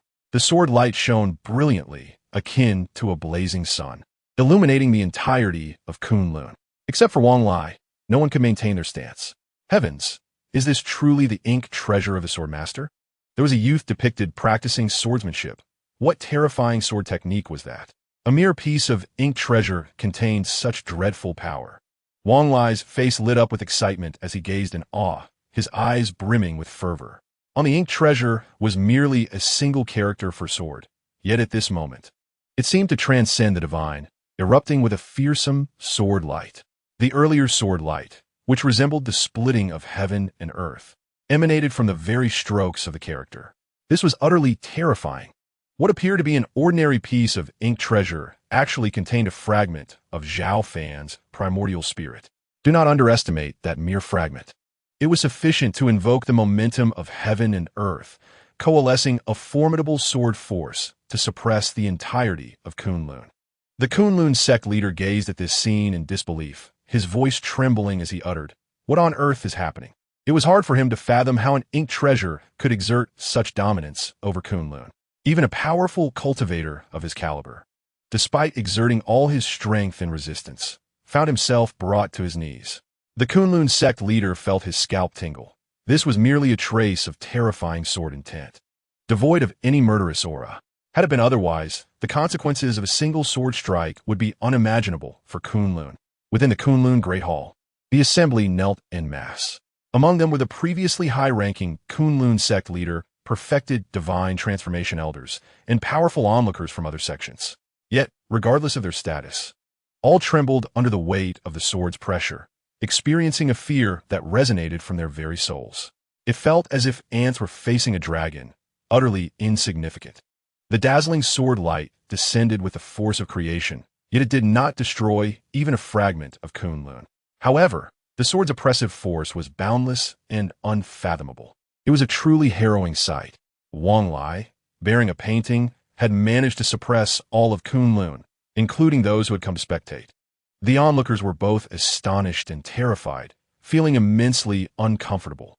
Had they known this would be the outcome, they would have rather braved death than come to witness it. In contrast, the Kunlun disciples felt even more shame and rage. Some erupted in curses while others wore grim expressions. Several self-assured Kunlun elders attempted to channel their spiritual power to the utmost, striving against the terrifying pressure to rise. However, in the next moment, these elders suffered an even greater backlash, collapsing under the sword intense, overwhelming might, blood spilling from their mouths and noses. This is the might of a harmonization stage master. At that moment, a seasoned Kunlun elder, his face a mask of terror, stammered, "Elder Quangfing, what did you say?" The Kunlun sect leader's heart raced at the revelation. This elder, bracing himself, spoke with great difficulty. This is the power that only a harmonization stage master possesses. The Kunlun sect leader felt a surge of panic, unable to believe this revelation. Harmonization stage masters were beings that transcended the divine transformation stage. Even during the zenith of cultivation thousands of years ago, they had been the pinnacle of power. In nearly 10 millennia, no harmonization stage master had emerged. While the scarcity of spiritual energy played a role, the more critical factor was that for most cultivators, that realm was an insurmountable peak. If Mount Shu possessed a harmonization stage master, then not just one Kunlun, but 3 combined would be no match. A harmonization master? Surely this cannot be true. The realm of cultivation had not seen such a formidable presence in 10,000 years. Could it be that Mount Shu truly had a master in residence? As the words of the venerable elder from Kunlun fell, a chill ran through the crowd, leaving them drenched in cold sweat. Wang Lai, however, was increasingly exhilarated, his hands trembling slightly as he held the painting. He was both astonished and elated, never having anticipated that the revered sword cultivator from Mount Shu was indeed a transcendent powerhouse. No wonder the sect leader exuded such confidence.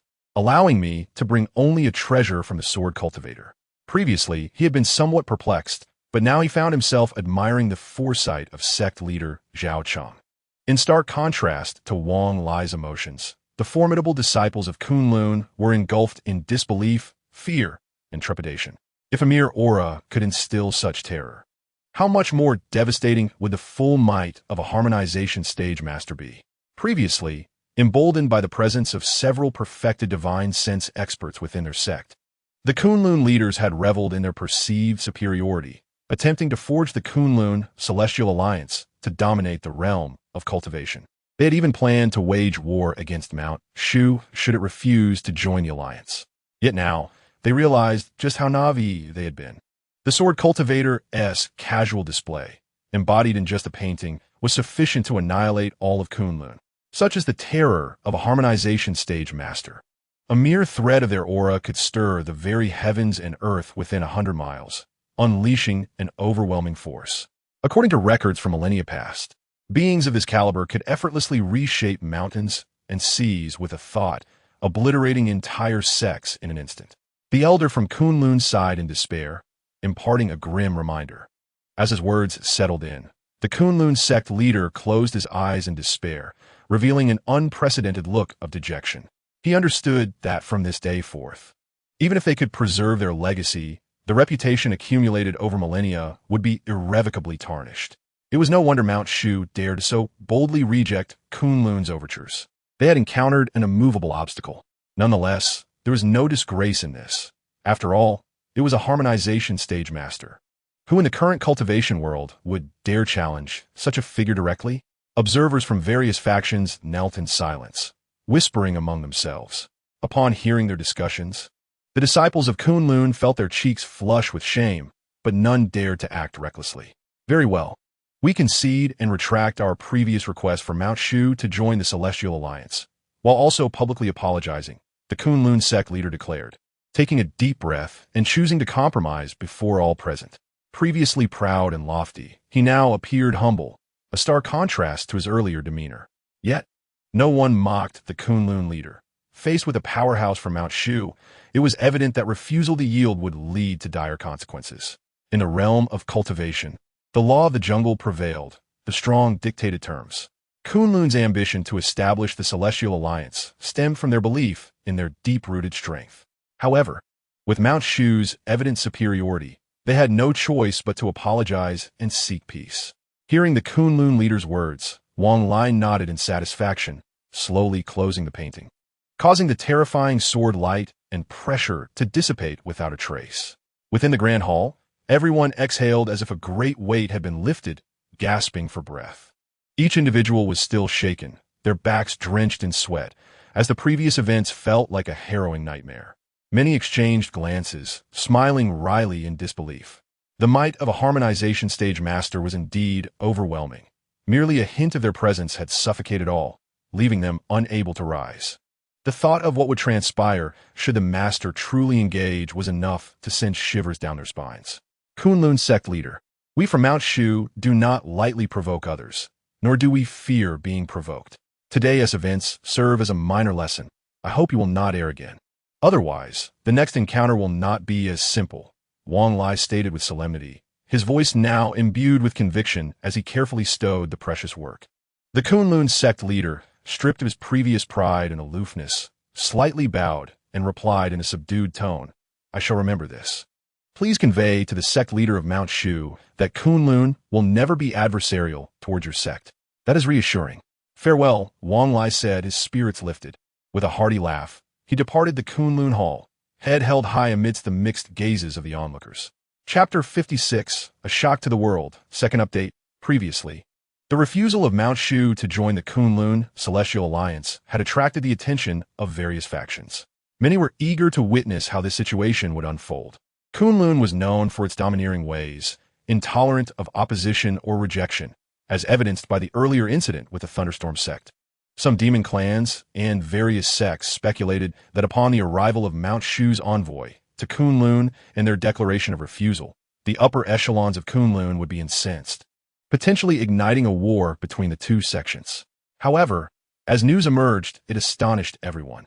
Almost every cultivation faction that had been following the events found themselves dumbfounded, displaying expressions of disbelief, with some even exhibiting palpable fear. A harmonization stage master had actually emerged. Instantly, the entire cultivation world was abuzz. It was as if a colossal stone had been cast into a tranquil lake, sending ripples cascading outward, igniting a fervent wave of speculation and concern, making this situation the focal point of the entire cultivation realm. Mount Shu had birthed a harmonization stage master. This was the first such occurrence in millennia. It is critical to note that the current state of the world is far less conducive to cultivation than it was tens of thousands of years ago. For several millennia, not only had harmonization stage masters been rare, but even those at the out-of-body and divine sense stages were few and far between. It was only in the past century, with the resurgence of spiritual energy, that many cultivators of these levels began to emerge. Had it not been for the birth of a harmonization stage master in Mount Shu, many would have even forgotten that such a realm existed. In the glorious days of the cultivation world tens of thousands of years ago, masters of this caliber were rare and held dominion over vast territories. Thus, it is evident how exceptional harmonization stage cultivators are. Had it not been for the numerous eyewitnesses who saw the harmonization stage master of Mount Shu suppressing Kunlun with just a painting, many would have dismissed the news as mere fantastical rumors. Who could have foreseen that, with the environment for cultivation barely improving over the past century, a master would arise? We had thought that reaching the divine sense stage was sufficient for superiority, but it appears we were gravely mistaken. Some powerful figures in the cultivation world lamented that they had labored tirelessly to break through to the divine sense stage, nearly exhausting their potential. For them, the aspiration to ascend to the harmonization stage was but a distant dream. In the demon domain, within the sacred grounds of the Tianpong clan, a tall and robust man stood with his hands behind his back, exuding a commanding presence. He narrowed his pupils, gazing at the distant sky, and murmured coldly, "I never anticipated that the revival of the spiritual energy of heaven and earth would barely reach the later stages. And yet a formidable being of the fusion stage has emerged, right within the territory of our sworn enemy, the Shushan. However, it matters not. I have just awakened the bloodline of the ancient beast, the golden-winged great punk. Given enough time, I shall surely penetrate the highest legacy and step into the legendary realm of the mighty. When that day comes, my Tianpeng clan will first eradicate Kunlun and then annihilate Shushan. Why should I worry about leading countless to once again dominate the world of cultivation? This man is none other than the chieftain of the Tianpeng clan. Over the years, with the resurgence of spiritual energy, the Tianpeng clan has become exceedingly active, a top-tier group within the demon domain, and he has already achieved the perfected stage of the spirit severing, just a step away from the fusion stage. The pressing matter is to continue in seclusion. When I achieve my breakthrough, it will signal the return of the Tianpeng to the world of cultivation. The chieftain's gaze was resolute as he made a powerful vow. In the Shushan Great Hall, upon receiving the news, the sect master Zhao Cheng was initially taken aback, followed by an overwhelming joy. His elder brother is indeed a powerhouse of the fusion stage. With such support, how could I not revive Shushan? Zhao Cheng smiled, feeling a weight lifted from his shoulders. With a mighty being safeguarding Shushan, this alone is sufficient to intimidate the world. Undoubtedly, after this incident, Shushan's reputation will soar to new heights. Xiao Tian, why did you not inform me sooner about your uncle's formidable power? I have been restless these days, worrying about the elder's safety. Coming back to his senses, Zhao Cheng expressed his dissatisfaction to Zhao Xiaotian beside him. Father, you have misunderstood me. I only knew uncle was strong, but I had no idea he was this powerful, Zhao Xiaotian replied, both excited and helpless. In his heart, he admired Zhao Fan even more, his uncle, possessing the strength to look down upon the world, willingly lived in the demon-locking tower, enduring a mundane life.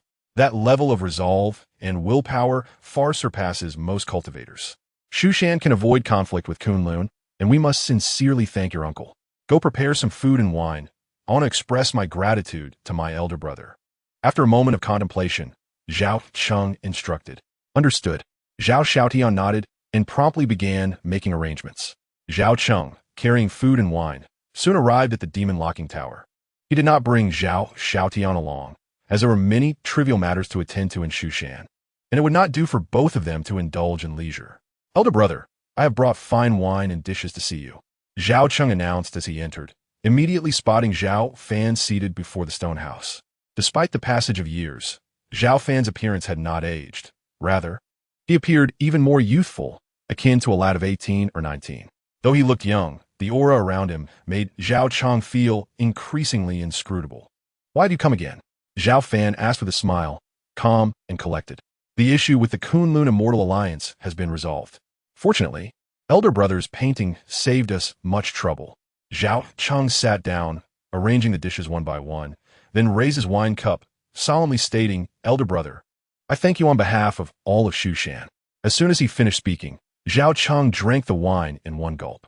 There is no need for such formalities between brothers. Wouldn't he that seem rather distant?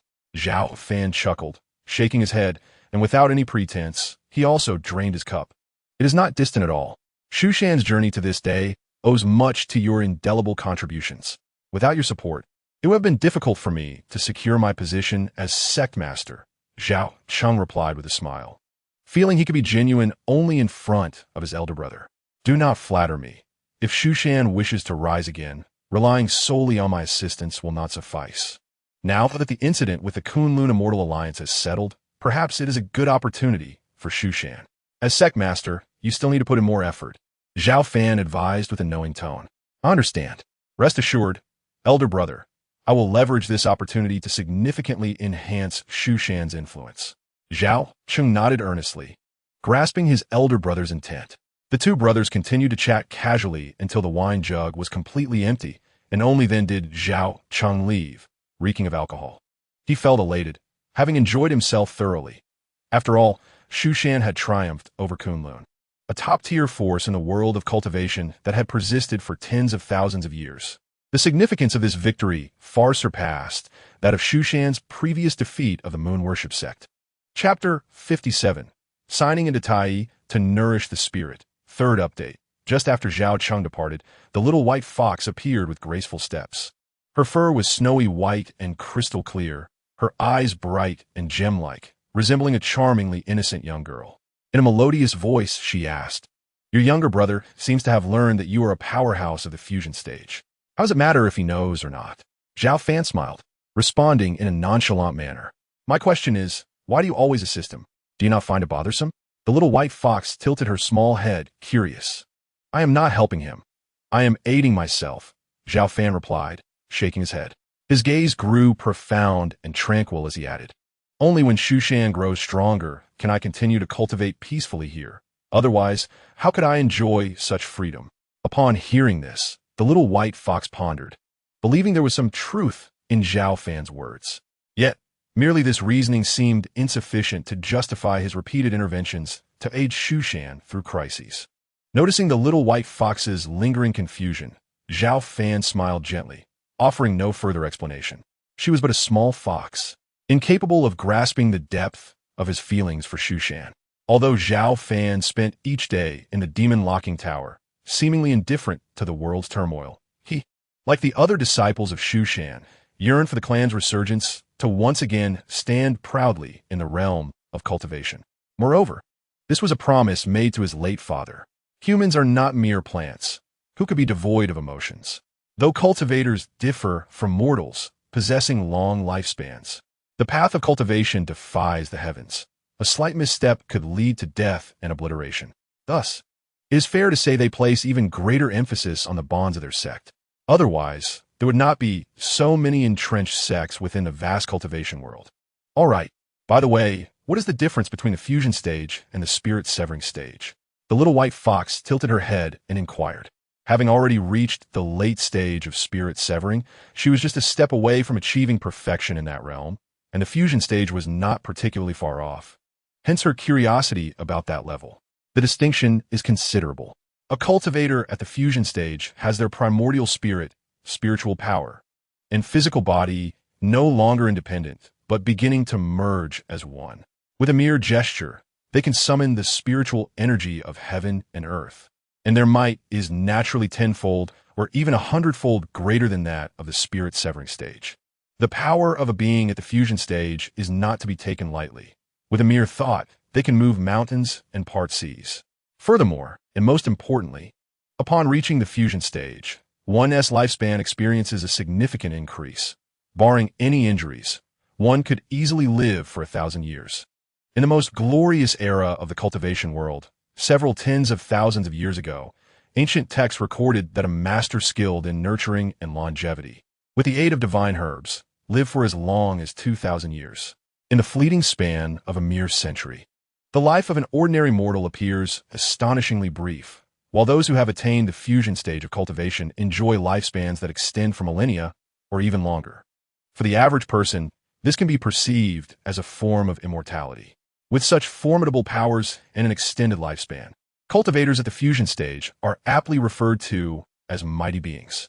With this realization, I feel compelled to strive even harder, aspiring to break through and ascend to the status of a fusion stage powerhouse, and subsequently seize the opportunity to assert my dominance over you.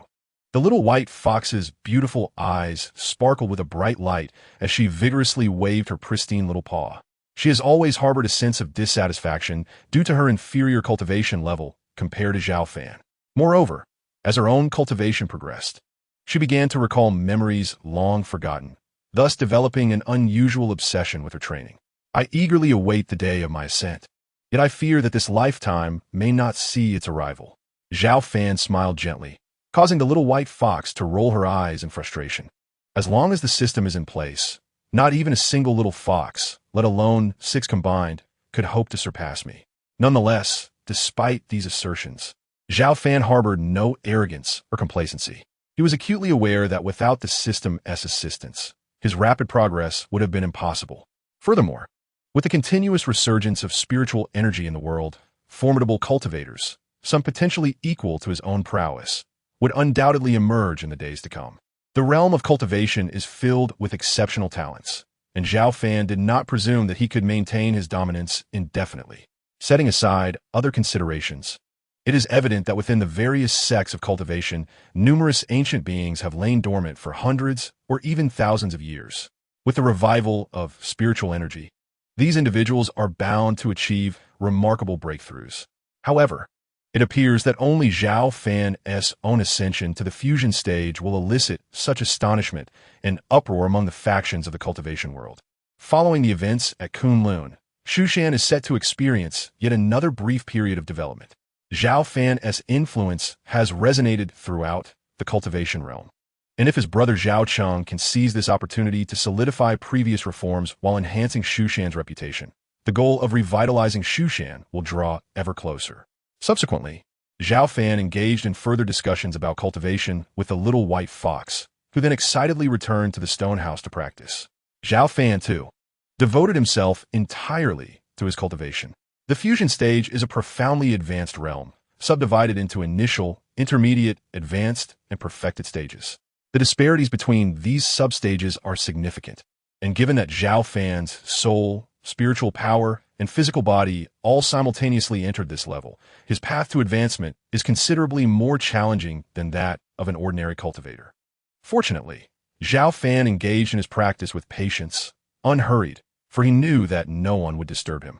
As time passed steadily, Zhao Fan's cultivation became increasingly solidified, and he took a steady, substantial step forward within the initial stage of fusion. Shall we begin the daily check-in? On this day, the system's alerts sounded in Zhao Fan's mind, as usual. Check-in. Check-in successful. Reward. Tai nourishing spirit technique.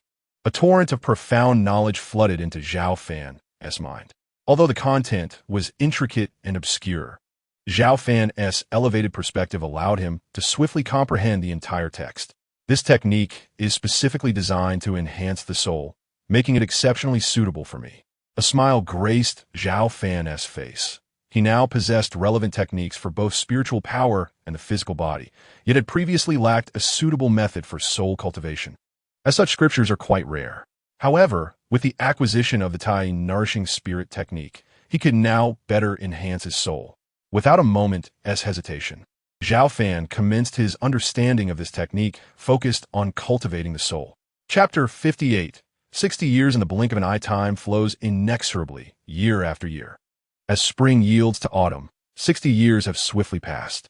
During this time, Zhao Fan has not stepped outside the demon-locking tower, completely immersed in his cultivation. Apart from Zhang Qian, who brings him meals every 10 days, others have nearly forgotten Zhao Fan's existence. Very few recall that this former young master of Shushan, once considered crippled, still thrives within the confines of the demon-locking tower. The heavy, cold gates of the tower completely isolate the outside world. The desolate grounds are overrun with weeds, which have withered and regrown countless times, in stark contrast to the tranquility within the tower.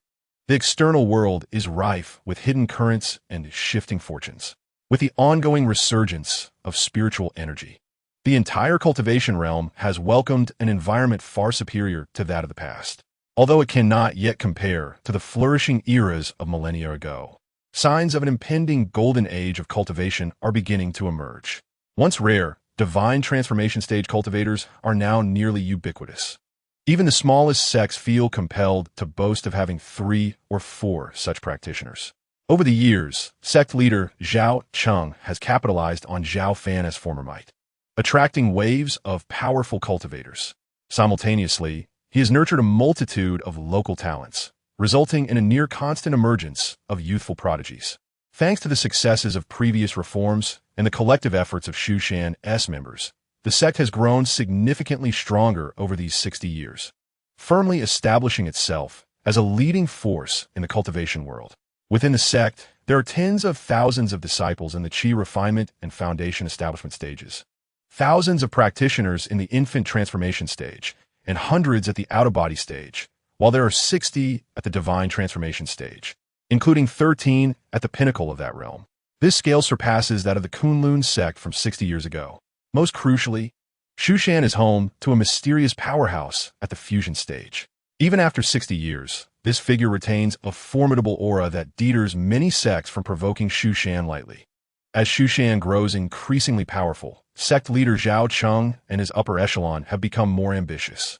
Initially, Shushan commanded a territory spanning 1,000 miles, but through diligent management, it has expanded several-fold. With increased land comes a burgeoning population of common folk, richer spiritual vein resources, and a greater number of potential cultivators. From his lofty position, Zhao Cheng wields absolute authority over Shushan, his reputation unwavering, and none dare to challenge his decisions or intentions. While he savors his accomplishments, an insatiable ambition lurks within him. He does not merely wish to strengthen Shushan further, but aspires to dominate the entire cultivation realm. He aims to become the most accomplished sect leader in Shushan's history, establishing the sect as a formidable sovereign in the world of cultivation. Ambition, once ignited, can easily spiral into a consuming fire. Given the current state of the cultivation realm, where various factions vie for supremacy, Shushan has the potential to emerge as a dominant force if managed adeptly. This year, after discussions with other leaders in Shushan, Zhao Cheng resolutely abandoned the previous strategy of restraint, opting instead to actively compete with other cultivation factions and begin crafting a blueprint for dominance in the cultivation world. Previously, Shushan acted with prudence, adhering to a principle of non-aggression. However, under Zhao Cheng's directive to vie for supremacy, the sect has undergone a radical transformation, with disciples launching aggressive campaigns to gradually eliminate and absorb nearby demonic and monstrous forces. Even the weaker sects of cultivation have faced the formidable expulsion of the Shushan. Within a mere few months, the territory of Shushan has once again expanded, stretching across thousands of miles of mountains and rivers. Within the demon-locking tower, Zhao Fan sits in a dignified posture, his powerful physique radiating a resplendent golden light, akin to an innate deity, exuding a divine and transcendent aura of the immortal path. Over the years, he has cultivated the Tai nourishing spirit technique to a minor completion, significantly enhancing his primordial spirit. As a result of this elevation, the benefits are distinctly evident. Zhao Fan can now perceive realms spanning hundreds of miles with a mere thought. Naturally, nothing that transpires within Shushan escapes his keen awareness. His brother, Zhao Cheng, harbors grand ambitions, intending to compete with other cultivation factions for dominance in the realm of cultivation, which causes Zhao Fan to furrow his brow slightly. Although Shushan is currently experiencing its most prosperous period in nearly a millennium, its foundation pales in comparison to that of top-tier cultivation forces, rendering it powerful yet not truly thriving. It is akin to a young child who has just learned to stand. Before firmly establishing their footing, they fantasize about running alongside others, inevitably leading to a disastrous tumble. While Zhao Fan harbors reservations, he refrains from intervening. He believes that in due time, once Shushan suffers significant setbacks, his brother Zhao Cheng and his allies will naturally retreat, for even if he were to suppress their ambitions momentarily, it would be challenging to contain them indefinitely. Zhao Fan chooses not to dwell on this matter further, but instead gazes skyward. With the enhancement of his primordial spirit, he no longer requires a sword to soar forth. He could distinctly capture the astonishing fluctuations of celestial and terrestrial spiritual energy high above. In recent years, the influx of celestial and terrestrial spiritual energy from the depths of the sky has surged at an unprecedented rate. If this continues, it may not be long before the entire environmental landscape resembles that of tens of thousands of years ago. At that time, the number of formidable cultivators might increase significantly beyond the present. What are you looking at? The elegant steps of the little white fox approach. Her fur is as pristine as snow, and her eyes remain as clear and bright as ever. Over the years, she has grown stronger, recalling many fragmented memories. Yet she still has not uncovered detailed clues regarding the Empress. Most importantly, unlike other demon races, the little white fox has shown no signs of transformation thus far. She feels considerable distress, but Zhao Fan reassures her that perhaps the moment she reaches the integration stage will coincide with her transformation. The little white fox wholeheartedly agrees, having diligently cultivated over the years. With the aid of the jade coffin, she achieved the peak of the spirit separation stage several years ago and is now merely half a step away from the integration stage. Given the right opportunity, she could attempt a breakthrough at any moment. The celestial and terrestrial spiritual energy in the high sky has suddenly increased in recent years. Zhao Fan remarks with a profound gaze. He had previously discussed the changes in celestial and terrestrial spiritual energy with the little white fox, so he is not concerned about her comprehension. Isn't that a good thing? At this rate, I can break through more quickly, the little white fox exclaims, her voice bright and melodious, tinged with excitement. Breaking through to the integration stage is not that simple. You must be prepared and cannot merely rely on the benefits brought by the changes in celestial and terrestrial spiritual energy, Zhao Fan cautions, shaking his head. I understand. After all, you will be right by my side, right? If I fail to break through, you wouldn't just stand by and watch me perish, would you? The little white fox blinks her gem-like eyes, inquiring with a cheerful tone. This little fox, Zhao Fan chuckles helplessly, unable to resist ruffling her small head. Chapter 59. The news brought by Zhang Qian. First update. After years of companionship, although the little white fox remains somewhat proud, her attitude toward Zhao Fan has improved significantly. Occasionally, when in a good mood, she allows Zhao Fan to pat her head. I'm off to cultivate. Once I break through to the integration stage, I might be able to transform and recall more memories. The little white fox blinks her bright eyes, filled with determination to reach the integration stage as soon as possible. Zhao Fan merely smiles lightly, permitting her to return to the stone chamber to cultivate. Shall we begin to check in? At that moment, the familiar notification sound from the system resonates in Zhao Fan's mind, just like every other time. Check in, he responds out of habit. Check-in successful. Reward, sacred method of life extension. As the system's words echo, a secret technique suddenly appears in Zhao Fan's mind. The sacred method of life extension can heal certain injuries and effectively delay the death of cultivators. Zhao Fan raises an eyebrow, surprised that he would receive such a healing technique. With a touch of curiosity, he begins to comprehend it, but soon, his brow involuntarily furrows. The requirements for this sacred method of life extension are quite high. It can only be applied to individuals whose realm is lower than that of the practitioner.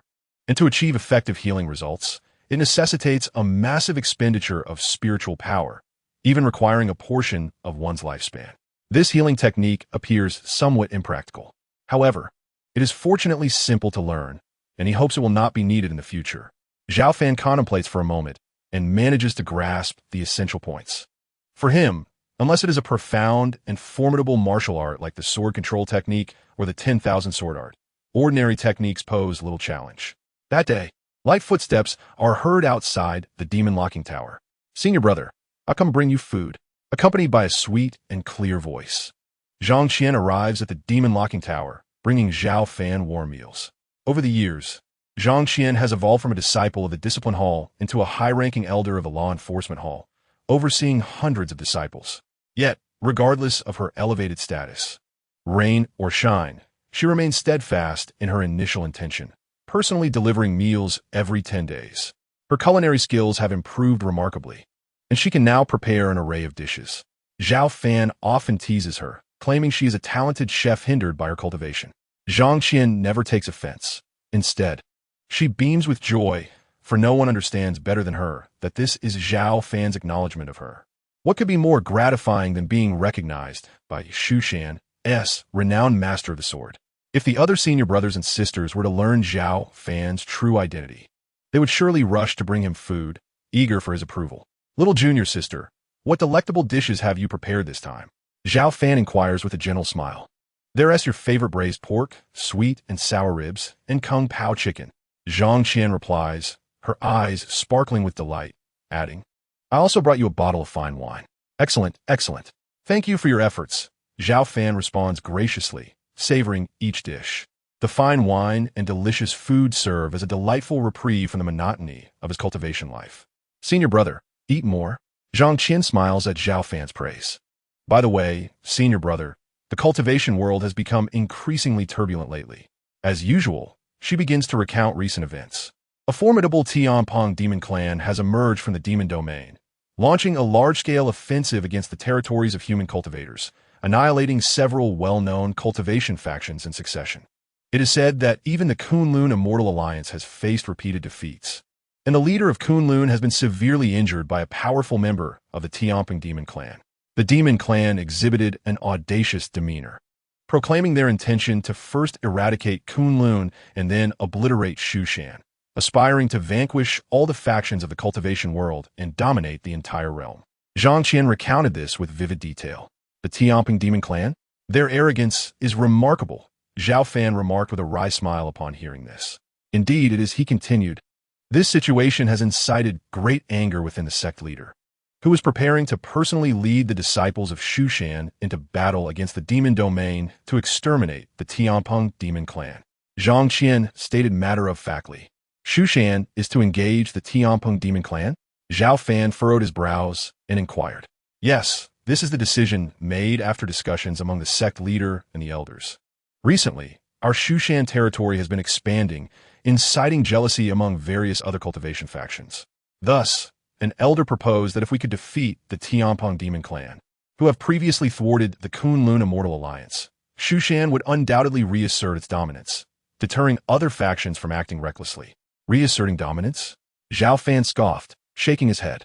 It seems more like an opportunity to suppress the Tianpeng demon clan and showcase our prowess in the pursuit of supremacy within the cultivation world.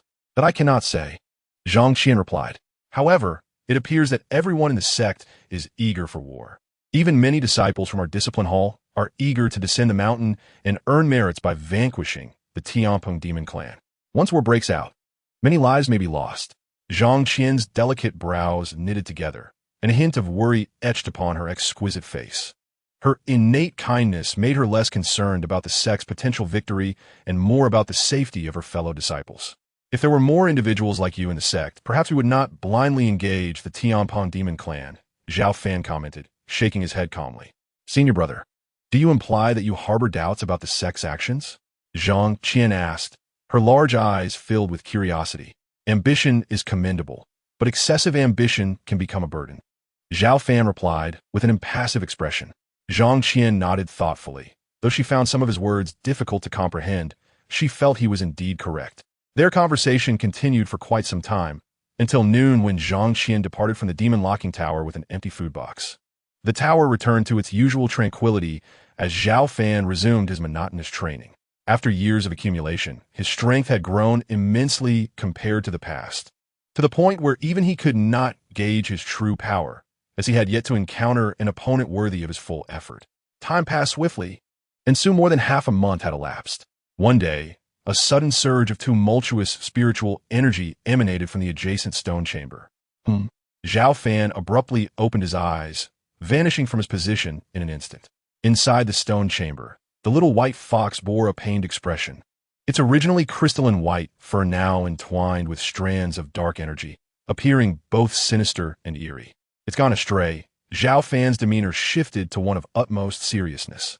Realizing the little white fox had become overly eager during its breakthrough, unable to control the tumultuous, demonic energy within.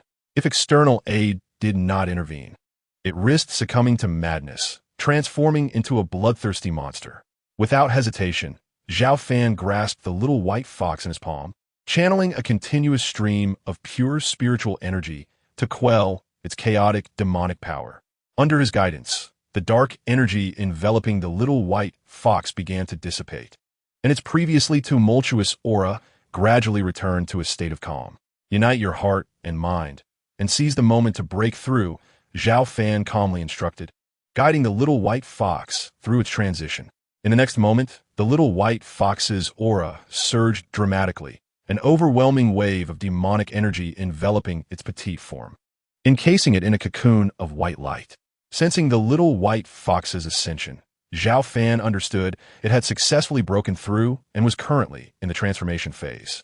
He chose to remain close to prevent any unforeseen incidents. As time trickled by, an hour later, the once mighty cocoon began to crack open, revealing the silhouette of an enchanting young girl. Chapter 60. The Transformed Little White Fox. Before him stood a captivating maiden, her features exquisitely delicate, her skin smooth and fair, and her eyes sparkled like clear gems. She radiated a subtle, enchanting fragrance, yet it was the two fluffy tails sprouting from her behind that drew the most attention, adding to her innocent allure. She was none other than the little white fox, now transformed. Not only did I successfully break through, but I have also fully transformed. How delightful! The little white fox exclaimed joyfully, blissfully unaware that her alluring form was exposed to the gaze of another. Zhao Fan felt a rush of warmth and blood surge within him, nearly losing his composure after 2 centuries of cultivation. Fortunately, he managed to maintain a semblance of clarity and reason. Little fox, quickly put on some clothes, Zhao Fan coughed, retrieving a garment from his system space and gently draping it over the newly transformed white fox. The little white fox gasped, suddenly realizing her state of undress. What are you staring at? If you keep looking, I shall gouge out your eyes. Noticing Zhao Fan's fervent gaze, the little white fox shot him a glare and hastily donned the clothing. Her previously charming face flushed with a hint of rosy embarrassment, rendering her even more adorable. I'm not looking anymore. I'm not looking. Zhao Fan awkwardly waved his hand, reluctantly diverting his gaze. What are you doing here? The little white fox asked, her body tense, glaring at Zhao Fan with a hint of annoyance. Despite her recent transformation and somewhat dazed mindset, she remained acutely aware of the importance of modesty among demon cultivators, especially female ones. Having her body nearly exposed to Zhao Fan was understandably infuriating.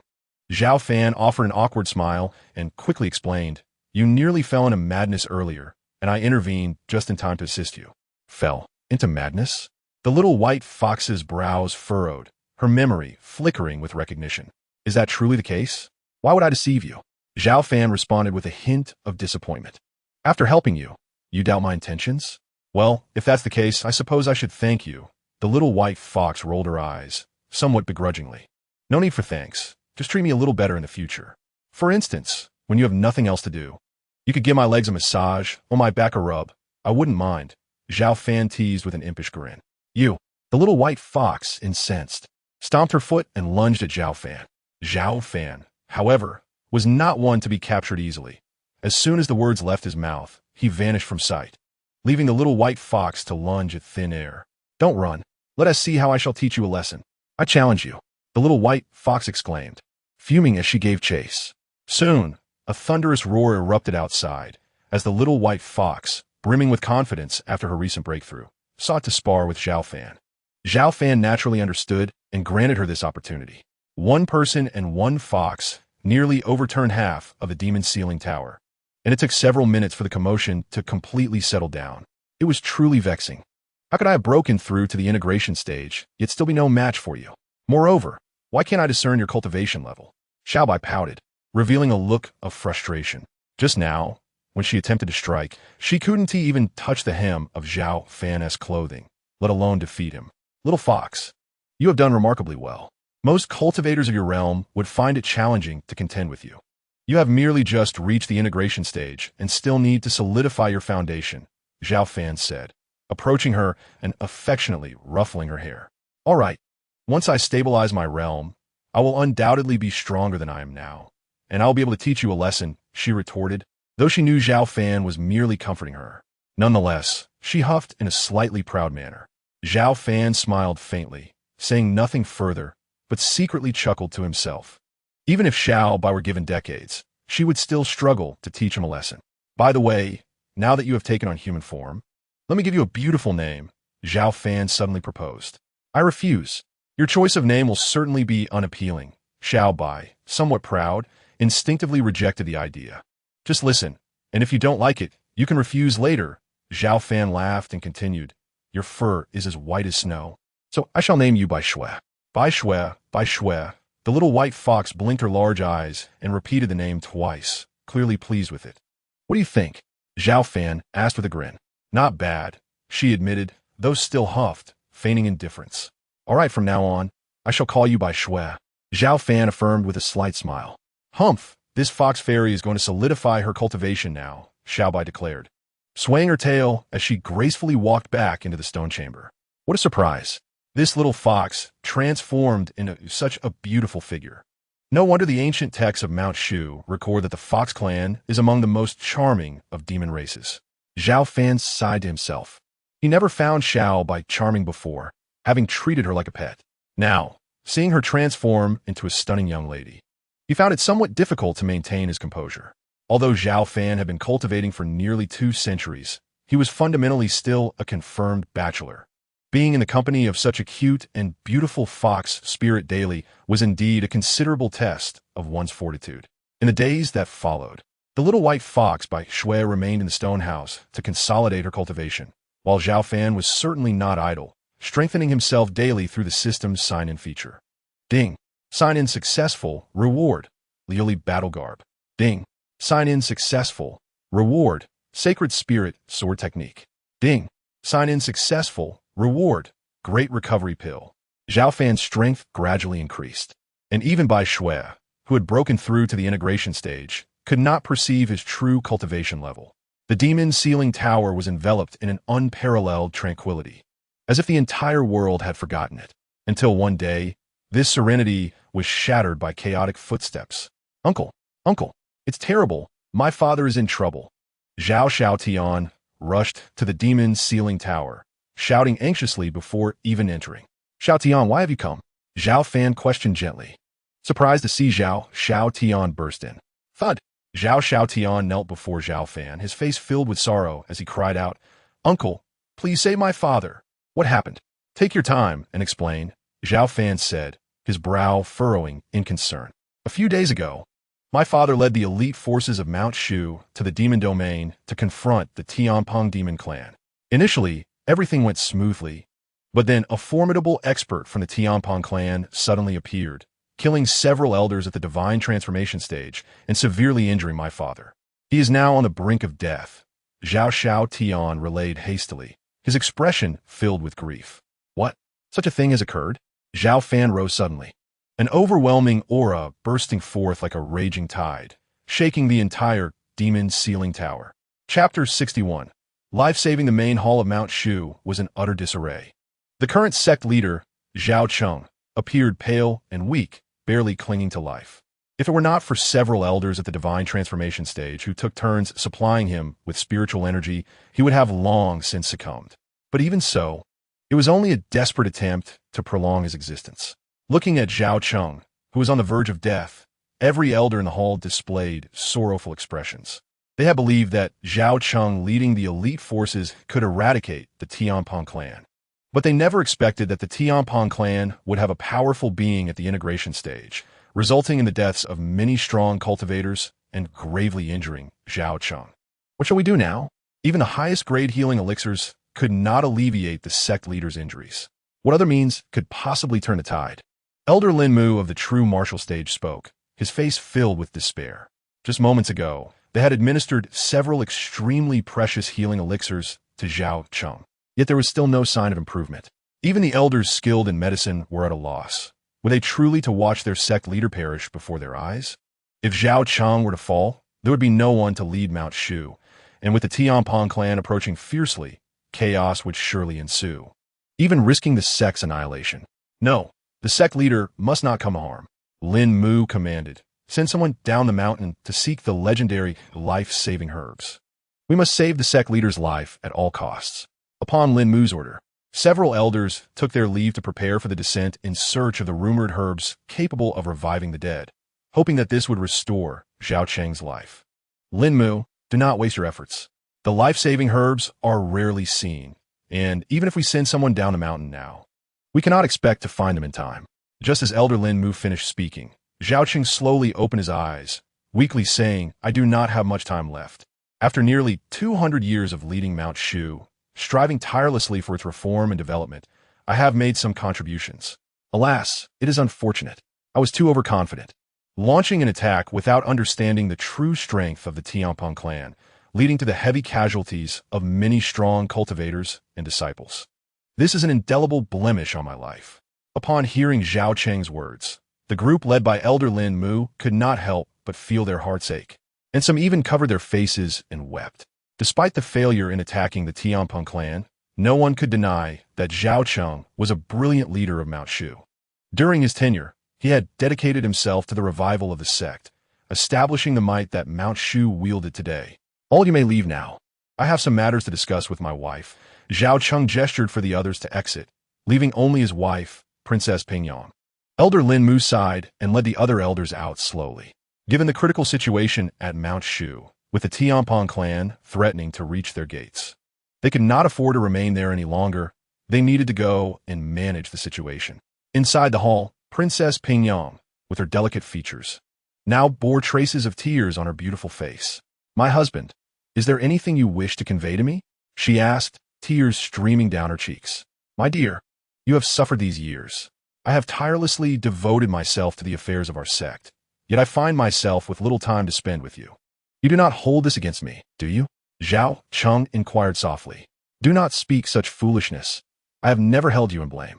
To have a husband as illustrious and formidable as you is an honor for me. Peiyuan, the Princess Peiyuan replied, gently shaking her head and gazing at Zhao Cheng with warmth. Then I can rest easy. Zhao Cheng nodded, a sigh escaping his lips. If misfortune were to befall me and I were to depart this world, I wish to pass the position of the Shushan sect master to Xiao Tian. What do you think, my dear? To Xiao Tian? Princess Peiyuan's brows furrowed momentarily at his words, but quickly relaxed. Though he is not my flesh and blood, he is nonetheless your progeny. It would be splendid to pass it on to him. With your words, my dear, I have no further worries, Zhao Cheng replied, satisfaction illuminating his countenance. Since his marriage to Princess Peiyuan, they had indeed welcomed his son, Zhao Xiaofeng, yet in terms of talent and potential, he paled in comparison to his elder brother, Zhao Tian. My dear, you may step outside for a while. I wish to be alone, Zhao Cheng said. Though reluctant, Princess Peiyuan slowly retreated from the hall. Within the grand chamber, Zhao Cheng remained solitary, his breath growing increasingly feeble, yet he endeavored to maintain his spirit. For the most significant person he had yet to see, Father, Uncle has arrived, Xiao Tian announced as he returned to the Shushan Great Hall, approaching Zhao Cheng to inform him. Really? Zhao Cheng exclaimed, mustering his strength. Through his blurred vision, he discerned a tall figure. Who else could it be but his elder brother, Zhao Fan? Zhao Cheng. I have come, Zhao Fan said, his heart aching at the sight of his frail brother. Just days prior, Zhao Cheng had been a vigorous and commanding sect master. Yet now he appeared as a withered old man, faded and fragile. Elder brother, Zhao Cheng cried out, excitement coursing through him. In the twilight of his life, he longed not for the gentle presence of his wife or the obedient nature of his son, but for the companionship of his own brother, born of the same womb. In their youth, Zhao Fan had been the first to emerge, endowed with exceptional aptitude for cultivation, groomed as the young sect master of Shushan, exuding charisma and grace. Zhao Cheng held Zhao Fan in the highest regard, viewing him as a goal to aspire to. Zhao Fan had once declared that Shushan was deeply weakened, plagued by an imperfect system and external threats from vassals. Thus, upon assuming the title of sect master, he enacted sweeping reforms, strengthening the sect and decisively quelling the 6 major sword factions. Though the journey was fraught with peril, it ultimately led to a Shushan that surpassed its former glory. What mattered most was that Zhao Fan had supported him throughout these endeavors. Hence, Zhao Cheng yearned to see his brother once more in his final hours.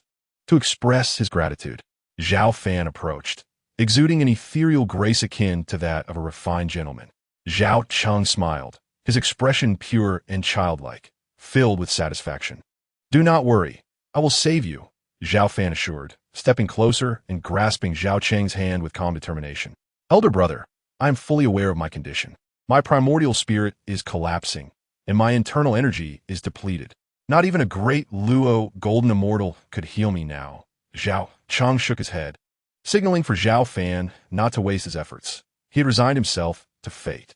Zhao Fan remained silent, instead invoking a sacred technique of life preservation, channeling a vast reservoir of vitality into Zhao Cheng's body. Under the influence of this immense life force, Zhao Cheng's previously battered form began to mend at a visible pace. The weakness that had plagued him began to dissipate, his pallid complexion gradually regaining a hint of color. "Uncle, you have truly healed my father," Zhao Xiaotian exclaimed, overwhelmed by the miraculous scene. "Elder brother, what is happening?" Zhao Cheng asked, excitement coursing through his veins as he clutched Zhao Fan's hand. Unable to fathom the reality of the moment, both father and son rejoiced, yet Zhao Fan bore a heavy heart. As Zhao Cheng had previously stated, his primordial spirit was in shambles. While the life-preserving technique was astonishing, it could only mend his physical injuries, not truly restore him. At best, it would extend Zhao Cheng's life for a brief period. "Your primordial spirit is collapsing, although I have utilized a secret method to repair your wounds. It is merely a temporary fix. Currently, this will only prolong your life by a few months at most. Beyond that, I am powerless," Zhao Fan lamented. "What?" Zhao Xiaotian's smile faltered, and he felt his knees before Zhao Fan, pleading, "Uncle, is there truly no other way? Please help my father." "Xiao Tian, do not burden your uncle," Zhao Cheng interjected, smiling gently. "I am content to live a few more months." "Thank you, elder brother." Hearing this, Zhao Fan nodded lightly, his previously burdened heart feeling slightly lighter. It is my own hubris that led me to believe Shushan could dominate the cultivation world, leading our elite forces to attack the Tianpeng demon clan. Otherwise, I would not have met with such a fate. Zhao Cheng sighed, a tinge of regret in his heart. Yet, to dwell on such matters now served no purpose. "Xiao Tian, listen closely," Zhao Cheng said, fixing his gaze upon his son. "I command you." "I am here, father," Zhao Xiaotian replied, wiping away his tears as he approached with utmost respect. "Kneel before your uncle," Zhao Cheng instructed sternly. Though puzzled, Zhao Xiaotian complied obediently. As he observed his kneeling nephew, Zhao Fan remained silent, yet deep down he anticipated what his brother was about to propose. "Elder brother, over the years, I have worked diligently to fortify Shushan, rendering it far more prosperous than before. However, we are still distant from true revival. If the next sect master lacks the resolve to continue boldly, all my efforts will be in vain." Zhao Cheng paused before continuing thus. "I wish to appoint Xiao Tian as the new sect master of Shushan." "Are you certain?" Zhao Fan raised an eyebrow. Although Xiao Tian was Zhao Cheng's biological son, he was still a bastard, and should he ascend, he would face considerable opposition. "I have made up my mind, and I have already spoken with Yang. I hope that upon Xiao Tian's ascension, you will continue to support him. Elder brother, for this child is ultimately one you have raised," Zhao Cheng implored earnestly. Zhao Fan's gaze brightened as he looked at Xiao Tian, who, though slightly anxious, instinctively straightened his posture. "Since your father wishes to entrust Shushan to you, I shall not oppose. But Xiao Tian, remember that the position of sect master is not easily attained. You must learn from your father," Zhao Fan cautioned thoughtfully. "Rest assured, uncle, I will not disappoint you or my father," Zhao Xiaotian declared fervently, bowing deeply to Zhao Fan. No one understood better than he the significance of having Zhao Fan's support. With such backing, the position of sect master would be secure. "Excellent. I have faith that you will fulfill my unfulfilled aspirations," allowing Shushan to rise once more as a preeminent power within the cultivation realm. Zhao Cheng wore a smile, as if a heavy burden had been lifted from his heart. With the issue of the heir resolved, the final stone weighing on his mind was finally set aside. I will give it my all, Zhao Xiaotian said earnestly, taking a deep breath. By the way, Father, the Tianpeng demon clan is menacingly approaching the foot of the mountain. What should we do? Upon becoming the heir, Zhao Xiaotian immediately thought of the current predicament facing Mount Shu. Ever since his father, Zhao Cheng, had fled back to Mount Shu, the Tianpeng demon clan had pursued relentlessly, and at this moment, they had encircled the mountain completely. The Tianpeng demon clan? Their timing is impeccable. I shall seek vengeance for you, Zhao Fan declared as he slowly rose, his stature suddenly towering and imposing. His gaze turned icy. Anyone who dared to injure his younger brother Zhao Cheng would pay a heavy price. Never had Zhao Fan felt such an inferno of rage within him. Brother, do not act impulsively. The formidable being from the Tianpeng clan possesses immense power. Previously, even 7 or 8 perfected elders could not withstand a single strike from him. Zhao Cheng cautioned, concern etched on his face. A mere monster.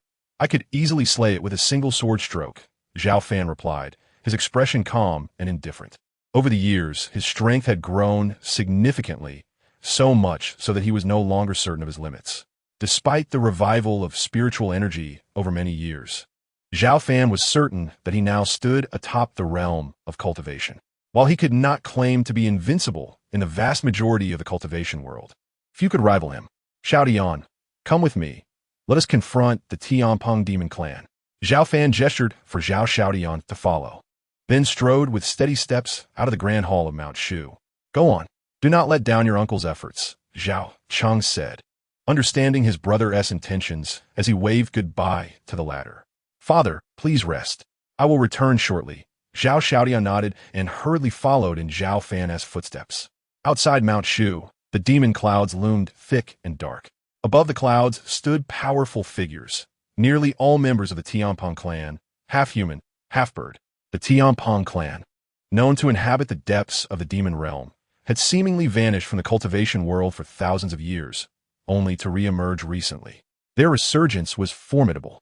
They had not only repelled the Kunlun alliance, but had also recently defeated the strong cultivators of Mount Shu who attempted to counter their advance. Now, they were pressing their advantage, surrounding Mount Shu with the intent to obliterate this sect. Countless Tianpeng clanspeople remained silent, their eyes filled with fervent admiration as they gazed upon a towering figure at the forefront. This was the Golden Robe King, the leader of the Tianpeng clan, an immensely powerful being at the integration stage. It was due to his presence that the Tianpeng clan had been able to charge towards Mount Shu with such momentum. This is dire. The Tianpeng clan is aggressively intent on annihilating us. Elder Lin Mu of Jinwu, along with other elders and disciples, gathered at the mountain gate, prepared for battle. With the sect leader gravely injured, should the Tianpeng clan breach their defenses, the very existence of Mount Shu could be at stake. In this critical moment, he knew he had to step forward to protect their home. Elder Jinwu, can we withstand them? The Tianpeng king possesses integration-level strength. We are no more than moths to a flame. Someone voiced their concerns, anxiety palpable in their tone. Indeed, 60 years ago, we had the protection of the sword cultivator elder. But now that the Tianpeng clan has reached our gates, why has that elder not made a move? Could he have already passed on? Another lamented, worry etched on their face. Do not speak such nonsense. That sword cultivator elder is undoubtedly still among us. If he chooses to intervene, the Tianpeng clan will not pose a threat. Lin Mu reassured the group, though uncertainty gnawed at his own heart. If that elder were still alive, why had he not yet revealed himself? Listen well, people of Mount Shu. Withdraw your protective array and surrender. I will grant you a chance at life. Otherwise, once I breach your defenses, I will unleash a massacre, leaving no survivors, the Tianpeng king declared coldly, his voice reverberating like thunder in everyone's ears. What audacity! We of Mount Shu have the sword cultivator elder to protect us. If the Tianpeng clan seeks death, let them attack. Elder Lin Mu retorted, his face a mask of fury. If that is the case, let the timid sword master of Mount Shu come forth and see how I shall take his life with a mere gesture, the Tianpeng king scoffed.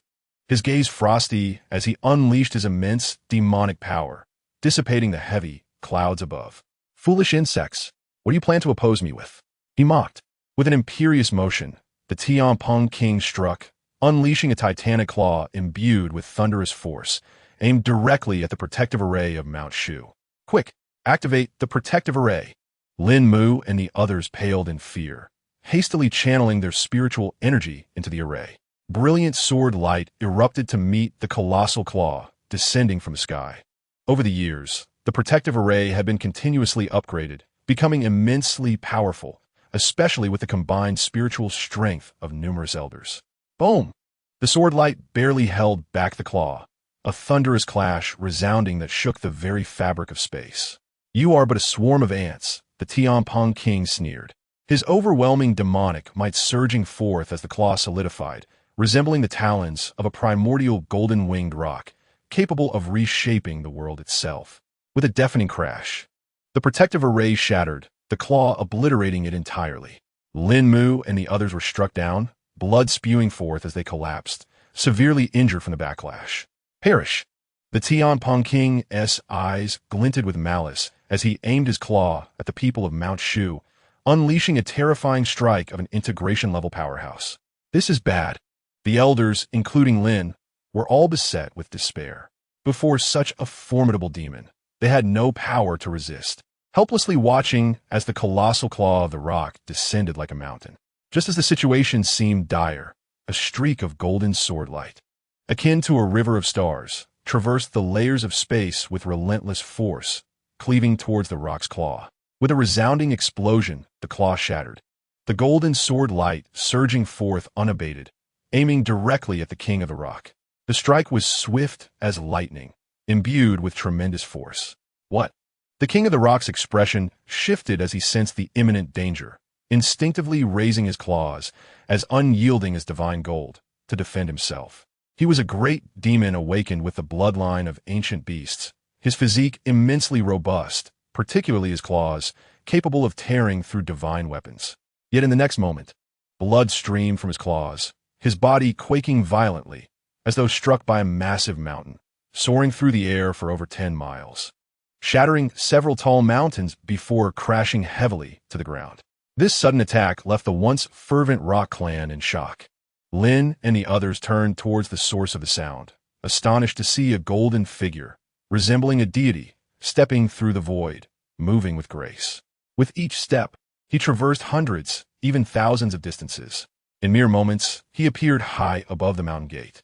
This golden figure emanated an aura so vast.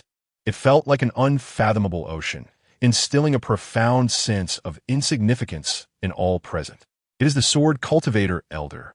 The Sword Cultivator Elder has finally made his move. Our Shushan is saved.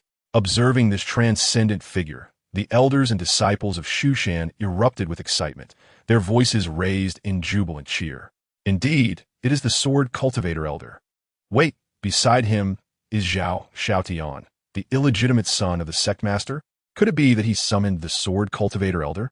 Lin noticed that next to the Sword Cultivator was indeed Zhao Xiaotian. This sight left Lin astounded. "Xiaotian, stay close and be careful," Zhao Fan cautioned, wishing to shield Zhao Xiaotian from harm. "Understood. Uncle, you be careful too," Zhao Xiaotian responded, nodding and gracefully landing beside Lin and the others. "Xiaotian, did you bring the Sword Cultivator Elder here?" As soon as Zhao Xiaotian touched down, the elders crowded around him, realizing the fervent gazes directed at him. Zhao Xiaotian understood his uncle's good intentions and did not deny it, smiling mysteriously. "Rest assured, elders. The Sword Cultivator Elder will protect our Shushan. You need only to watch him vanquish our foes." Wonderful. With the Sword Cultivator Elder's intervention, these demons are doomed. The crowd erupted in excitement, their voices echoing the belief that the Sword Cultivator Elder was an invincible symbol of strength. At that moment, the earth trembled violently as the King of the Rock, who had been sent flying by Zhao Fan's sword, shattered the ground beneath him and soared skyward like a cannonball. His hair was disheveled, his gaze cold as lightning, and his body radiated overwhelming demonic energy, resembling an ancient demon re-emerging. The terrifying pressure reverberated, shaking the very heavens and earth sweeping outward in all directions. In this instant, both the rock clansmen and the disciples of Shushan found themselves struggling to maintain their footing under the oppressive aura. Some weaker cultivators even fainted on the spot. "As long as I kill you, Shushan will surely perish today," the king of the rock declared, his murderous intent palpable, fixating on Zhao Fan like a predator eyeing its prey. "Those who offend Shushan shall face no mercy," Zhao Fan replied, his expression unyielding, his voice resonant. "Ha! Let us see you try." As soon as the king of the rock finished speaking, his demonic energy surged forth, his form expanding in an instant to become a colossal rock, towering 10,000 meters high, covered in iron feathers, radiating unimaginable might. This was his true form, capable of obliterating mountains and rivers with a mere gesture. "Kill!" The king of the rock spread his wings like arrows, charging towards Zhao Fan with a force that seemed to topple mountains. For the demon race, the most formidable weapon was their unyielding physical body, and the rock tribe was among the elite of the demon race. Gazing at the approaching behemoth, Zhao Fan remained impassive, his flying sword, Qi Xiao, resonating with a clear, powerful sound. 10,000 sword technique. As Zhao Fan declared, the Qi Xiao sword struck, unleashing a sword light even more intense than before, illuminating the entire sky. Its terrifying intent resonating throughout the heavens, howling in all directions. In that moment, countless swords within Shushan responded with their own cries. Rock's destructive claw. Sensing the might of Zhao Fan's sword, the king of the rock felt a chill, yet steeled himself, exerting all his strength to unleash his most powerful attack. Boom! With a deafening explosion, the terrifying sword light effortlessly shattered the king of the rock's proud claws, continuing unabated to obliterate his massive form. How is this possible? The king of the rock exclaimed in disbelief. He had revealed his true form, his battle prowess far exceeding that of other cultivators of his level. Even if he were at a disadvantage, he should have been able to withstand the sword light for a moment. In a moment of life and death, he desperately channeled his demonic energy, attempting to block the strike, but it was futile. No, the king of the rock let out a cry of unwillingness, ultimately succumbing to the terrifying sword light, unable to even escape with his soul. Chapter 64. The Anomaly of the 10,000 Demon Cave, second update. With the fall of the king of the rock, a profound silence enveloped the area outside Shushan's gate. Countless members of the rock tribe stood in shock, eyes widened in disbelief and terror, some weak-willed demon cultivators trembling on the verge of collapse. If they had not witnessed it with their own eyes, they could never have accepted the reality that the king of the rock, whom they held in such high esteem, had been slain by Zhao Fan's sword. He was a mighty being of the rock's true form. Impossible. I must be dreaming. Our clan leader is the strongest demon of the rock tribe. How could he be killed? An elder of the rock tribe trembled, shouting in despair. "Elder, it is true. The king is dead. We must flee quickly, or it will be too late." Many powerful members of the rock tribe gazed at the golden figure standing in the sky, their faces etched with fear, devoid of the courage to continue fighting. He was an overwhelmingly powerful sword immortal. If even the king of the rock could be slain with a single strike, how could they, who had yet to reach the stage of integration, dare to resist? Too powerful. No wonder our Shushan's sword cultivator elder is revered. Even a powerful demon of the integration stage cannot withstand his sword. Unlike the despairing reactions of the rock tribe, the elders and disciples of Shushan, led by Lin, were filled with immense excitement, unable to restrain their jubilant cries. Even Zhao Xiaoyan's face was alight with fervor. Although he had long known that his uncle could defeat the heavenly Peng King, he never anticipated such a decisive victory. With a single sword strike, the formidable being of the integration period was slain. The heavenly Peng King, a paragon in the realm of cultivation, stood at the pinnacle of the current immortal world. As the Shushan disciples reveled in exhilaration, the members of the heavenly Peng clan transformed into their true forms and swiftly fled from Shushan, eager to escape the scene. They were determined to leave without delay. "This is unacceptable. We must not let these heavenly Peng clan members escape," commanded the disciples of Shushan as they prepared to pursue them. Observing the thousands upon thousands of fleeing members of the heavenly Peng clan, Elder Lin Mu of Zhenwu revealed a countenance filled with hatred and was ready to lead the Shushan experts in their chase. At that moment, Zhao Fan, suspended in midair, suddenly sprang into action. His robust physique and cold, merciless gaze revealed no trace of compassion towards the fleeing adversaries. With a mere thought, his flying sword, Qi Xiao, shot forth like a bolt of lightning, slicing through the layers of void, creating a multitude of densely packed sword shadows in an instant. With a series of splattering sounds, blood erupted as one after another. Members of the Heavenly Peng clan were dismembered amidst their agonized cries. In mere moments, apart from a few desperate survivors who exerted every ounce of strength to escape, nearly all of the thousands of Heavenly Peng clan members lay lifeless. Their bodies fell from the sky in a continuous stream, staining the gates of Shushan with a vivid crimson. This was Zhao Fan's most ruthless display yet. Not only had he slain the integration period's formidable Heavenly Peng king, but he had also employed his swordsmanship to annihilate numerous members of the clan present.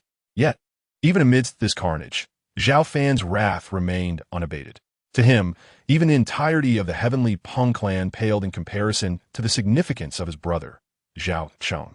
In the vast expanse of Shushan, there were only 2 or 3 individuals he truly cared for, one of whom was Zhao Cheng. Beholding the scene of carnage, an elder from Shushan trembled as he spoke, and many disciples gazed at Zhao Fan, who stood defiantly in the air, their eyes brimming with profound reverence. The sword cultivator had not intervened until now, and when he did, it was with the force of a tempest. Following this battle, the majority of the Heavenly Peng clan perished. Even if they managed to maintain a semblance of their lineage, they would plummet from elite status to a 3rd or 4th-rate power, perhaps even lower. Having resolved the issue of the Heavenly Peng clan, Zhao Fan chose not to linger.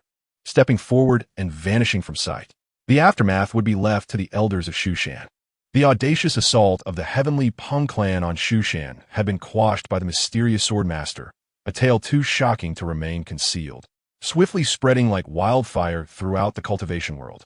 Upon learning of the integration period's Heavenly Peng king's demise at the hands of a single sword strike, cultivators across the realm were drenched in cold sweat. How could an integration period powerhouse, renowned for their formidable physicality, be vanquished by a mere sword? What immense strength must the sword master of Shushan possess? Be it demons or other sects, all were left in awe and uproar.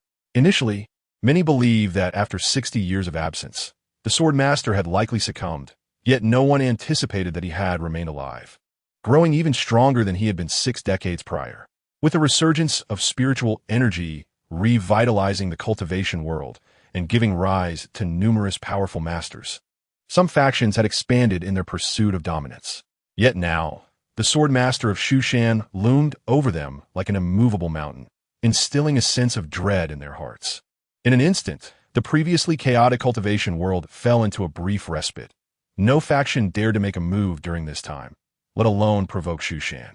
Zhao Fan, indifferent to the shifting tides outside, returned directly to the Tower of Demons' ceiling after slaying the Heavenly Peng king and his kin. He felt a tinge of disappointment. He had hoped the Heavenly Peng king could serve as a worthy adversary, but he proved too feeble to withstand even a fraction of Zhao Fan's power. Indeed, when he had dispatched the Heavenly Peng king, Zhao Fan had only exerted 10% of his strength. This was not due to the Heavenly Peng king's weakness, but rather Zhao Fan's overwhelming prowess. Nevertheless, Zhao Fan did not entertain any thoughts of arrogance. Instead, he returned to the Tower of Demons' ceiling to continue his cultivation, seeking methods to utilize the system's sign-in feature to obtain a means to rescue Zhao Cheng. Days passed, and despite utilizing the system's sign-in daily, Zhao Fan was disheartened to find that no martial art superior to the life-prolonging sacred method had emerged. This indicated that his brother, Zhao Cheng, could only survive for a maximum of 3 months. With a heavy heart, Zhao Fan shook his head, sighing inwardly. Then, on one fateful day, a violent tremor resonated from deep within the Tower of Demons' ceiling. That direction leads to the abyss of 10,000 demons, Zhao Fan thought, his eyes snapping open as he vanished from his spot.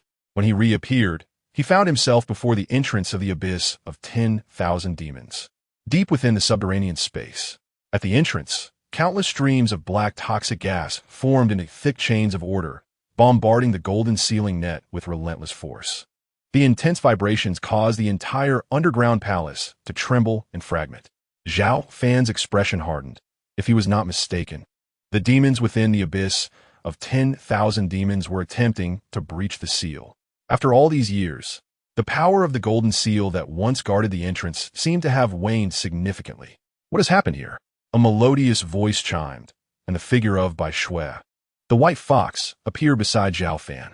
She had been consolidating her cultivation in the stone house and rushed here upon sensing the commotion. The seal at the entrance is weakening. Something is attempting to break free, Zhao Fan said with a furrowed brow. What should we do about the demons inside? Bai Shui's exquisitely chiseled face bore a hint of gravitas, her body tense and ready for battle. Do not worry. I am eager to test the might of the demons within once more, Zhao Fan reassured Bai Shui, gesturing for her to relax. When he had just reached the initial stage of integration, he had dared to enter the abyss of 10,000 demons alone, engaging briefly with the demons residing there and emerging unscathed. Now, after such a long time, Zhao Fan had grown exponentially stronger. Even if the demons managed to escape, he possessed the confidence to confront them. Seeing Zhao Fan's unwavering determination, Bai Shui's bright, clear eyes softened, and her heart calmed slightly.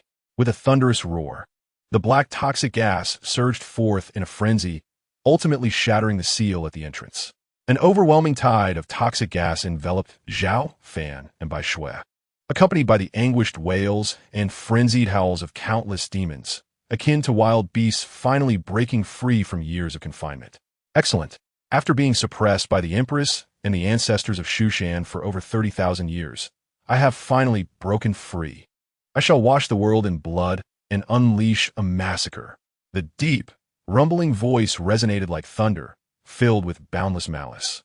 Snow-white brows knitted tightly, her delicate form trembling slightly, seemingly struggling to endure the malevolent aura surrounding her. Observing her distress, Zhao Fan stepped forward decisively, positioning himself protectively in front of her, and coldly declared, "You wretched fiend, do you dare to attempt a bloodbath upon this world? Today, I shall ensure your utter annihilation." As Zhao Fan's words fell, a sharp and formidable sword emerged, emanating a thunderous might that swiftly suppressed the numerous toxins and evil energies. With his flowing black hair and eyes glinting like cold lightning, Zhao Fan's stature grew imposing and formidable, radiating an unfathomable terror. To him, all demons and malevolence appeared as mere insignificant creatures. Such an overwhelming presence emanated from a cultivator. Are there still beings of your caliber in this world? How can this be? As the oppressive black miasma dissipated, it revealed a gaunt, pallid figure adorned with twin horns and eyes as crimson as blood, a true demon. "Come here," Zhao Fan commanded expressionlessly, his hand outstretched dominantly towards the entity. "How dare you? I am the earth-shaking demon general. Do you wish for death?" The demon bellowed, raising its claw to strike. Yet, in the next instant, it was struck down, forcibly embedded into the ground by Zhao Fan's palm. Before it could rise, Zhao Fan's foot, imbued with terrifying force, grounded it further into the hard earth, rendering it unable to resist despite its desperate struggles. The demon roared in anger, its face flushed with exertion, yet it remained suppressed, unable to rise. "What demon general are you? Pathetically weak." Zhao Fan looked down imperiously, his voice icy. "Tell me your origins, or I shall turn you in a bloodied mire." Though the demon was indeed powerful, it paled in comparison to the likes of the celestial Peng King, and Zhao Fan found it trivial to subdue. Feeling the overwhelming aura from Zhao Fan, the demon's eyes filled with fear, and it reluctantly confessed, "I am a demon from the Myriad Demon Cave, imprisoned there for over 30,000 years. Zhao Fan raised an eyebrow at this revelation and inquired further, "Who imprisoned you there?" "That wretched empress, of course. If not for her alliance with the ancestor of Shushan, I would not have endured such torment," the demon replied bitterly, as if recalling a deep-seated vendetta. "The Empress and the ancestor of Shushan joined forces?" Upon hearing the title of Empress, Zhao Fan glanced at Bai Shui, noticing her agitation. Zhao Fan, having perused the tomes in the library, recognized that the ancestor of Shushan referred to the founder of Shushan, but he was left wondering about the identity of the Empress. Curiously, Zhao Fan pressed on, "Who is this Empress?"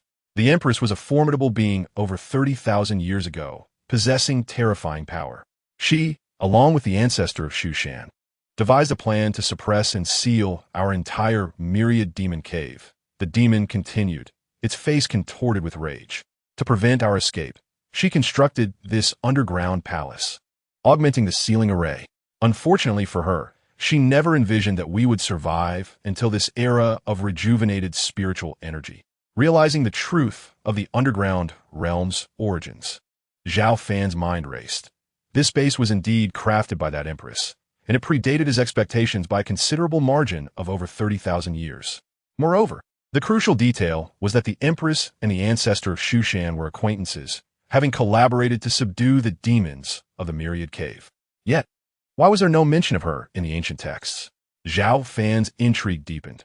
Had someone intentionally erased her accounts? After sealing you within the Myriad Cave, where did the empress go? Bai Shui, visibly anxious, interjected, eager to uncover the fate of this enigmatic figure. Who knows? However, the empress paid a monumental price to suppress the Myriad Cave, missing her opportunity for ascension to the immortal realm. I suspect she has long since perished. The demon replied candidly. Though the demon acknowledged the empress's unparalleled beauty, it regarded her as an irreconcilable foe. Had it not been for its confinement within the Myriad Cave, it would have transcended this realm long ago, rather than succumbing to such weakness, now subdued by a mere human cultivator. Upon hearing this, Bai Shui's emotions grew complex. Had the empress that appeared in her memories truly passed away? What was her true origin? Was she perhaps a creation of the empress herself? With a slight frown, Bai Shui's delicate features revealed a hint of sorrow. She had once believed that if the empress were alive, she could seek her out to understand her lineage. But now it seemed that hope had vanished. My lord, I have answered your inquiries truthfully. Might you grant me mercy? Despite the indignity, the demon pleaded. Once filled with vigor and ambition, it had the potential to ascend to the realm of eternal life. Yet the prolonged confinement had drastically diminished its strength, leading to its current pitiful state. Zhao Fan, instead of hurrying to respond, inquired, how many demons remain within the Myriad Cave? Aside from myself, there are dozens, perhaps even hundreds. We initially sought refuge within the Myriad Cave to evade catastrophe, gathering many demons in the process, the demon explained. Evading catastrophe? Zhao Fan frowned slightly and probed further. So, you chose to seal yourselves within the Myriad Cave voluntarily, only to later be trapped by the Empress? Indeed. Otherwise, even the Empress and that old coot could not have contained us all, the demon boasted arrogantly. Are there many forces in this world that actively avoid calamity, like the Myriad Cave? Not too many. Various factions, including demons, Buddhism, and Taoism, have chosen to self-seal. Some to evade the calamities of the past, others to await this current era of spiritual revival, the demon elaborated. Pausing, the demon continued, my lord. I see your exceptional talent in cultivation. To have attained such a level in this nascent era of spiritual revival, if you spare me, I could bestow upon you ancient tomes of high-level demon techniques and many supreme cultivation methods from millennia past. Are you attempting to tempt me? Zhao Fan scoffed. I have no need for such demon tomes. You may as well prepare for your demise. With those words, Zhao Fan unleashed a terrifying sword intent, instantly obliterating the demon, leaving not even a trace of its essence behind. Simultaneously, he followed up with several more strikes, sealing the cave entrance with formidable sword energy. Given his current cultivation level, sealing an entrance was trivial. Unless a demon of greater power than he emerged, escape was impossible. Would you like to start signing in? Just as Zhao Fan re-established the seal, a familiar prompt echoed in his mind. Sign in. Zhao Fan responded instinctively. Sign in successful. Reward. Imperial Seal Technique. As the system's voice faded, a profound and powerful martial art manifested within Zhao Fan's mind. The Imperial Seal Technique? Zhao Fan exclaimed, astonished. This was a formidable martial art that utilized supreme spiritual power to manifest the Imperial Seal, capable of subduing mountains and rivers with ease, rivaling even the sword control technique and the 10,000 sword art. The acquisition of yet another powerful technique lifted Zhao Fan's spirits. It appears that this cavern of myriad demons aligns perfectly with the system's sign-in feature. Previously, I also signed in here and received the Nirvana Golden Pill, which aided me in breaking through to the combined body stage. Could it be that this place possesses some unique qualities? As Zhao Fan pondered this, Bai Shui nearby mistook his contemplation for a sign of worry and gently inquired, what troubles you? Nothing. I'm merely contemplating the dozens, if not hundreds, of demons within. They have likely not all awakened yet. Otherwise, it would be exceedingly difficult to block the entrance anew, Zhao Fan replied with a faint smile. But if they awaken later, will the seal you set still hold? Bai Shui asked, her large, gem-like eyes glimmering with a hint of anxiety. Do not fret. It should be effective. Unless the demons possess cultivation far beyond my own, breaking the seal and escaping will be quite challenging, Zhao Fan assured her with a confident smile. 60 years prior, he had already transcended to the early combined body stage, and with the passage of time, his cultivation had surpassed that of his former self by several magnitudes. Unless faced with a late-stage demon, he was certain his sword path seal would remain unbroken. Moreover, judging from the recent extermination of the demons, it was likely that those imprisoned deep within the cavern had become exceedingly weak over the long years, roughly at the early to mid-combined body stage. Of course, this was merely Zhao Fan's conjecture. He could not guarantee the absence of stronger demons. That is reassuring, Bai Shui replied, her faith in Zhao Fan unwavering. Since awakening in the subterranean realm, she had not encountered a human cultivator as formidable as him. But what is your current strength? She tilted her adorable head, her melodious voice tinged with curiosity. I have solidified my early combined body cultivation, yet I cannot discern your realm, she continued, a trace of confusion in her beautifully expressive eyes. Moderately speaking, I would say I am at the mid-combined body stage, Zhao Fan replied calmly, smiling. To avoid discouraging Bai Shui, he refrained from mentioning that he could easily break through to the late combined body stage whenever he wished. Mid-combined body? That's acceptable, Bai Shui said, her face brightening with a smile, her eyes sparkling as she playfully declared, once I return to enhance my training, I may soon catch up to you. Her newfound confidence painted a vivid image of herself suppressing Zhao Fan, causing her lips to curve upwards in an involuntary grin. Very well, you must put in the effort, Zhao Fan replied, guessing her thoughts but dismissing them with a smile. Even granting her several decades of time would not change the fact that she could not rival him. Upon returning from the subterranean space, Bai Shui, the little white fox, was brimming with determination and resumed her training within the jade coffin. Meanwhile, Zhao Fan did not remain idle. Within a single day, he had grasped the basics of the Emperor's Seal technique. With a mere gesture, he executed the Emperor's Great Seal, akin to a majestic divine mountain, exuding formidable and terrifying power. Although the Emperor's Seal technique was impressive, Zhao Fan, being primarily a sword cultivator, did not intend to delve deeply into it. The adage of being knowledgeable yet not proficient, or proficient yet not broad, aptly applies here. Furthermore, Zhao Fan had already cultivated the sword control technique and the myriad sword formula, along with a more powerful technique, the Supreme Emperor Sword Classics. After rigorous training, he had reached an impressive height in sword cultivation, unmatched throughout the vast expanse of Mount Shu. Yet, Zhao Fan remained unsatisfied. In recent years, after fully mastering the fourth layer of the sword control technique, his progress had become exceedingly slow, and he had yet to break through to the fifth layer, where all things become swords. This stagnation was largely due to his previous focus on enhancing his physical body, which hindered his sword cultivation. Therefore, in the days that followed, Zhao Fan redirected his energy towards the sword control technique and the myriad sword formula, quickly achieving notable advancements. In less than 10 days, leveraging the innate comprehension of his sword body, he began to grasp the fifth layer of the sword control technique, where all things are swords, and also advanced the myriad sword formula to the third layer, significantly enhancing his overall prowess. One day, as Zhao Fan continued his training, he heard the light footsteps outside the demon-locking tower. It was that time again. Zhang Qian had come to deliver food. Senior brother, I brought your meal, she announced. Zhang Qian, tall and with smooth, fair skin, bore a sweet smile on her exquisitely lovely face. Now, serving as the law enforcement elder of the discipline hall, she had matured remarkably since her days as a disciple. Yet, despite the passage of years, her nature remained as innocent and kind-hearted as ever. Hello, junior sister, you're here. Zhao Fan greeted her with a smile, devoid of any pretense, as if meeting an old friend. Among the vast expanse of Mount Shu, Zhang Qian was the only one with whom he could engage in conversation and share light-hearted banter. Hee, senior brother, have you missed me? She teased, her large eyes twinkling playfully. Indeed, how could I not miss you? I have been longing for your delightful dishes, Zhao Fan replied with a faint smile, jesting. "You need not worry, for I have prepared several delectable dishes this time, specifically to reward you," Zhang Qian said as she skillfully opened the food box, revealing an array of fragrant delicacies and fine wine. The dishes were visually appealing, and the aged wine was exquisite. Zhao Fan savored taste, his face lighting up with satisfaction. Each day spent training in the demon locking tower, though fulfilling, could be monotonous.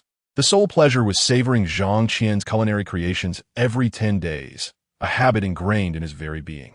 "By the way, senior brother, do you recall the Tianpong demon tribe that attacked us some time ago?" Zhang Qian asked cautiously after a brief pause. The topic had been the most discussed among the disciples of Mount Shu since the recent events involving the slaying of the Tianpong king and the demons. Knowing Zhao Fan was behind this, Zhang Qian had prepared extra dishes to honor him. "What is it? Is there still a faction of the Tianpong demons?" Zhao Fan inquired, his brow furrowing slightly. "Not at all. I have heard some good news. It appears that since the Tianpong king fell at our hands, the remnants of the Tianpong tribe have been absorbed by several powerful demon clans and are now utterly annihilated," Zhang Qian said with a smile. "All of this is thanks to your efforts, senior brother. Otherwise, our situation at Mount Shu would have been perilous." "I merely acted on impulse," Zhao Fan replied, shaking his head. "Had it not been for the ambition of certain individuals within the sect, perhaps we could have averted this crisis." "You are right, senior brother. If we had not proactively attacked the Tianpong tribe, the sect would not have suffered such losses. Many elders and fellow disciples might still be alive," Zhang Qian said, her mood suddenly dampening. Her inherent kindness, coupled with her now elevated status as a law enforcement elder, had led her to learn about the casualties from the failed campaign against the Tianpong demons, leaving her feeling distressed. "Do not dwell on it. If you wish to protect our fellow disciples and brethren, you must strive even harder in your cultivation. Only then can you assist them in times of peril." Zhao Fan consoled Zhang Qian. Listening to her senior, Zhang Qian earnestly nodded and resolutely expressed her desire to become a great warrior like him, ready to rise to the occasion in times of crisis within the sect. Zhao Fan smiled with encouragement, acknowledging her determination. In their conversation, Zhang Qian mentioned that her brother Zhao Chang had officially promoted Zhao Xiaotian to the position of deputy sect leader of Shushan, facilitating his succession to the sect leader role in the near future. However, due to Zhao Xiaotian's status as an illegitimate child, he faced considerable opposition from many elders. Ultimately, Zhao Chang overcame the dissent and insisted on Zhao Xiaotian's appointment. Zhao Fan did not express much opinion on this matter. It was entirely within his expectations. As darkness fell, Zhang Qian left the demon locking tower with an empty food box, while the tower returned to its usual tranquility. In the days that followed, Zhao Fan remained undisturbed by the shifting tides of the outside world, dedicating himself to his cultivation within the tower. With the rapid resurgence of spiritual energy in the world, more and more powerful cultivators would soon emerge. Moreover, Zhao Fan had not forgotten the ominous words spoken by the demon before its demise, warning of numerous terrifying forces, much like the demon abyss that lay dormant. Should the top-tier experts from those forces awaken and regain their strength, the entire cultivation world would face a tremendous upheaval, and Shushan would be significantly affected. Therefore, to prepare for the potential upheaval, Zhao Fan needed to seize every moment to enhance his own power. He continued to practice sword techniques, refining both his sword control technique and the 10,000 swords technique, as these were the cornerstones of his martial prowess. 2 months swiftly passed. Zhao Fan sat in solemn meditation, his physique robust and exuding a golden sheen akin to being forged from celestial metal, radiating an immense, awe-inspiring aura. Simultaneously, strands of sword intent emanated from him, appearing diminutive yet exceedingly perilous, more terrifying than the might of thunder, warping and fracturing the surrounding void. Within the silent confines of the demon-locking tower, a gentle breeze stirred, lifting a slender, withered blade of grass. Before it could fall, Zhao Fan abruptly seized it in hand. With a thunderous motion, he wielded the grass as a sword, casually slicing through the heavens. In an instant, darkness enveloped the skies. The winds shifted, and a dazzling sword light effortlessly shattered the thick clouds, cleaving the heavens asunder. A massive rift appeared in the sky above the demon-locking tower, grotesque and fearsome.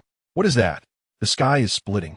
In Shushan, several elders, sensing the disturbance, were left speechless in shock.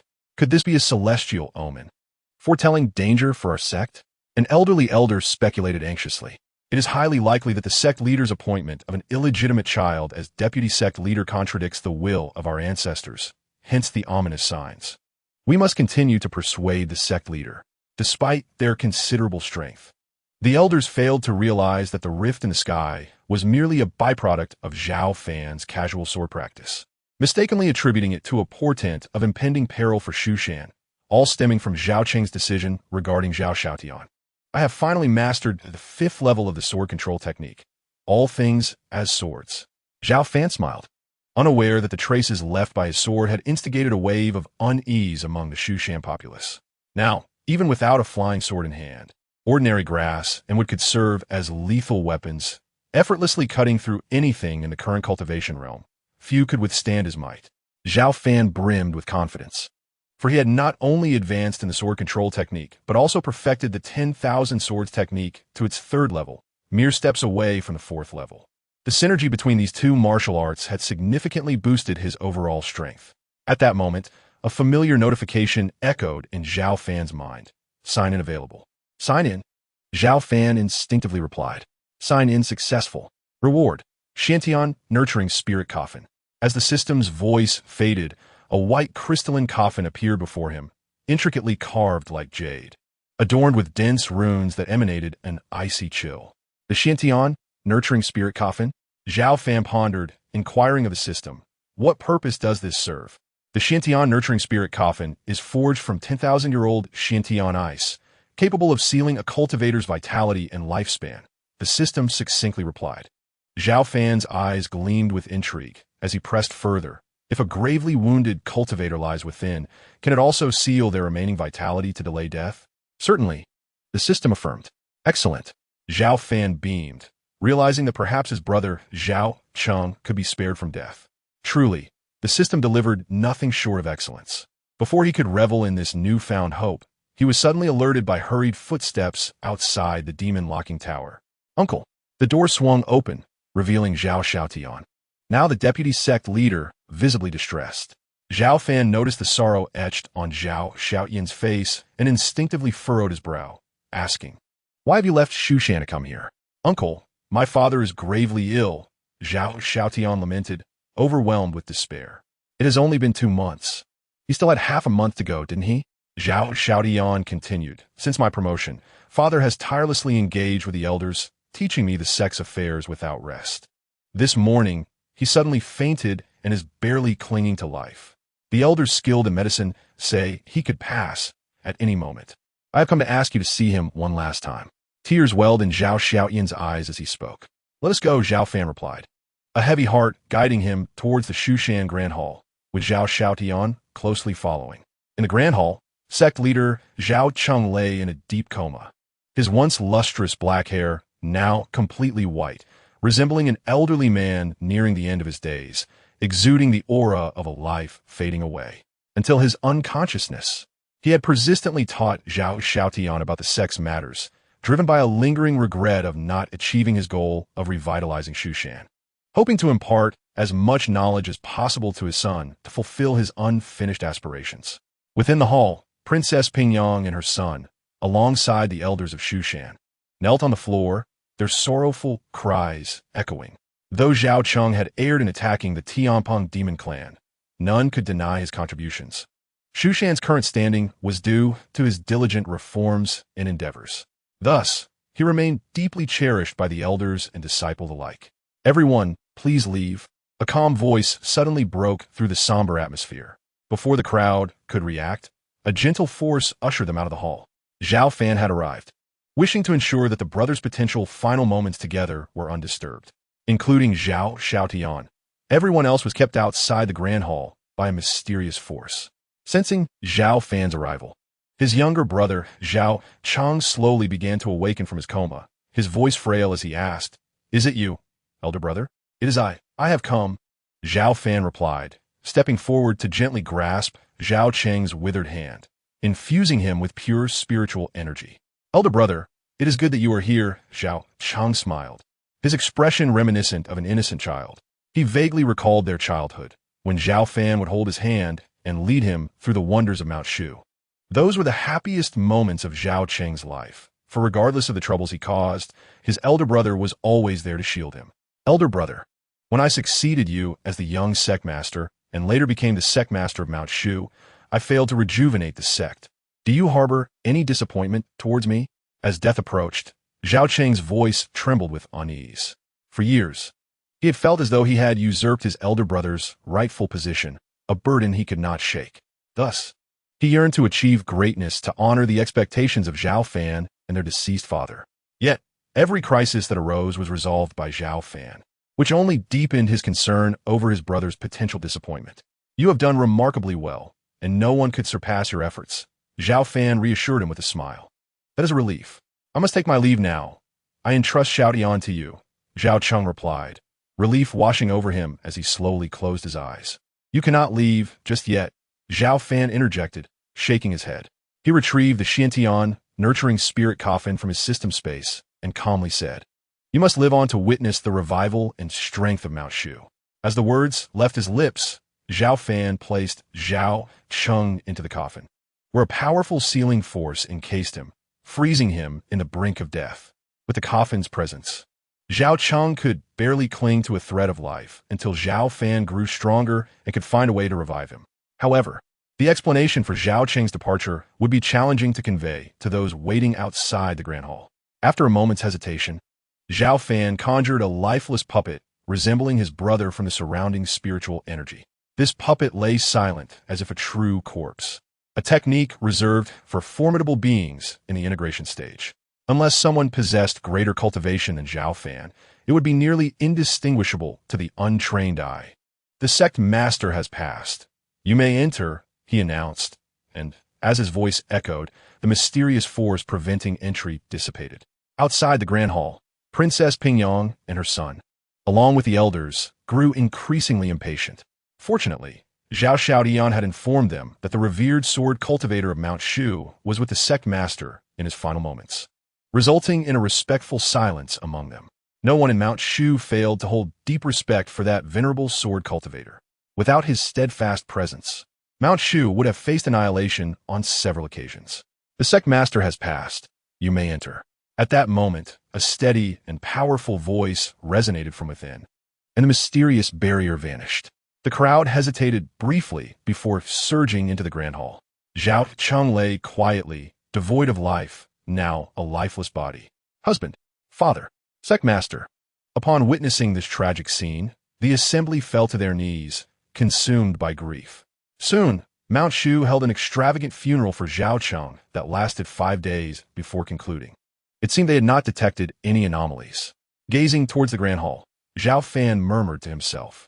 Though his brother Zhao Cheng was not truly dead, he was effectively in a state akin to death, trapped in the Xiantian nurturing spirit coffin like a living corpse.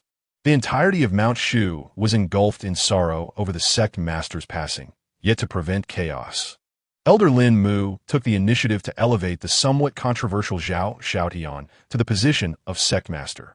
Although many elders opposed this decision, it was ultimately the late sect master's will, and Zhao Xiaotian possessed both remarkable talent and formidable cultivation. Upon taking office, Zhao Xiaotian demonstrated exceptional capability, tidying up the mess left by the late Zhao Cheng. Initially, Mount Shu had suffered significant losses while attacking the Tianpeng demon clan. Zhao Xiaotian ensured the families of the deceased disciples were cared for before proceeding with reforms in the sect. He did not implement drastic changes, but adhered to the former sect master's path, methodically advancing with a conservative approach. Zhao Xiaotian understood that this strategy would stabilize Mount Shu's current situation while gradually establishing his reputation and garnering support, as he had yet to solidify his position as sect master. The locking demon tower remained profoundly tranquil. Zhao Fan disregarded the tumultuous world outside. Since returning from the Grand Hall, he had not stepped outside. After enhancing his mastery of the sword control technique and the 10,000 swords technique, he continued his relentless pursuit of strength through the system's daily sign-ins. Days turned into years.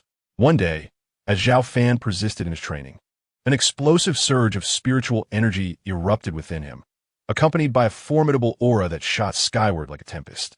The entire locking demon tower reverberated with a deafening roar. Zhao Fan had seamlessly broken through to the integration stage. Earlier than I anticipated, he remarked, slowly opening his eyes, his gaze akin to lightning, piercing several meters into the void. This breakthrough came as no surprise. He had accumulated substantial depth and experience prior. In the realm of cultivation, progress was typically gradual. Yet with the resurgence of spiritual energy and an improving environment for cultivation, Zhao Fan's advancement greatly surpassed that of ordinary practitioners, aided by the system. He had intentionally restrained his growth to allow for deeper consolidation. Otherwise, his advancement would have been even smoother. Feeling the surge of power within him, Zhao Fan remained devoid of arrogance.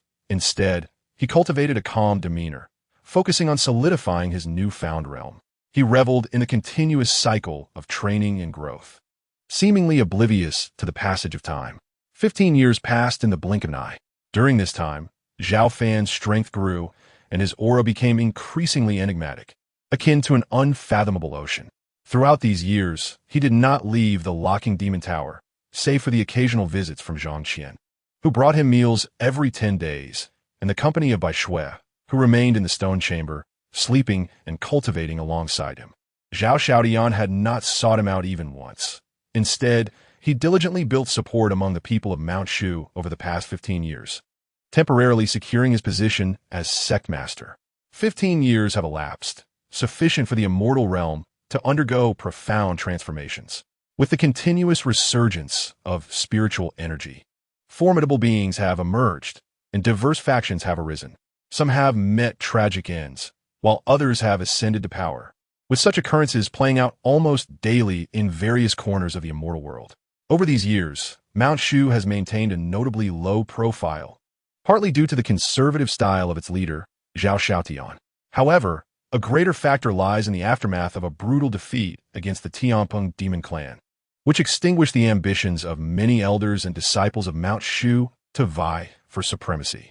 Consequently, many have begun to overlook Mount Shu, even disregarding the legendary figure who, 15 years ago, single-handedly vanquished the Tianpeng king with a single sword strike. Recently, while Mount Shu's reputation has diminished, the Tang dynasty, allied with them, has experienced a starkly opposite surge in prominence. The dynasty has become a gathering place for formidable experts, with immortal practitioners emerging in abundance. Yet, the most attention-grabbing event was the unexpected reappearance of a supposedly deceased ancestor, who has remarkably risen to become a mid-stage nascent soul powerhouse. Bolstered by such a top-tier expert, the Tang dynasty has embarked on conquests, absorbing weaker nations, and has now become the most formidable force in the vicinity of Mount Shu. These revelations came to Zhao Fan during a casual encounter with Zhang Qian while she was bringing him meals. She mentioned that the external world has transformed into a chaotic and intricate tapestry, more convoluted than in previous years, with various demonic and righteous factions proliferating, rendering the immortal realm a veritable quagmire. Even as Mount Shu endeavors to maintain a low profile for self-preservation, it often finds itself inadvertently affected, causing Zhao Xiaotian and the elders to be overwhelmed with difficulties. Whenever Zhao Fan hears such news, a smile graces his face. He is grateful he did not become the leader of Mount Shu, for the burdensome issues now plaguing them might have fallen upon him. He finds solace in his time at the Demon Locking Tower, where he diligently cultivates and strengthens himself through the system, free from the anxieties of the outside world. His primary focus remains on the cultivation of his spiritual essence and physical body. Unlike ordinary mid-stage nascent soul practitioners, Zhao Fan advances his spiritual power, physical form, and spiritual essence concurrently, bestowing upon him combat prowess far exceeding that of his peers. His mastery of the Tai nourishing mind technique and the 6-foot golden body corresponds to the cultivation of his spiritual essence and physical body, respectively. Many years ago, he had already progressed both techniques to a significant stage, thus making further training feel instinctive and effortless. On this day, while Zhao Fan was immersed in his cultivation, a sudden, formidable aura erupted from the adjacent stone chamber. It appeared that Bai Shui, the little fox, had achieved yet another breakthrough. Zhao Fan smiled to himself, recognizing that over the years, the majority of Bai Shui's time had been spent in the jade coffin within the stone chamber, sleeping, a form of cultivation distinct from human practitioners. After each period of slumber, her cultivation would invariably see considerable enhancement. Frankly, this evoked envy in Zhao Fan. Despite the aid of the system, he toiled diligently every day as a striving transcender, while Bai Shui simply grew stronger through her slumber. The astonishing aura persisted for a moment before gradually dissipating. At that moment, a charming young girl gracefully emerged from the chamber. She was exquisitely beautiful, her eyes sparkling like gems, her skin fair and supple, and her poise more alluring than before. Zhao Fan, I wish to challenge you to a duel, Bai Shui proclaimed with a melodious voice, brimming with confidence. Despite her delicate demeanor, she was determined to engage Zhao Fan in combat. This was not the first time Bai Shui had sought to challenge him. Nearly every time her cultivation level rose, regardless of how slight, she insisted on sparring with him, establishing a routine of minor skirmishes every fortnight and major bouts monthly. Bai Shui, you are not my match, Zhao Fan replied, casting her a sidelong glance and earnestly advising her. He did not wish to reduce her to tears and then have to console her for an extended period. Mind your own business, Bai Shui huffed, her confidence unwavering. I have just broken through to the mid-stage nascent soul realm, and I have also recalled several formidable techniques from the demon clan. I will surely subdue you. Her singular obsession, aside from enhancing her cultivation and recollecting memories, was to prove her prowess by overpowering Zhao Fan. Very well, I shall indulge you in a little play.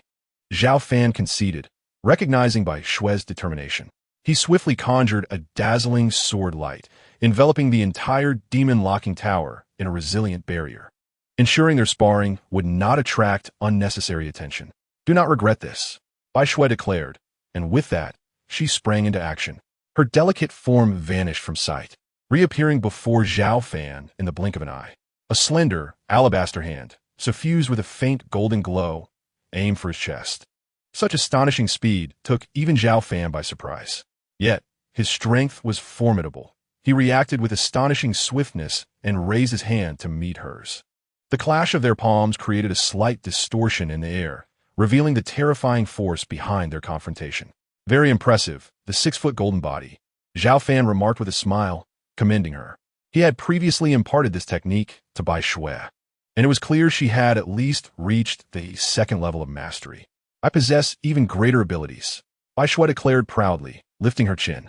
Instantly, a surge of powerful demonic energy erupted from her, manifesting as the colossal illusion of a 1,000-foot fox, emitting a deafening roar as it charged toward Zhao Fan.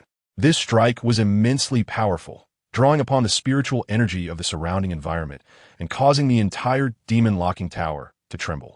Even practitioners of the same realm would struggle to withstand such an assault. Interesting, Zhao Fan mused, narrowing his eyes. He promptly pointed his fingers as if wielding a sword and unleashed a devastating strike. The 1,000-foot fox illusion shattered in response, the sword light sweeping through with unmatched ferocity, advancing relentlessly toward Bai Shui.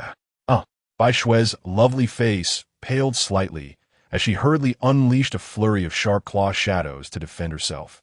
But against the overwhelming force of Zhao Fan's strike, her efforts were utterly futile. Just as the sword light was about to strike her, it suddenly dissipated. Before Bai Shui could process what had occurred, a finger gently tapped her smooth forehead, accompanied by Zhao Fan's soft laughter. Once again, I emerged victorious. Feeling the warmth of his fingertip, Bai Shui's cheeks flushed, and she jumped back, glaring at him with indignation. I have already reached the mid-stage nascent soul realm. Why do I still fall short against you? Bai Shui questioned, her silver teeth grinding in frustration. Just keep pushing yourself. If you break through to the late-stage nascent soul realm, you should find yourself with better prospects, Zhao Fan encouraged, wishing to avoid disheartening her. Is that so? What is your current strength then? Bai Shui inquired, blinking her large eyes skeptically, recalling that someone had previously made similar assurances. I am uncertain myself. With a resigned smile, Zhao Fan spoke, clarifying that he was not dismissing Bai Shui. Rather, he was genuinely uncertain of his current strength. 15 years prior, Zhao Fan had reached the late stage of the fusion phase, and now, after so many years, he had transcended to the peak of this realm. Most importantly, his cultivation encompassed spirit power, divine consciousness, and physical form, harmoniously fused into one, rendering his true combat prowess exponentially superior to that of his peers in the same cultivation tier. If you do not wish to speak, then so be it. Once this fox fairy ascends to the late fusion stage, I shall surely recall more formidable demon martial arts and return to settle the score with you. By Shui Haft. Turning on her heel and retreating to the stone chamber to resume her slumber. Witnessing this scene, Zhao Fan felt a mix of amusement and exasperation. Just as he pondered whether to begin his daily check-in, the familiar notification chime echoed in his mind. Check-in. Without a moment's hesitation, Zhao Fan responded. Check-in successful. Reward. 10,000 swords returning to the origin. As the system's voice faded, a new swordsmanship technique surged into Zhao Fan's consciousness. Being a traveler from Blue Star, Zhao Fan was well aware of the formidable nature of this sword technique. With a hint of anticipation, he quickly perused its contents, only to furrow his brow slightly. The martial art was indeed powerful, comparable to the sword control technique and the 10,000 swords technique. However, it bore peculiar cultivation requirements, stipulating that only cultivators at the divine separation stage could practice it. Zhao Fan chuckled wryly, having encountered such an odd requirement for the first time. Alas, I possess several formidable sword lineage teachings already. I shall set this 10,000 swords returning to the origin aside, perhaps for others more fortunate to cultivate. After some contemplation, he discarded the thought of practicing the new technique, recognizing that he had reached the pinnacle of the fusion stage. Would he really be foolish enough to forfeit much of his current strength to start anew? Uncle, I have come to see you. At that moment, a respectful voice broke the silence as the current sect leader, Zhao Xiaotian, arrived. Chapter 70. Zhao Xiaotian with burdened thoughts, pushing open the gate of the demon's ceiling tower. Zhao Xiaotian stepped inside with measured strides. Clad in a golden robe, he was tall and robust, his features sharp and resolute, with eyes that sparkled with vitality. In his demeanor, one could catch a glimpse of his younger brother, Zhao Chong. Why, the current leader of Shushan, instead of attending to matters in the Grand Hall, has taken the rare opportunity to visit me? Zhao Fan remarked with a smile, teasing his nephew who had transformed so much. Uncle, I sincerely apologize. Over the years, I have been preoccupied with sect affairs and have been unable to spare time to visit you. Please forgive my shortcomings. Zhao Xiaotian misinterpreted, nearly kneeling to plead for forgiveness. Rise. I was merely jesting. Is there any need for such formality? Zhao Fan shook his head with a wry smile, and before Zhao Xiaotian could kneel, he waved his hand gently, an invisible force lifting him back to his feet. A twinge of disappointment flickered within Zhao Fan. Were it Zhao Chong, at least they could share a light-hearted banter. Though he had raised Zhao Xiaotian with care, the boy's reverence for him had fostered a sense of distance, replacing the familiarity with a hint of estrangement. Xiaotian is too serious, Zhao Xiaotian thought, relieved to hear Zhao Fan's light-hearted words. Take a seat. Let's converse at ease. Noting the weight upon his nephew's brow, Zhao Fan prepared some tea, a luxury derived from the rewards of past system check-ins. These exquisite leaves, fragrant and delightful, were a treat he indulged in during moments of leisure, known for their refreshing and calming properties. This is splendid tea. Upon finishing, I feel invigorated, Zhao Xiaotian remarked after taking a sip, his demeanor noticeably brightening. It is not merely the quality of the tea, but rather your burdens weighing heavily upon you that has altered your perception, Zhao Fan replied with a smile, pouring another cup. Now, speak freely. What troubles you? Uncle, my troubles indeed cannot escape your keen perception, Zhao Xiaotian said with a rueful chuckle. You raised me. How could I not understand? Zhao Fan retorted with a scoff. For years, I have diligently secured my position as sect leader, striving to honor my father's legacy and restore Shushan's glory. However, I now face a most challenging predicament. I find myself lost and seek your guidance, Zhao Xiaotian said, his expression turning grave. What predicament could be so challenging? Zhao Fan arched an eyebrow, inquiring calmly. Given that Zhao Xiaotian had been meticulously nurtured under his tutelage, excelling in both governance and cultivation, any issue troubling him must be of substantial significance. I have just received credible news that the mother of Peiyuan, under the instigation of my second brother, has covertly contacted over 10 elders of Shushan, intending to compel me to relinquish my position as sect leader in a few days, subsequently endorsing my second brother, Zhao Xiaofeng, for succession. Zhao Xiaotian inhaled deeply, speaking in a grave tone. Princess Peiyuan, if my memory serves me correctly, did she not promise before your father to refrain from interfering in succession matters? Zhao Fan's brow furrowed, taken aback. Indeed, Princess Pingyang had made such a promise before Zhao Fan's father passed.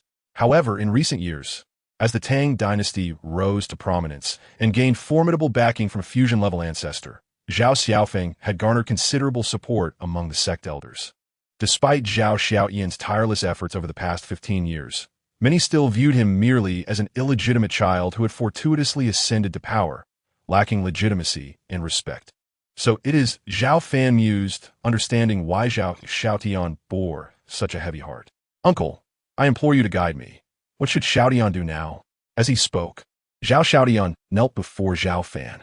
Although he was aware of his second brother's impending rebellion, he chose not to act immediately, but instead sought Zhao Fan's counsel. He understood well that Zhao Xiaofeng had the Tang dynasty's support. Should matters escalate, Shushan would face a terrifying internal conflict, severely depleting its strength and risking takeover by external forces. Furthermore, his position as sect leader had been granted with Zhao Fan's consent. If his uncle wished for him to step down, Zhao Xiaotian would not dare to oppose it and would willingly cede the position to Zhao Xiaofeng. Return to your duties. Fear not. Without my consent, no one can touch you as the sect leader of Shushan.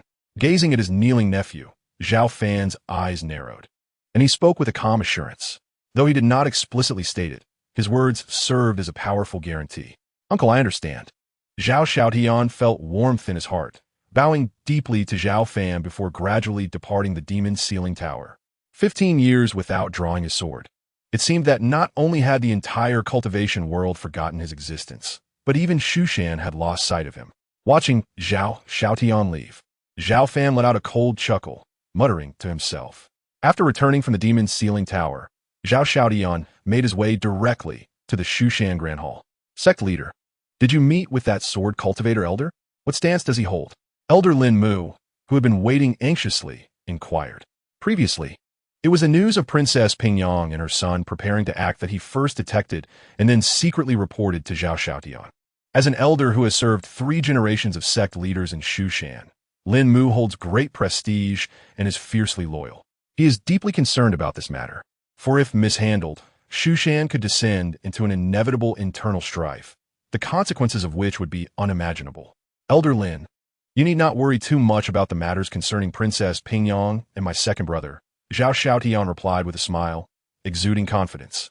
With the assurance of his uncle, Zhao Xiaotian felt emboldened, even if his brother stood behind the mighty Tang dynasty. No one understands better than him how unfathomably powerful his uncle, who resides within the demon locking tower, truly is. Since beginning his cultivation, Zhao Xiaotian has yet to encounter a cultivator as formidable as his uncle Zhao Fan. Is there no need for further preparations? Lin Mu inquired with a hint of hesitation. Not at all. We shall merely observe their performance, Zhao Xiaotian replied calmly, his eyes glistening with a sharp light. Masters, have you managed to persuade that esteemed sword cultivator to intervene at a crucial moment? Lin Mu suddenly realized something, his expression brightening. If that elder were willing to take action personally, all troubles would be effortlessly resolved. I do not know, but in any case, there is no need for concern, Zhao Xiaotian said, offering a mysterious smile, choosing to keep some intrigue. Chapter 71. Forcing a resignation to yield to worthiness. Seeing Zhao Xiaotian's composure, Elder Lin Mu felt reassured. As a seasoned aide to 3 generations of sect leaders, Lin Mu firmly stood by Zhao Xiaotian. Over the years, the latter's capabilities have been evident, advancing the reforms of his predecessor and swiftly restoring Shushan's vitality after its losses against the Tianpeng demon clan. Lin Mu was unwilling to witness any internal conflict that could squander the hard-won progress of the past few generations. The following days passed in Shushan as usual, yet it felt eerily calm, as if a storm were brewing beneath the surface. One day, Zhao Xiaotian convened the elders in the Grand Hall for their monthly assembly, a significant meeting to discuss and summarize the sect's future direction and establish detailed regulations. Thus, all prominent elders were present. Esteemed elders, please return to execute the matters we have just settled. Zhao Xiaotian gestured after half an hour, signaling the conclusion of the meeting. Hold on. Elder Zhou Tai of the Qingmu faction unexpectedly interrupted. I have an important matter to discuss. Elder Zhou, what is your matter? Zhao Xiaotian asked, his tone indifferent and calm. Zhou Tai was one of the few radicals in Shushan, and his constant opposition to Zhao Xiaotian did not incite anger. All eyes in the hall turned toward Zhou Tai. Curiosity piqued about what he was about to say. Esteemed elders, I, Zhou Tai, hereby propose that our current sect leader resign, allowing the son of Princess Peiyuan, Zhao Xiaofeng, to ascend to the position. With a confident smile, Zhou Tai continued, "It is widely known that our current leader is a bastard child. And in his 15 years of leadership, his timid approach has failed to lead us in revitalizing Shushan." His words incited an uproar among the assembly. "Thigh, you are outrageous. The sect leader has served for 15 years with commendable achievements. How dare you wish to depose him? This is rebellion." An elder supporting Zhao Xiaotian retorted angrily. "What achievements? Anyone else in his position would have done just as well." Zhou Tai scoffed, his gaze towards Zhao Xiaotian laced with disdain. "The current sect leader is utterly inept. Hence, I strongly suggest we remove Zhao Xiaotian and elevate Zhao Xiaofeng to the throne." Zhou Tai is right. I too believe the current leader is incapable. Resignation in favor of a more worthy successor is the best choice, another elder echoed. "Please, sect leader, consider your resignation," came the chorus of voices, with over 20 elders, nearly a third of the assembly, rising in support of Zhou Tai's proposal. This scene left the remaining elders in shock. Were Zhou Tai and his faction insane to demand the resignation of the current leader? Such an occurrence had not transpired in Shushan for thousands of years. "You are in revolt. This is sheer treason. Do you not fear for your lives?" As the situation turned dire for Zhao Xiaotian, his supporters voiced their indignation against Zhou Tai and his allies. These were Zhao Xiaotian's steadfast supporters, over 20 in number, equally constituting a third of the assembly. Tension mounted as both factions faced off, the atmosphere thick with impending conflict. Amidst the rising chaos, the remaining elders exchanged glances, contemplating their positions before choosing to remain neutral observers. The grand hall descended into disorder, yet Zhao Xiaotian remained remarkably composed, having anticipated this development. Lin Mu, too, remained unfazed, for he understood that Zhou Tai and his faction were likely instigated by unseen forces. Their leader had yet to reveal themselves, and, as the true martial elder, he saw no need to intervene. Enough of this commotion. What matter could possibly warrant such disregard for the elder's authority? At that moment, the hall doors swung open, and a regal beauty entered with graceful strides. Her complexion was fair and delicate, features exquisitely beautiful, and her demeanor radiated elegance and charm. "Greetings, Princess Peiyuan." The previously quarreling elders immediately shifted their expressions and bowed respectfully at her entrance. Princess Peiyuan, the widow of former sect leader Zhao Cheng, retained her title as a royal due to her noble lineage and formidable strength, maintaining her status even after marrying into Shushan. Though she had kept a low profile since Zhao Cheng's passing, her influence had remained formidable, especially with the recent rise of her family, the Tang dynasty, elevating her standing in Shushan even further. "Greetings, Princess." Even Zhao Xiaotian rose slightly to acknowledge her, recognizing her as an elder in name. "Xiaotian, what are these elders arguing about?" Princess Peiyuan inquired with a cold demeanor, her tone casual and devoid of the reverence typically afforded to a sect leader. Although aware that she was feigning ignorance, Zhao Xiaotian merely smiled faintly and replied, "Zhou Tai and the esteemed elders have advised me to step down and cede the position of sect leader to my younger brother, Zhao Xiaofeng." His demeanor was calm, as if discussing a trivial matter. "Since the elders have suggested your abdication, you should indeed resign," Princess Peiyuan stated nonchalantly, her expression devoid of emotion. "Princess Peiyuan, do you comprehend the gravity of your words? The current sect leader is the designated successor of the late master. What right do you have to demand his resignation?" Lin Mu interjected, unable to contain himself upon the appearance of the rightful heir. "Does my mother's conversation with Zhao Xiaotian concern you?" Princess Peiyuan retorted, while the imposing figure of Xiaofeng glared at Lin Mu with a venomous gaze. Enraged, Lin Mu was about to confront them when Zhao Xiaotian interjected, "Elder Lin, please stand down," and turned to Princess Peiyuan with a serious expression, asking, "Are you certain you wish to proceed with this course of action? It is not too late to reconsider." "Xiaotian, I recognize your diligence in your role as sect leader, but it would be prudent for you to relinquish this position," Peiyuan declared. "Elders, join me in requesting the current sect leader's abdication." As her words fell, Zhou Tai and others rallied, loudly demanding, "We asked the sect leader to step down." The atmosphere in the hall shifted dramatically. The previously neutral elders, upon witnessing Princess Pingyang's presence, reversed their stance and sided with Zhou Tai. "All elders, stand with me to protect the sect leader. Let us see who dares to be reckless," Lin Mu declared, sweeping his sleeves dramatically as he positioned himself resolutely in front of Zhao Xiaotian, accompanied by over 20 loyal elders. As the impending conflict loomed, Princess Pingyang signaled to her companions. With a thunderous roar, a radiant golden decree materialized, releasing an overwhelming aura that swiftly subdued the elders led by Lin Mu. "What is happening? This pressure is terrifying. I cannot rise." Lin Mu and his companions expressed their fear, struggling to breathe under the decree's might, feeling as if a mountain had descended upon them. Zhao Xiaoyan's expression shifted dramatically as he recognized the decrees contained formidable aura. Indeed, it was a mandate penned by the ancestral guardian of the Tang dynasty, imbued with his will. "I am the third prince of the Tang dynasty, here to support my cousin Zhao Xiaofeng's ascension to the position of sect leader. Anyone who dares to obstruct us stands against the Tang dynasty and our ancestral guardian."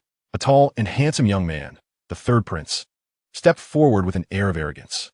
"Princess Pingyang, you and your son have colluded with the Tang dynasty to force the sect leader's abdication. This is blatant rebellion." Elder Lin Mu reprimanded furiously. Upon hearing dissent, the third prince sneered, "Ignorance will cost you dearly. I shall make an example of you."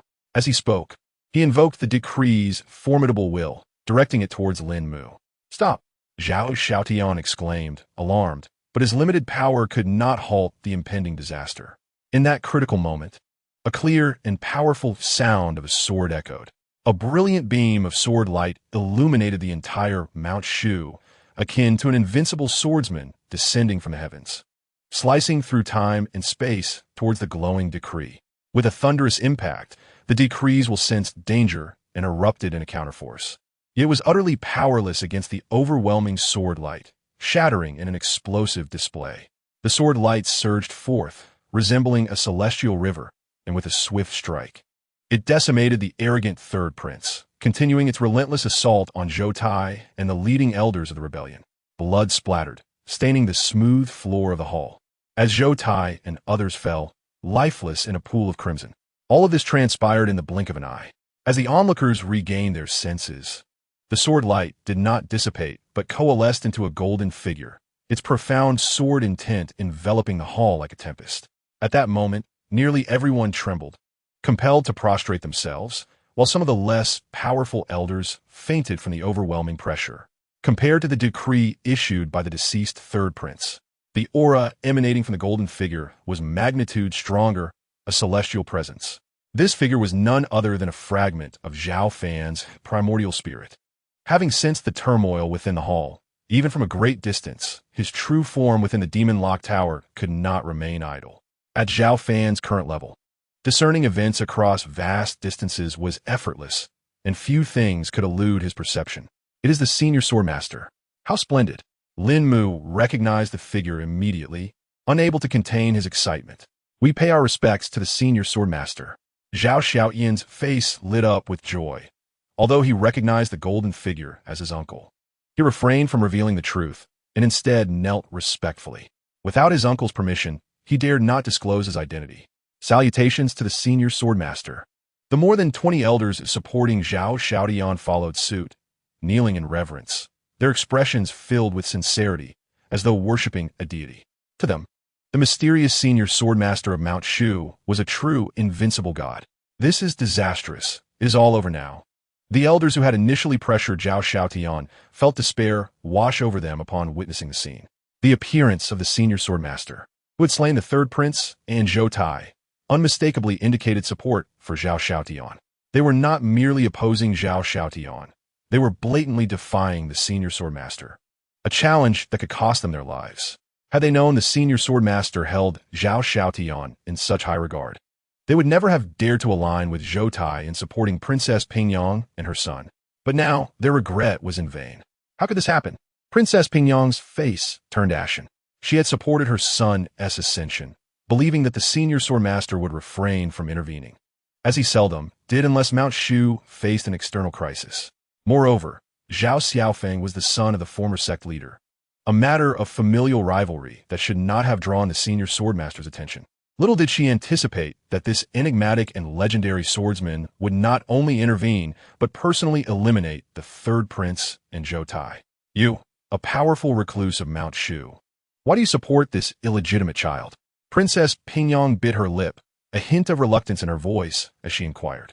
At this moment, the grace and composure she once possessed were replaced entirely by frustration and helplessness. Those who dare to offend Shushan shall face severe repercussions, spoke Zhao Fan's spiritual manifestation, coldly refraining from addressing her inquiry directly. Hearing this, Princess Ping's complexion paled further as she finally recognized her mistake. While she could support her son as ascension, it was utterly inexcusable to collude with individuals from the Tang dynasty. Although Shushan and the Tang had an allied relationship, they were, at their core, two distinct factions of cultivation, not part of the same entity. Return and inform the Tang's ancestor that he must come to Shushan on the night of the full moon in 3 days to bow in repentance. Otherwise, do not blame me for razing the Tang dynasty to the ground.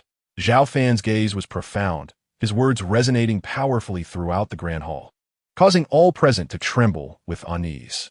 This was the imposing might of a senior sword cultivator, not only capable of slaying the third prince of Tang with ease, but also compelling the Tang's ancestor to personally seek forgiveness.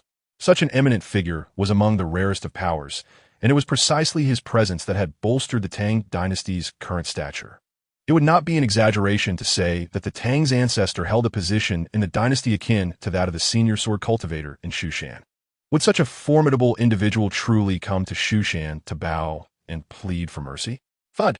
Princess Ping, stricken with fear, lost her composure and hurriedly knelt down with the terrified Zhao Xiaofeng, pleading, "Senior sword cultivator, my son and I acknowledge our wrongdoing. Please do not hold the Tang dynasty accountable. After all, Shushan and Tang are allies." Princess Ping was genuinely frightened, while the Tang's ancestor was powerful. The reputation of the senior sword cultivator was even more formidable. If the Tang dynasty were to fall, they would lose their last bastion of support. Zhao Fan did not spare a glance at Princess Ping and her son. Instead, he turned to Zhao Xiaotian and commanded, "Handle the remaining matters yourself." With that, he cast a sweeping glance at the elders following Princess Ping, who trembled in fear, nearly losing their wits. Buzz. Retracting his gaze, Zhao Fan's spiritual manifestation abruptly dissipated, and the overwhelming aura gradually receded like a tide. In that moment, everyone finally breathed a sigh of relief. Many elders who had initially supported Princess Ping and her son were drenched in cold sweat, feeling as though they had narrowly escaped death. They were filled with trepidation and confusion, questioning why the senior sword cultivator had not punished them. Zhao Xiaotian discerned his uncle's intentions. It was an opportunity for him to win the hearts of the people. He slowly rose, his demeanor solemn and authoritative, and spoke in a deep voice. "Did you all hear the words of the senior sword cultivator clearly? I understand that some of you were momentarily misled, which led to your rebellion. Now, if you admit your mistakes face to face, I shall overlook the past." As his words fell, numerous elders stepped forward, as if seizing a lifeline, beginning to plead for forgiveness and to acknowledge their errors. "Lord, I was wrong. Please show mercy. I too admit my fault. It was all due to the instigation of Zhou Tai and the others. I implore you to be magnanimous. Please forgive us. We pledge our loyalty to you unto death." In the blink of an eye, the 2 or 3 dozen elders who had supported Princess Ping and her son were all kneeling respectfully before Zhao Xiaotian, beseeching his forgiveness. "I forgive your transgressions," Zhao Xiaotian replied with a smile, his tone calm. With myriad matters to attend to in Shushan and already short on manpower, it would be unwise to execute them, as that would result in a significant loss of vitality and strength. "Mother, we are utterly finished." This scene left Zhao Xiaofeng in despair, unable to bear the weight of the blow, causing her to faint on the spot. "It's over." Princess Ping closed her beautiful eyes, tears streaming down her cheeks. She had thought the outcome was nearly guaranteed, only to find it had turned out so dire. Observing Princess Ping and her son, Zhao Xiaotian refrained from delivering a fatal blow and instead commanded, "Take them away and confine them. They shall not leave their quarters without my permission."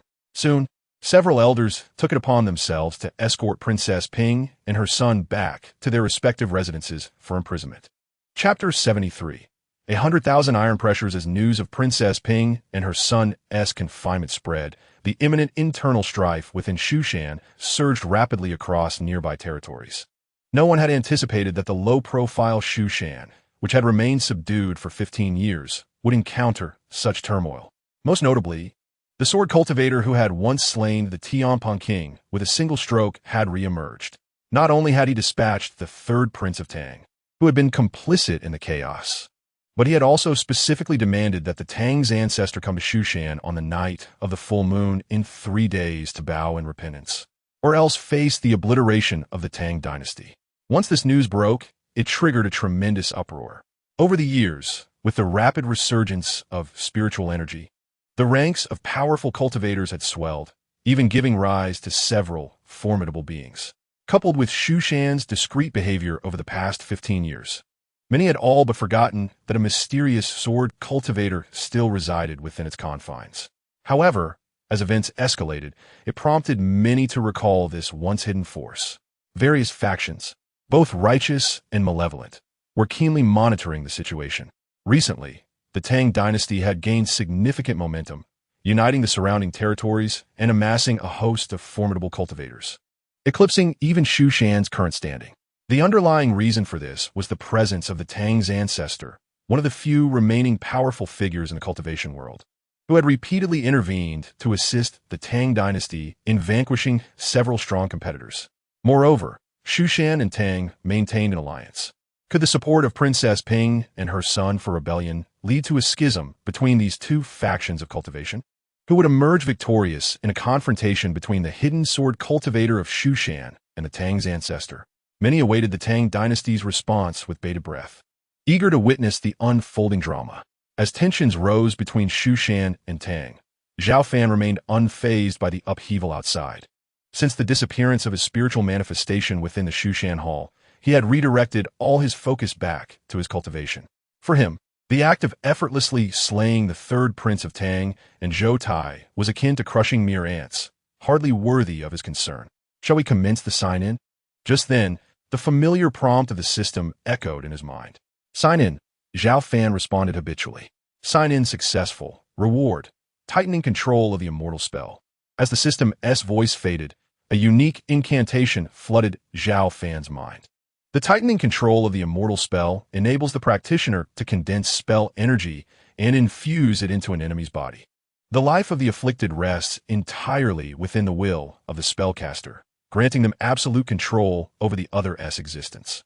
Upon briefly grasping the nature of this spell, Zhao Fan was taken aback. He hadn't anticipated it to be a means of controlling others, seemingly imbued with a hint of demonic aura.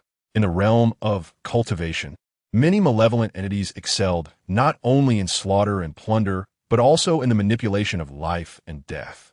The understanding and practice of this spell proved remarkably accessible. After a moment's hesitation, Zhao Fan decided to review the complete version of the tightening control of the immortal spell, recognizing its potential utility in the future. As long as his heart remained righteous and he refrained from indiscriminate killing, even methods typically associated with malevolence could be employed for virtuous purposes. Zhao Fan possesses an extraordinary comprehension ability. In less than half an hour, he has already harnessed spiritual energy to condense the essence of celestial spells. Should one be struck by this celestial energy, even a formidable being at the fusion stage would find their life hanging by a thread, entirely at Zhao Fan's whim. He refrains from further cultivation, for he believes that relying on such techniques is merely a diversion. Enhancing one's own strength is the true path to supremacy. In the Grand Tang dynasty, such audacity is preposterous. The sword master from Mount Shu not only slaughtered my son, but also dared to challenge our ancestor to bow an apology on the night of the full moon in 3 days. Who does he think he is?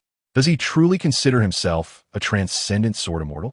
In the imperial palace's grand hall, the reigning emperor roared like a lion, his voice echoing ominously. The civil and military officials of the Tang trembled. Few dared to voice their opinions, fearing they might become the target of the emperor's wrath. Your Majesty, Mount Shu has gone too far. If we do not respond strongly, we may become a laughingstock across the realm. At this moment, the emperor's most trusted elder slowly spoke. The elder is correct. Although we once formed an alliance with Mount Shu, since they have shown no benevolence, We shall not be bound by righteousness. I implore your majesty to issue a decree severing relations with Mount Shu and to launch an expedition, so that the iron hooves of the Tang dynasty may trample Mount Shu into oblivion. The elder's esteemed reputation bolstered his words, prompting several court officials to step forward with fervent suggestions. In recent years, the Tang dynasty has risen to unparalleled prominence, establishing itself as the most formidable power within a 1,000-mile radius. From the exalted emperor to the officials of both civil and military ranks, overwhelming ambition and arrogance pervade. Otherwise, they would not have dispatched the third prince to support the princess of Pingyang and her son in their rebellion. Indeed, my fellow ministers, our Tang dynasty is thriving. With our ancestor backing us, we can stand among the foremost powers in the world. If we swallow our pride, not only will I be shamed, but the Tang dynasty will also suffer irreparable damage. The emperor's expression remained inscrutable, his eyes narrowing slightly, glinting with a cold light. With a mocking smile, he declared, "Isn't that sword master from Mount Shu inviting our ancestor to visit on the night of the full moon? Then let the 100,000 iron hooves of the Tang dynasty accompany our ancestor to the occasion. Your majesty is astute and mighty. The Tang dynasty is invincible, and our ancestor is unrivaled." Upon hearing the emperor's words, the civil and military officials knelt in unison, offering obsequious praise. 3 days swiftly passed, and the night of the full moon arrived. Outside the gates of Mount Shu, an array of powerful figures from various sects, both righteous and demonic, gathered to witness the spectacle. "Master, there are many people outside. If the Tang dynasty truly arrives tonight, it certainly won't be a simple matter of bowing and apology." Elder Lin Mu of Mount Shu expressed his concerns. Not only he, but other elders also exhibited varying degrees of anxiety and tension. While Mount Shu has its sword cultivator elders in place, the fact remains that this is the ancestor of the Tang dynasty, who has aided them in annihilating numerous formidable foes in recent years, his strength renowned as unfathomable. Do not worry. The sword cultivator elder has summoned him to apologize. He must come, Zhao Xiaotian reassured the crowd with a faint smile. His gaze was resolute, filled with blind confidence and admiration for his uncle. Suddenly, accompanied by a thunderous roar akin to a tsunami, the entire Mount Shu began to tremble violently. Taken aback, the elders were startled. What is happening? Has an earthquake occurred? Moments later, as the tremor subsided, the crowd exchanged bewildered glances. Not good. The Tang dynasty's 100,000 troops have surrounded our gates, encircling Mount Shu completely. A pale-faced disciple of Mount Shu rushed into the hall in a panic to report. What? Even Zhao Xiaotian, known for his composure, was startled by the news. Leaping up in astonishment. 100,000 iron hooves. The earlier tremors were not caused by an earthquake, but by the immense commotion created by the approaching army. Has the Tang dynasty gone mad? With the exception of a few, nearly all the elders in the hall erupted into chaos. Shall we begin the roll call? Just then, a familiar voice echoed in Zhao Fan's mind. Chapter 74, finally flustered. Let's go and take a look, Zhao Xiaotian said, his expression darkening as he led the elders toward the gates. With the Tang dynasty's 100,000 iron hooves encroaching, anxiety gripped the hearts of everyone in Mount Shu. If he, the sect leader, did not personally stabilize the situation, unnecessary turmoil might ensue. Soon, Zhao Xiaotian and the elders arrived at the gates. Indeed, it was the Tang dynasty's 100,000 iron hooves. Zhao Xiaotian's brow furrowed, his expression turning grim. As he gazed outward, he beheld a vast sea of iron cavalry.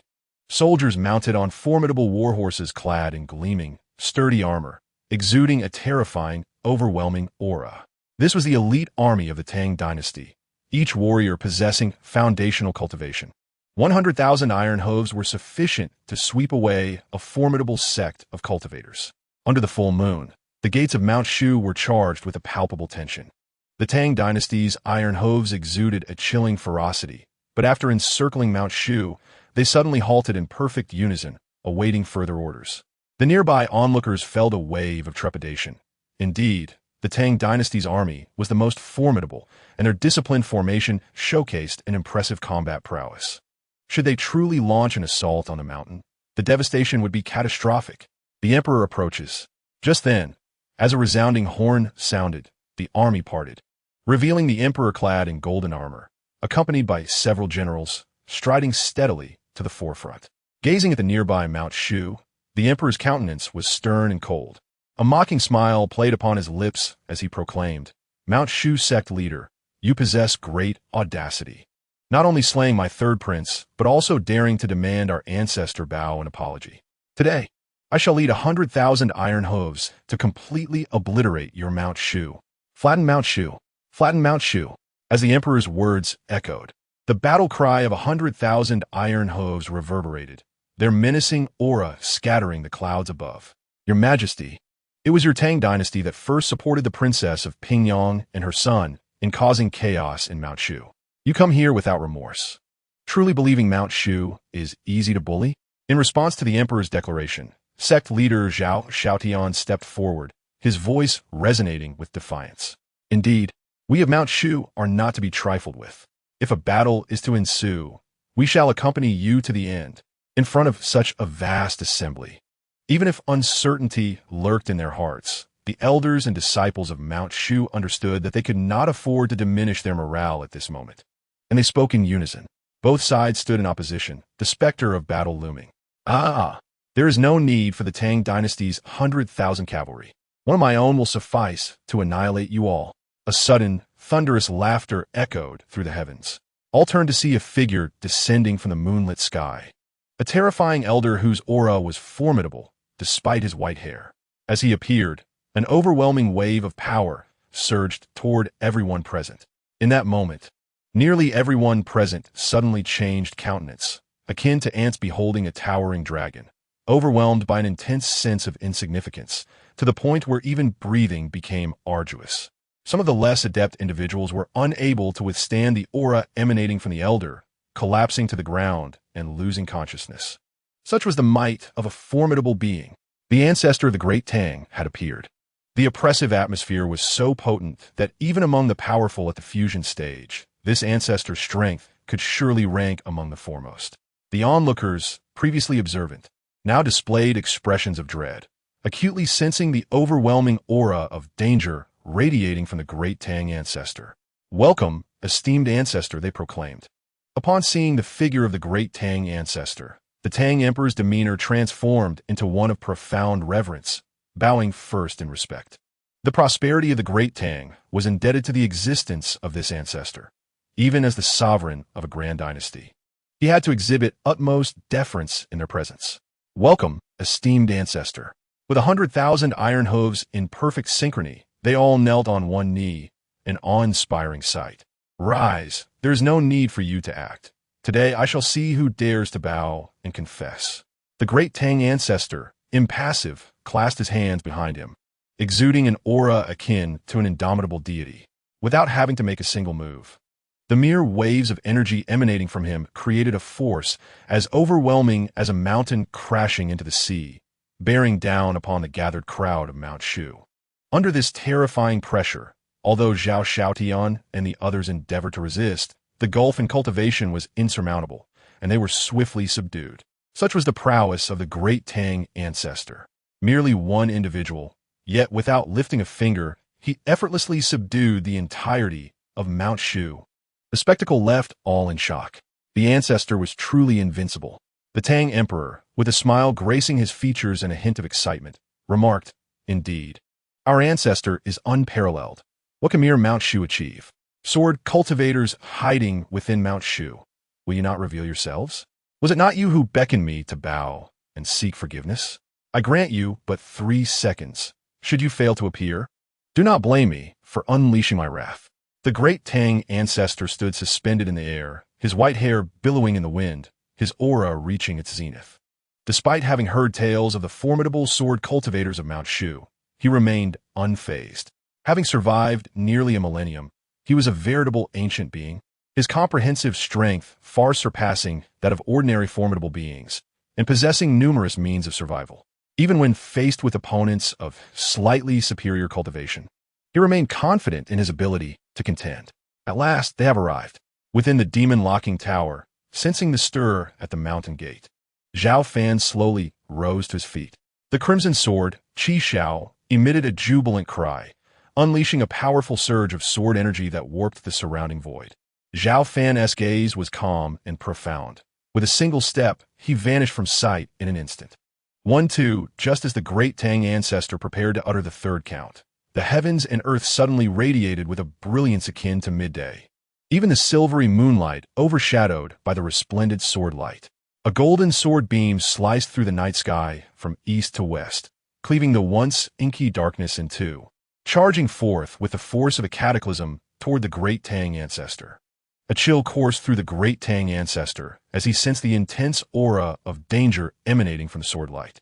Yet, rather than panic, he erupted into maniacal laughter, exclaiming, "The sword cultivator of Mount Shu, you have finally revealed yourself." As his words fell, he clenched his fist, gathering a tumultuous surge of spiritual energy, and suddenly unleashed a counterattack, manifesting an equally formidable punch of light. Bang! Under the gaze of all, the sword light and punch light collided with a thunderous roar. Yet, in the next moment, the punch light unleashed by the great Tang ancestor shattered, while the golden sword light continued unabated, cleaving through all in its path. Heavenly Gong Poem. The great Tang ancestor's expression shifted to one of shock, but his reflexes were swift. His hands, as if forged from celestial gold, struck out with countless massive palm imprints, each blow infused with tremendous force. However, before the might of that golden sword light, even his proud palm technique was utterly incapable of withstanding it, collapsing amidst the cacophony of explosions. What? How is this possible? The great Tang ancestor finally felt a twinge of panic. Without a moment's hesitation, he executed a secret technique to evade, retreating 1,000 meters just in time to avoid the terrifying sword. Boom! As the golden sword light descended, a towering mountain crumbled into dust amidst the resounding tumult, sending plumes of dust spiraling into the sky. Chapter 75. Submission. Gazing upon the collapsed mountain, the great Tang ancestor's complexion paled, beads of cold sweat forming on his brow. Had he not employed his secret technique to evade, his fate would have been dire, if not fatal. To evade a mere sword strike of mine, you possess some skill. Before the great Tang ancestor could fully comprehend the situation, a figure cloaked in golden light suddenly materialized in the void. He was tall and imposing, akin to a celestial sword immortal descending to the mortal realm, exuding an aura as deep and unfathomable as the ocean. This figure was none other than Zhao Fan, emerging from the demon locking tower. The previous sword strike had required less than 5% of his strength, yet even that was sufficient to effortlessly annihilate most mid-stage fusion cultivators. However, the great Tang ancestor had evaded at the last moment, clearly possessing exceptional means of survival. Truly, he was an ancient being who had lived for nearly a millennium. With just a single sword strike, he had nearly slain the great Tang ancestor, leaving all present astounded, gazing in disbelief at the suddenly materialized Zhao Fan. Is this the enigmatic sword master of Mount Shu? He is simply unfathomable. To what extent has his strength ascended? Even the great Tang ancestor had been forced into a disadvantage. Observers from a distance felt an unsettling chill as they sensed the sword aura emanating from Zhao Fan. A visceral fear gripping their hearts. It felt as if they were confronting a transcendent sword immortal, even without striking. The aura of his sword intent was potent enough to rend the very fabric of heaven and earth. The sword cultivator elder has arrived. With his intervention, even the great Tang ancestor is bound to face defeat. Please, esteemed elder of the sword cultivators, display your might and safeguard Mount Shu. As they beheld the transcendent golden figure resembling a sword immortal, the elders and disciples of Mount Shu erupted in ecstatic cries. In their eyes, the sword cultivator elder symbolized invincibility, a being comparable to the divine. My uncle has finally made his move. The great Tang ancestor is destined to fall. Zhao Xiaodian, feeling a weight lifted from his shoulders, allowed a smile to grace his face. In stark contrast to the jubilant cheers of the Mount Shu crowd, the Tang Emperor and others sensed an ominous shift. The earth-shattering sword strike had directly placed the great Tang ancestor at a disadvantage. Fear not, the ancestor shall not falter. He is the strongest among us, unmatched even within his realm. Once he unleashes his full power, the sword master of Mount Shu will surely meet his demise. Though tinged with unease, the Tang Emperor spoke solemnly to reassure everyone, striving to maintain morale.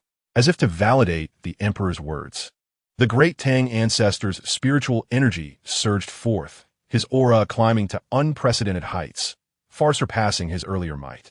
I refuse to believe it. You cannot be that formidable. That last sword strike was undoubtedly your strongest. Now, it is my turn to counter. The grand ancestor of the Tang dynasty took a deep breath, forcibly stabilizing his mind. He did not believe that Zhao Fan was significantly stronger than himself.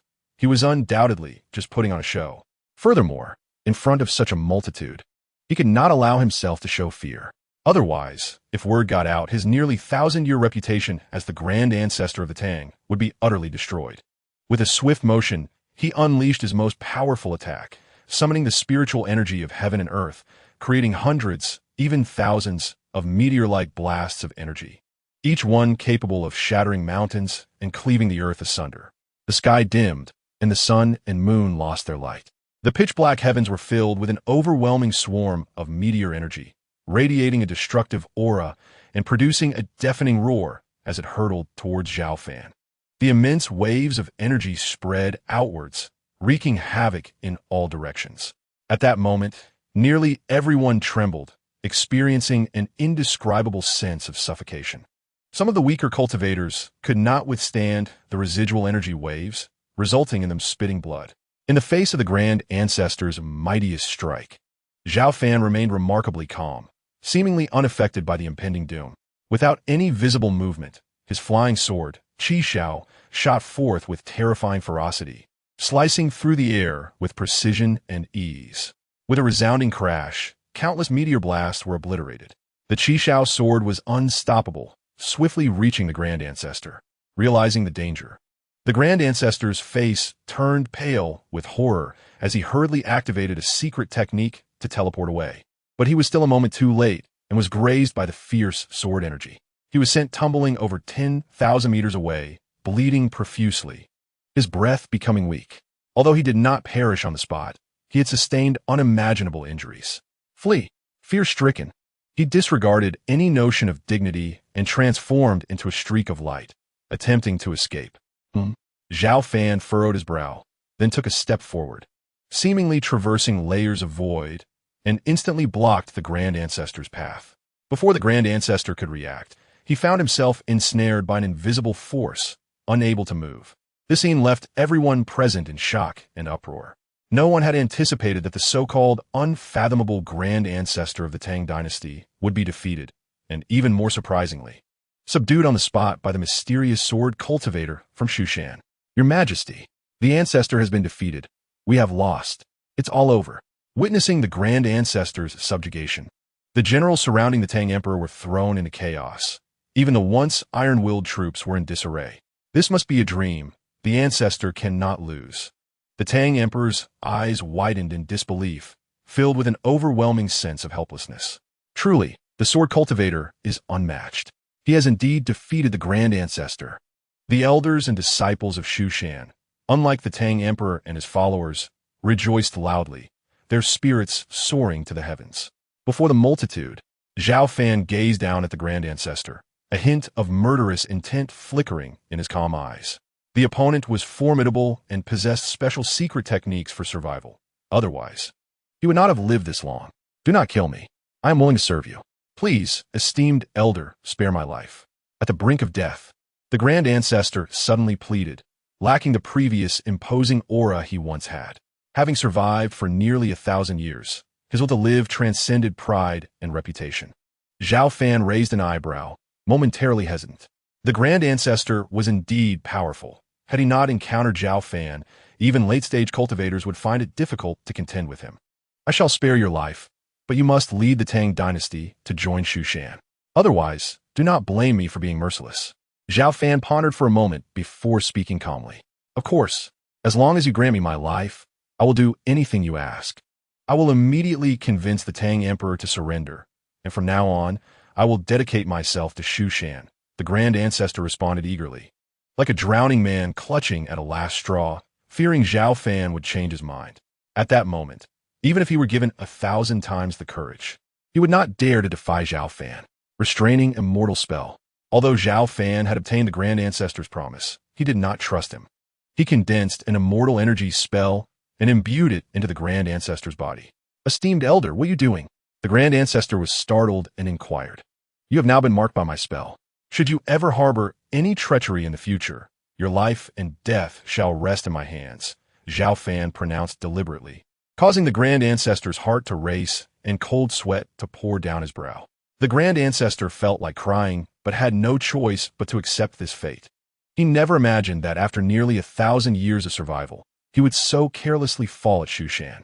Tang Emperor, have your people lay down their arms and surrender. From now on, the entire Tang dynasty will be incorporated into Shushan. Taking a deep breath, the Grand Ancestor approached the Tang Emperor and others under Zhao Fan's tacit approval. Speaking haltingly, Ancestor, the Tang Emperor's face turned ashen, utterly unable to accept this outcome, and he fainted on the spot. Within the Tang dynasty, the Grand Ancestor held absolute authority, and having witnessed Zhao Fan's unfathomable power, the Tang people had already lost their will to resist, laying down their weapons and choosing submission. This stark contrast left the powerful observers from various factions in the distance utterly astonished. Not long ago, the Grand Ancestor and the Tang Emperor had boasted about flattening Shushan, yet now they appeared like lost dogs, choosing to submit to survive. What a farce this was! However, none of the onlookers dared to laugh, for the sword cultivators of Shushan were indeed overwhelmingly powerful. Zhao Fan's gaze was cold and piercing, his physique tall and strong, enveloped in golden radiance. Resembling a celestial sword immortal, exuding an aura of transcendent strength. He cast a faint glance at the distant onlookers before vanishing from his spot, the terrifying aura of his sword dissipating like a receding tide. Chapter 76. Oversight, did he discover us? What formidable insight he possesses. Deep within the void, several figures stood, their presence merging with the heavens and earth, undetectable by ordinary cultivators. Yet, when Zhao Fan's gaze swept over them, they simultaneously felt a jolt of terror, as though they were being scrutinized by the eyes of death, filled with profound unease. These figures were formidable beings from the realms of good and evil in the cultivation world, some even surpassing the Grand Ancestor in strength.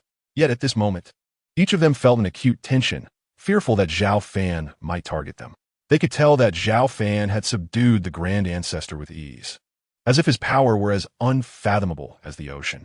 Even if they were to act, their fate would likely mirror that of the Grand Ancestor. It must be an illusion. He hasn't discovered us. Once Zhao Fan's gaze withdrew and he vanished from sight, the group collectively exhaled in relief. With such a sword cultivator safeguarding Shushan, we are not beings they can provoke at present. It would be wise for me to return and diligently cultivate, preparing for a future rise to power. So is for me as well. The revival of the celestial aura is accelerating, and it is only a matter of time before I stand proudly within the realm of cultivation. With the conclusion of the great battle, the formidable beings concealed in the shadows naturally had no reason to linger, swiftly departing in haste. These individuals are among the few remaining powerful figures today. Yet upon witnessing Zhao Fan's prowess, they recognize their own inadequacies and resolve to return to their respective sects to enhance their cultivation. The environment for cultivation is improving, not solely due to the accelerated resurgence of spiritual energy, but also because the previously fragmented pathways of heaven and earth are slowly being mended.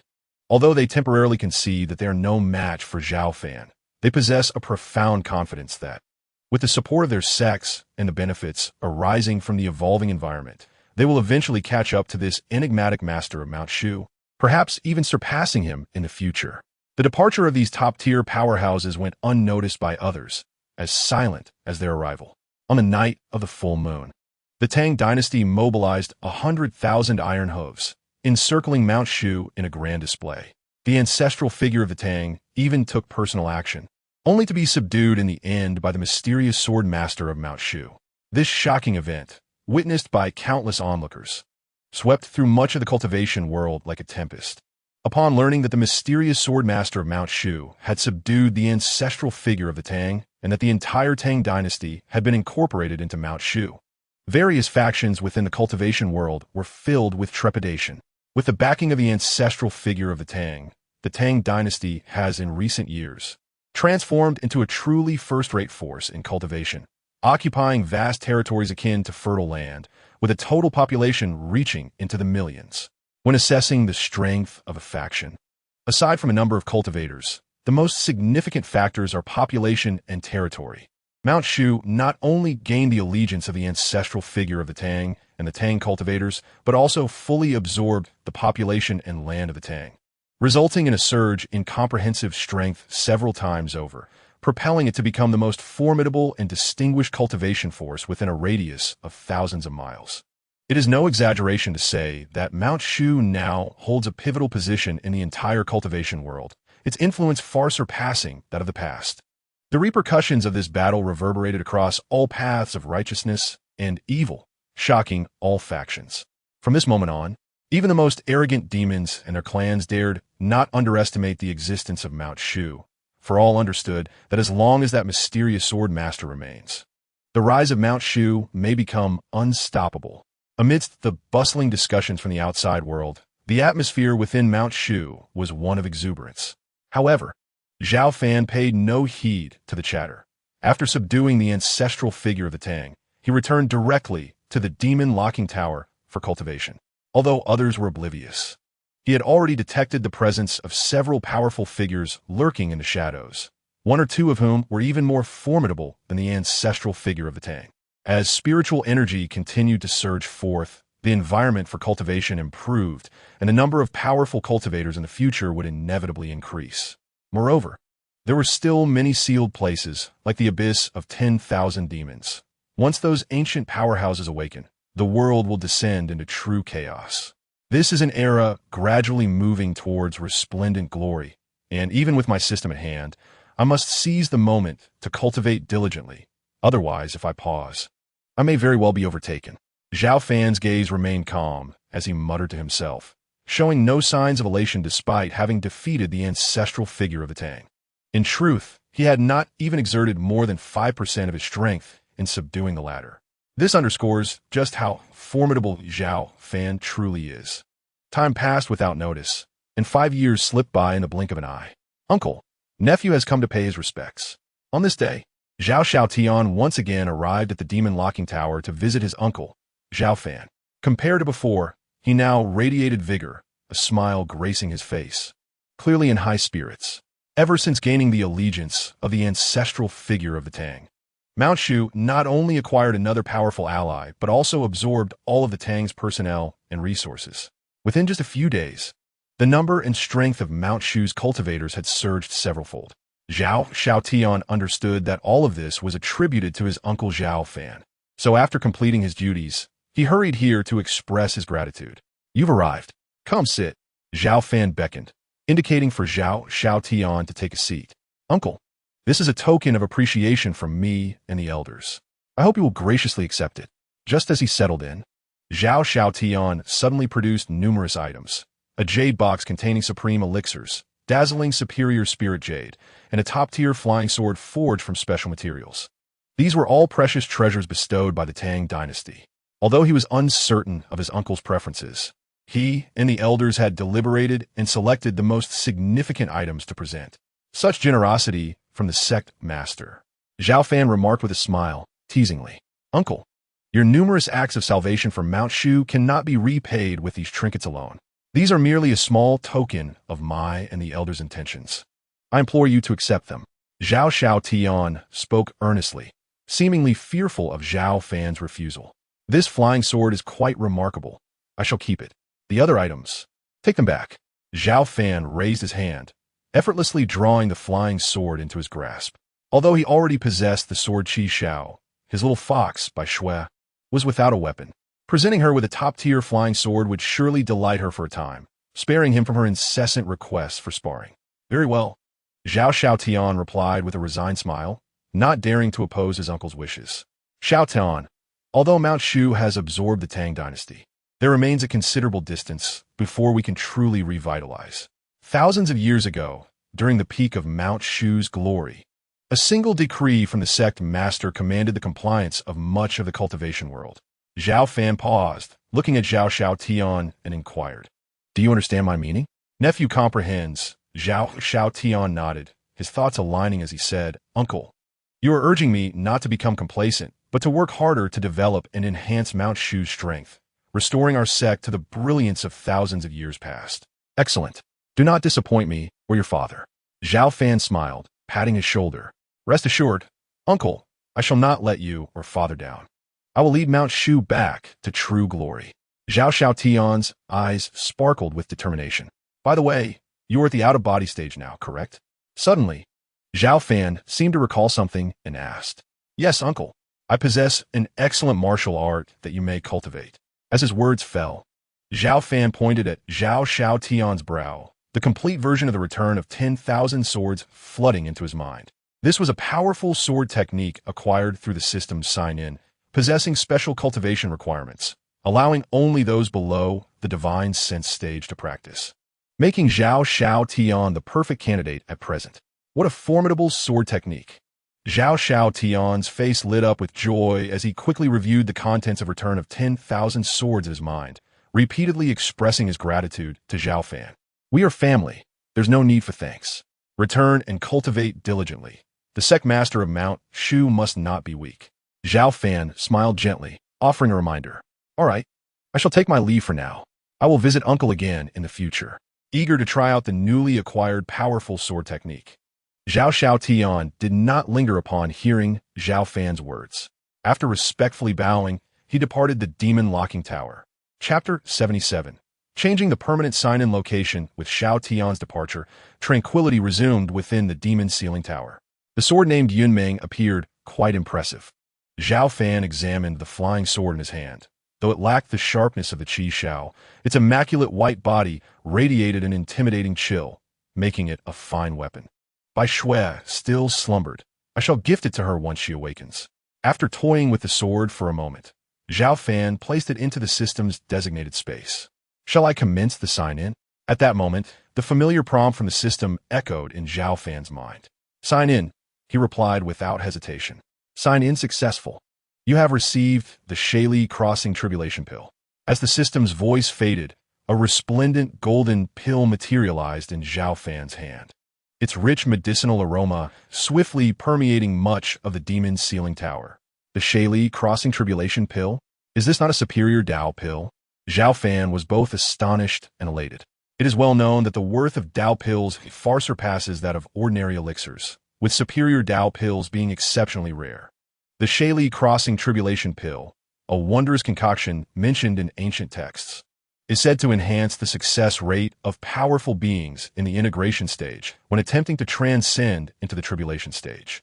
The news of such a Dao pill's existence, if leaked, would undoubtedly incite fierce competition among countless righteous and malevolent entities, including ancient beings who would spare no expense to obtain it. Excellent. The system is indeed a timely boon. I am currently at the peak of the integration stage, just a step away from the tribulation stage. Initially, I lacked confidence in successfully breaking through. Yet with this Shaili Crossing Tribulation Pill, my chances have improved by at least 30%. A smile graced Zhao Fan's face, instilling him with newfound confidence regarding his impending breakthrough. He had previously refrained from attempting to ascend beyond the integration stage due to the perilous nature of such endeavors. For ordinary cultivators, breaking into the tribulation stage is fraught with danger. To illustrate, among 100 cultivators at the peak of the integration stage attempting to break through, perhaps only 3 or 4 would succeed. The success rate is alarmingly low, and failure could result in either a catastrophic fall into chaos or even instant demise. The tribulation stage diverges radically from prior cultivation realms. It marks a pivotal turning point in a cultivator's journey from the extraordinary to the transcendent. To enter the tribulation stage, one must endure the heavenly tribulations. The tribulations are forces of annihilation, and even those cultivators who appear to transcend the mortal realm may find themselves obliterated if unprepared. Thus, the attempt to breach the tribulation stage must be approached with utmost caution. Either one refrains from attempting or must succeed in one decisive effort. Though the Shaili Crossing Tribulation Pill can enhance my success rate by 30%, the might of the tribulations remains largely unseen for millennia. I must be thoroughly prepared before I dare to undertake this challenge. Should I fail, all my efforts may be rendered futile, leading to my demise. Gazing at the Shaili Crossing Tribulation Pill in his hand, Zhao Fan contemplated storing it within the system space until he was adequately prepared for his breakthrough.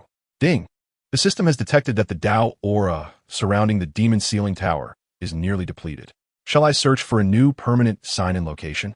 At that moment, another prompt resonated within Zhao Fan's mind. What?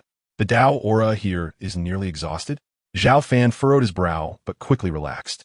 Since being imprisoned within the demon ceiling tower nearly 200 years ago, the daily sign-ins had gradually consumed even the densest Dao aura. Proceed with the detection.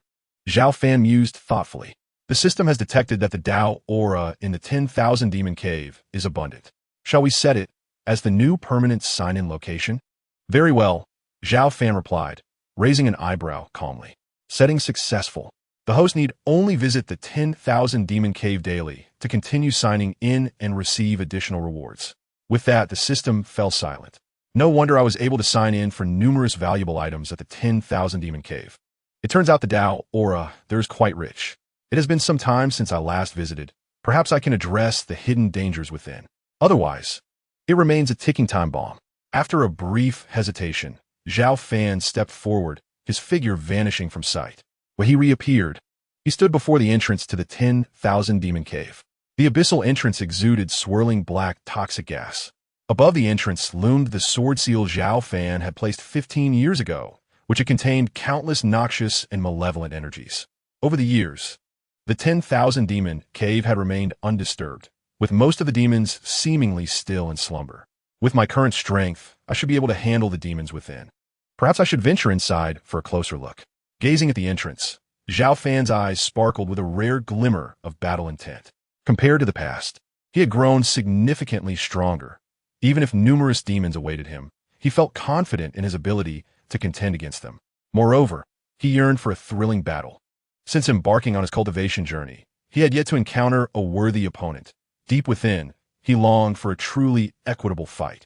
After a moment's contemplation, Zhao Fan inhaled deeply before slowly entering the cave.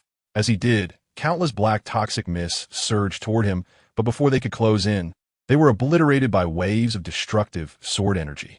Zhao Fan's physique was robust and elongated, a faint golden aura enveloping him, while sword energy radiated around him like a true, transcendent sword immortal. Even his unintentional aura was enough to shatter the thick malevolence surrounding him. Zhao Fan descended rapidly, reaching the depths in mere moments.